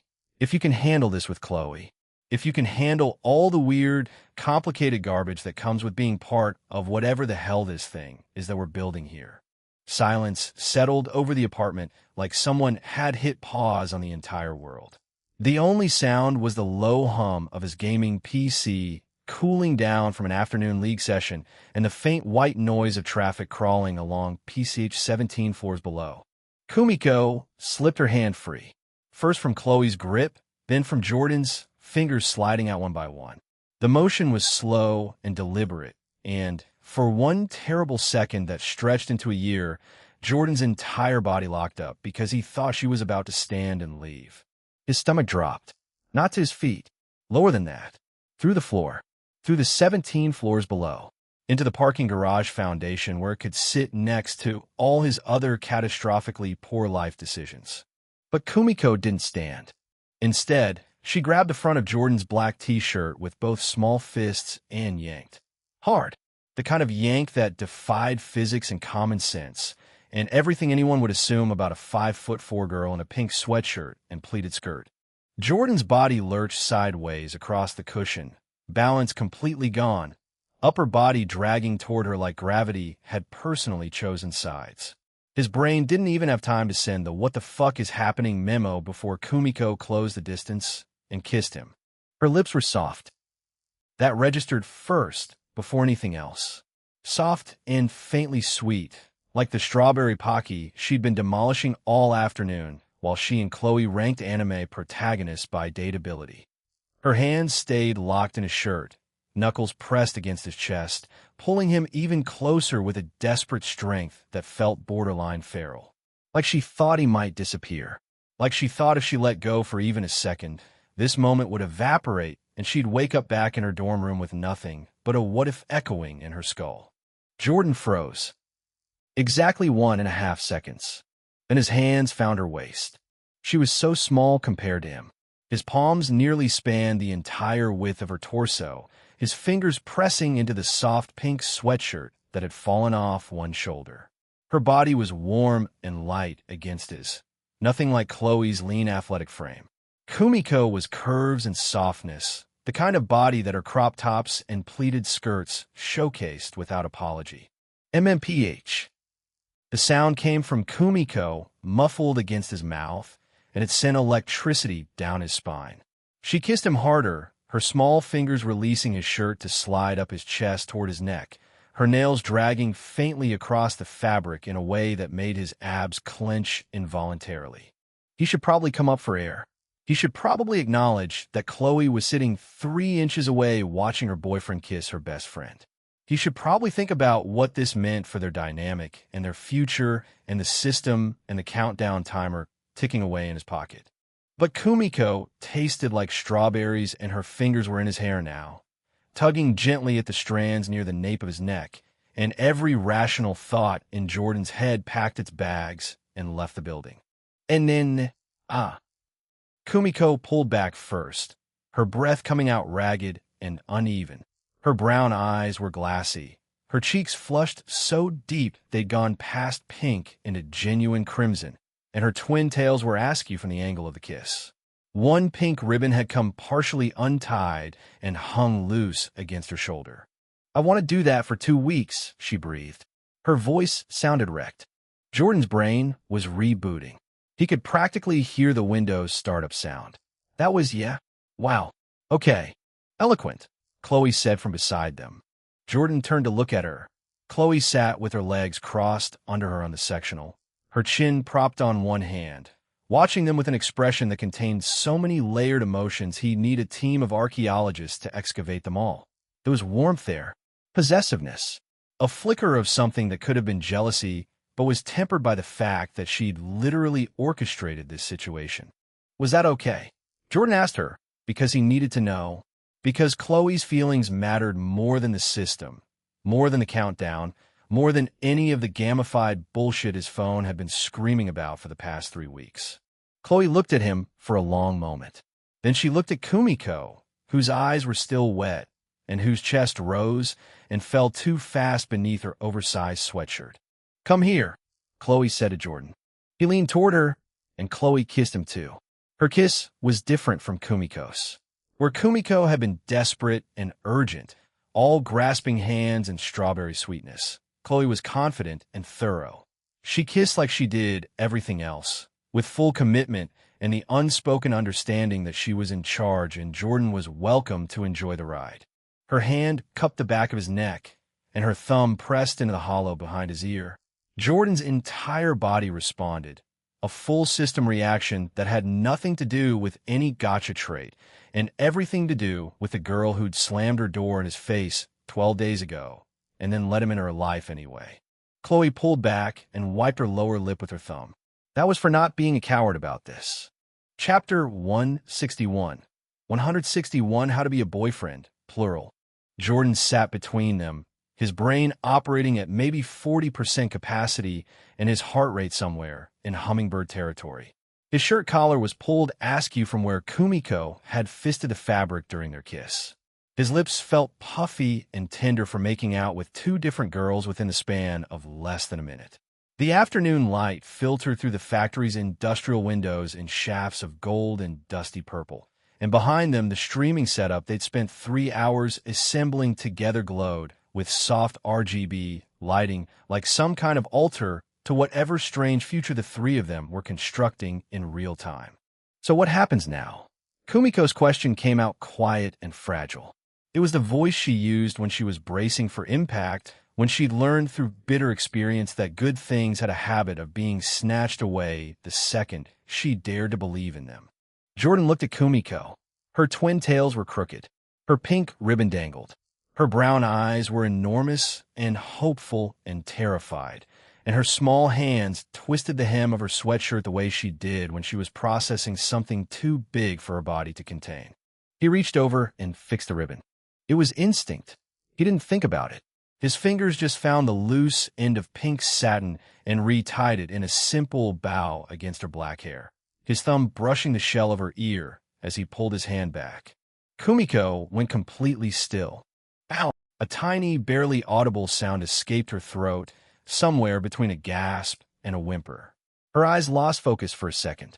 Her entire face flushed crimson from her forehead to her collarbones, the blush disappearing beneath the neckline of her sweatshirt. Jordan's phone buzzed. He ignored it. "What happens now," he said, his voice careful and measured, "is that we figure it out one day at a time. I'm not going to stand here and pretend I know how to be a good boyfriend to one person, let alone 2. I'm going to mess up. I'm going to say the wrong thing at the worst possible moment, because that's basically been my track record since birth. But I'm going to try. And if either of you needs me to stop or slow down or back off, you tell me. No games. No tests. No mind reading. Just honesty." He looked at Chloe first, then Kumiko, then back to Chloe. "I mean it. If this doesn't work for you, if you wake up tomorrow and realize this was a terrible idea, you say something. We're not doing the thing where someone suffers in silence and then explodes 3 months later." Chloe nodded.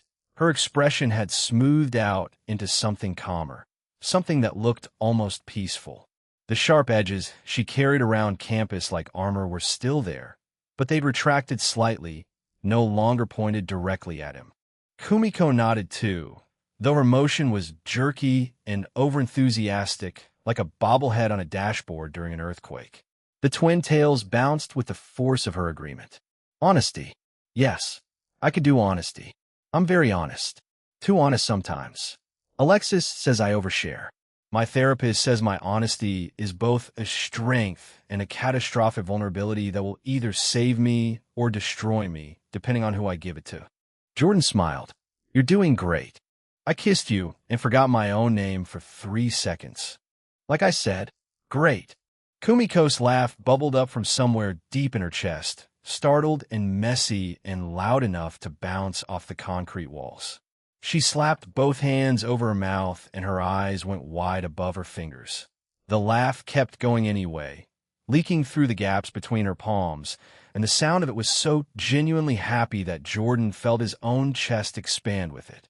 Chloe leaned into Jordan's side, her temple resting against his shoulder, and reached past him to place her free hand on Kumiko's knee. The three of them sat connected on the gray sectional, surrounded by empty micro center bags and cable tie remnants and the purple glow of LEDs reflecting off acoustic foam. His phone buzzed again. 44 hours, 12 minutes. Jordan reached into his pocket. He could feel the screen warm against his palm, the notification waiting like a loaded question. He pulled the phone out and looked at the registration prompt. Kumiko Yamanaka's name hovered above 2 buttons. He glanced at the girl sitting beside him. Her ribbon was fixed. Her eyes were red-rimmed from almost crying. Her sweatshirt had slipped further off her shoulder, revealing the white tank top strap underneath and the delicate line of her collarbone. Jordan looked at Chloe. She met his eyes and gave him the smallest nod, so slight that anyone else would have missed it. He pressed yes. The screen flashed gold for half a second. The registration prompt disappeared, replaced by new text. Shlotve, Kayuemikao Ayamanakawa. Registered. Chemistry, 22%. Return rate, 0.44x. Status, new connection. Jordan locked the phone and put it back in his pocket. Kumiko hadn't seen the screen. Neither had Chloe. The registration lived entirely in the digital space between Jordan and the system, invisible to everyone else in the room. But Jordan felt it, a subtle warmth in his chest, different from the warmth he felt with Chloe. This one was newer, lighter, tinged with the electric nervousness of fresh beginnings and the strawberry taste still lingering on his lips. 22%, a starting point, a seed planted in soil that might grow into something real if he didn't poison it with lies and shortcuts and the same desperate need for affection that had driven him to buy a Prada bag for a girl who couldn't remember his first name. He pulled Kumiko closer with one arm and kept Chloe pressed against his opposite side. The two girls fit against him like parentheses around a word he hadn't figured out yet. Chloe's head on his left shoulder, warm and familiar. Kumiko's smaller frame tucked under his right arm, new and electric. The streaming setup glowed purple behind them. The PC hummed softly. Outside, the sun continued its descent toward the Pacific, throwing long shadows across the Cooper Garment Loft's parking structure and painting Chloe's factory windows in shades of amber. So, Kumiko said, her voice muffled against his shoulder. Does this mean I can call you Jordan Kuhn without it being weird now? It was always weird, Kumi. But a cute weird. The cutest weird. Chapter 162, 162 Teehee, Boyfriend. Kumiko stayed pressed against Jordan's side for another 20 minutes, and during that time, she talked enough for 6 people. The girl operated like a dam had burst somewhere behind her sternum, and every thought she'd been suppressing for the past 2 weeks came pouring out in a single continuous stream of consciousness that jumped topics with the reckless abandon of a caffeinated squirrel. And I have this recipe for Castella cake that my grandmother taught me, and I've been wanting to make it for someone, but you can't really make Castella for one person because the pan is too big, and it's wasteful and sad to eat an entire Castella alone at midnight while watching romance anime, which I've done 4 times this semester. But now I can make it for you and Chloe, and we can eat it together while watching something, and oh my God, we should have a weekly movie night, all 3 of us. And we could take turns picking in. Kumi. Chloe's voice landed like a gentle hand on the back of a kitten's neck. Breathe. I'm breathing. I'm breathing very efficiently, Actually, my cardio has improved since I started taking the stairs instead of the elevator, because Alexis said the elevator makes your butt flat, and I don't think that scientifically. Kumiko. Kumiko inhaled. Her shoulders dropped 2 inches. Saw the I am spiraling.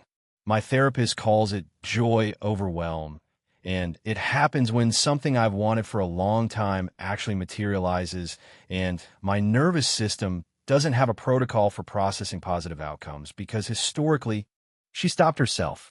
Her mouth clamped shut. She sat there for a moment with her cheeks puffed out like a chipmunk holding back an entire paragraph, and Jordan could physically see the effort it took for her to swallow the remaining words instead of releasing them into the wild. I should go home, Kumiko said finally, her voice settling into something almost normal. Almost. A tiny vibrato still ran underneath every syllable, the aftershock of an emotional earthquake that had registered somewhere around a 7 on whatever scale therapists use to measure romantic detonation events. Jordan watched her uncurl from his side. She moved slowly, like she was peeling herself off something magnetic, and he could feel the exact moment her warmth left his body. The cool air rushed into the gap she'd occupied.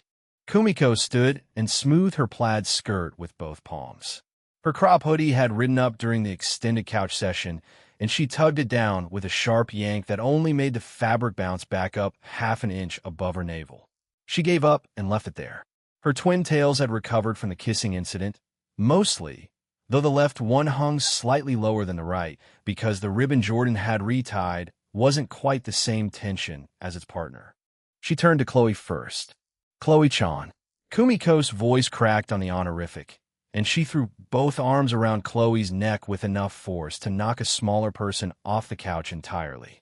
Chloe caught her, hands coming up to Kumiko's shoulder blades, and the two of them held each other in a hug that lasted longer than Jordan expected. He saw Kumiko's fingers tighten against the back of Chloe's oversized white t-shirt, bunching the fabric. Her face was buried in Chloe's shoulder. "Thank you," Kumiko whispered. The words were small and wet and genuine in a way that made Jordan's throat tighten. "For not hating me, for choosing me, for being the best person I've ever. Shut up before you make me cry and ruin the mascara I'm not wearing." Chloe's voice was steady, but her grip on Kumiko was hard enough that her knuckles had gone pale. They separated. Kumiko's eyes were glassy, and she was blinking too fast, her lashes clumping together. She wiped her nose with the back of her wrist, sniffed once, and then pivoted toward Jordan with the decisive energy of someone launching off a diving board. She stood in front of him. The top of her head barely reached his collarbone.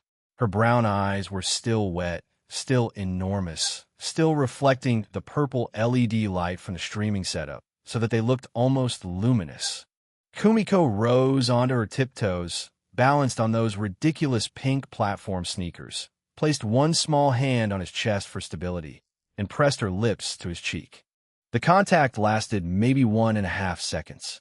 Her mouth was soft and warm, and still tasted faintly of strawberry where her lip gloss had smeared. Jordan felt the impression of it remain on his skin like a sunburn after she pulled away. "Bye, boyfriend." The word hit different when Kumiko said it.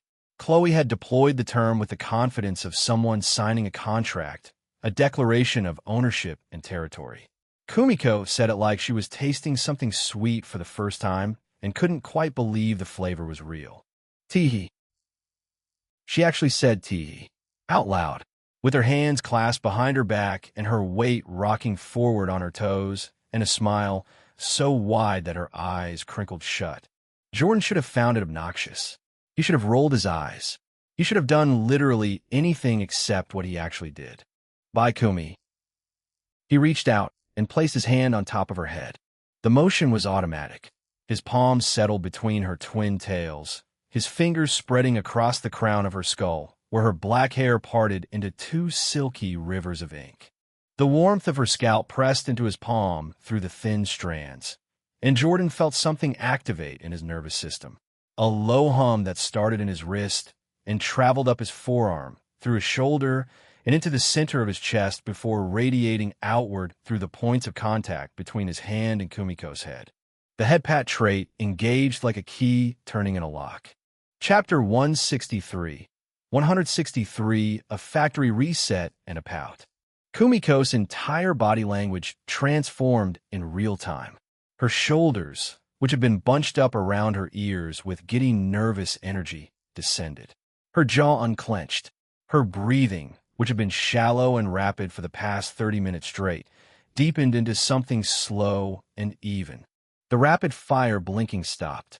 Her eyelids drooped to half-mast, lashes fanning against her cheekbones, and a look of pure, undiluted calm washed over her features like someone had poured warm honey directly into her central nervous system. H-N-N-N-N. The sound that came out of Kumiko was not a word. It was barely even a syllable. It was the vocal equivalent of a cat being scratched in exactly the right spot behind its ears, a low, involuntary vocalization of contentment that seemed to originate somewhere below her brain stem. Her head tilted into his palm. Her eyes fell completely shut. The corners of her mouth turned up in a loose, dreamy smile that held zero resemblance to her usual maximum wattage grin. Jordan watched her with an odd sense of wonder. The trait description had mentioned endorphin release and neutralization of hostile cognitive states, but Kumiko hadn't been hostile. She'd been a live wire of anxiety and joy sparking in every direction at once, a human firework that had been launching rockets nonstop since the parking lot conversation. And now, under his hand, she was still content, at peace in a way that Kumiko Yamanaka probably hadn't experienced since the last time she fell asleep in a warm sunbeam. The effect was uncomfortably powerful. Jordan removed his hand before the moment stretched past its natural boundaries. Kumiko's eyes opened slowly, and for about 3 seconds she stared at him with an expression so open and unguarded that Jordan felt like he'd accidentally seen something private. Then the light behind her eyes reignited. The spark returned. The twin tails bounced as she shook herself back into full consciousness. That was really... She touched the top of her own head where his hand had been, her fingers pressing into the spot as though checking for evidence. Jordan Cohen, what did you just do to me? Patted your head. That was not a normal head pat. My grandmother pats my head. That was like a factory reset. All my thoughts just went quiet. That has never happened. I have never experienced silence inside my own brain. Not once. Not in therapy. Not during meditation. Not during the guided visualization where my therapist told me to imagine a peaceful lake, and I imagined the lake catching fire. Kumi. Going. I'm going. She backed toward the door, both hands raised in surrender, her face still carrying the fading afterglow of the endorphin hit. But I'm texting both of you the second I get in my car. And I'm sending Jordan Cohen my streaming schedule, and a picture of the Costella recipe, and possibly 30 to 40 photos of outfits I'm considering for our first date, which we haven't scheduled yet, which we should do immediately, which... Kumiko. Gone. She yanked the door open, stepped into the hallway, shot one final look at Jordan that contained enough raw emotion to power a small city, and pulled the door shut behind her. Her footsteps retreated down the corridor. The elevator dinged, mechanical humming as the car descended. Silence. Jordan stood in the middle of Chloe's apartment and let out a breath he hadn't realized he'd been holding since approximately 6:30 that morning. Every muscle in his body knotted at once. His shoulders dropped 4 inches. His spine actually popped from the release of tension. The exhale lasted so long that his lungs emptied completely, and he had to gulp air on the inhale. He turned around. Chloe sat on the far end of the sectional with her arms crossed over her chest and her bottom lip pushed forward about a 1/4 inch. She wasn't looking at him. She was looking at the wall approximately 6 feet to his left with the focused intensity of someone who had discovered an extremely interesting patch of white paint. There it was. Jordan had spent the past week learning Chloe Kim. He'd cataloged her mannerisms with the obsessive attention of a man who knew his survival depended on reading the weather correctly. He knew the difference between her public laugh and her real one. He knew which side of the bed she preferred. He knew she stirred her coffee counterclockwise and cracked her knuckles when she was nervous, and that her left eyebrow twitched microscopically when she was jealous. Her left eyebrow was twitching. The thing about Chloe was that she operated in two distinct modes around other people. Campus Chloe was bright, social, easy. She shared Jordan without visible effort, letting Kumiko and Alexis orbit close, maintaining that Instagram perfect smile that never cracked. She'd literally told Kumiko she wouldn't mind. She'd engineered this entire arrangement with the cool logic of someone managing a portfolio. But when the audience left and the door closed, and it was just the two of them in the quiet apartment with the purple LEDs and the smell of new electronics and chamomile tea, Campus Chloe packed up and went home. The girl who remained was softer, hungrier, more territorial. This Chloe needed physical contact the way other people needed oxygen. This Chloe curled into his side like a cat and hooked her leg over his thigh and pressed her face into his neck and stayed there until the world stopped spinning. This Chloe was pouting because another girl had kissed her boyfriend's cheek and he'd patted her head and she'd melted into a puddle of happy goo. And Chloe had watched the entire performance from 5 feet away without receiving any of the above. Jordan opened his arms. Oomph. Chloe turned her head further toward the wall. Her blue streak caught the purple LED and turned electric violet. The pout intensified. He kept his arms open, waiting. 3 seconds. 5. 7. Chloe lasted 9 seconds before her composure crumbled. She uncrossed her arms, pushed off the couch, crossed the 3 feet of space between them, and walked directly into his chest. Her forehead hit his sternum. Her arms wound around his waist. She squeezed with a force that compressed his ribs and communicated very clearly that she had been storing this particular need since Kumiko arrived at 7:45 that morning. It's gonna take some getting used to, Chloe mumbled against his shirt. Sharing you. Chapter 164. 164 The Business of Two Girlfriends. Jordan wrapped both arms around her and pulled her tighter. His chin rested on top of her head. Her hair smelled like vanilla shampoo and chamomile and new electronics, the same combination that had been slowly becoming his favorite scent on the planet. You're not sharing me right now. You gave her a head pat, and she literally shut down like a laptop running out of battery. That's a fair description, yeah. And she kissed your cheek and said bye, boyfriend, and did a tee-hee. She did do a tee-hee. A tee-hee, Jordan. She tee-heed at you. I heard it. I was there. Chloe pulled back just enough to look up at him. Her blue contact lenses were out. Her natural dark brown eyes stared up at him with an expression that was 9 parts affection and 1 part something feral and possessive that she kept leashed during business hours. You mind first. The word first did heavy lifting in that sentence. It acknowledged Kumiko's existence. It accepted the arrangement, and it drew a line so clear that Jordan could feel it under his feet. Always. Jordan kissed her forehead, then her nose, then her mouth, soft and quick, just enough to feel her lips relax against his. First, last, and every spot in between. Chloe made a sound against his chest that fell somewhere between a grumble and a purr. Her arms tightened around his waist for another 10 seconds before she finally released him and stepped back. The pout had softened into something more neutral. Not gone exactly. Stored. Filed away for future reference under a tab labeled Things I'm Dealing With But Don't Want to Talk About Right This Second. Jordan understood that filing system. He had one of his own, and the tab labeled Lies I've Told Both of These Girls About a Fake Inheritance was getting thick enough to qualify as a novella. He pushed that thought down. Not now. Later. Always later. So, Jordan dropped onto the sectional and stretched his legs out, his arms spreading across the back of the cushions. Your setup is done. Kumiko's channel already has an audience. My brain has been doing math since Tuesday.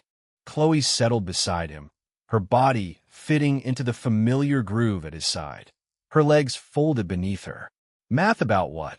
About how 2 girls with streaming talent and a guy with way too much time on his hands add up to something bigger than individual channels. Chloe's eyes narrowed, not in suspicion, in interest. The same look she got when her spreadsheet columns lined up and the monthly projection exceeded her targets. "I want to start a streamer group," Jordan said. "A brand. You and Kumiko as the founding members. Shared production, cross-promotion, collaborative content. One audience feeds the other. You raid her channel when you go offline. She raids yours. Viewers who find one of you discover the other. The brand identity ties everything together and makes sponsorship deals easier to negotiate because companies pay more for a package than for individual creators." Chloe was quiet for a moment. The purple light painted shadows across her cheekbones. "That's actually smart. Don't sound so surprised." "I'm not surprised you had an idea. I'm surprised it's a good one." The corner of her mouth twitched upward. "You've been thinking about this for a while. Since management won A on Tuesday, Dr. Ashford was talking about business entities, and the light bulb just went on." Chloe pulled her legs tighter beneath her, her posture shifting from relaxed to engaged. Jordan recognized the transition. This was the girl who maintained color-coded spreadsheets and tracked subscriber demographics, and knew her monthly revenue down to the cent. The businesswoman behind the beautiful face. "Okay, but there's a problem." Chloe held up a finger. "I have 0 followers. My Twitch account is brand new.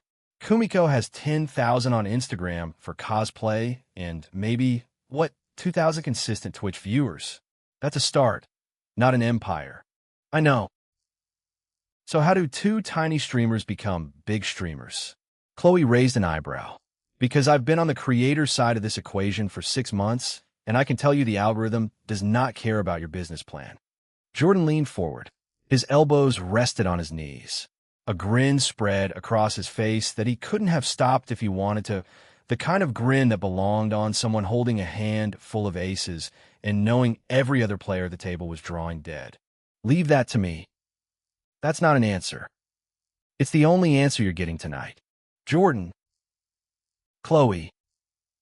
She stared at him. He stared back. The purple LEDs cycled through their color pattern.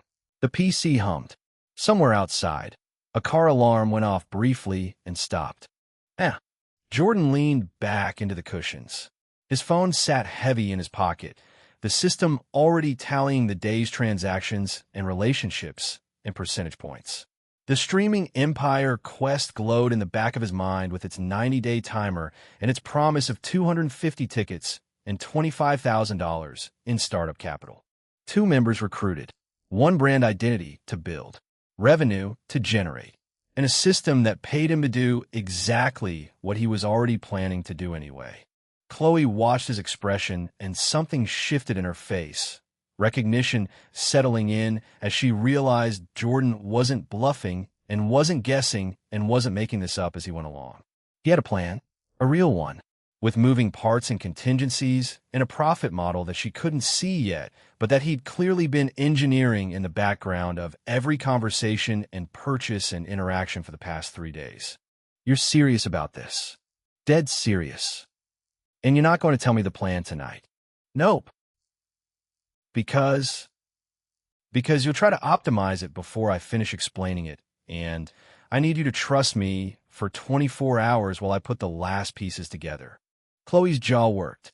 The request to trust without verification ran contrary to every survival instinct she developed over 18 years of protecting herself and her family.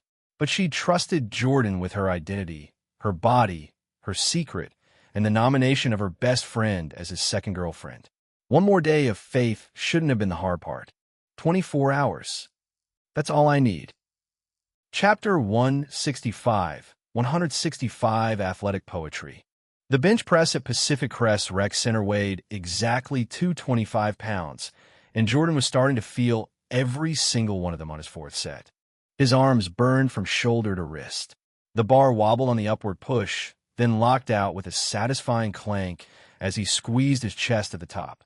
Sweat ran down his temples and pooled in the hollow of his throat, soaking the collar of his gray tank top dark. The overhead fluorescence turned everything the color of stale milk. Kyle stood behind the bench with his hands hovering under the bar, spotting with the casual competence of someone who'd been doing this since sophomore year of high school. His dark hair, stuck up at odd angles, still damp from the shower he definitely took before coming to the gym, because Kyle Perry was the kind of psychopath who showered before sweating. Bro, did you see Raw last night? Jordan lowered the bar to his chest.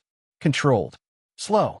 The tune-up trait kept his stabilizer muscles from shaking, but 185 was 185, and gravity did not give a shit about supernatural body upgrades. He pressed the bar back up with a grunt that came from somewhere deep in his diaphragm. Missed it. Dude, you missed the ladder match. I was busy. With what? Your skincare routine. Kyle's grin was audible even from below. Because your face has been looking suspiciously dewy lately, and I have concerns. Jordan lowered the bar again. His pecs screamed on the descent, that good burn that told him the muscle was actually working instead of just pretending. He pressed up. 6 reps down, 4 to go.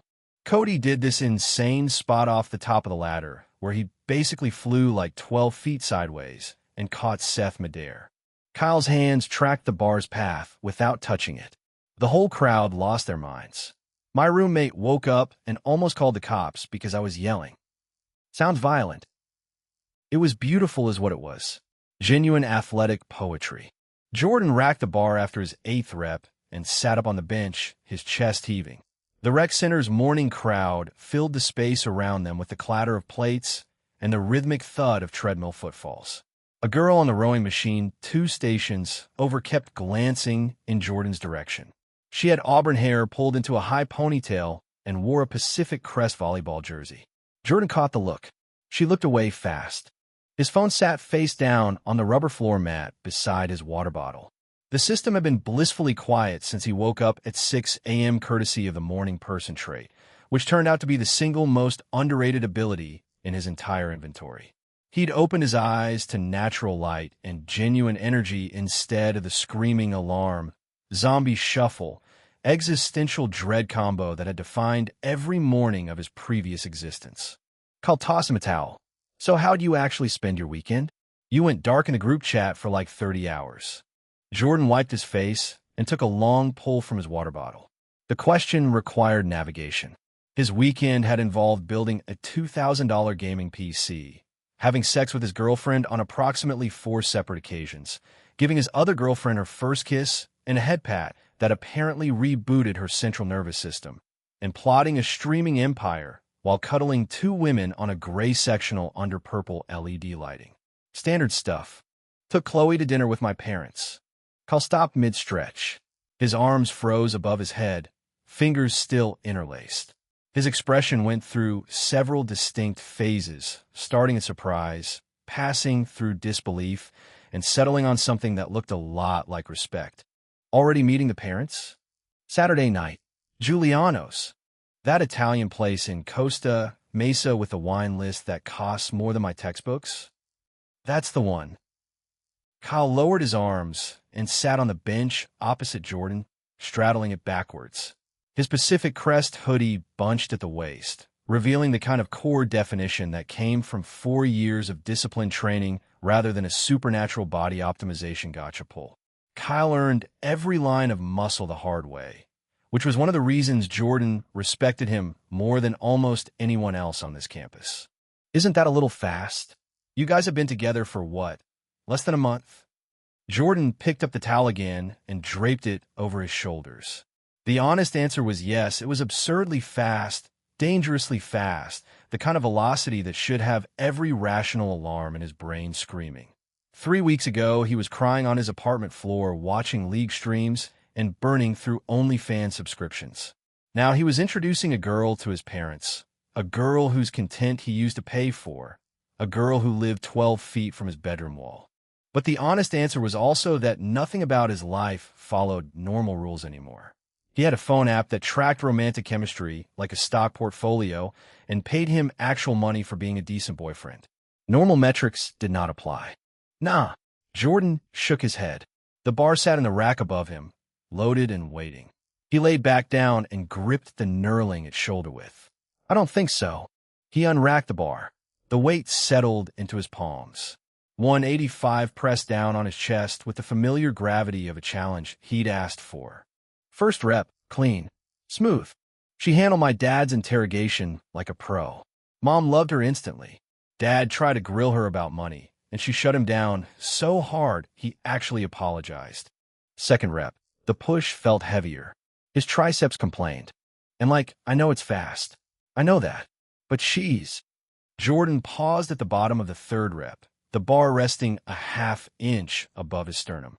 His arms trembled, not from fatigue, from the weight of trying to describe Chloe Kim in a sentence or two when she contained entire novels. She's the first person who's ever made me feel like I'm worth something without me having to buy it. Third rep, grind. Lockout. Clank. That's real, man.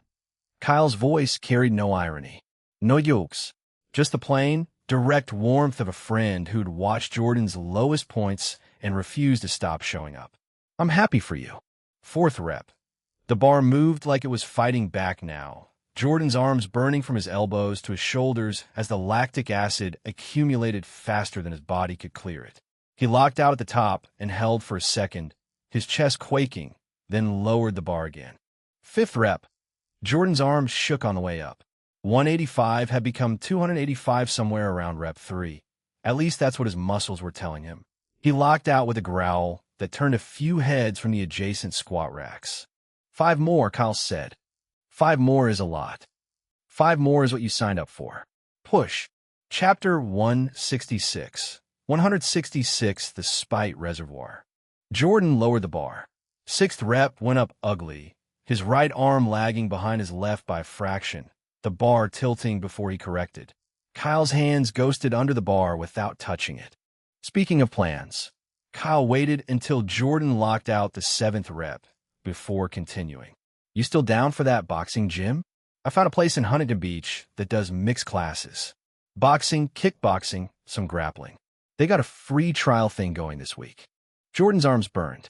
The 8th rep came up slow, each inch of negotiation between his muscles and the weight that wanted nothing more than to crush him flat against the bench. He locked out. His chest heaved. He'd completely forgotten about the boxing gym. Jordan's brain had been running at max capacity since Friday morning, allocating bandwidth to girls and business plans and gotcha traits, and the low-grade guilt of a man building a relationship on a foundation of supernatural deception. Boxing had fallen off the priority list, which was stupid because Kyle had been talking about this for a week and Kyle never asked for anything. 9th rep. Jordan's arms felt like they were filled with wet sand. The bar crawled upward 1 millimeter at a time, his face turning red, veins standing out along his forearms. Kyle's fingertips touched the bar, feather-light, just enough to let Jordan know help was there if he needed it. Jordan gritted his teeth and locked out on his own. Yeah. He sucked air through his teeth. Yeah, I'm down. Today, after your last class, they got a 4:30 session. Cool. Jordan lowered the bar for the final rep. His chest was on fire. His shoulders screamed obscenities in a language he didn't speak. The bar touched down on his sternum and sat there for a moment while Jordan gathered everything he had left in his arms, his chest, his ego, and the deep reservoir of spite that had powered him through every push-up in his apartment 3 weeks ago when he'd been sobbing on his living room floor and flipping cards from a deck. He pushed. The bar moved. Slowly. Painfully. His elbows shook. His wrists ached. Kyle's hands hovered closer, ready to grab. Jordan's face contorted into something between agony and defiance as the bar crept past the sticking point, then accelerated through the last few inches to lock out with a final, triumphant clank against the rack. Jordan sat up gasping. His tank top was dark with sweat from collar to hem. Clean set, Kyle said. Your form's getting better. Another 2 weeks, and we're putting 3 plates on. 3:15. Jordan filed that goal away next to build streaming empire and figure out how to date 2 women without destroying everything. The list was getting long. We're bringing Leo too, Jordan said. Kyle's expression went flat. Leo said he has a stomachache. Leo says he has a stomachache every Monday morning. His exact words were, bro, my intestines are staging a revolution, followed by a green face emoji, a skull emoji, and a picture of a toilet. Jordan pulled out his phone and opened the group chat. Leo's message sat at the bottom of the thread, time-stamped 5:47 a.m., which meant the supposed intestinal revolution had woken him up before dawn. Or more likely, Leo had stayed up until 5:47 a.m. doom scrolling through Alexis's Instagram and decided that morning gym was incompatible with his lifestyle of expensive fast food and self-pity. Can't save them all, Jordan thought. But the thing was, he could try. He's coming, Jordan said. Drag him if you have to. He'll complain the entire drive. He complained the entire time he ate that salad last week, and he still ate it.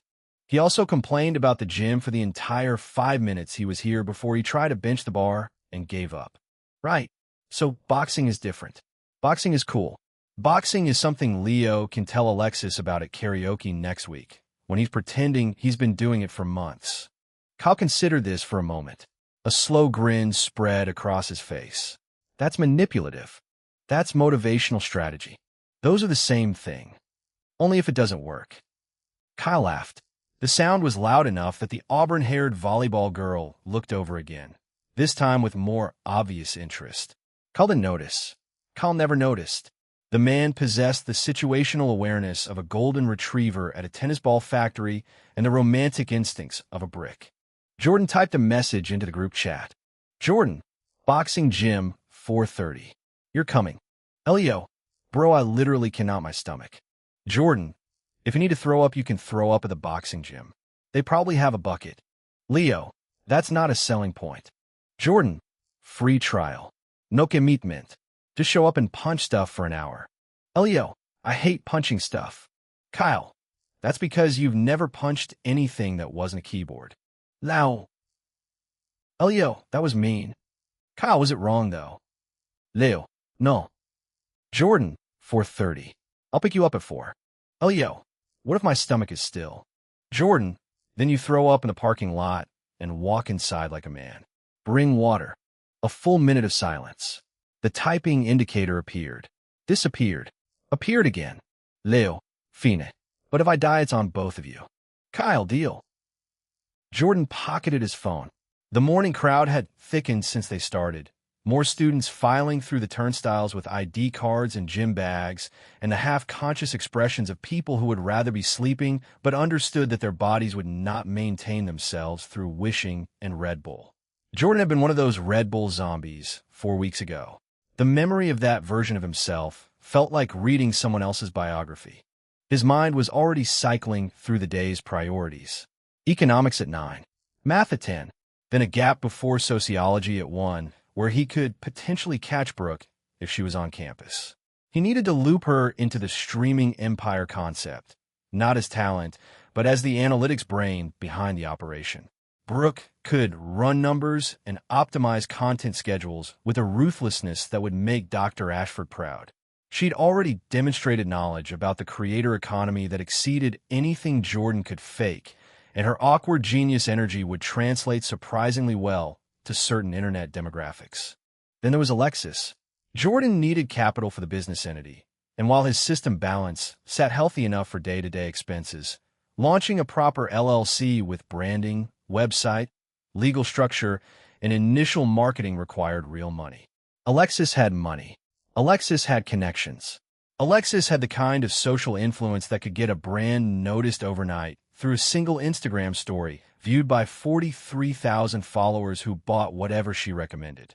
Alexis was also a girl who slept in his shirt and blushed when he called her princess and described her ideal man in a karaoke bar using specifications that matched Jordan's exact physical description down to the dirty blonde hair and vocal ability.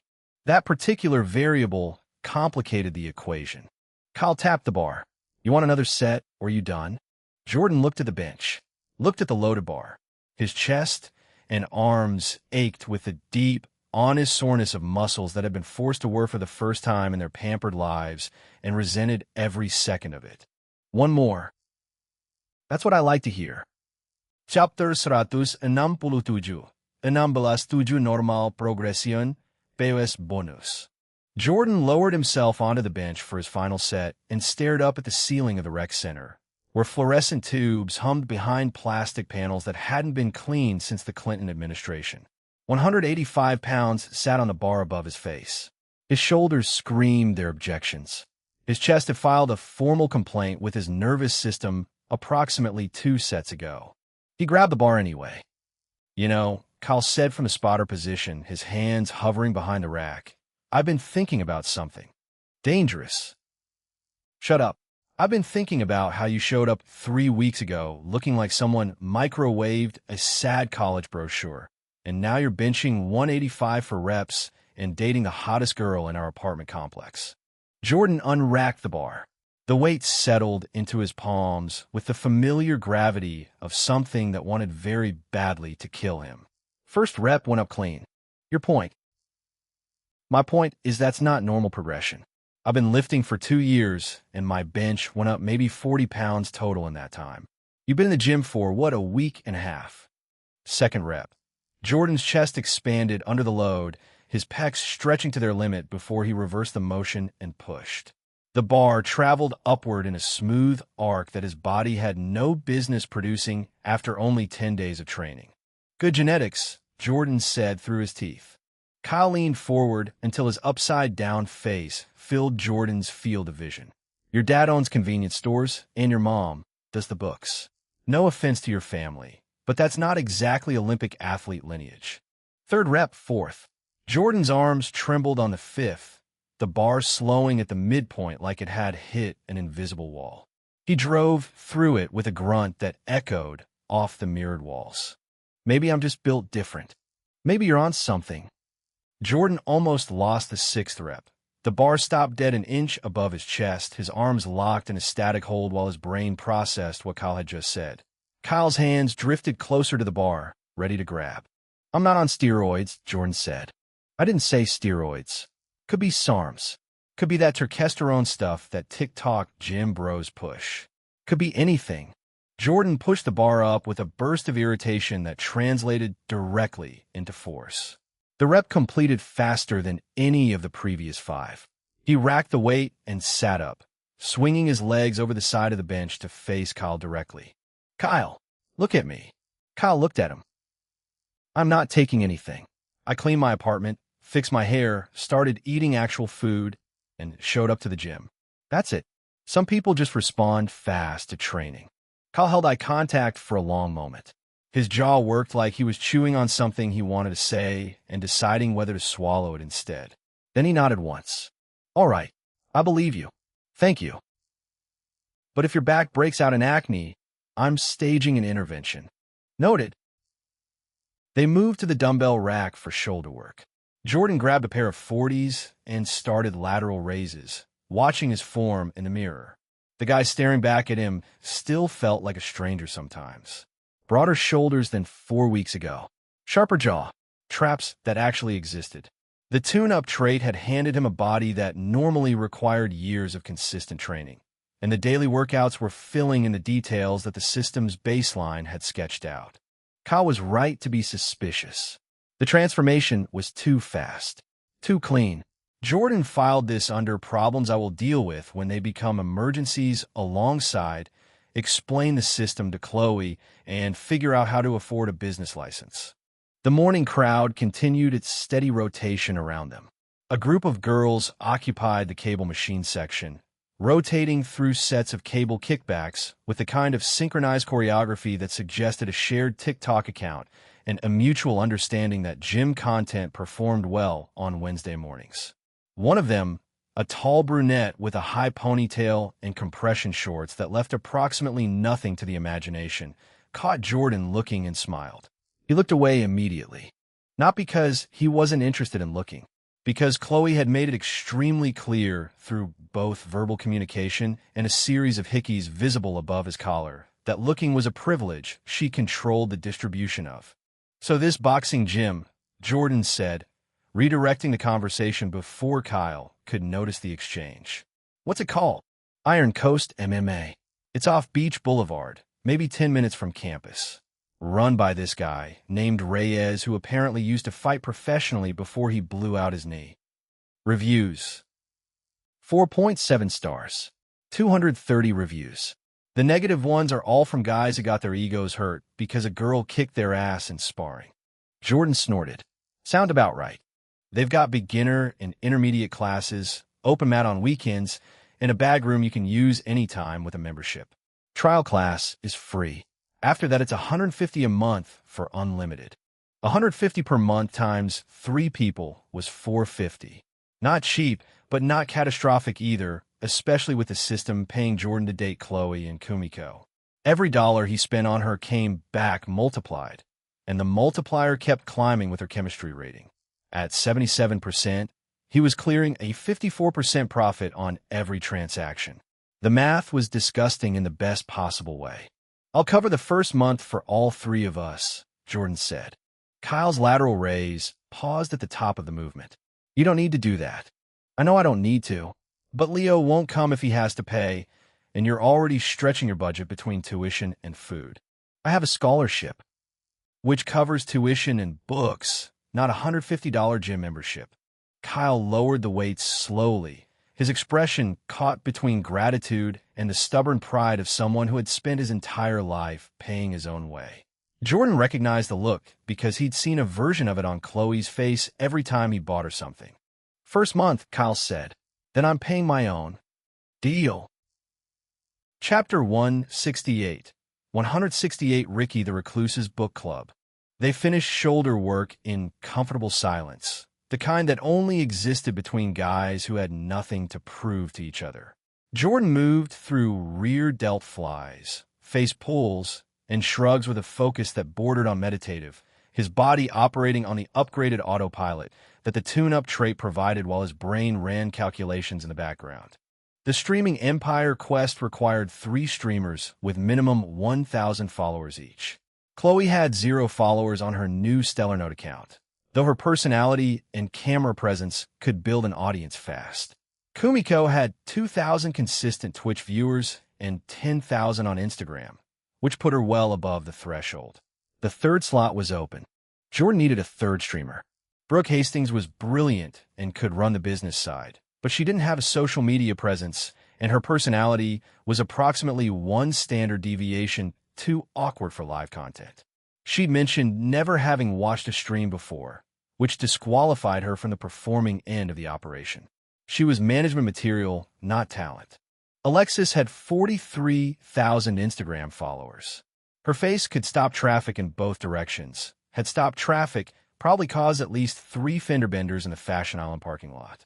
She could announce a Twitch channel with a single Instagram story and wake up the next morning with 1,000 followers asking when she'd go live. Her personality had enough edge to be entertaining instead of just mean, and her fashion sense was the kind that other girls screenshot and try to recreate with a quarter of the budget. She was built for IRL content, had the camera presence, knew how to work an audience.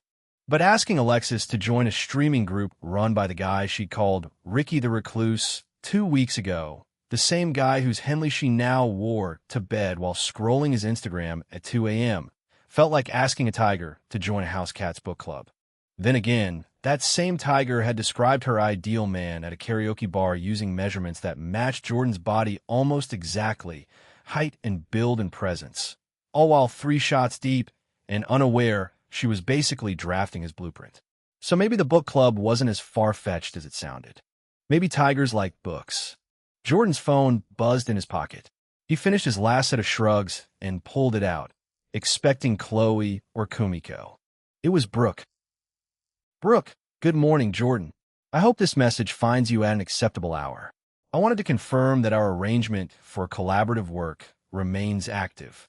I have prepared a preliminary analysis of the content creation market that I believe you will find relevant to your stated business objectives. The document is currently 47 pages and includes 12 charts. Should I send it as a PDF, or would you prefer a Google Doc with commenting permissions?" Jordan stared at the message. Read it twice. 47 pages. 12 charts. He'd mentioned the streaming idea to Brooke once, during a 5-minute conversation after class, and she had produced a small dissertation overnight. Jordan, Google Doc. And Brooke, we talked about this for like 5 minutes. Brooke, 4 minutes and 38 seconds. The brevity of our conversation did not diminish the quality of the data available. The creator economy is extensively documented in both academic literature and industry reports. I simply compiled and cross-referenced the most relevant findings. Jordan, in one night. Brooke, I had difficulty sleeping. Research is my preferred method of addressing insomnia. It is significantly more productive than the alternatives, which in my case typically involve reorganizing my Lego collection by structural complexity or watching competitive StarCraft matches until 4 a.m. Jordan laughed loud enough that Kyle looked over with raised eyebrows. Jordan shook his head and typed back, "Jordan, you're insane. In the best way. Send it over." "Brooke, sending now." I should note that pages 31 through 38 contain a comparative analysis of streaming group structures that I believe directly addresses your organizational model. I identified 7 successful streaming collectives and mapped their growth trajectories against solo creators of comparable audience size. The data strongly supports the group model for early-stage creators, though there are notable failure patterns you should be aware of. "Jordan, I'll read it during econ." "Brooke, that is Dr. Jones's class. His lecture material overlaps significantly with Chapter 4 of the textbook, which you can read independently in approximately 22 minutes. Allocating that lecture period to reviewing my analysis will be a more efficient use of your cognitive bandwidth." Jordan pocketed his phone with a specific kind of grin that came from discovering a weapon he didn't know he had. Brooke Hastings wasn't just smart. She was the kind of smart that bent the world around her through sheer force of intellect and complete obliviousness to social norms. The fact that she had 0 charisma points and the social instincts of a TI-84 graphing calculator was irrelevant when her output was this good. 47 pages in one night, because she couldn't sleep. Jordan wanted to pat her on the head so badly his palm actually itched. Earth to Jordan. Kyle stood in front of him with a towel draped over his shoulder and his gym bag already packed. "You've been grinning at your phone for 30 seconds. Either Chloe sent you something inappropriate or you're losing it. Neither. Business stuff. You keep saying business stuff without explaining what the business actually is. Content creation, streaming, building a brand." Kyle considered this with the same skeptical expression he used when evaluating a new protein powder brand's nutritional claims. "You've never streamed in your life." "I'm not streaming. I'm managing." "Managing what?" "People who stream." "Which people?" "Chloe. Kumiko. Maybe a third person I'm still working on." Kyle's face went through a journey. Confusion first, then recognition, then something that looked like reluctant admiration mixed with concern.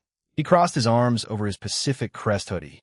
"So you're starting a streaming agency with your girlfriend and her best friend." "Basically. The same best friend who blushes every time you exist within 10 feet of her." Chapter 169, 169 version 1.3. Jordan's stomach dropped approximately 6 inches. "You noticed that?" "Bro, everyone noticed that. At karaoke, she sang a love song with you while literally holding your hand and looking at you like you were the last bowl of ramen on earth." "Alexis noticed. Leo noticed. I noticed. The waitress noticed. I'm pretty sure the karaoke machine noticed." Jordan rubbed the back of his neck. The gymnasium suddenly felt very warm and very public and very full of people who could potentially hear this conversation. "It's complicated." "Yeah, dating 2 girls at once tends to be." The words landed between them like a dropped barbell, the metallic clang reverberating in the space where casual conversation used to live. Kyle's tone wasn't angry or judgmental.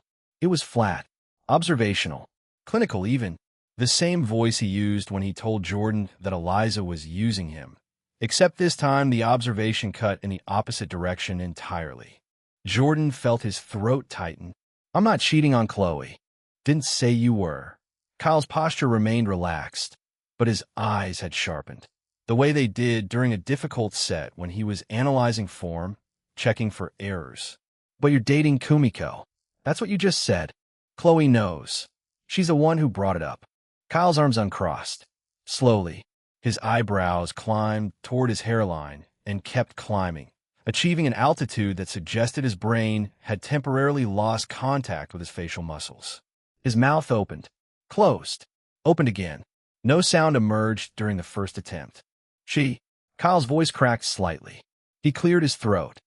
"Chloe, your girlfriend Chloe, brought it up." "Yeah." "Brought up you dating Kumiko." "That's correct." The same Chloe Kim who grabbed your hand during karaoke. That Chloe. Jordan nodded. His hands had found their way into his pockets because leaving them visible felt dangerous somehow. Like they might betray something his face hadn't already given away. Chilo Kimu, your girlfriend. The girl who slammed a door in your face. The girl who told Eliza to stay away from you in a bathroom. That Chloe. Voluntarily suggested that you also date Kumiko. That's what happened. Kyle stood perfectly still for 5 full seconds. Jordan counted. Then Kyle walked to the nearest bench, sat down heavily, and stared at the floor with the expression of a man whose entire model of reality had just been restructured without his consent. I need a minute. Take your time. How? How does that even work? Logistically, we're figuring it out. Do they know about each other? They were both there when we had the conversation. Both of them, in the room, at the same time, on the same couch. Kyle pressed both palms flat against his face and dragged them downward in one long, deliberate motion. His features distorted beneath the pressure, eyelids pulling down, cheeks sagging, mouth stretching into something vaguely amphibian, before snapping back into place when his hands finally dropped. 3 weeks ago, Kyle said, his voice taking on the careful, measured tone of someone narrating a nature documentary about an animal that shouldn't exist, you were alone in your apartment, crying, over a girl who never even kissed you. That was 21 days ago. 21. And now, he gestured vaguely at Jordan's entire existence. Now you've somehow acquired 2 girlfriends. Jordan shifted his weight from one foot to the other. When you phrase it like that, it does sound kind of insane. It doesn't sound kind of insane. It is insane. Objectively. Factually. In every measurable way. I know. You understand that, right? That this is certifiably, clinically, documentably insane. I'm aware. Kyle blew out a long breath and leaned back on the bench, his spine curving against the padding. He stared at the ceiling for a moment, then sat up and pointed at Jordan with one finger. I'm not being your therapist when this gets complicated. It's already complicated. Then I'm not being your therapist for the additional complications that will inevitably arise because you are an 18-year-old with 0 romantic experience who has somehow acquired 2 devoted girlfriends through what I can only describe as either witchcraft or the most aggressive glow-up in human history. Jordan grinned. You think it's aggressive? I think you went from Tier 4 to Tier 1 in less than a month, and the universe hasn't figured out how to correct the error yet. When it does, I want to be far enough away that the explosion doesn't hit me. That's dramatic. You're dating 2 women. Dramatic is the baseline. They walked toward the locker room together, weaving through the thinning morning crowd. The volleyball girl from earlier watched Jordan pass with open interest, her eyes tracking from his face down to his shoulders and back up. Jordan felt the familiar buzz of a system notification vibrate against his thigh and ignored it completely. Inside the locker room, they grabbed their bags from the day-used lockers.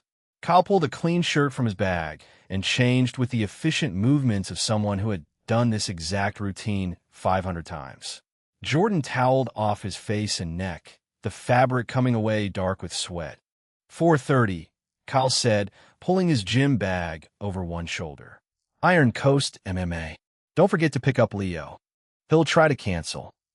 Send him a picture of Alexis. He'll show up. That's manipulative. Kyle pointed at Jordan without looking back. Motivational strategy. The locker room door swung shut behind him, leaving Jordan alone with the sound of dripping showers and the distant clang of someone re-racking plates in the weight room. He pulled out his phone and checked the time. 8:43. Economics started in 17 minutes. He opened Brooke's Google Doc. The title page read, Preliminary Market Analysis, Content Creator Collective Viability in the Current Digital Entertainment Landscape by Brooke Hastings, followed by a date of version number 1.3, which meant she'd already revised it 3 times, and a disclaimer that read this document represents approximately 6.2 hours of research and should not be considered exhaustive. Jordan scrolled past the table of contents, the executive summary, and the methodology section, landing on page 31 where Brooke had promised the good stuff lived. She wasn't kidding. Chapter 170. 170 A Shonen Power-Up. 7 streaming groups, mapped across 2 years of growth data. Revenue breakdowns by quarter. Audience overlap coefficients. Cross-promotion effectiveness rates. A color-coded chart showing optimal posting schedules for maximum engagement across time zones. Another chart comparing subscriber retention rates between solo creators and collective members, with the collective members winning by a margin of 38%. Page 34 contained a risk assessment matrix that identified 16 potential failure modes for streaming collectives, ranked by probability and impact. Internal romantic conflict was listed as failure mode number 3 with a probability rating of high and an impact rating of catastrophic. The footnote read, "See Appendix B for historical examples of creator groups destroyed by interpersonal relationships. This pattern is statistically significant and should inform organizational structure decisions." Jordan read Appendix B. It was 3 pages long and contained 5 case studies of streaming groups that had imploded when members started dating each other or fighting over the same person.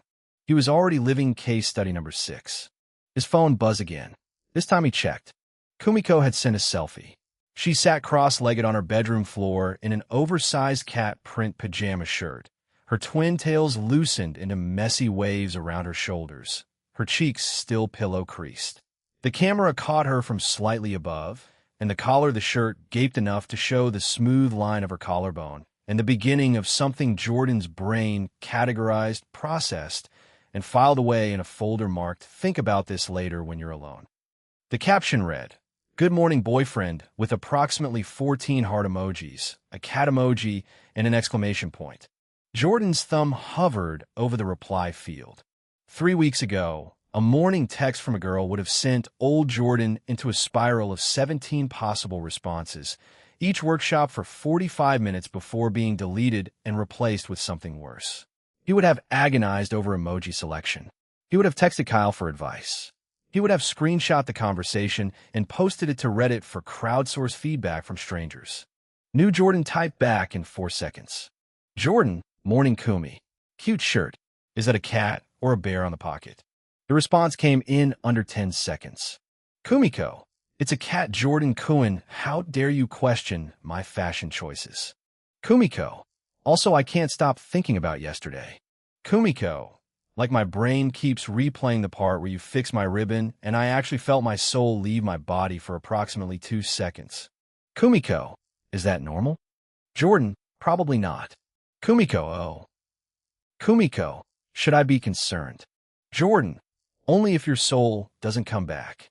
Kumiko, it came back. It came back stronger, actually. Like a shonen power-up.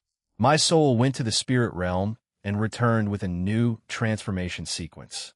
Jordan, you're comparing our relationship to anime. Kumiko, Jordan Kuhn, our relationship is anime. You literally have a harem. We are living in a light novel right now, and I refuse to pretend otherwise. Jordan locked his phone and shoved it into his pocket before Kumiko could send anything else that would make him smile in public like an idiot. He slung his bag over his shoulder and headed for the exit, passing through the turnstile with his student ID and stepping into the California morning. The sun hit his face at the perfect angle, warm without the brutality that would come later in the semester when spring turned aggressive. Students crossed the quad in every direction, a mass migration of coffee cups and AirPods and overpriced backpacks, moving between buildings with the collective purpose of young people who had somewhere to be and varying degrees of interest in getting there. Jordan walked toward Bluffs Hall with Brooks' document open on his phone, reading page 35 while navigating by peripheral vision and the king of disco traits, enhanced spatial awareness. His feet carried him around obstacles without conscious input, sidestepping a skateboarder, rerouting around a group blocking the sidewalk, and stepping over a backpack strap someone had left dangling across the path. His phone buzzed one more time. Chloe. See, Chloe, hey. Last night was good. Dinner was good. You were good. My parents would have loved you. A pause. Then, see, Chloe. That was past tense on purpose. My dad would have loved you. Present tense. My mom is going to love you. I want you to meet her. Jordan stopped walking. A kid on a longboard swerved around him with an annoyed dude that Jordan didn't register. He stood in the middle of the sidewalk, holding his phone with both hands, reading the message 3 times to make sure the words said what he thought they said. Chloe wanted him to meet her mother. The mother whose medical bills Chloe paid with money earned from content that Jordan had subscribed to for 6 months. The mother who ran a dry cleaning business alone after losing her husband to cancer. The mother who Chloe had built an entire second identity to protect and provide for. That mother. Jordan's throat felt thick. He typed carefully, the way a man handles something fragile. Jordan, I'd like that. Whenever you're ready. CHLOE. Saturday. CHLOE. And Jordan? Jordan, yeah? CHLOE. Don't be weird about the past tense thing. I'm okay. He would have liked you. That's all I meant. Jordan, I know. CHLOE. Good. Now go to class. You're going to be late. Jordan checked the time. 8:56. Econ started in 4 minutes, and the building was a 2-minute walk away. He picked up his pace, weaving through the morning crowd with the enhanced coordination that made campus navigation feel like a low-difficulty obstacle course. He had a 47-page document to finish reading, a boxing gym to visit, a business to register, a best friend to drag out of bed, 2 girlfriends to keep happy, a 3rd streamer to recruit, a mother to impress. And somewhere in the margins of all of this, a mysterious golden system counting every dollar, every heartbeat, and every lie he told to the people who trusted him most. Jordan walked into Bluffs Hall at 8:58, found his seat, and opened his notebook. The pen felt heavier than the barbell. Chapter 171. 171 Smart Boys Are So Attractive. Dr. Jones stood at the whiteboard drawing aggregate demand curves with the enthusiasm of a man who had accepted that macroeconomics was both his career and his punishment. The lecture hall held approximately 200 students, most of whom had already retreated into their phones or the soft oblivion of a Monday morning nap. Jones's monotone voice filled the room like white noise, the kind of sound that existed primarily to prove that time was still passing. Jordan sat in his usual spot between Kumiko and Alexis, his notebook open to a blank page while Brooks' document occupied his phone screen beneath the desk. Page 36 contained a revenue projection model that assumed a 3-person streaming collective could reach profitability within 60 days if each member maintained a minimum of 4 streams per week at 3 hours each. Brooke had included a footnote explaining that the model accounted for a 30% drop in viewership during midterm weeks, which Jordan found both impressive and slightly terrifying in its specificity. Kumiko sat to his left in a lavender cardigan with white lace trim, her twin tails secured with ribbons that matched the exact shade of the fabric. Her pink notepad was covered in hearts she had drawn during the first 10 minutes of class, interspersed with occasional economics terms written in Kumiko's loopy handwriting. She had not looked at the whiteboard once. Her attention kept drifting sideways toward Jordan with the subtlety of a searchlight, her brown eyes catching on his jaw, his hands, the ridge of his shoulder where his t-shirt pulled tight. Every time Jordan turned a page on his phone, Kumiko's gaze snapped forward so fast her twin tails swung. She was terrible at this. Alexis occupied Jordan's right in a cream turtleneck and dark jeans, her laptop open to what appeared to be a combination of class notes and a text conversation with someone named Harrison. From Jordan's angle, he could read fragments of Harrison's messages. The man, texted like a LinkedIn profile, had gained sentience. Would love to connect over dinner this week. My assistant can coordinate schedules. Thinking of you. Alexis had not responded to any of them. Her jaw was tight. Her fingers rested on the keyboard without typing. The turtleneck covered her neck completely, which struck Jordan as deliberate. Alexis dressed with intention the way generals plan campaigns. The high collar, the muted palette, the expensive boots with a low heel that said money without screaming it. Everything about today's outfit communicated control. Order.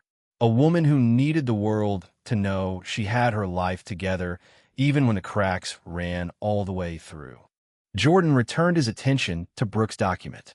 Page 37 addressed brand identity requirements, listing specific deliverables, a logo, a website, unified social media handles, a content calendar, and a brand style guide covering typography, color palette, and voice guidelines.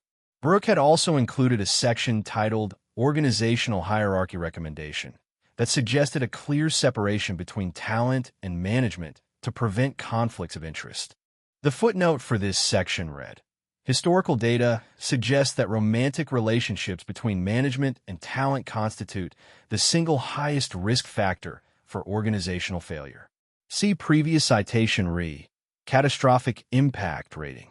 Jordan minimized the document. McKnight. His head came up. Dr. Jones had paused mid-curve, his dry erase marker hovering over the board like a conductor's baton. 200 pairs of eyes rotated toward Jordan with the synchronized attention of an audience that smelled blood. Can you define the multiplier effect and explain why it matters for fiscal policy? Jordan's brain made a sound like a hard drive spinning up from sleep mode. The answer existed somewhere in the textbook chapter he had skimmed last night between rounds 2 and 3 with Chloe, which meant the information shared neural real estate with the memory of her thighs and the particular noise she made when he focus. The multiplier effect is what happens when an initial injection of spending into the economy generates additional rounds of spending that exceed the original amount. Jordan kept his voice even, letting the alluring whisper trait add just enough weight to make the words land with authority. Government spends $1. That dollar becomes income for someone who spends part of it, which becomes income for someone else. The formula is 1/1 minus the marginal propensity to consume. If the MPC is 0.8, the multiplier is 5, meaning every dollar of government spending creates $5 of total economic activity. Jones stared at him for a long beat. The dry erase marker lowered half an inch. That's correct. The multiplier works in both directions, however. Can you explain the implications of that? Contractionary policy multiplies too. Cut government spending by $1, and you lose $5 of economic activity, which is why austerity during a recession is. Jordan paused, remembering that professors generally preferred neutral language to strong opinions. Contested. Jones's mouth twitched, something that might have been approval on a man with more expressive facial architecture. Well put. Contested is a generous way to describe the last 40 years of macroeconomic debate. He turned back to the board. As McKnight just illustrated, the multiplier effect means that fiscal policy has an outsized impact relative to its direct cost. This is the theoretical foundation for Keynesian stimulus. Jordan exhaled and dropped his gaze back to his phone.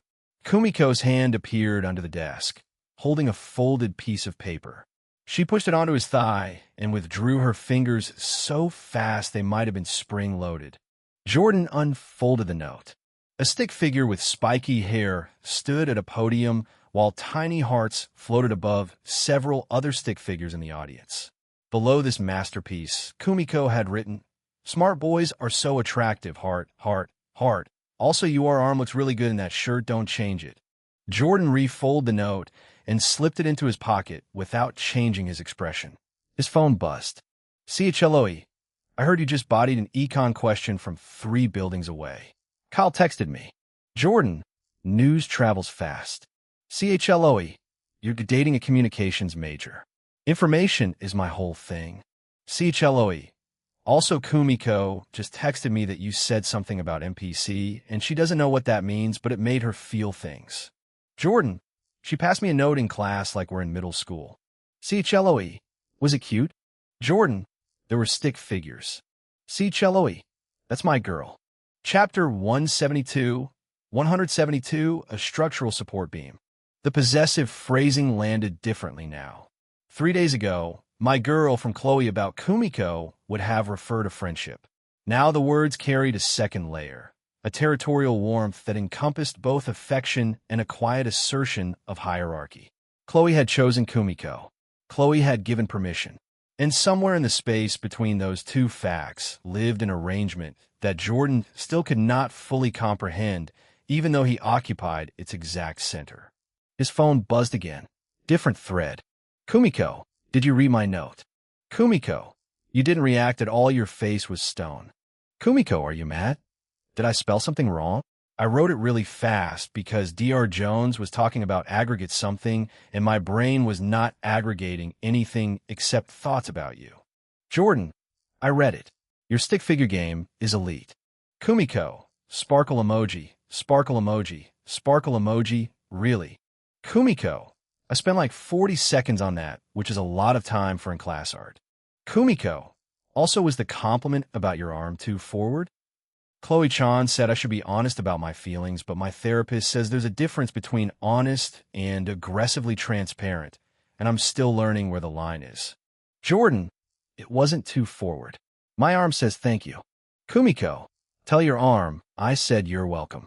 Kumiko, okay, I'm going to try to pay attention to class now. Kumiko, I will probably fail. Kumiko, but I'm going to try. Jordan locked his phone and returned to the lecture.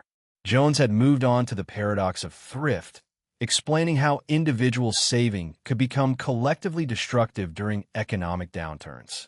The concept was interesting enough to hold Jordan's attention for the remaining 12 minutes of class, though his notes were sparse and his handwriting looked like a doctor's prescription written during a minor earthquake. When Jones dismissed them at 9:47, the hall erupted into the choreography of 200 people packing bags simultaneously. Kumiko turned to Jordan with her entire body, her eyes wide and her smile already at maximum wattage. Jordan Kulwen. That answer was amazing.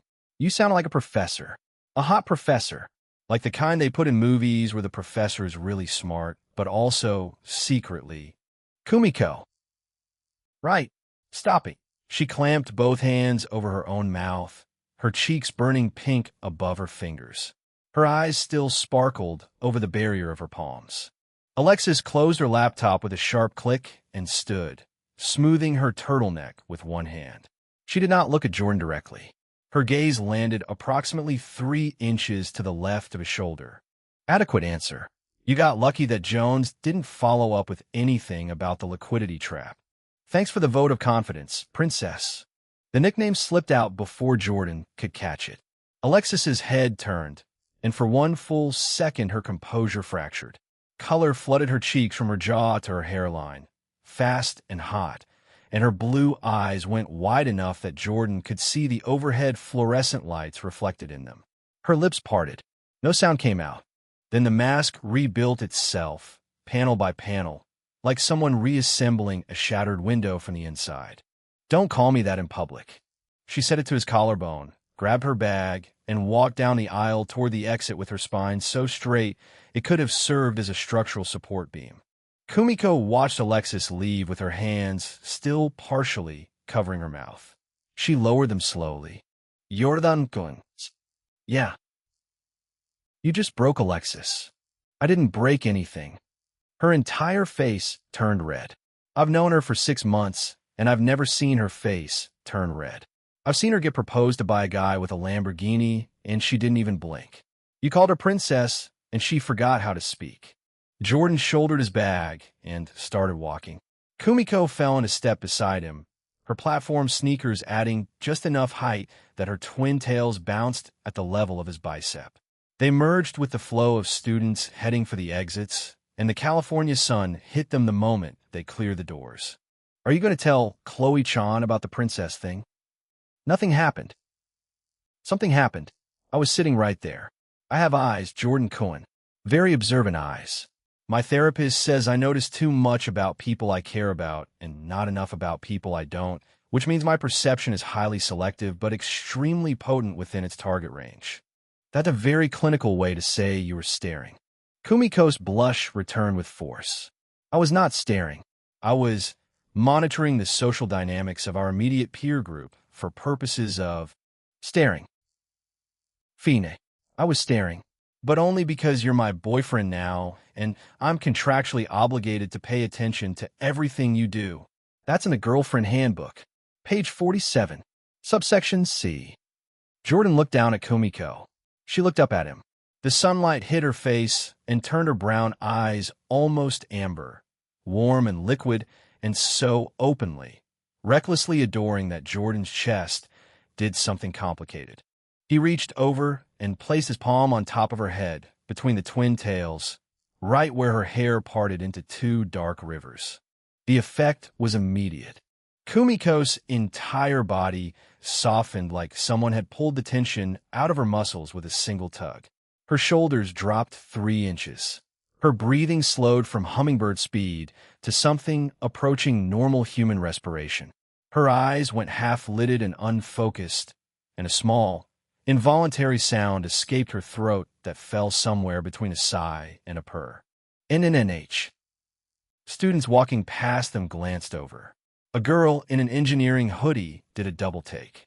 A guy carrying a skateboard under his arm gave Jordan a look that communicated respect, confusion, and mild jealousy in equal proportions.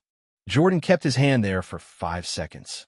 The head pat trait hummed through his palm and into Kumiko's skull, and he could feel the exact moment the endorphin release hit her system because her whole body swayed toward him like a flower bending toward light. Her fingers found the hem of his shirt and curled into the fabric, holding on as though gravity had briefly become unreliable.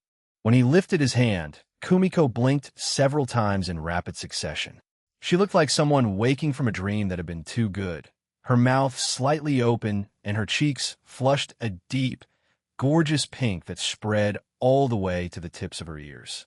"You did the thing again," she whispered. "Head pat." "It's not just a head pat, Jordan Cohen. Normal head pats don't make my brain go completely silent. My brain has never been silent.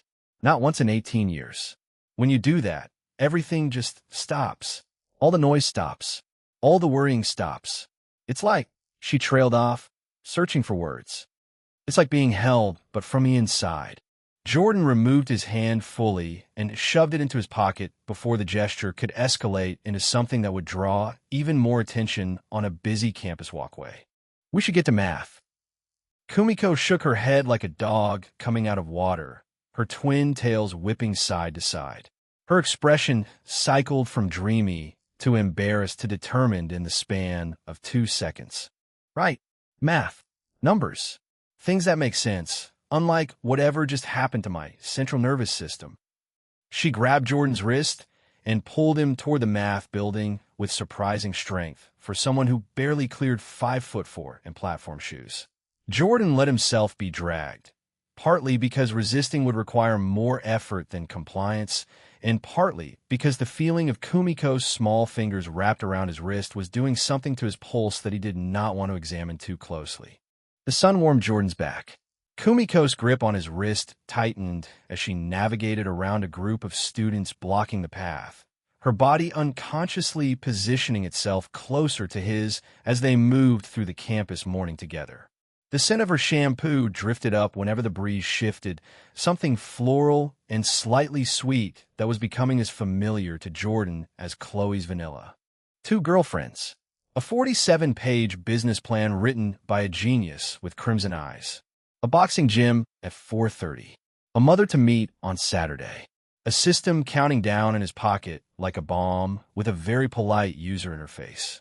Jordan walked into the math building and found his seat. The lecture started. He opened his notebook. He wrote the date.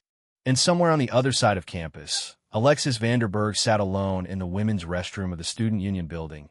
Jordan's Henley balled up at her bag because she couldn't bring herself to return it and pressed her burning face against the cool tile wall while her phone screen displayed a single unread message from Harrison Van Allen III that she could not bring herself to open. Chapter 173. 173 Temperature Regulation. Alexis Vanderberg did not cry. She wanted that to be clear. To herself. To the universe. To whatever cosmic entity was currently observing her press her forehead against the bathroom tile like a complete lunatic. Crying was for girls who had not been trained from birth to Project Invincibility. Crying was for girls who did not have 43,000 Instagram followers watching their every move. Crying was for girls who could afford to be weak. The tile was cool against her skin. That was the only reason she was doing this.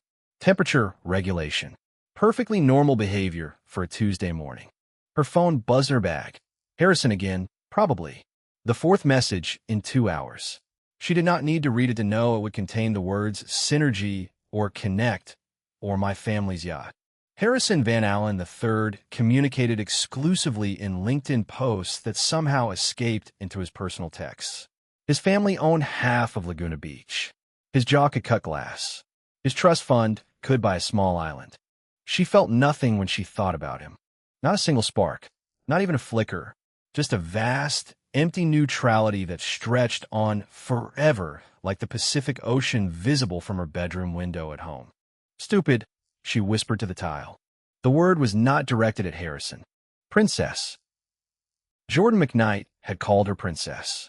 In public, in front of Kumiko, in front of the 37 students who had not yet left the lecture hall. He had said it casually, like it was nothing, like nicknames were free and he could just hand them out to anyone he pleased. The audacity. The absolute, unforgivable, brain-melting audacity. Alexis lifted her head from the tile and examined herself in the mirror above the sink. Her reflection looked exactly like she always looked. Flawless.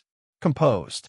The kind of beautiful that people paid surgeons thousands of dollars to approximate through precise application of scalpel and filler.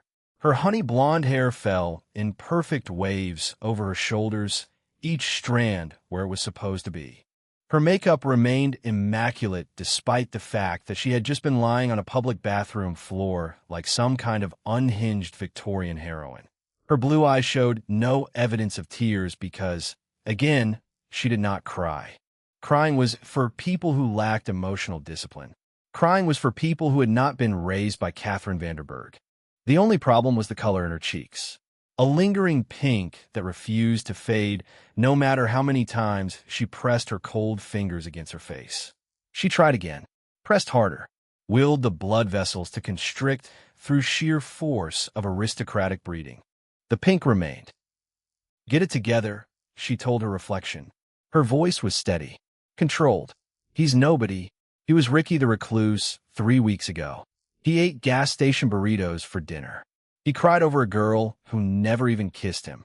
He's a reformed loser with good hair. Her reflection did not look convinced. Her reflection looked like a girl whose body had developed opinions independent of her brain, which was unacceptable on multiple levels. The bathroom door swung open and a freshman with a messy ponytail walked in. She wore the kind of outfit that suggested she had gotten dressed in the dark while simultaneously falling down a flight of stairs.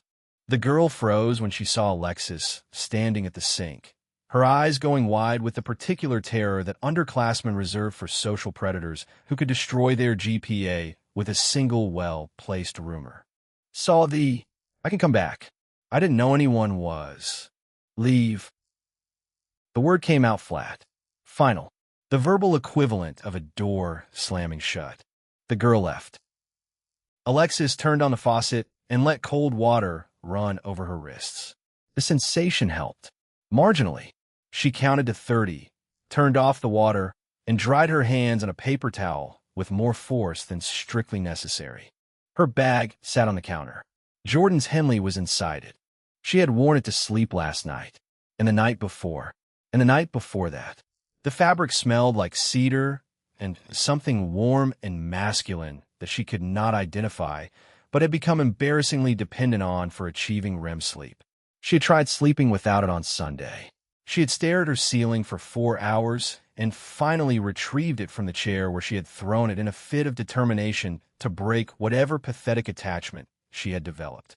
Alexis grabbed her bag and walked out of the bathroom. The student union was crowded with the usual Tuesday morning traffic. Students hunched over laptops. Study groups monopolizing tables. The barista at the Starbucks counter looked like she had not slept since the Clinton administration.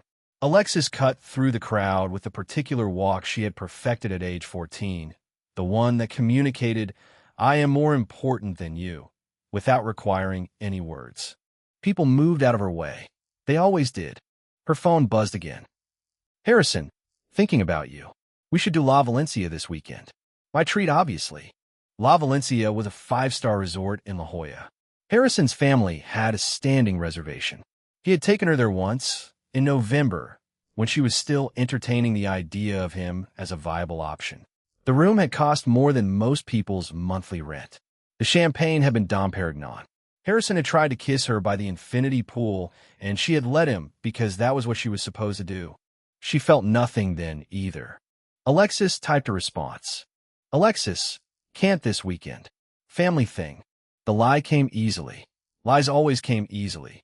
Her mother had taught her that honesty was a luxury reserved for people without reputations to protect.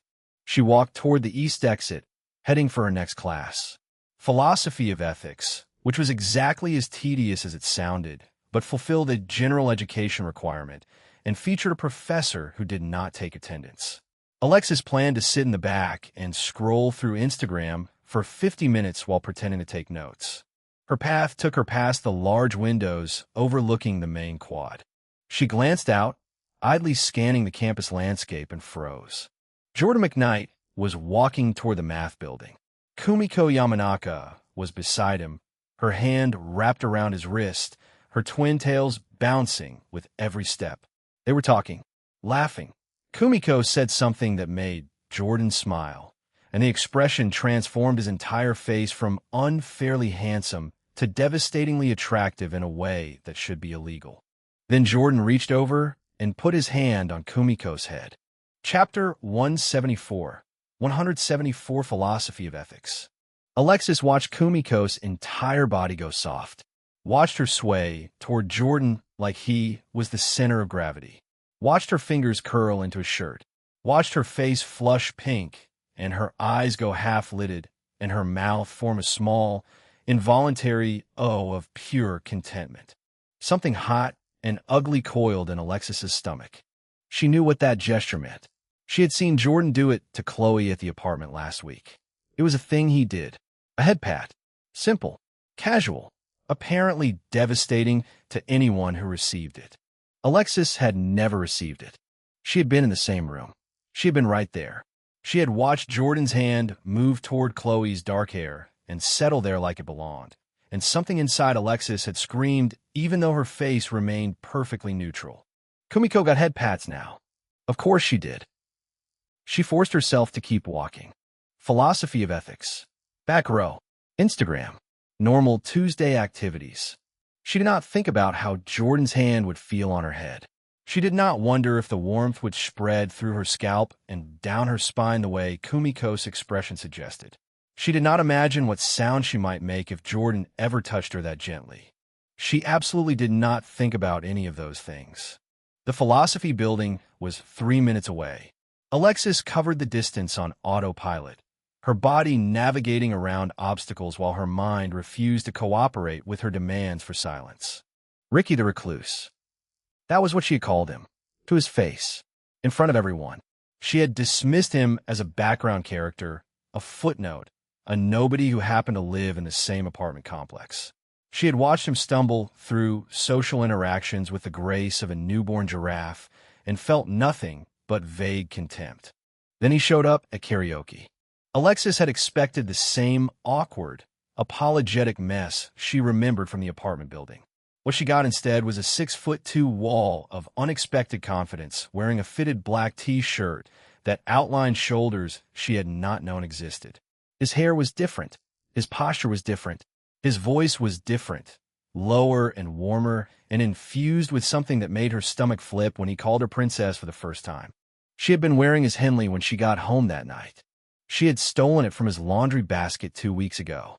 Chloe had invited her to help set up something in Jordan's apartment, and Alexis had seen the shirt draped over a chair, and her hand had moved before her brain could stop it.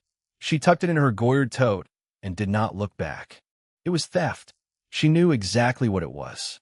She was Alexis Vanderberg, heiress to a 9-figure real estate empire.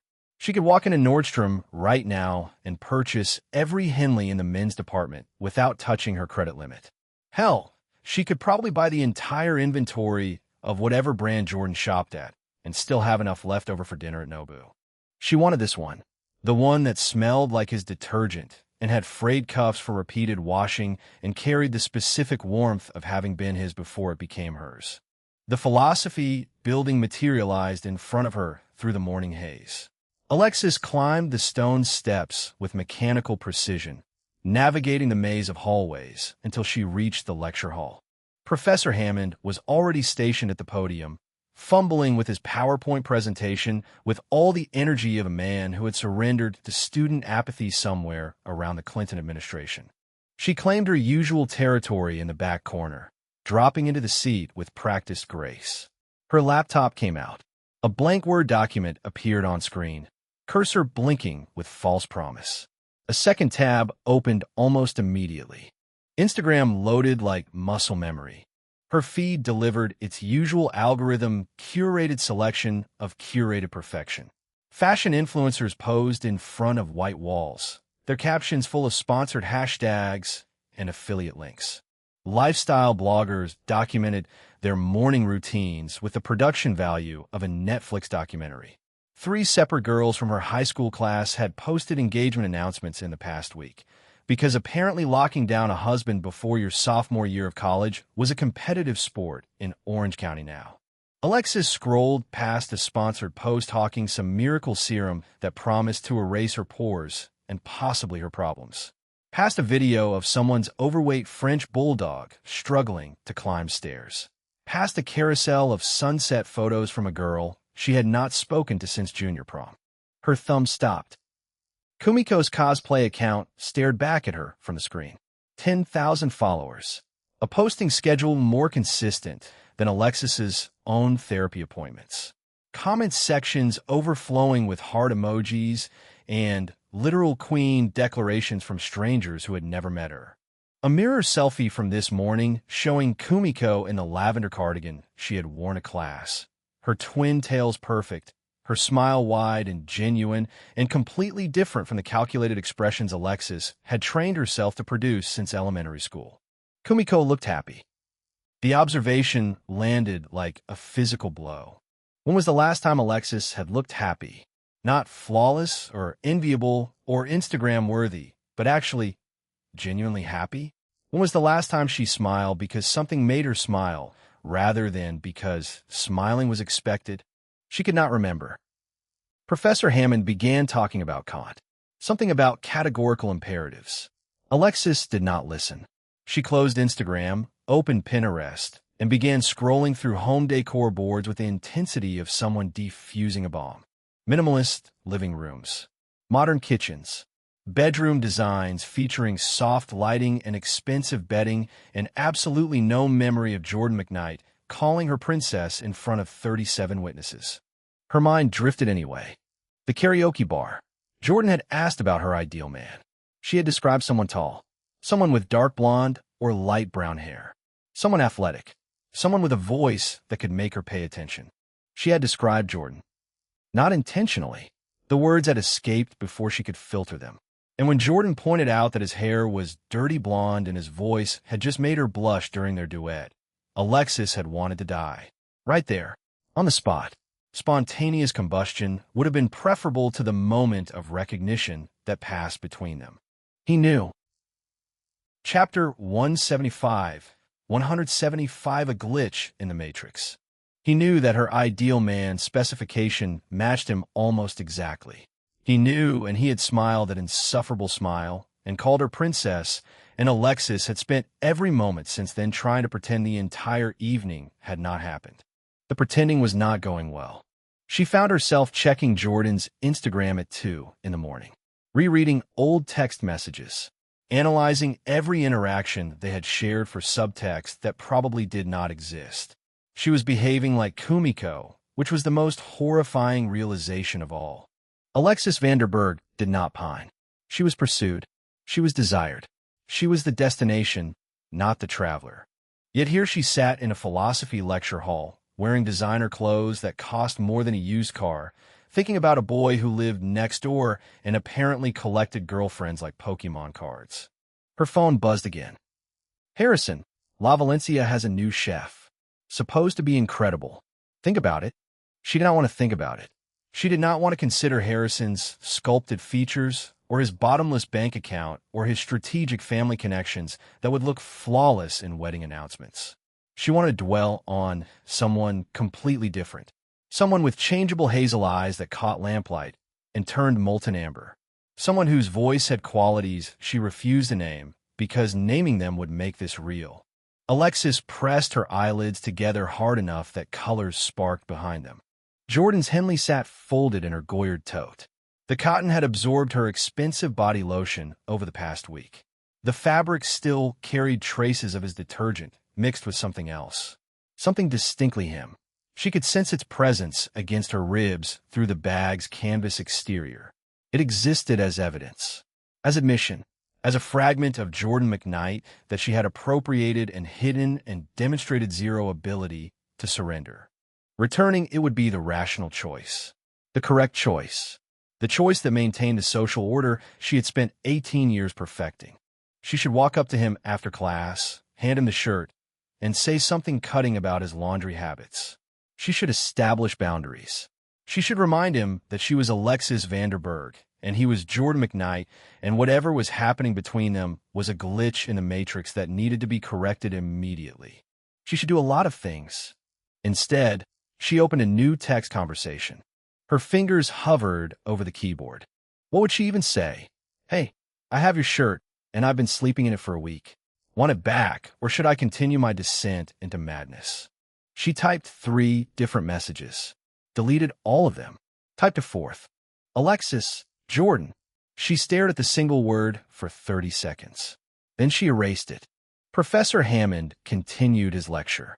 Something about duty and moral law. Alexis took 0 notes. Her Word document remained blank. Her Instagram tab remained open. Her life remained a carefully constructed facade that was developing cracks she did not know how to repair. The class ended at 11:15.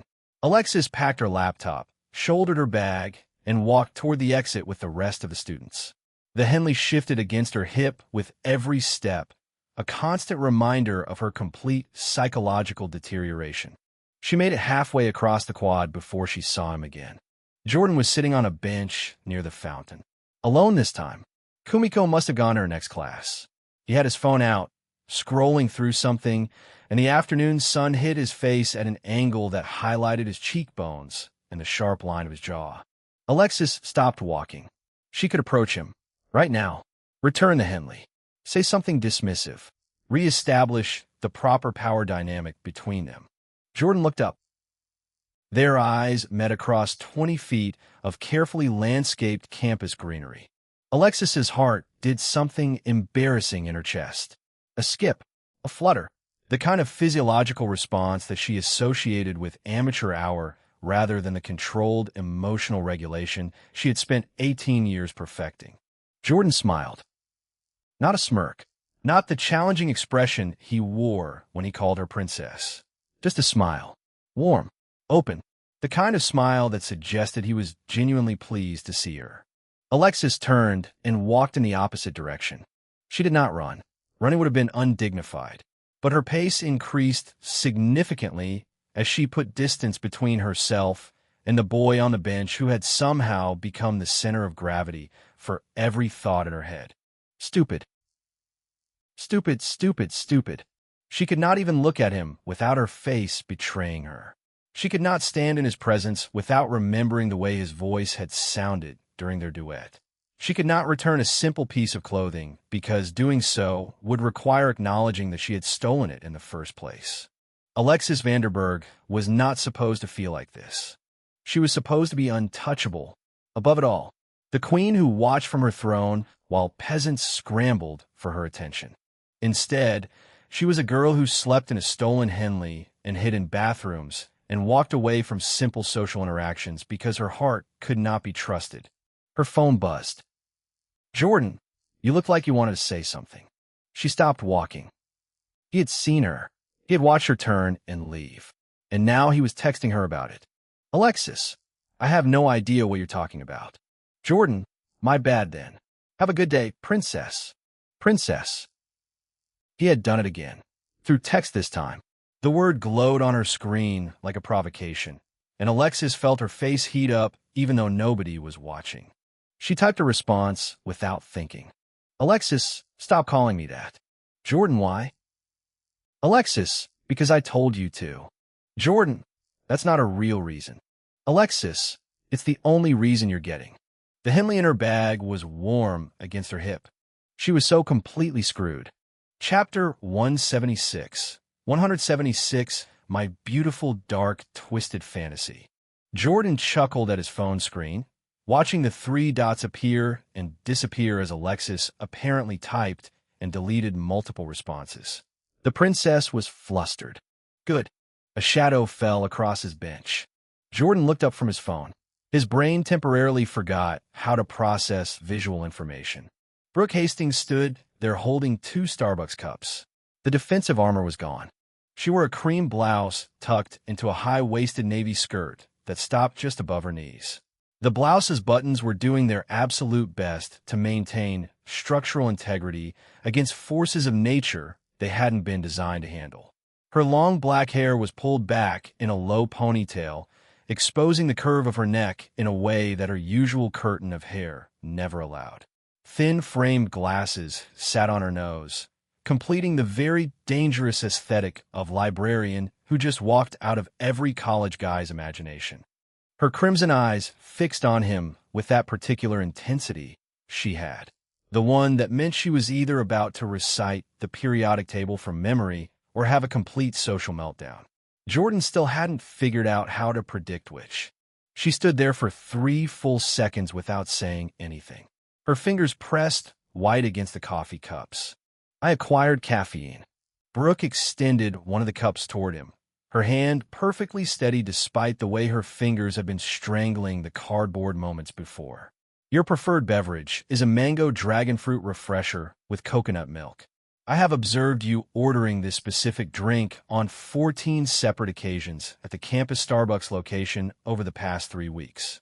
If my data collection contains errors, I can return to the establishment and exchange it for whatever alternative you actually prefer. Jordan accepted the cup. The condensation soaked into his palm immediately, cold and real. He stared at it for a second longer than strictly necessary. You memorize my Starbucks order? I memorize most data I encounter.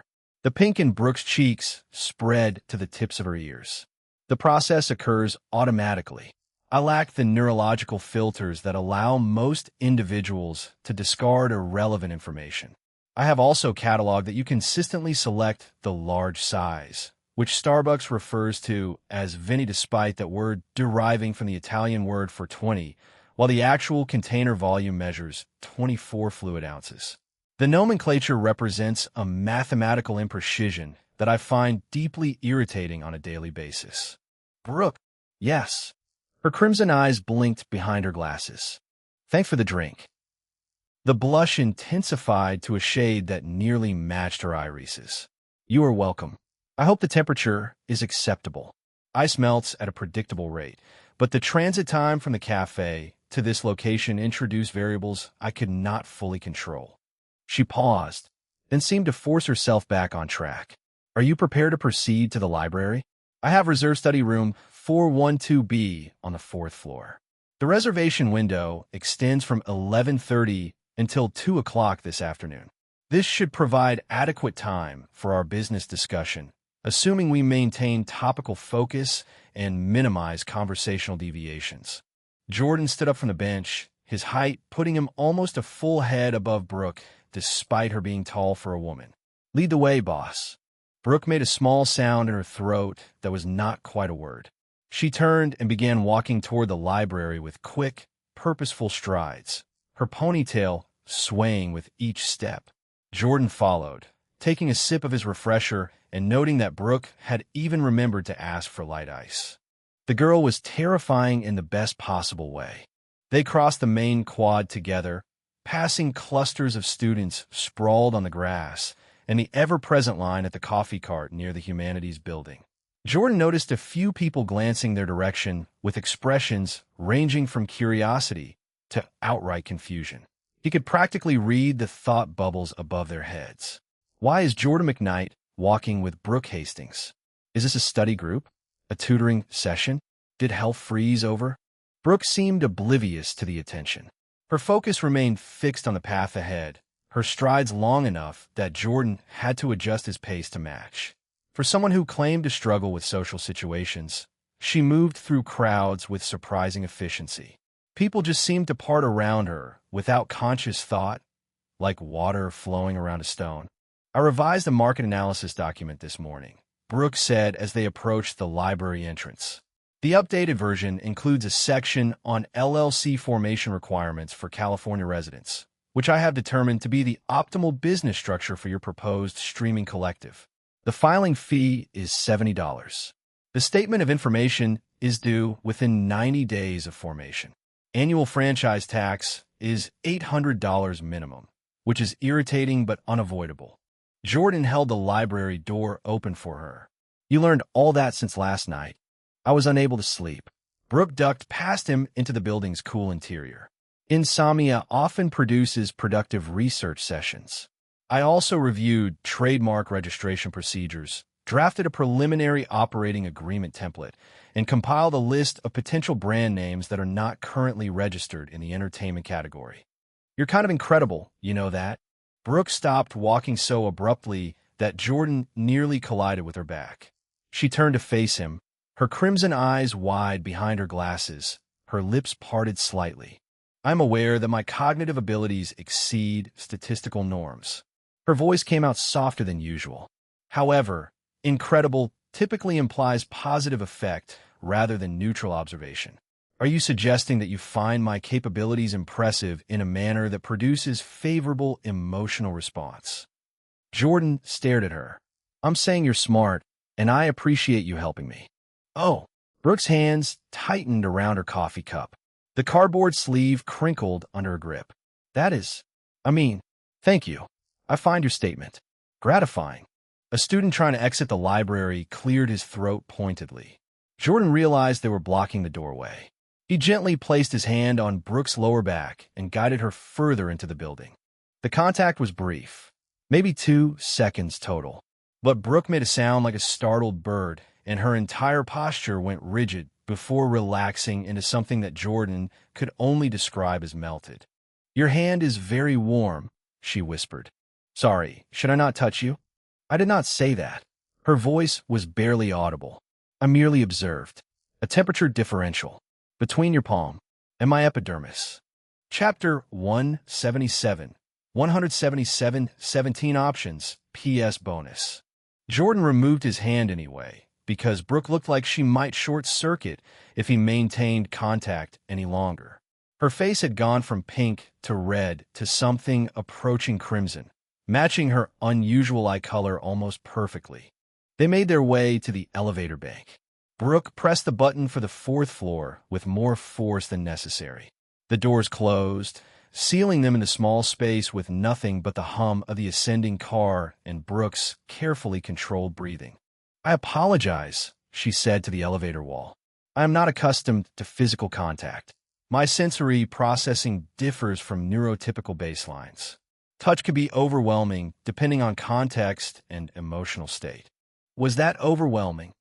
Brooke was quiet for a long moment. It was not unpleasant. The elevator dinged. The doors opened. Brooke practically fled into the 4th floor hallway. Jordan followed at a more leisurely pace, sipping his refresher and wondering when exactly his life had become a harem anime where every interaction with a beautiful woman felt like navigating a minefield of accidental romantic tension. 2 weeks ago, he had been crying over a girl who never even liked him.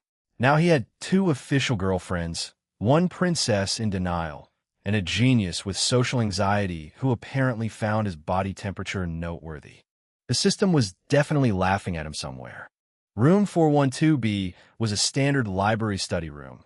Glass walls facing the main floor, a large table in the center, a whiteboard on one wall. Brooke had already claimed it as her territory. A laptop sat open at the head of the table, surrounded by printed documents organized into color-coded folders. A small whiteboard marker sat perfectly aligned with the edge of a legal pad. Even the chairs had been arranged with geometric precision. Jordan took a seat across from Brooke's station. She settled into her own chair with obvious relief, her shoulders dropping as the familiar environment wrapped around her like a security blanket. I propose we begin with the fundamental question of business structure. Brooke pulled one of the folders toward her. As I mentioned, an LLC provides the optimal balance of liability protection and tax flexibility for a content creation collective. However, There are alternative structures worth considering depending on your long-term objectives. I want to keep it simple. Jordan leaned back in his chair. 3 streamers, 1 brand, shared resources. I handle the business side. They handle the content side. Revenue splits based on individual performance, with a percentage going to operating costs. Brooke nodded, her crimson eyes sharp behind her glasses. A reasonable framework. The operating agreement should specify the percentage allocation. Industry standard for talent management ranges from 15 to 30%, depending on services provided. Given that you are offering equipment, branding, and promotional support, 20% would be defensible. 20% of their earnings goes to the collective fund? Correct. This covers shared expenses such as equipment maintenance, software subscriptions, marketing expenditure, and eventually facility costs if you choose to establish a dedicated production space. Brooke made a note on her legal pad. I have drafted a preliminary budget based on standard creator collective overheads. Monthly operational costs should remain under $500 during the initial phase, assuming existing equipment is utilized and no additional staff is hired. Jordan pulled out his phone and opened the calculator app. $500 a month was manageable. With his rebate from spending on Chloe and the Quest ticket income, he could cover operating costs indefinitely while the streamers built their audiences. What about the brand itself? He asked. Name, logo, all that stuff. Brooke opened another folder. This one contained printouts of various streaming collective logos alongside their branding guidelines. Brand identity requires careful consideration. The name should be memorable, distinct, and scalable. It should communicate the collective's core value proposition while remaining flexible enough to accommodate diverse content types. And you have suggestions? 17 options. Brooke slid a sheet of paper across the table. I have ranked them according to a weighted scoring system that accounts for memorability, uniqueness, domain availability, and social media handle availability across major platforms. Jordan scanned the list. Most of the names were generic gaming collective stuff that blended together in his brain. Pixel Forge, Stream Sync, Content Collective, nothing that jumped out. Then he reached number 12, Nova Network. Jordan read the name aloud. That's not bad. It scored highest in memorability testing among the sample population I surveyed. You surveyed people? I posted an anonymous questionnaire on 3 separate subreddits last night. Brooke adjusted her glasses. 147 responses. Nova Network achieved a recognition rate of 87% after a single exposure. The nearest competitor was 34%. Jordan set down his drink. Brooke, when you sleep? Intermittently. She did not look up from her notes. Sleep is not an efficient use of time when there are problems requiring solutions. That's not healthy. Your concern is noted and appreciated. Now she did look up, her crimson eyes meeting his with an intensity that made Jordan's stomach do something unexpected. However, I find this project significantly more engaging than my typical academic workload. Assisting you provides intellectual stimulation that is otherwise absent from my educational experience. You're saying helping me is more interesting than your classes? I'm saying that helping you makes me feel useful in a way that grades and test scores do not. Brooke's voice softened. My intelligence is frequently commented upon, but rarely directed toward practical application. This opportunity to contribute meaningfully to a tangible venture is valuable to me on multiple levels. Jordan did not know what to say to that. Brooke had just cracked herself open a little, showing him something vulnerable underneath all that analytical armor. The girl who could memorize his coffee order and a survey read it at 3 in the morning was also the girl who felt useless despite being a certified genius. He understood that feeling more than he wanted to admit. Well, Jordan cleared his throat. I'm glad this is valuable to you, because I genuinely have no idea what I'm doing, and I need someone who does. Chapter 178. 178, a reasonable conclusion based on available evidence. Brooke's expression flickered through several emotions too quickly for Jordan to catalog. She settled on something that looked almost like a smile. Your honesty regarding your own limitations is refreshing. Most individuals in positions of leadership prefer to project competence regardless of actual capability. I spent the last 4 months pretending I had my life together while my apartment slowly became a biohazard zone. Faking competence hasn't worked out great for me. A reasonable conclusion based on available evidence. Brooke pulled another document from her stack. Shall we proceed to the LLC formation paperwork? I have pre-filled most fields based on publicly available information. You will need to provide a physical address for the registered agent and select a business name for official filing. Nova Network works. Excellent. Brooke made another note. Her handwriting was small and precise, each letter formed with mechanical consistency. I will verify domain and social media availability this afternoon. Assuming no conflicts exist, I can submit the articles of organization to the California Secretary of State by end of business tomorrow. Expedited processing is available for an additional $150 if you wish to receive confirmation within 24 hours. Jordan did the math in his head. 70 base fee plus 150 expedited. 220 total. Not bad for legitimizing his entire streaming empire concept. Do it, he said. Brooke nodded and added another item to her growing task list. I will also draft the operating agreement for review. Standard boilerplate with customized revenue allocation clauses. You should have your talent review the document before signing to ensure informed consent. My talent. Chloe Kim and Kumiko Yamanaka. Brooke did not look up from her writing. Your registered girlfriends, according to campus gossip networks. Also the 2 streamers you have recruited for the initial collective roster. Jordan blinked. How do you know about that? I am aware that my social interactions are limited. Brooke's pen continued moving across the legal pad. However, my observation skills remain functional. Kumiko Yamanaka has been visibly infatuated with you since the karaoke event. Chloe Kim's body language during your recent campus appearances suggests romantic involvement. The probability of both women being unaware of each other's interest approaches 0. Therefore, I concluded that some form of acknowledged arrangement exists. You figured all that out just by watching us. Your hand placement when walking together follows consistent patterns associated with romantic rather than platonic relationships. Brooke finally looked up. Her cheeks were pink again. Also, Kumiko Yamanaka posted an Instagram story this morning containing a drawing of 2 stick figures holding hands. One figure had spiky hair. The other had twin tails. The caption read, "Best Sunday ever" with 17 heart emojis. Jordan groaned. She posted that publicly? Her account has 10,000 followers. Brooke's expression contained something that might have been amusement. The post had accumulated 400 likes at my last observation. Several comments inquired about the identity of the spiky-haired figure. Of course they did. I do not believe this negatively impacts your streaming collective plans. Brooke returned to her notes. Parasocial interest in creator relationships frequently drives engagement metrics. The audience investment in your romantic connections could be leveraged for marketing purposes if managed correctly. Jordan rubbed his face with both hands. You're saying I should monetize my love life?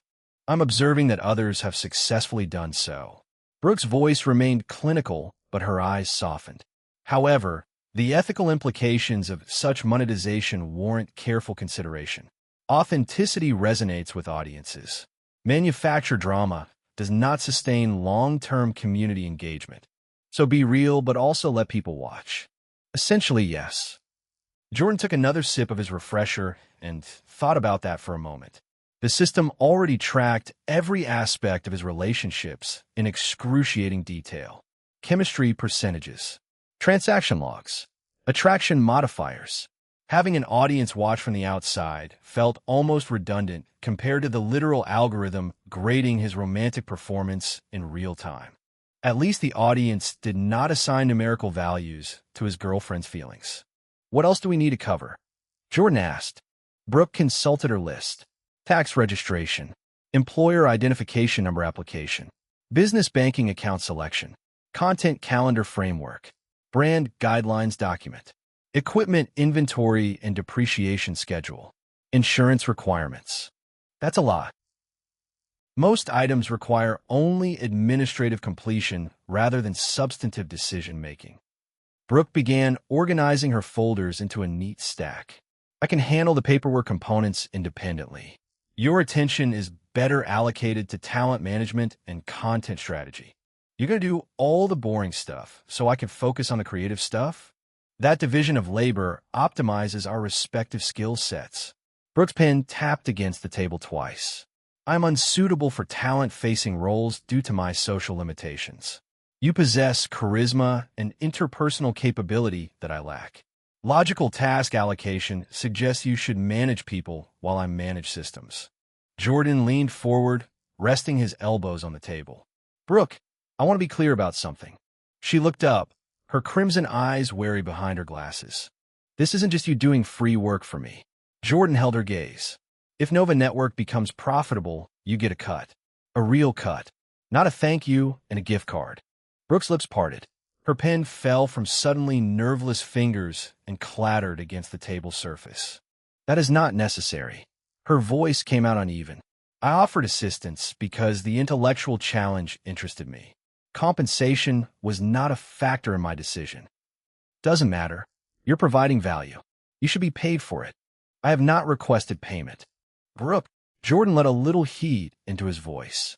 Just enough to make it a command rather than a suggestion. You're too smart to work for free. If this takes off, you're getting 15% of management's share. Non negociable.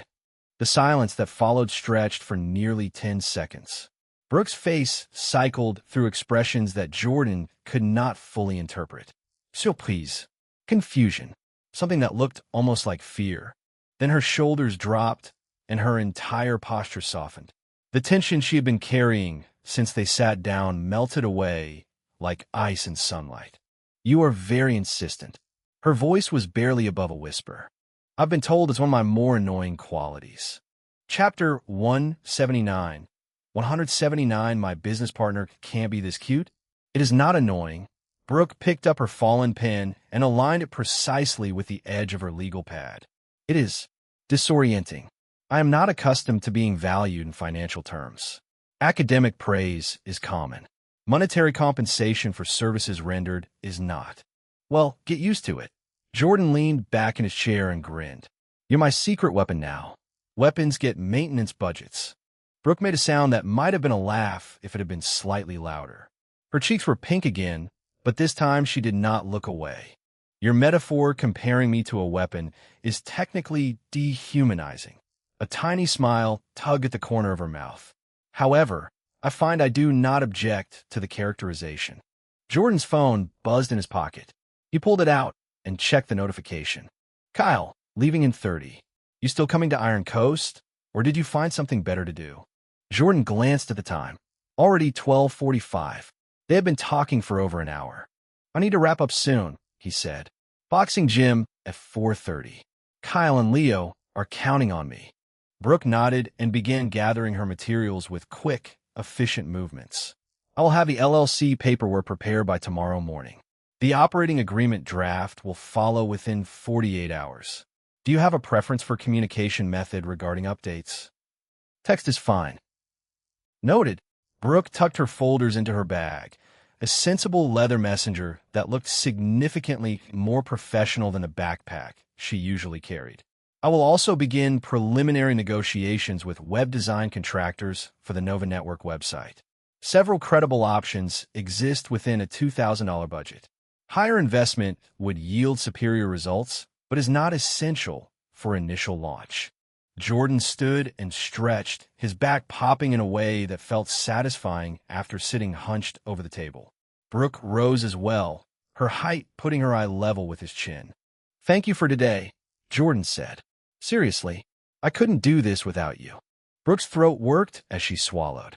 Her crimson eyes flickered to his face and then away. You are welcome. She clutched her bag strap with both hands. I enjoyed this interaction more than most of my social encounters. You are easy to be around. Coming from Brooke, that was practically a declaration of eternal friendship. Same here. Jordan grabbed his empty Starbucks cup and the documents Brooke had printed for him to review. We should do this again. Regular meetings. Keep the project on track. I would find that agreeable. Brooke's smile was small but genuine. Perhaps, next time, I could acquire pastries in addition to caffeinated beverages. The bakery on South Hall has croissants that I've been told are exceptional, though I have not personally verified this claim due to social anxiety regarding ordering procedures. Tell you what, Jordan tucked the documents under his arm. Next time I'll buy. You've earned it. Brooke's face did something complicated. Joy and discomfort, and something else flickered across her features in rapid succession. That would be acceptable. She ducked her head, her ponytail swinging forward to partially hide her flushed cheeks. I have another commitment. Class preparation. I will contact you regarding the paperwork. She fled the study room before Jordan could respond, her long legs carrying her toward the elevator with impressive speed. Jordan watched her go with a mixture of fondness and exasperation. Brooke Hastings was a lot. The girl could not maintain eye contact during casual conversation, but she had taught herself California business law overnight to help him build a streaming empire. She flinched at unexpected touch, but she had voluntarily memorized his coffee order across 14 separate observations. She was brilliant and broken and completely incapable of hiding either quality. Jordan liked her. Not romantically, at least not in any way he had processed yet. But he genuinely enjoyed her company in a way that surprised him. Brooke's analytical approach to everything felt refreshing after weeks of navigating emotional landmines with Chloe and Kumiko. His phone buzzed again. Kumiko, Yordan Kuwen. Did you know Brooke San is helping you with business stuff? Chloe told me. That's so cool. She's super smart, right? I saw her in the quad once, and she was reading a textbook while walking and didn't trip even once. Talented. Jordan laughed out loud, earning a glare from a student studying at a nearby table.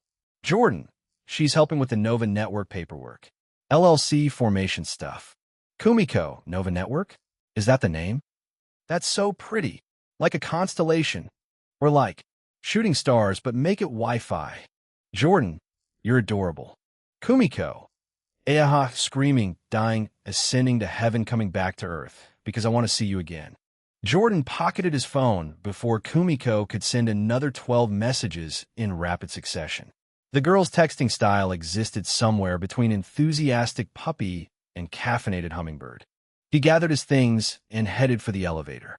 The library's 4th floor was quiet, most students either in class or suffering through the last dregs of their morning coffee crashes.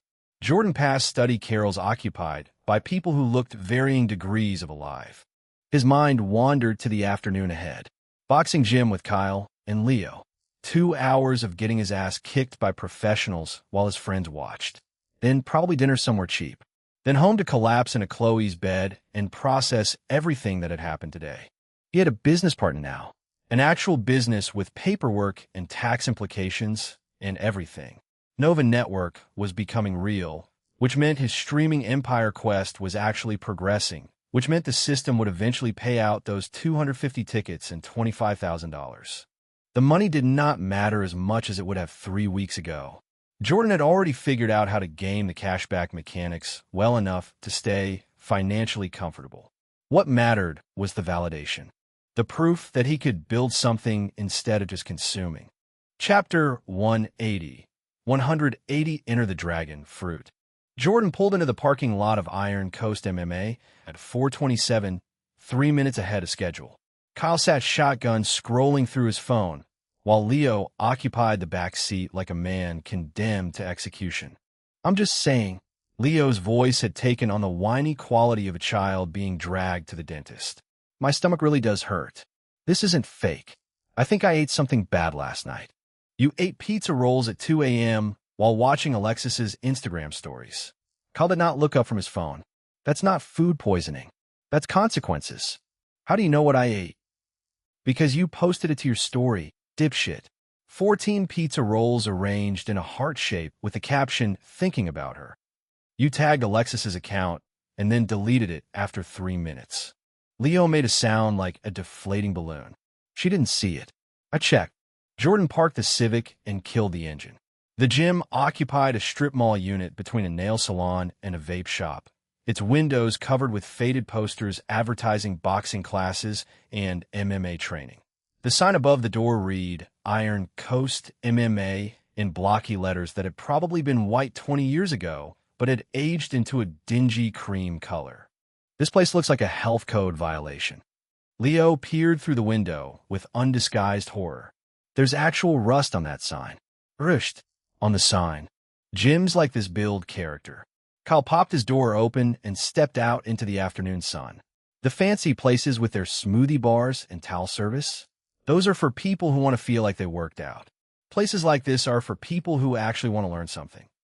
Jordan climbed out and stretched, his back cracking pleasantly after the drive from campus. Leo remained in the back seat, making no move to exit. I could just wait in the car. Leo's face appeared in the gap between the front seats. You guys go ahead. Learn to punch things. I'll be here, supporting you spiritually. Get out of the car, Leo. But now. Leo groaned with the full-bodied despair of a man facing his doom and extracted himself from the back seat with agonizing slowness. His outfit suggested someone who had never exercised intentionally in his life. Designer sweatpants that cost more than Jordan's entire wardrobe from 3 weeks ago, a Gucci hoodie that would probably be ruined by the first drop of sweat, and pristine white sneakers that had clearly never touched a gym floor. You know, Leo said as they approached the entrance, there's actually scientific evidence that too much exercise is bad for you. I read an article. Very reputable source. Instagram infographic. Fascinating. Jordan pulled open the door and was immediately hit with the smell of old sweat, rubber mats, and something that might have been industrial cleaner. Tell me more while we sign up. The interior of Iron Coast MMA matched its exterior perfectly. Concrete floors covered with worn black mats. Walls lined with heavy bags that bore the evidence of thousands of strikes. A boxing ring occupied the far corner, its ropes slightly frayed and its canvas stained with history. Motivational posters featuring quotes from fighters Jordan had never heard of hung at irregular intervals. The place looked like it had been punching people in the face since before Jordan was born. A reception desk sat near the entrance, currently unmanned. Beyond it, the main training area spread out in organized chaos. A few people worked bags with varying degrees of competence. Others stretched or shadowboxed in the open space. The afternoon light filtered through grimy windows and cast everything in a warm, hazy glow. See? Kyle gestured at the space with obvious appreciation. Character. I see tetanus. Leo edged closer to Jordan as if the gym might physically attack him. I see so much tetanus. Jordan was about to respond when he heard it. Thwack, thwack, thwack. The sound cut through the ambient noise of the gym like a blade. 3 impacts in rapid succession, each one crisp and clean and absolutely devastating. Jordan's head turned toward the source automatically, and then his brain stopped working. She stood at the far end of the bag room, her back partially turned as she worked a heavy bag with a combination that made Jordan's chest tight just watching. Her body moved with the kind of control that came from years of discipline, each strike landing exactly where she wanted it to land. No wasted motion, no unnecessary flerisch, just pure, devastating efficiency. But that wasn't what made Jordan forget how to breathe. She was tall, 5'8" at least, maybe more. Her build was unlike anything Jordan had seen outside of professional athletics. Lean muscle wrapped around her frame like armor, visible through the sports bra and compression shorts that served as her training gear. Her abs were carved from obsidian, each ridge visible as she twisted into her punches. Her obliques cut sharp lines down her sides. Her shoulders were sculpted. Her back was a topographical map of hard-earned strength. And her ass. God help him, her ass. The compression shorts clung to her like a second skin, outlining every curve of what had to be the most perfect posterior Jordan had ever witnessed. Round and firm and absolutely devastating, moving with controlled power as she shifted her weight from strike to strike. Her hair was jet black and pulled back in a tight braid that fell down her back like a whip. Her face was sharp, almost aristocratic, with high cheekbones and a strong jaw that softened into something almost elegant around her mouth. Her eyes were dark and intense, focused entirely on the bag in front of her, as if the rest of the world had ceased to exist. Thwack! Her fist connected with the bag, and the entire apparatus shuddered. Thwack! A follow-up hook that Jordan felt in his teeth. Thwack! A body shot that would have cracked ribs if the bag had any. She finished her combination with a spinning back kick that snapped against the leather with a sound like a gunshot. The bag swung violently on its chain, and she watched it with the same expression a predator might give wounded prey. Holy shit! Kyle's voice came from somewhere far away. Is she real? Dibs? Jordan and Kyle both turned to stare at Leo. Leo, who had been complaining about stomach pain 30 seconds ago. Leo, who had been ready to wait in the car. Leo, who looked like he had never seen a woman work out in his entire life and had just experienced a religious conversion. I called it. Leo's eyes had not left the woman's form. You both heard me. Dibs. That's legally binding. That's not how dibs works, Jordan said. It absolutely is. I said it first. She's mine. Kyle made a sound that was half laugh and half disbelief. Now, buddy, look at her. Then look at yourself. Then look at her again. What's that supposed to mean? It means she could literally kill you with her bare hands, and you just announce you're going to pursue her romantically. Love conquers all. Her fist would conquer your face. Worth it.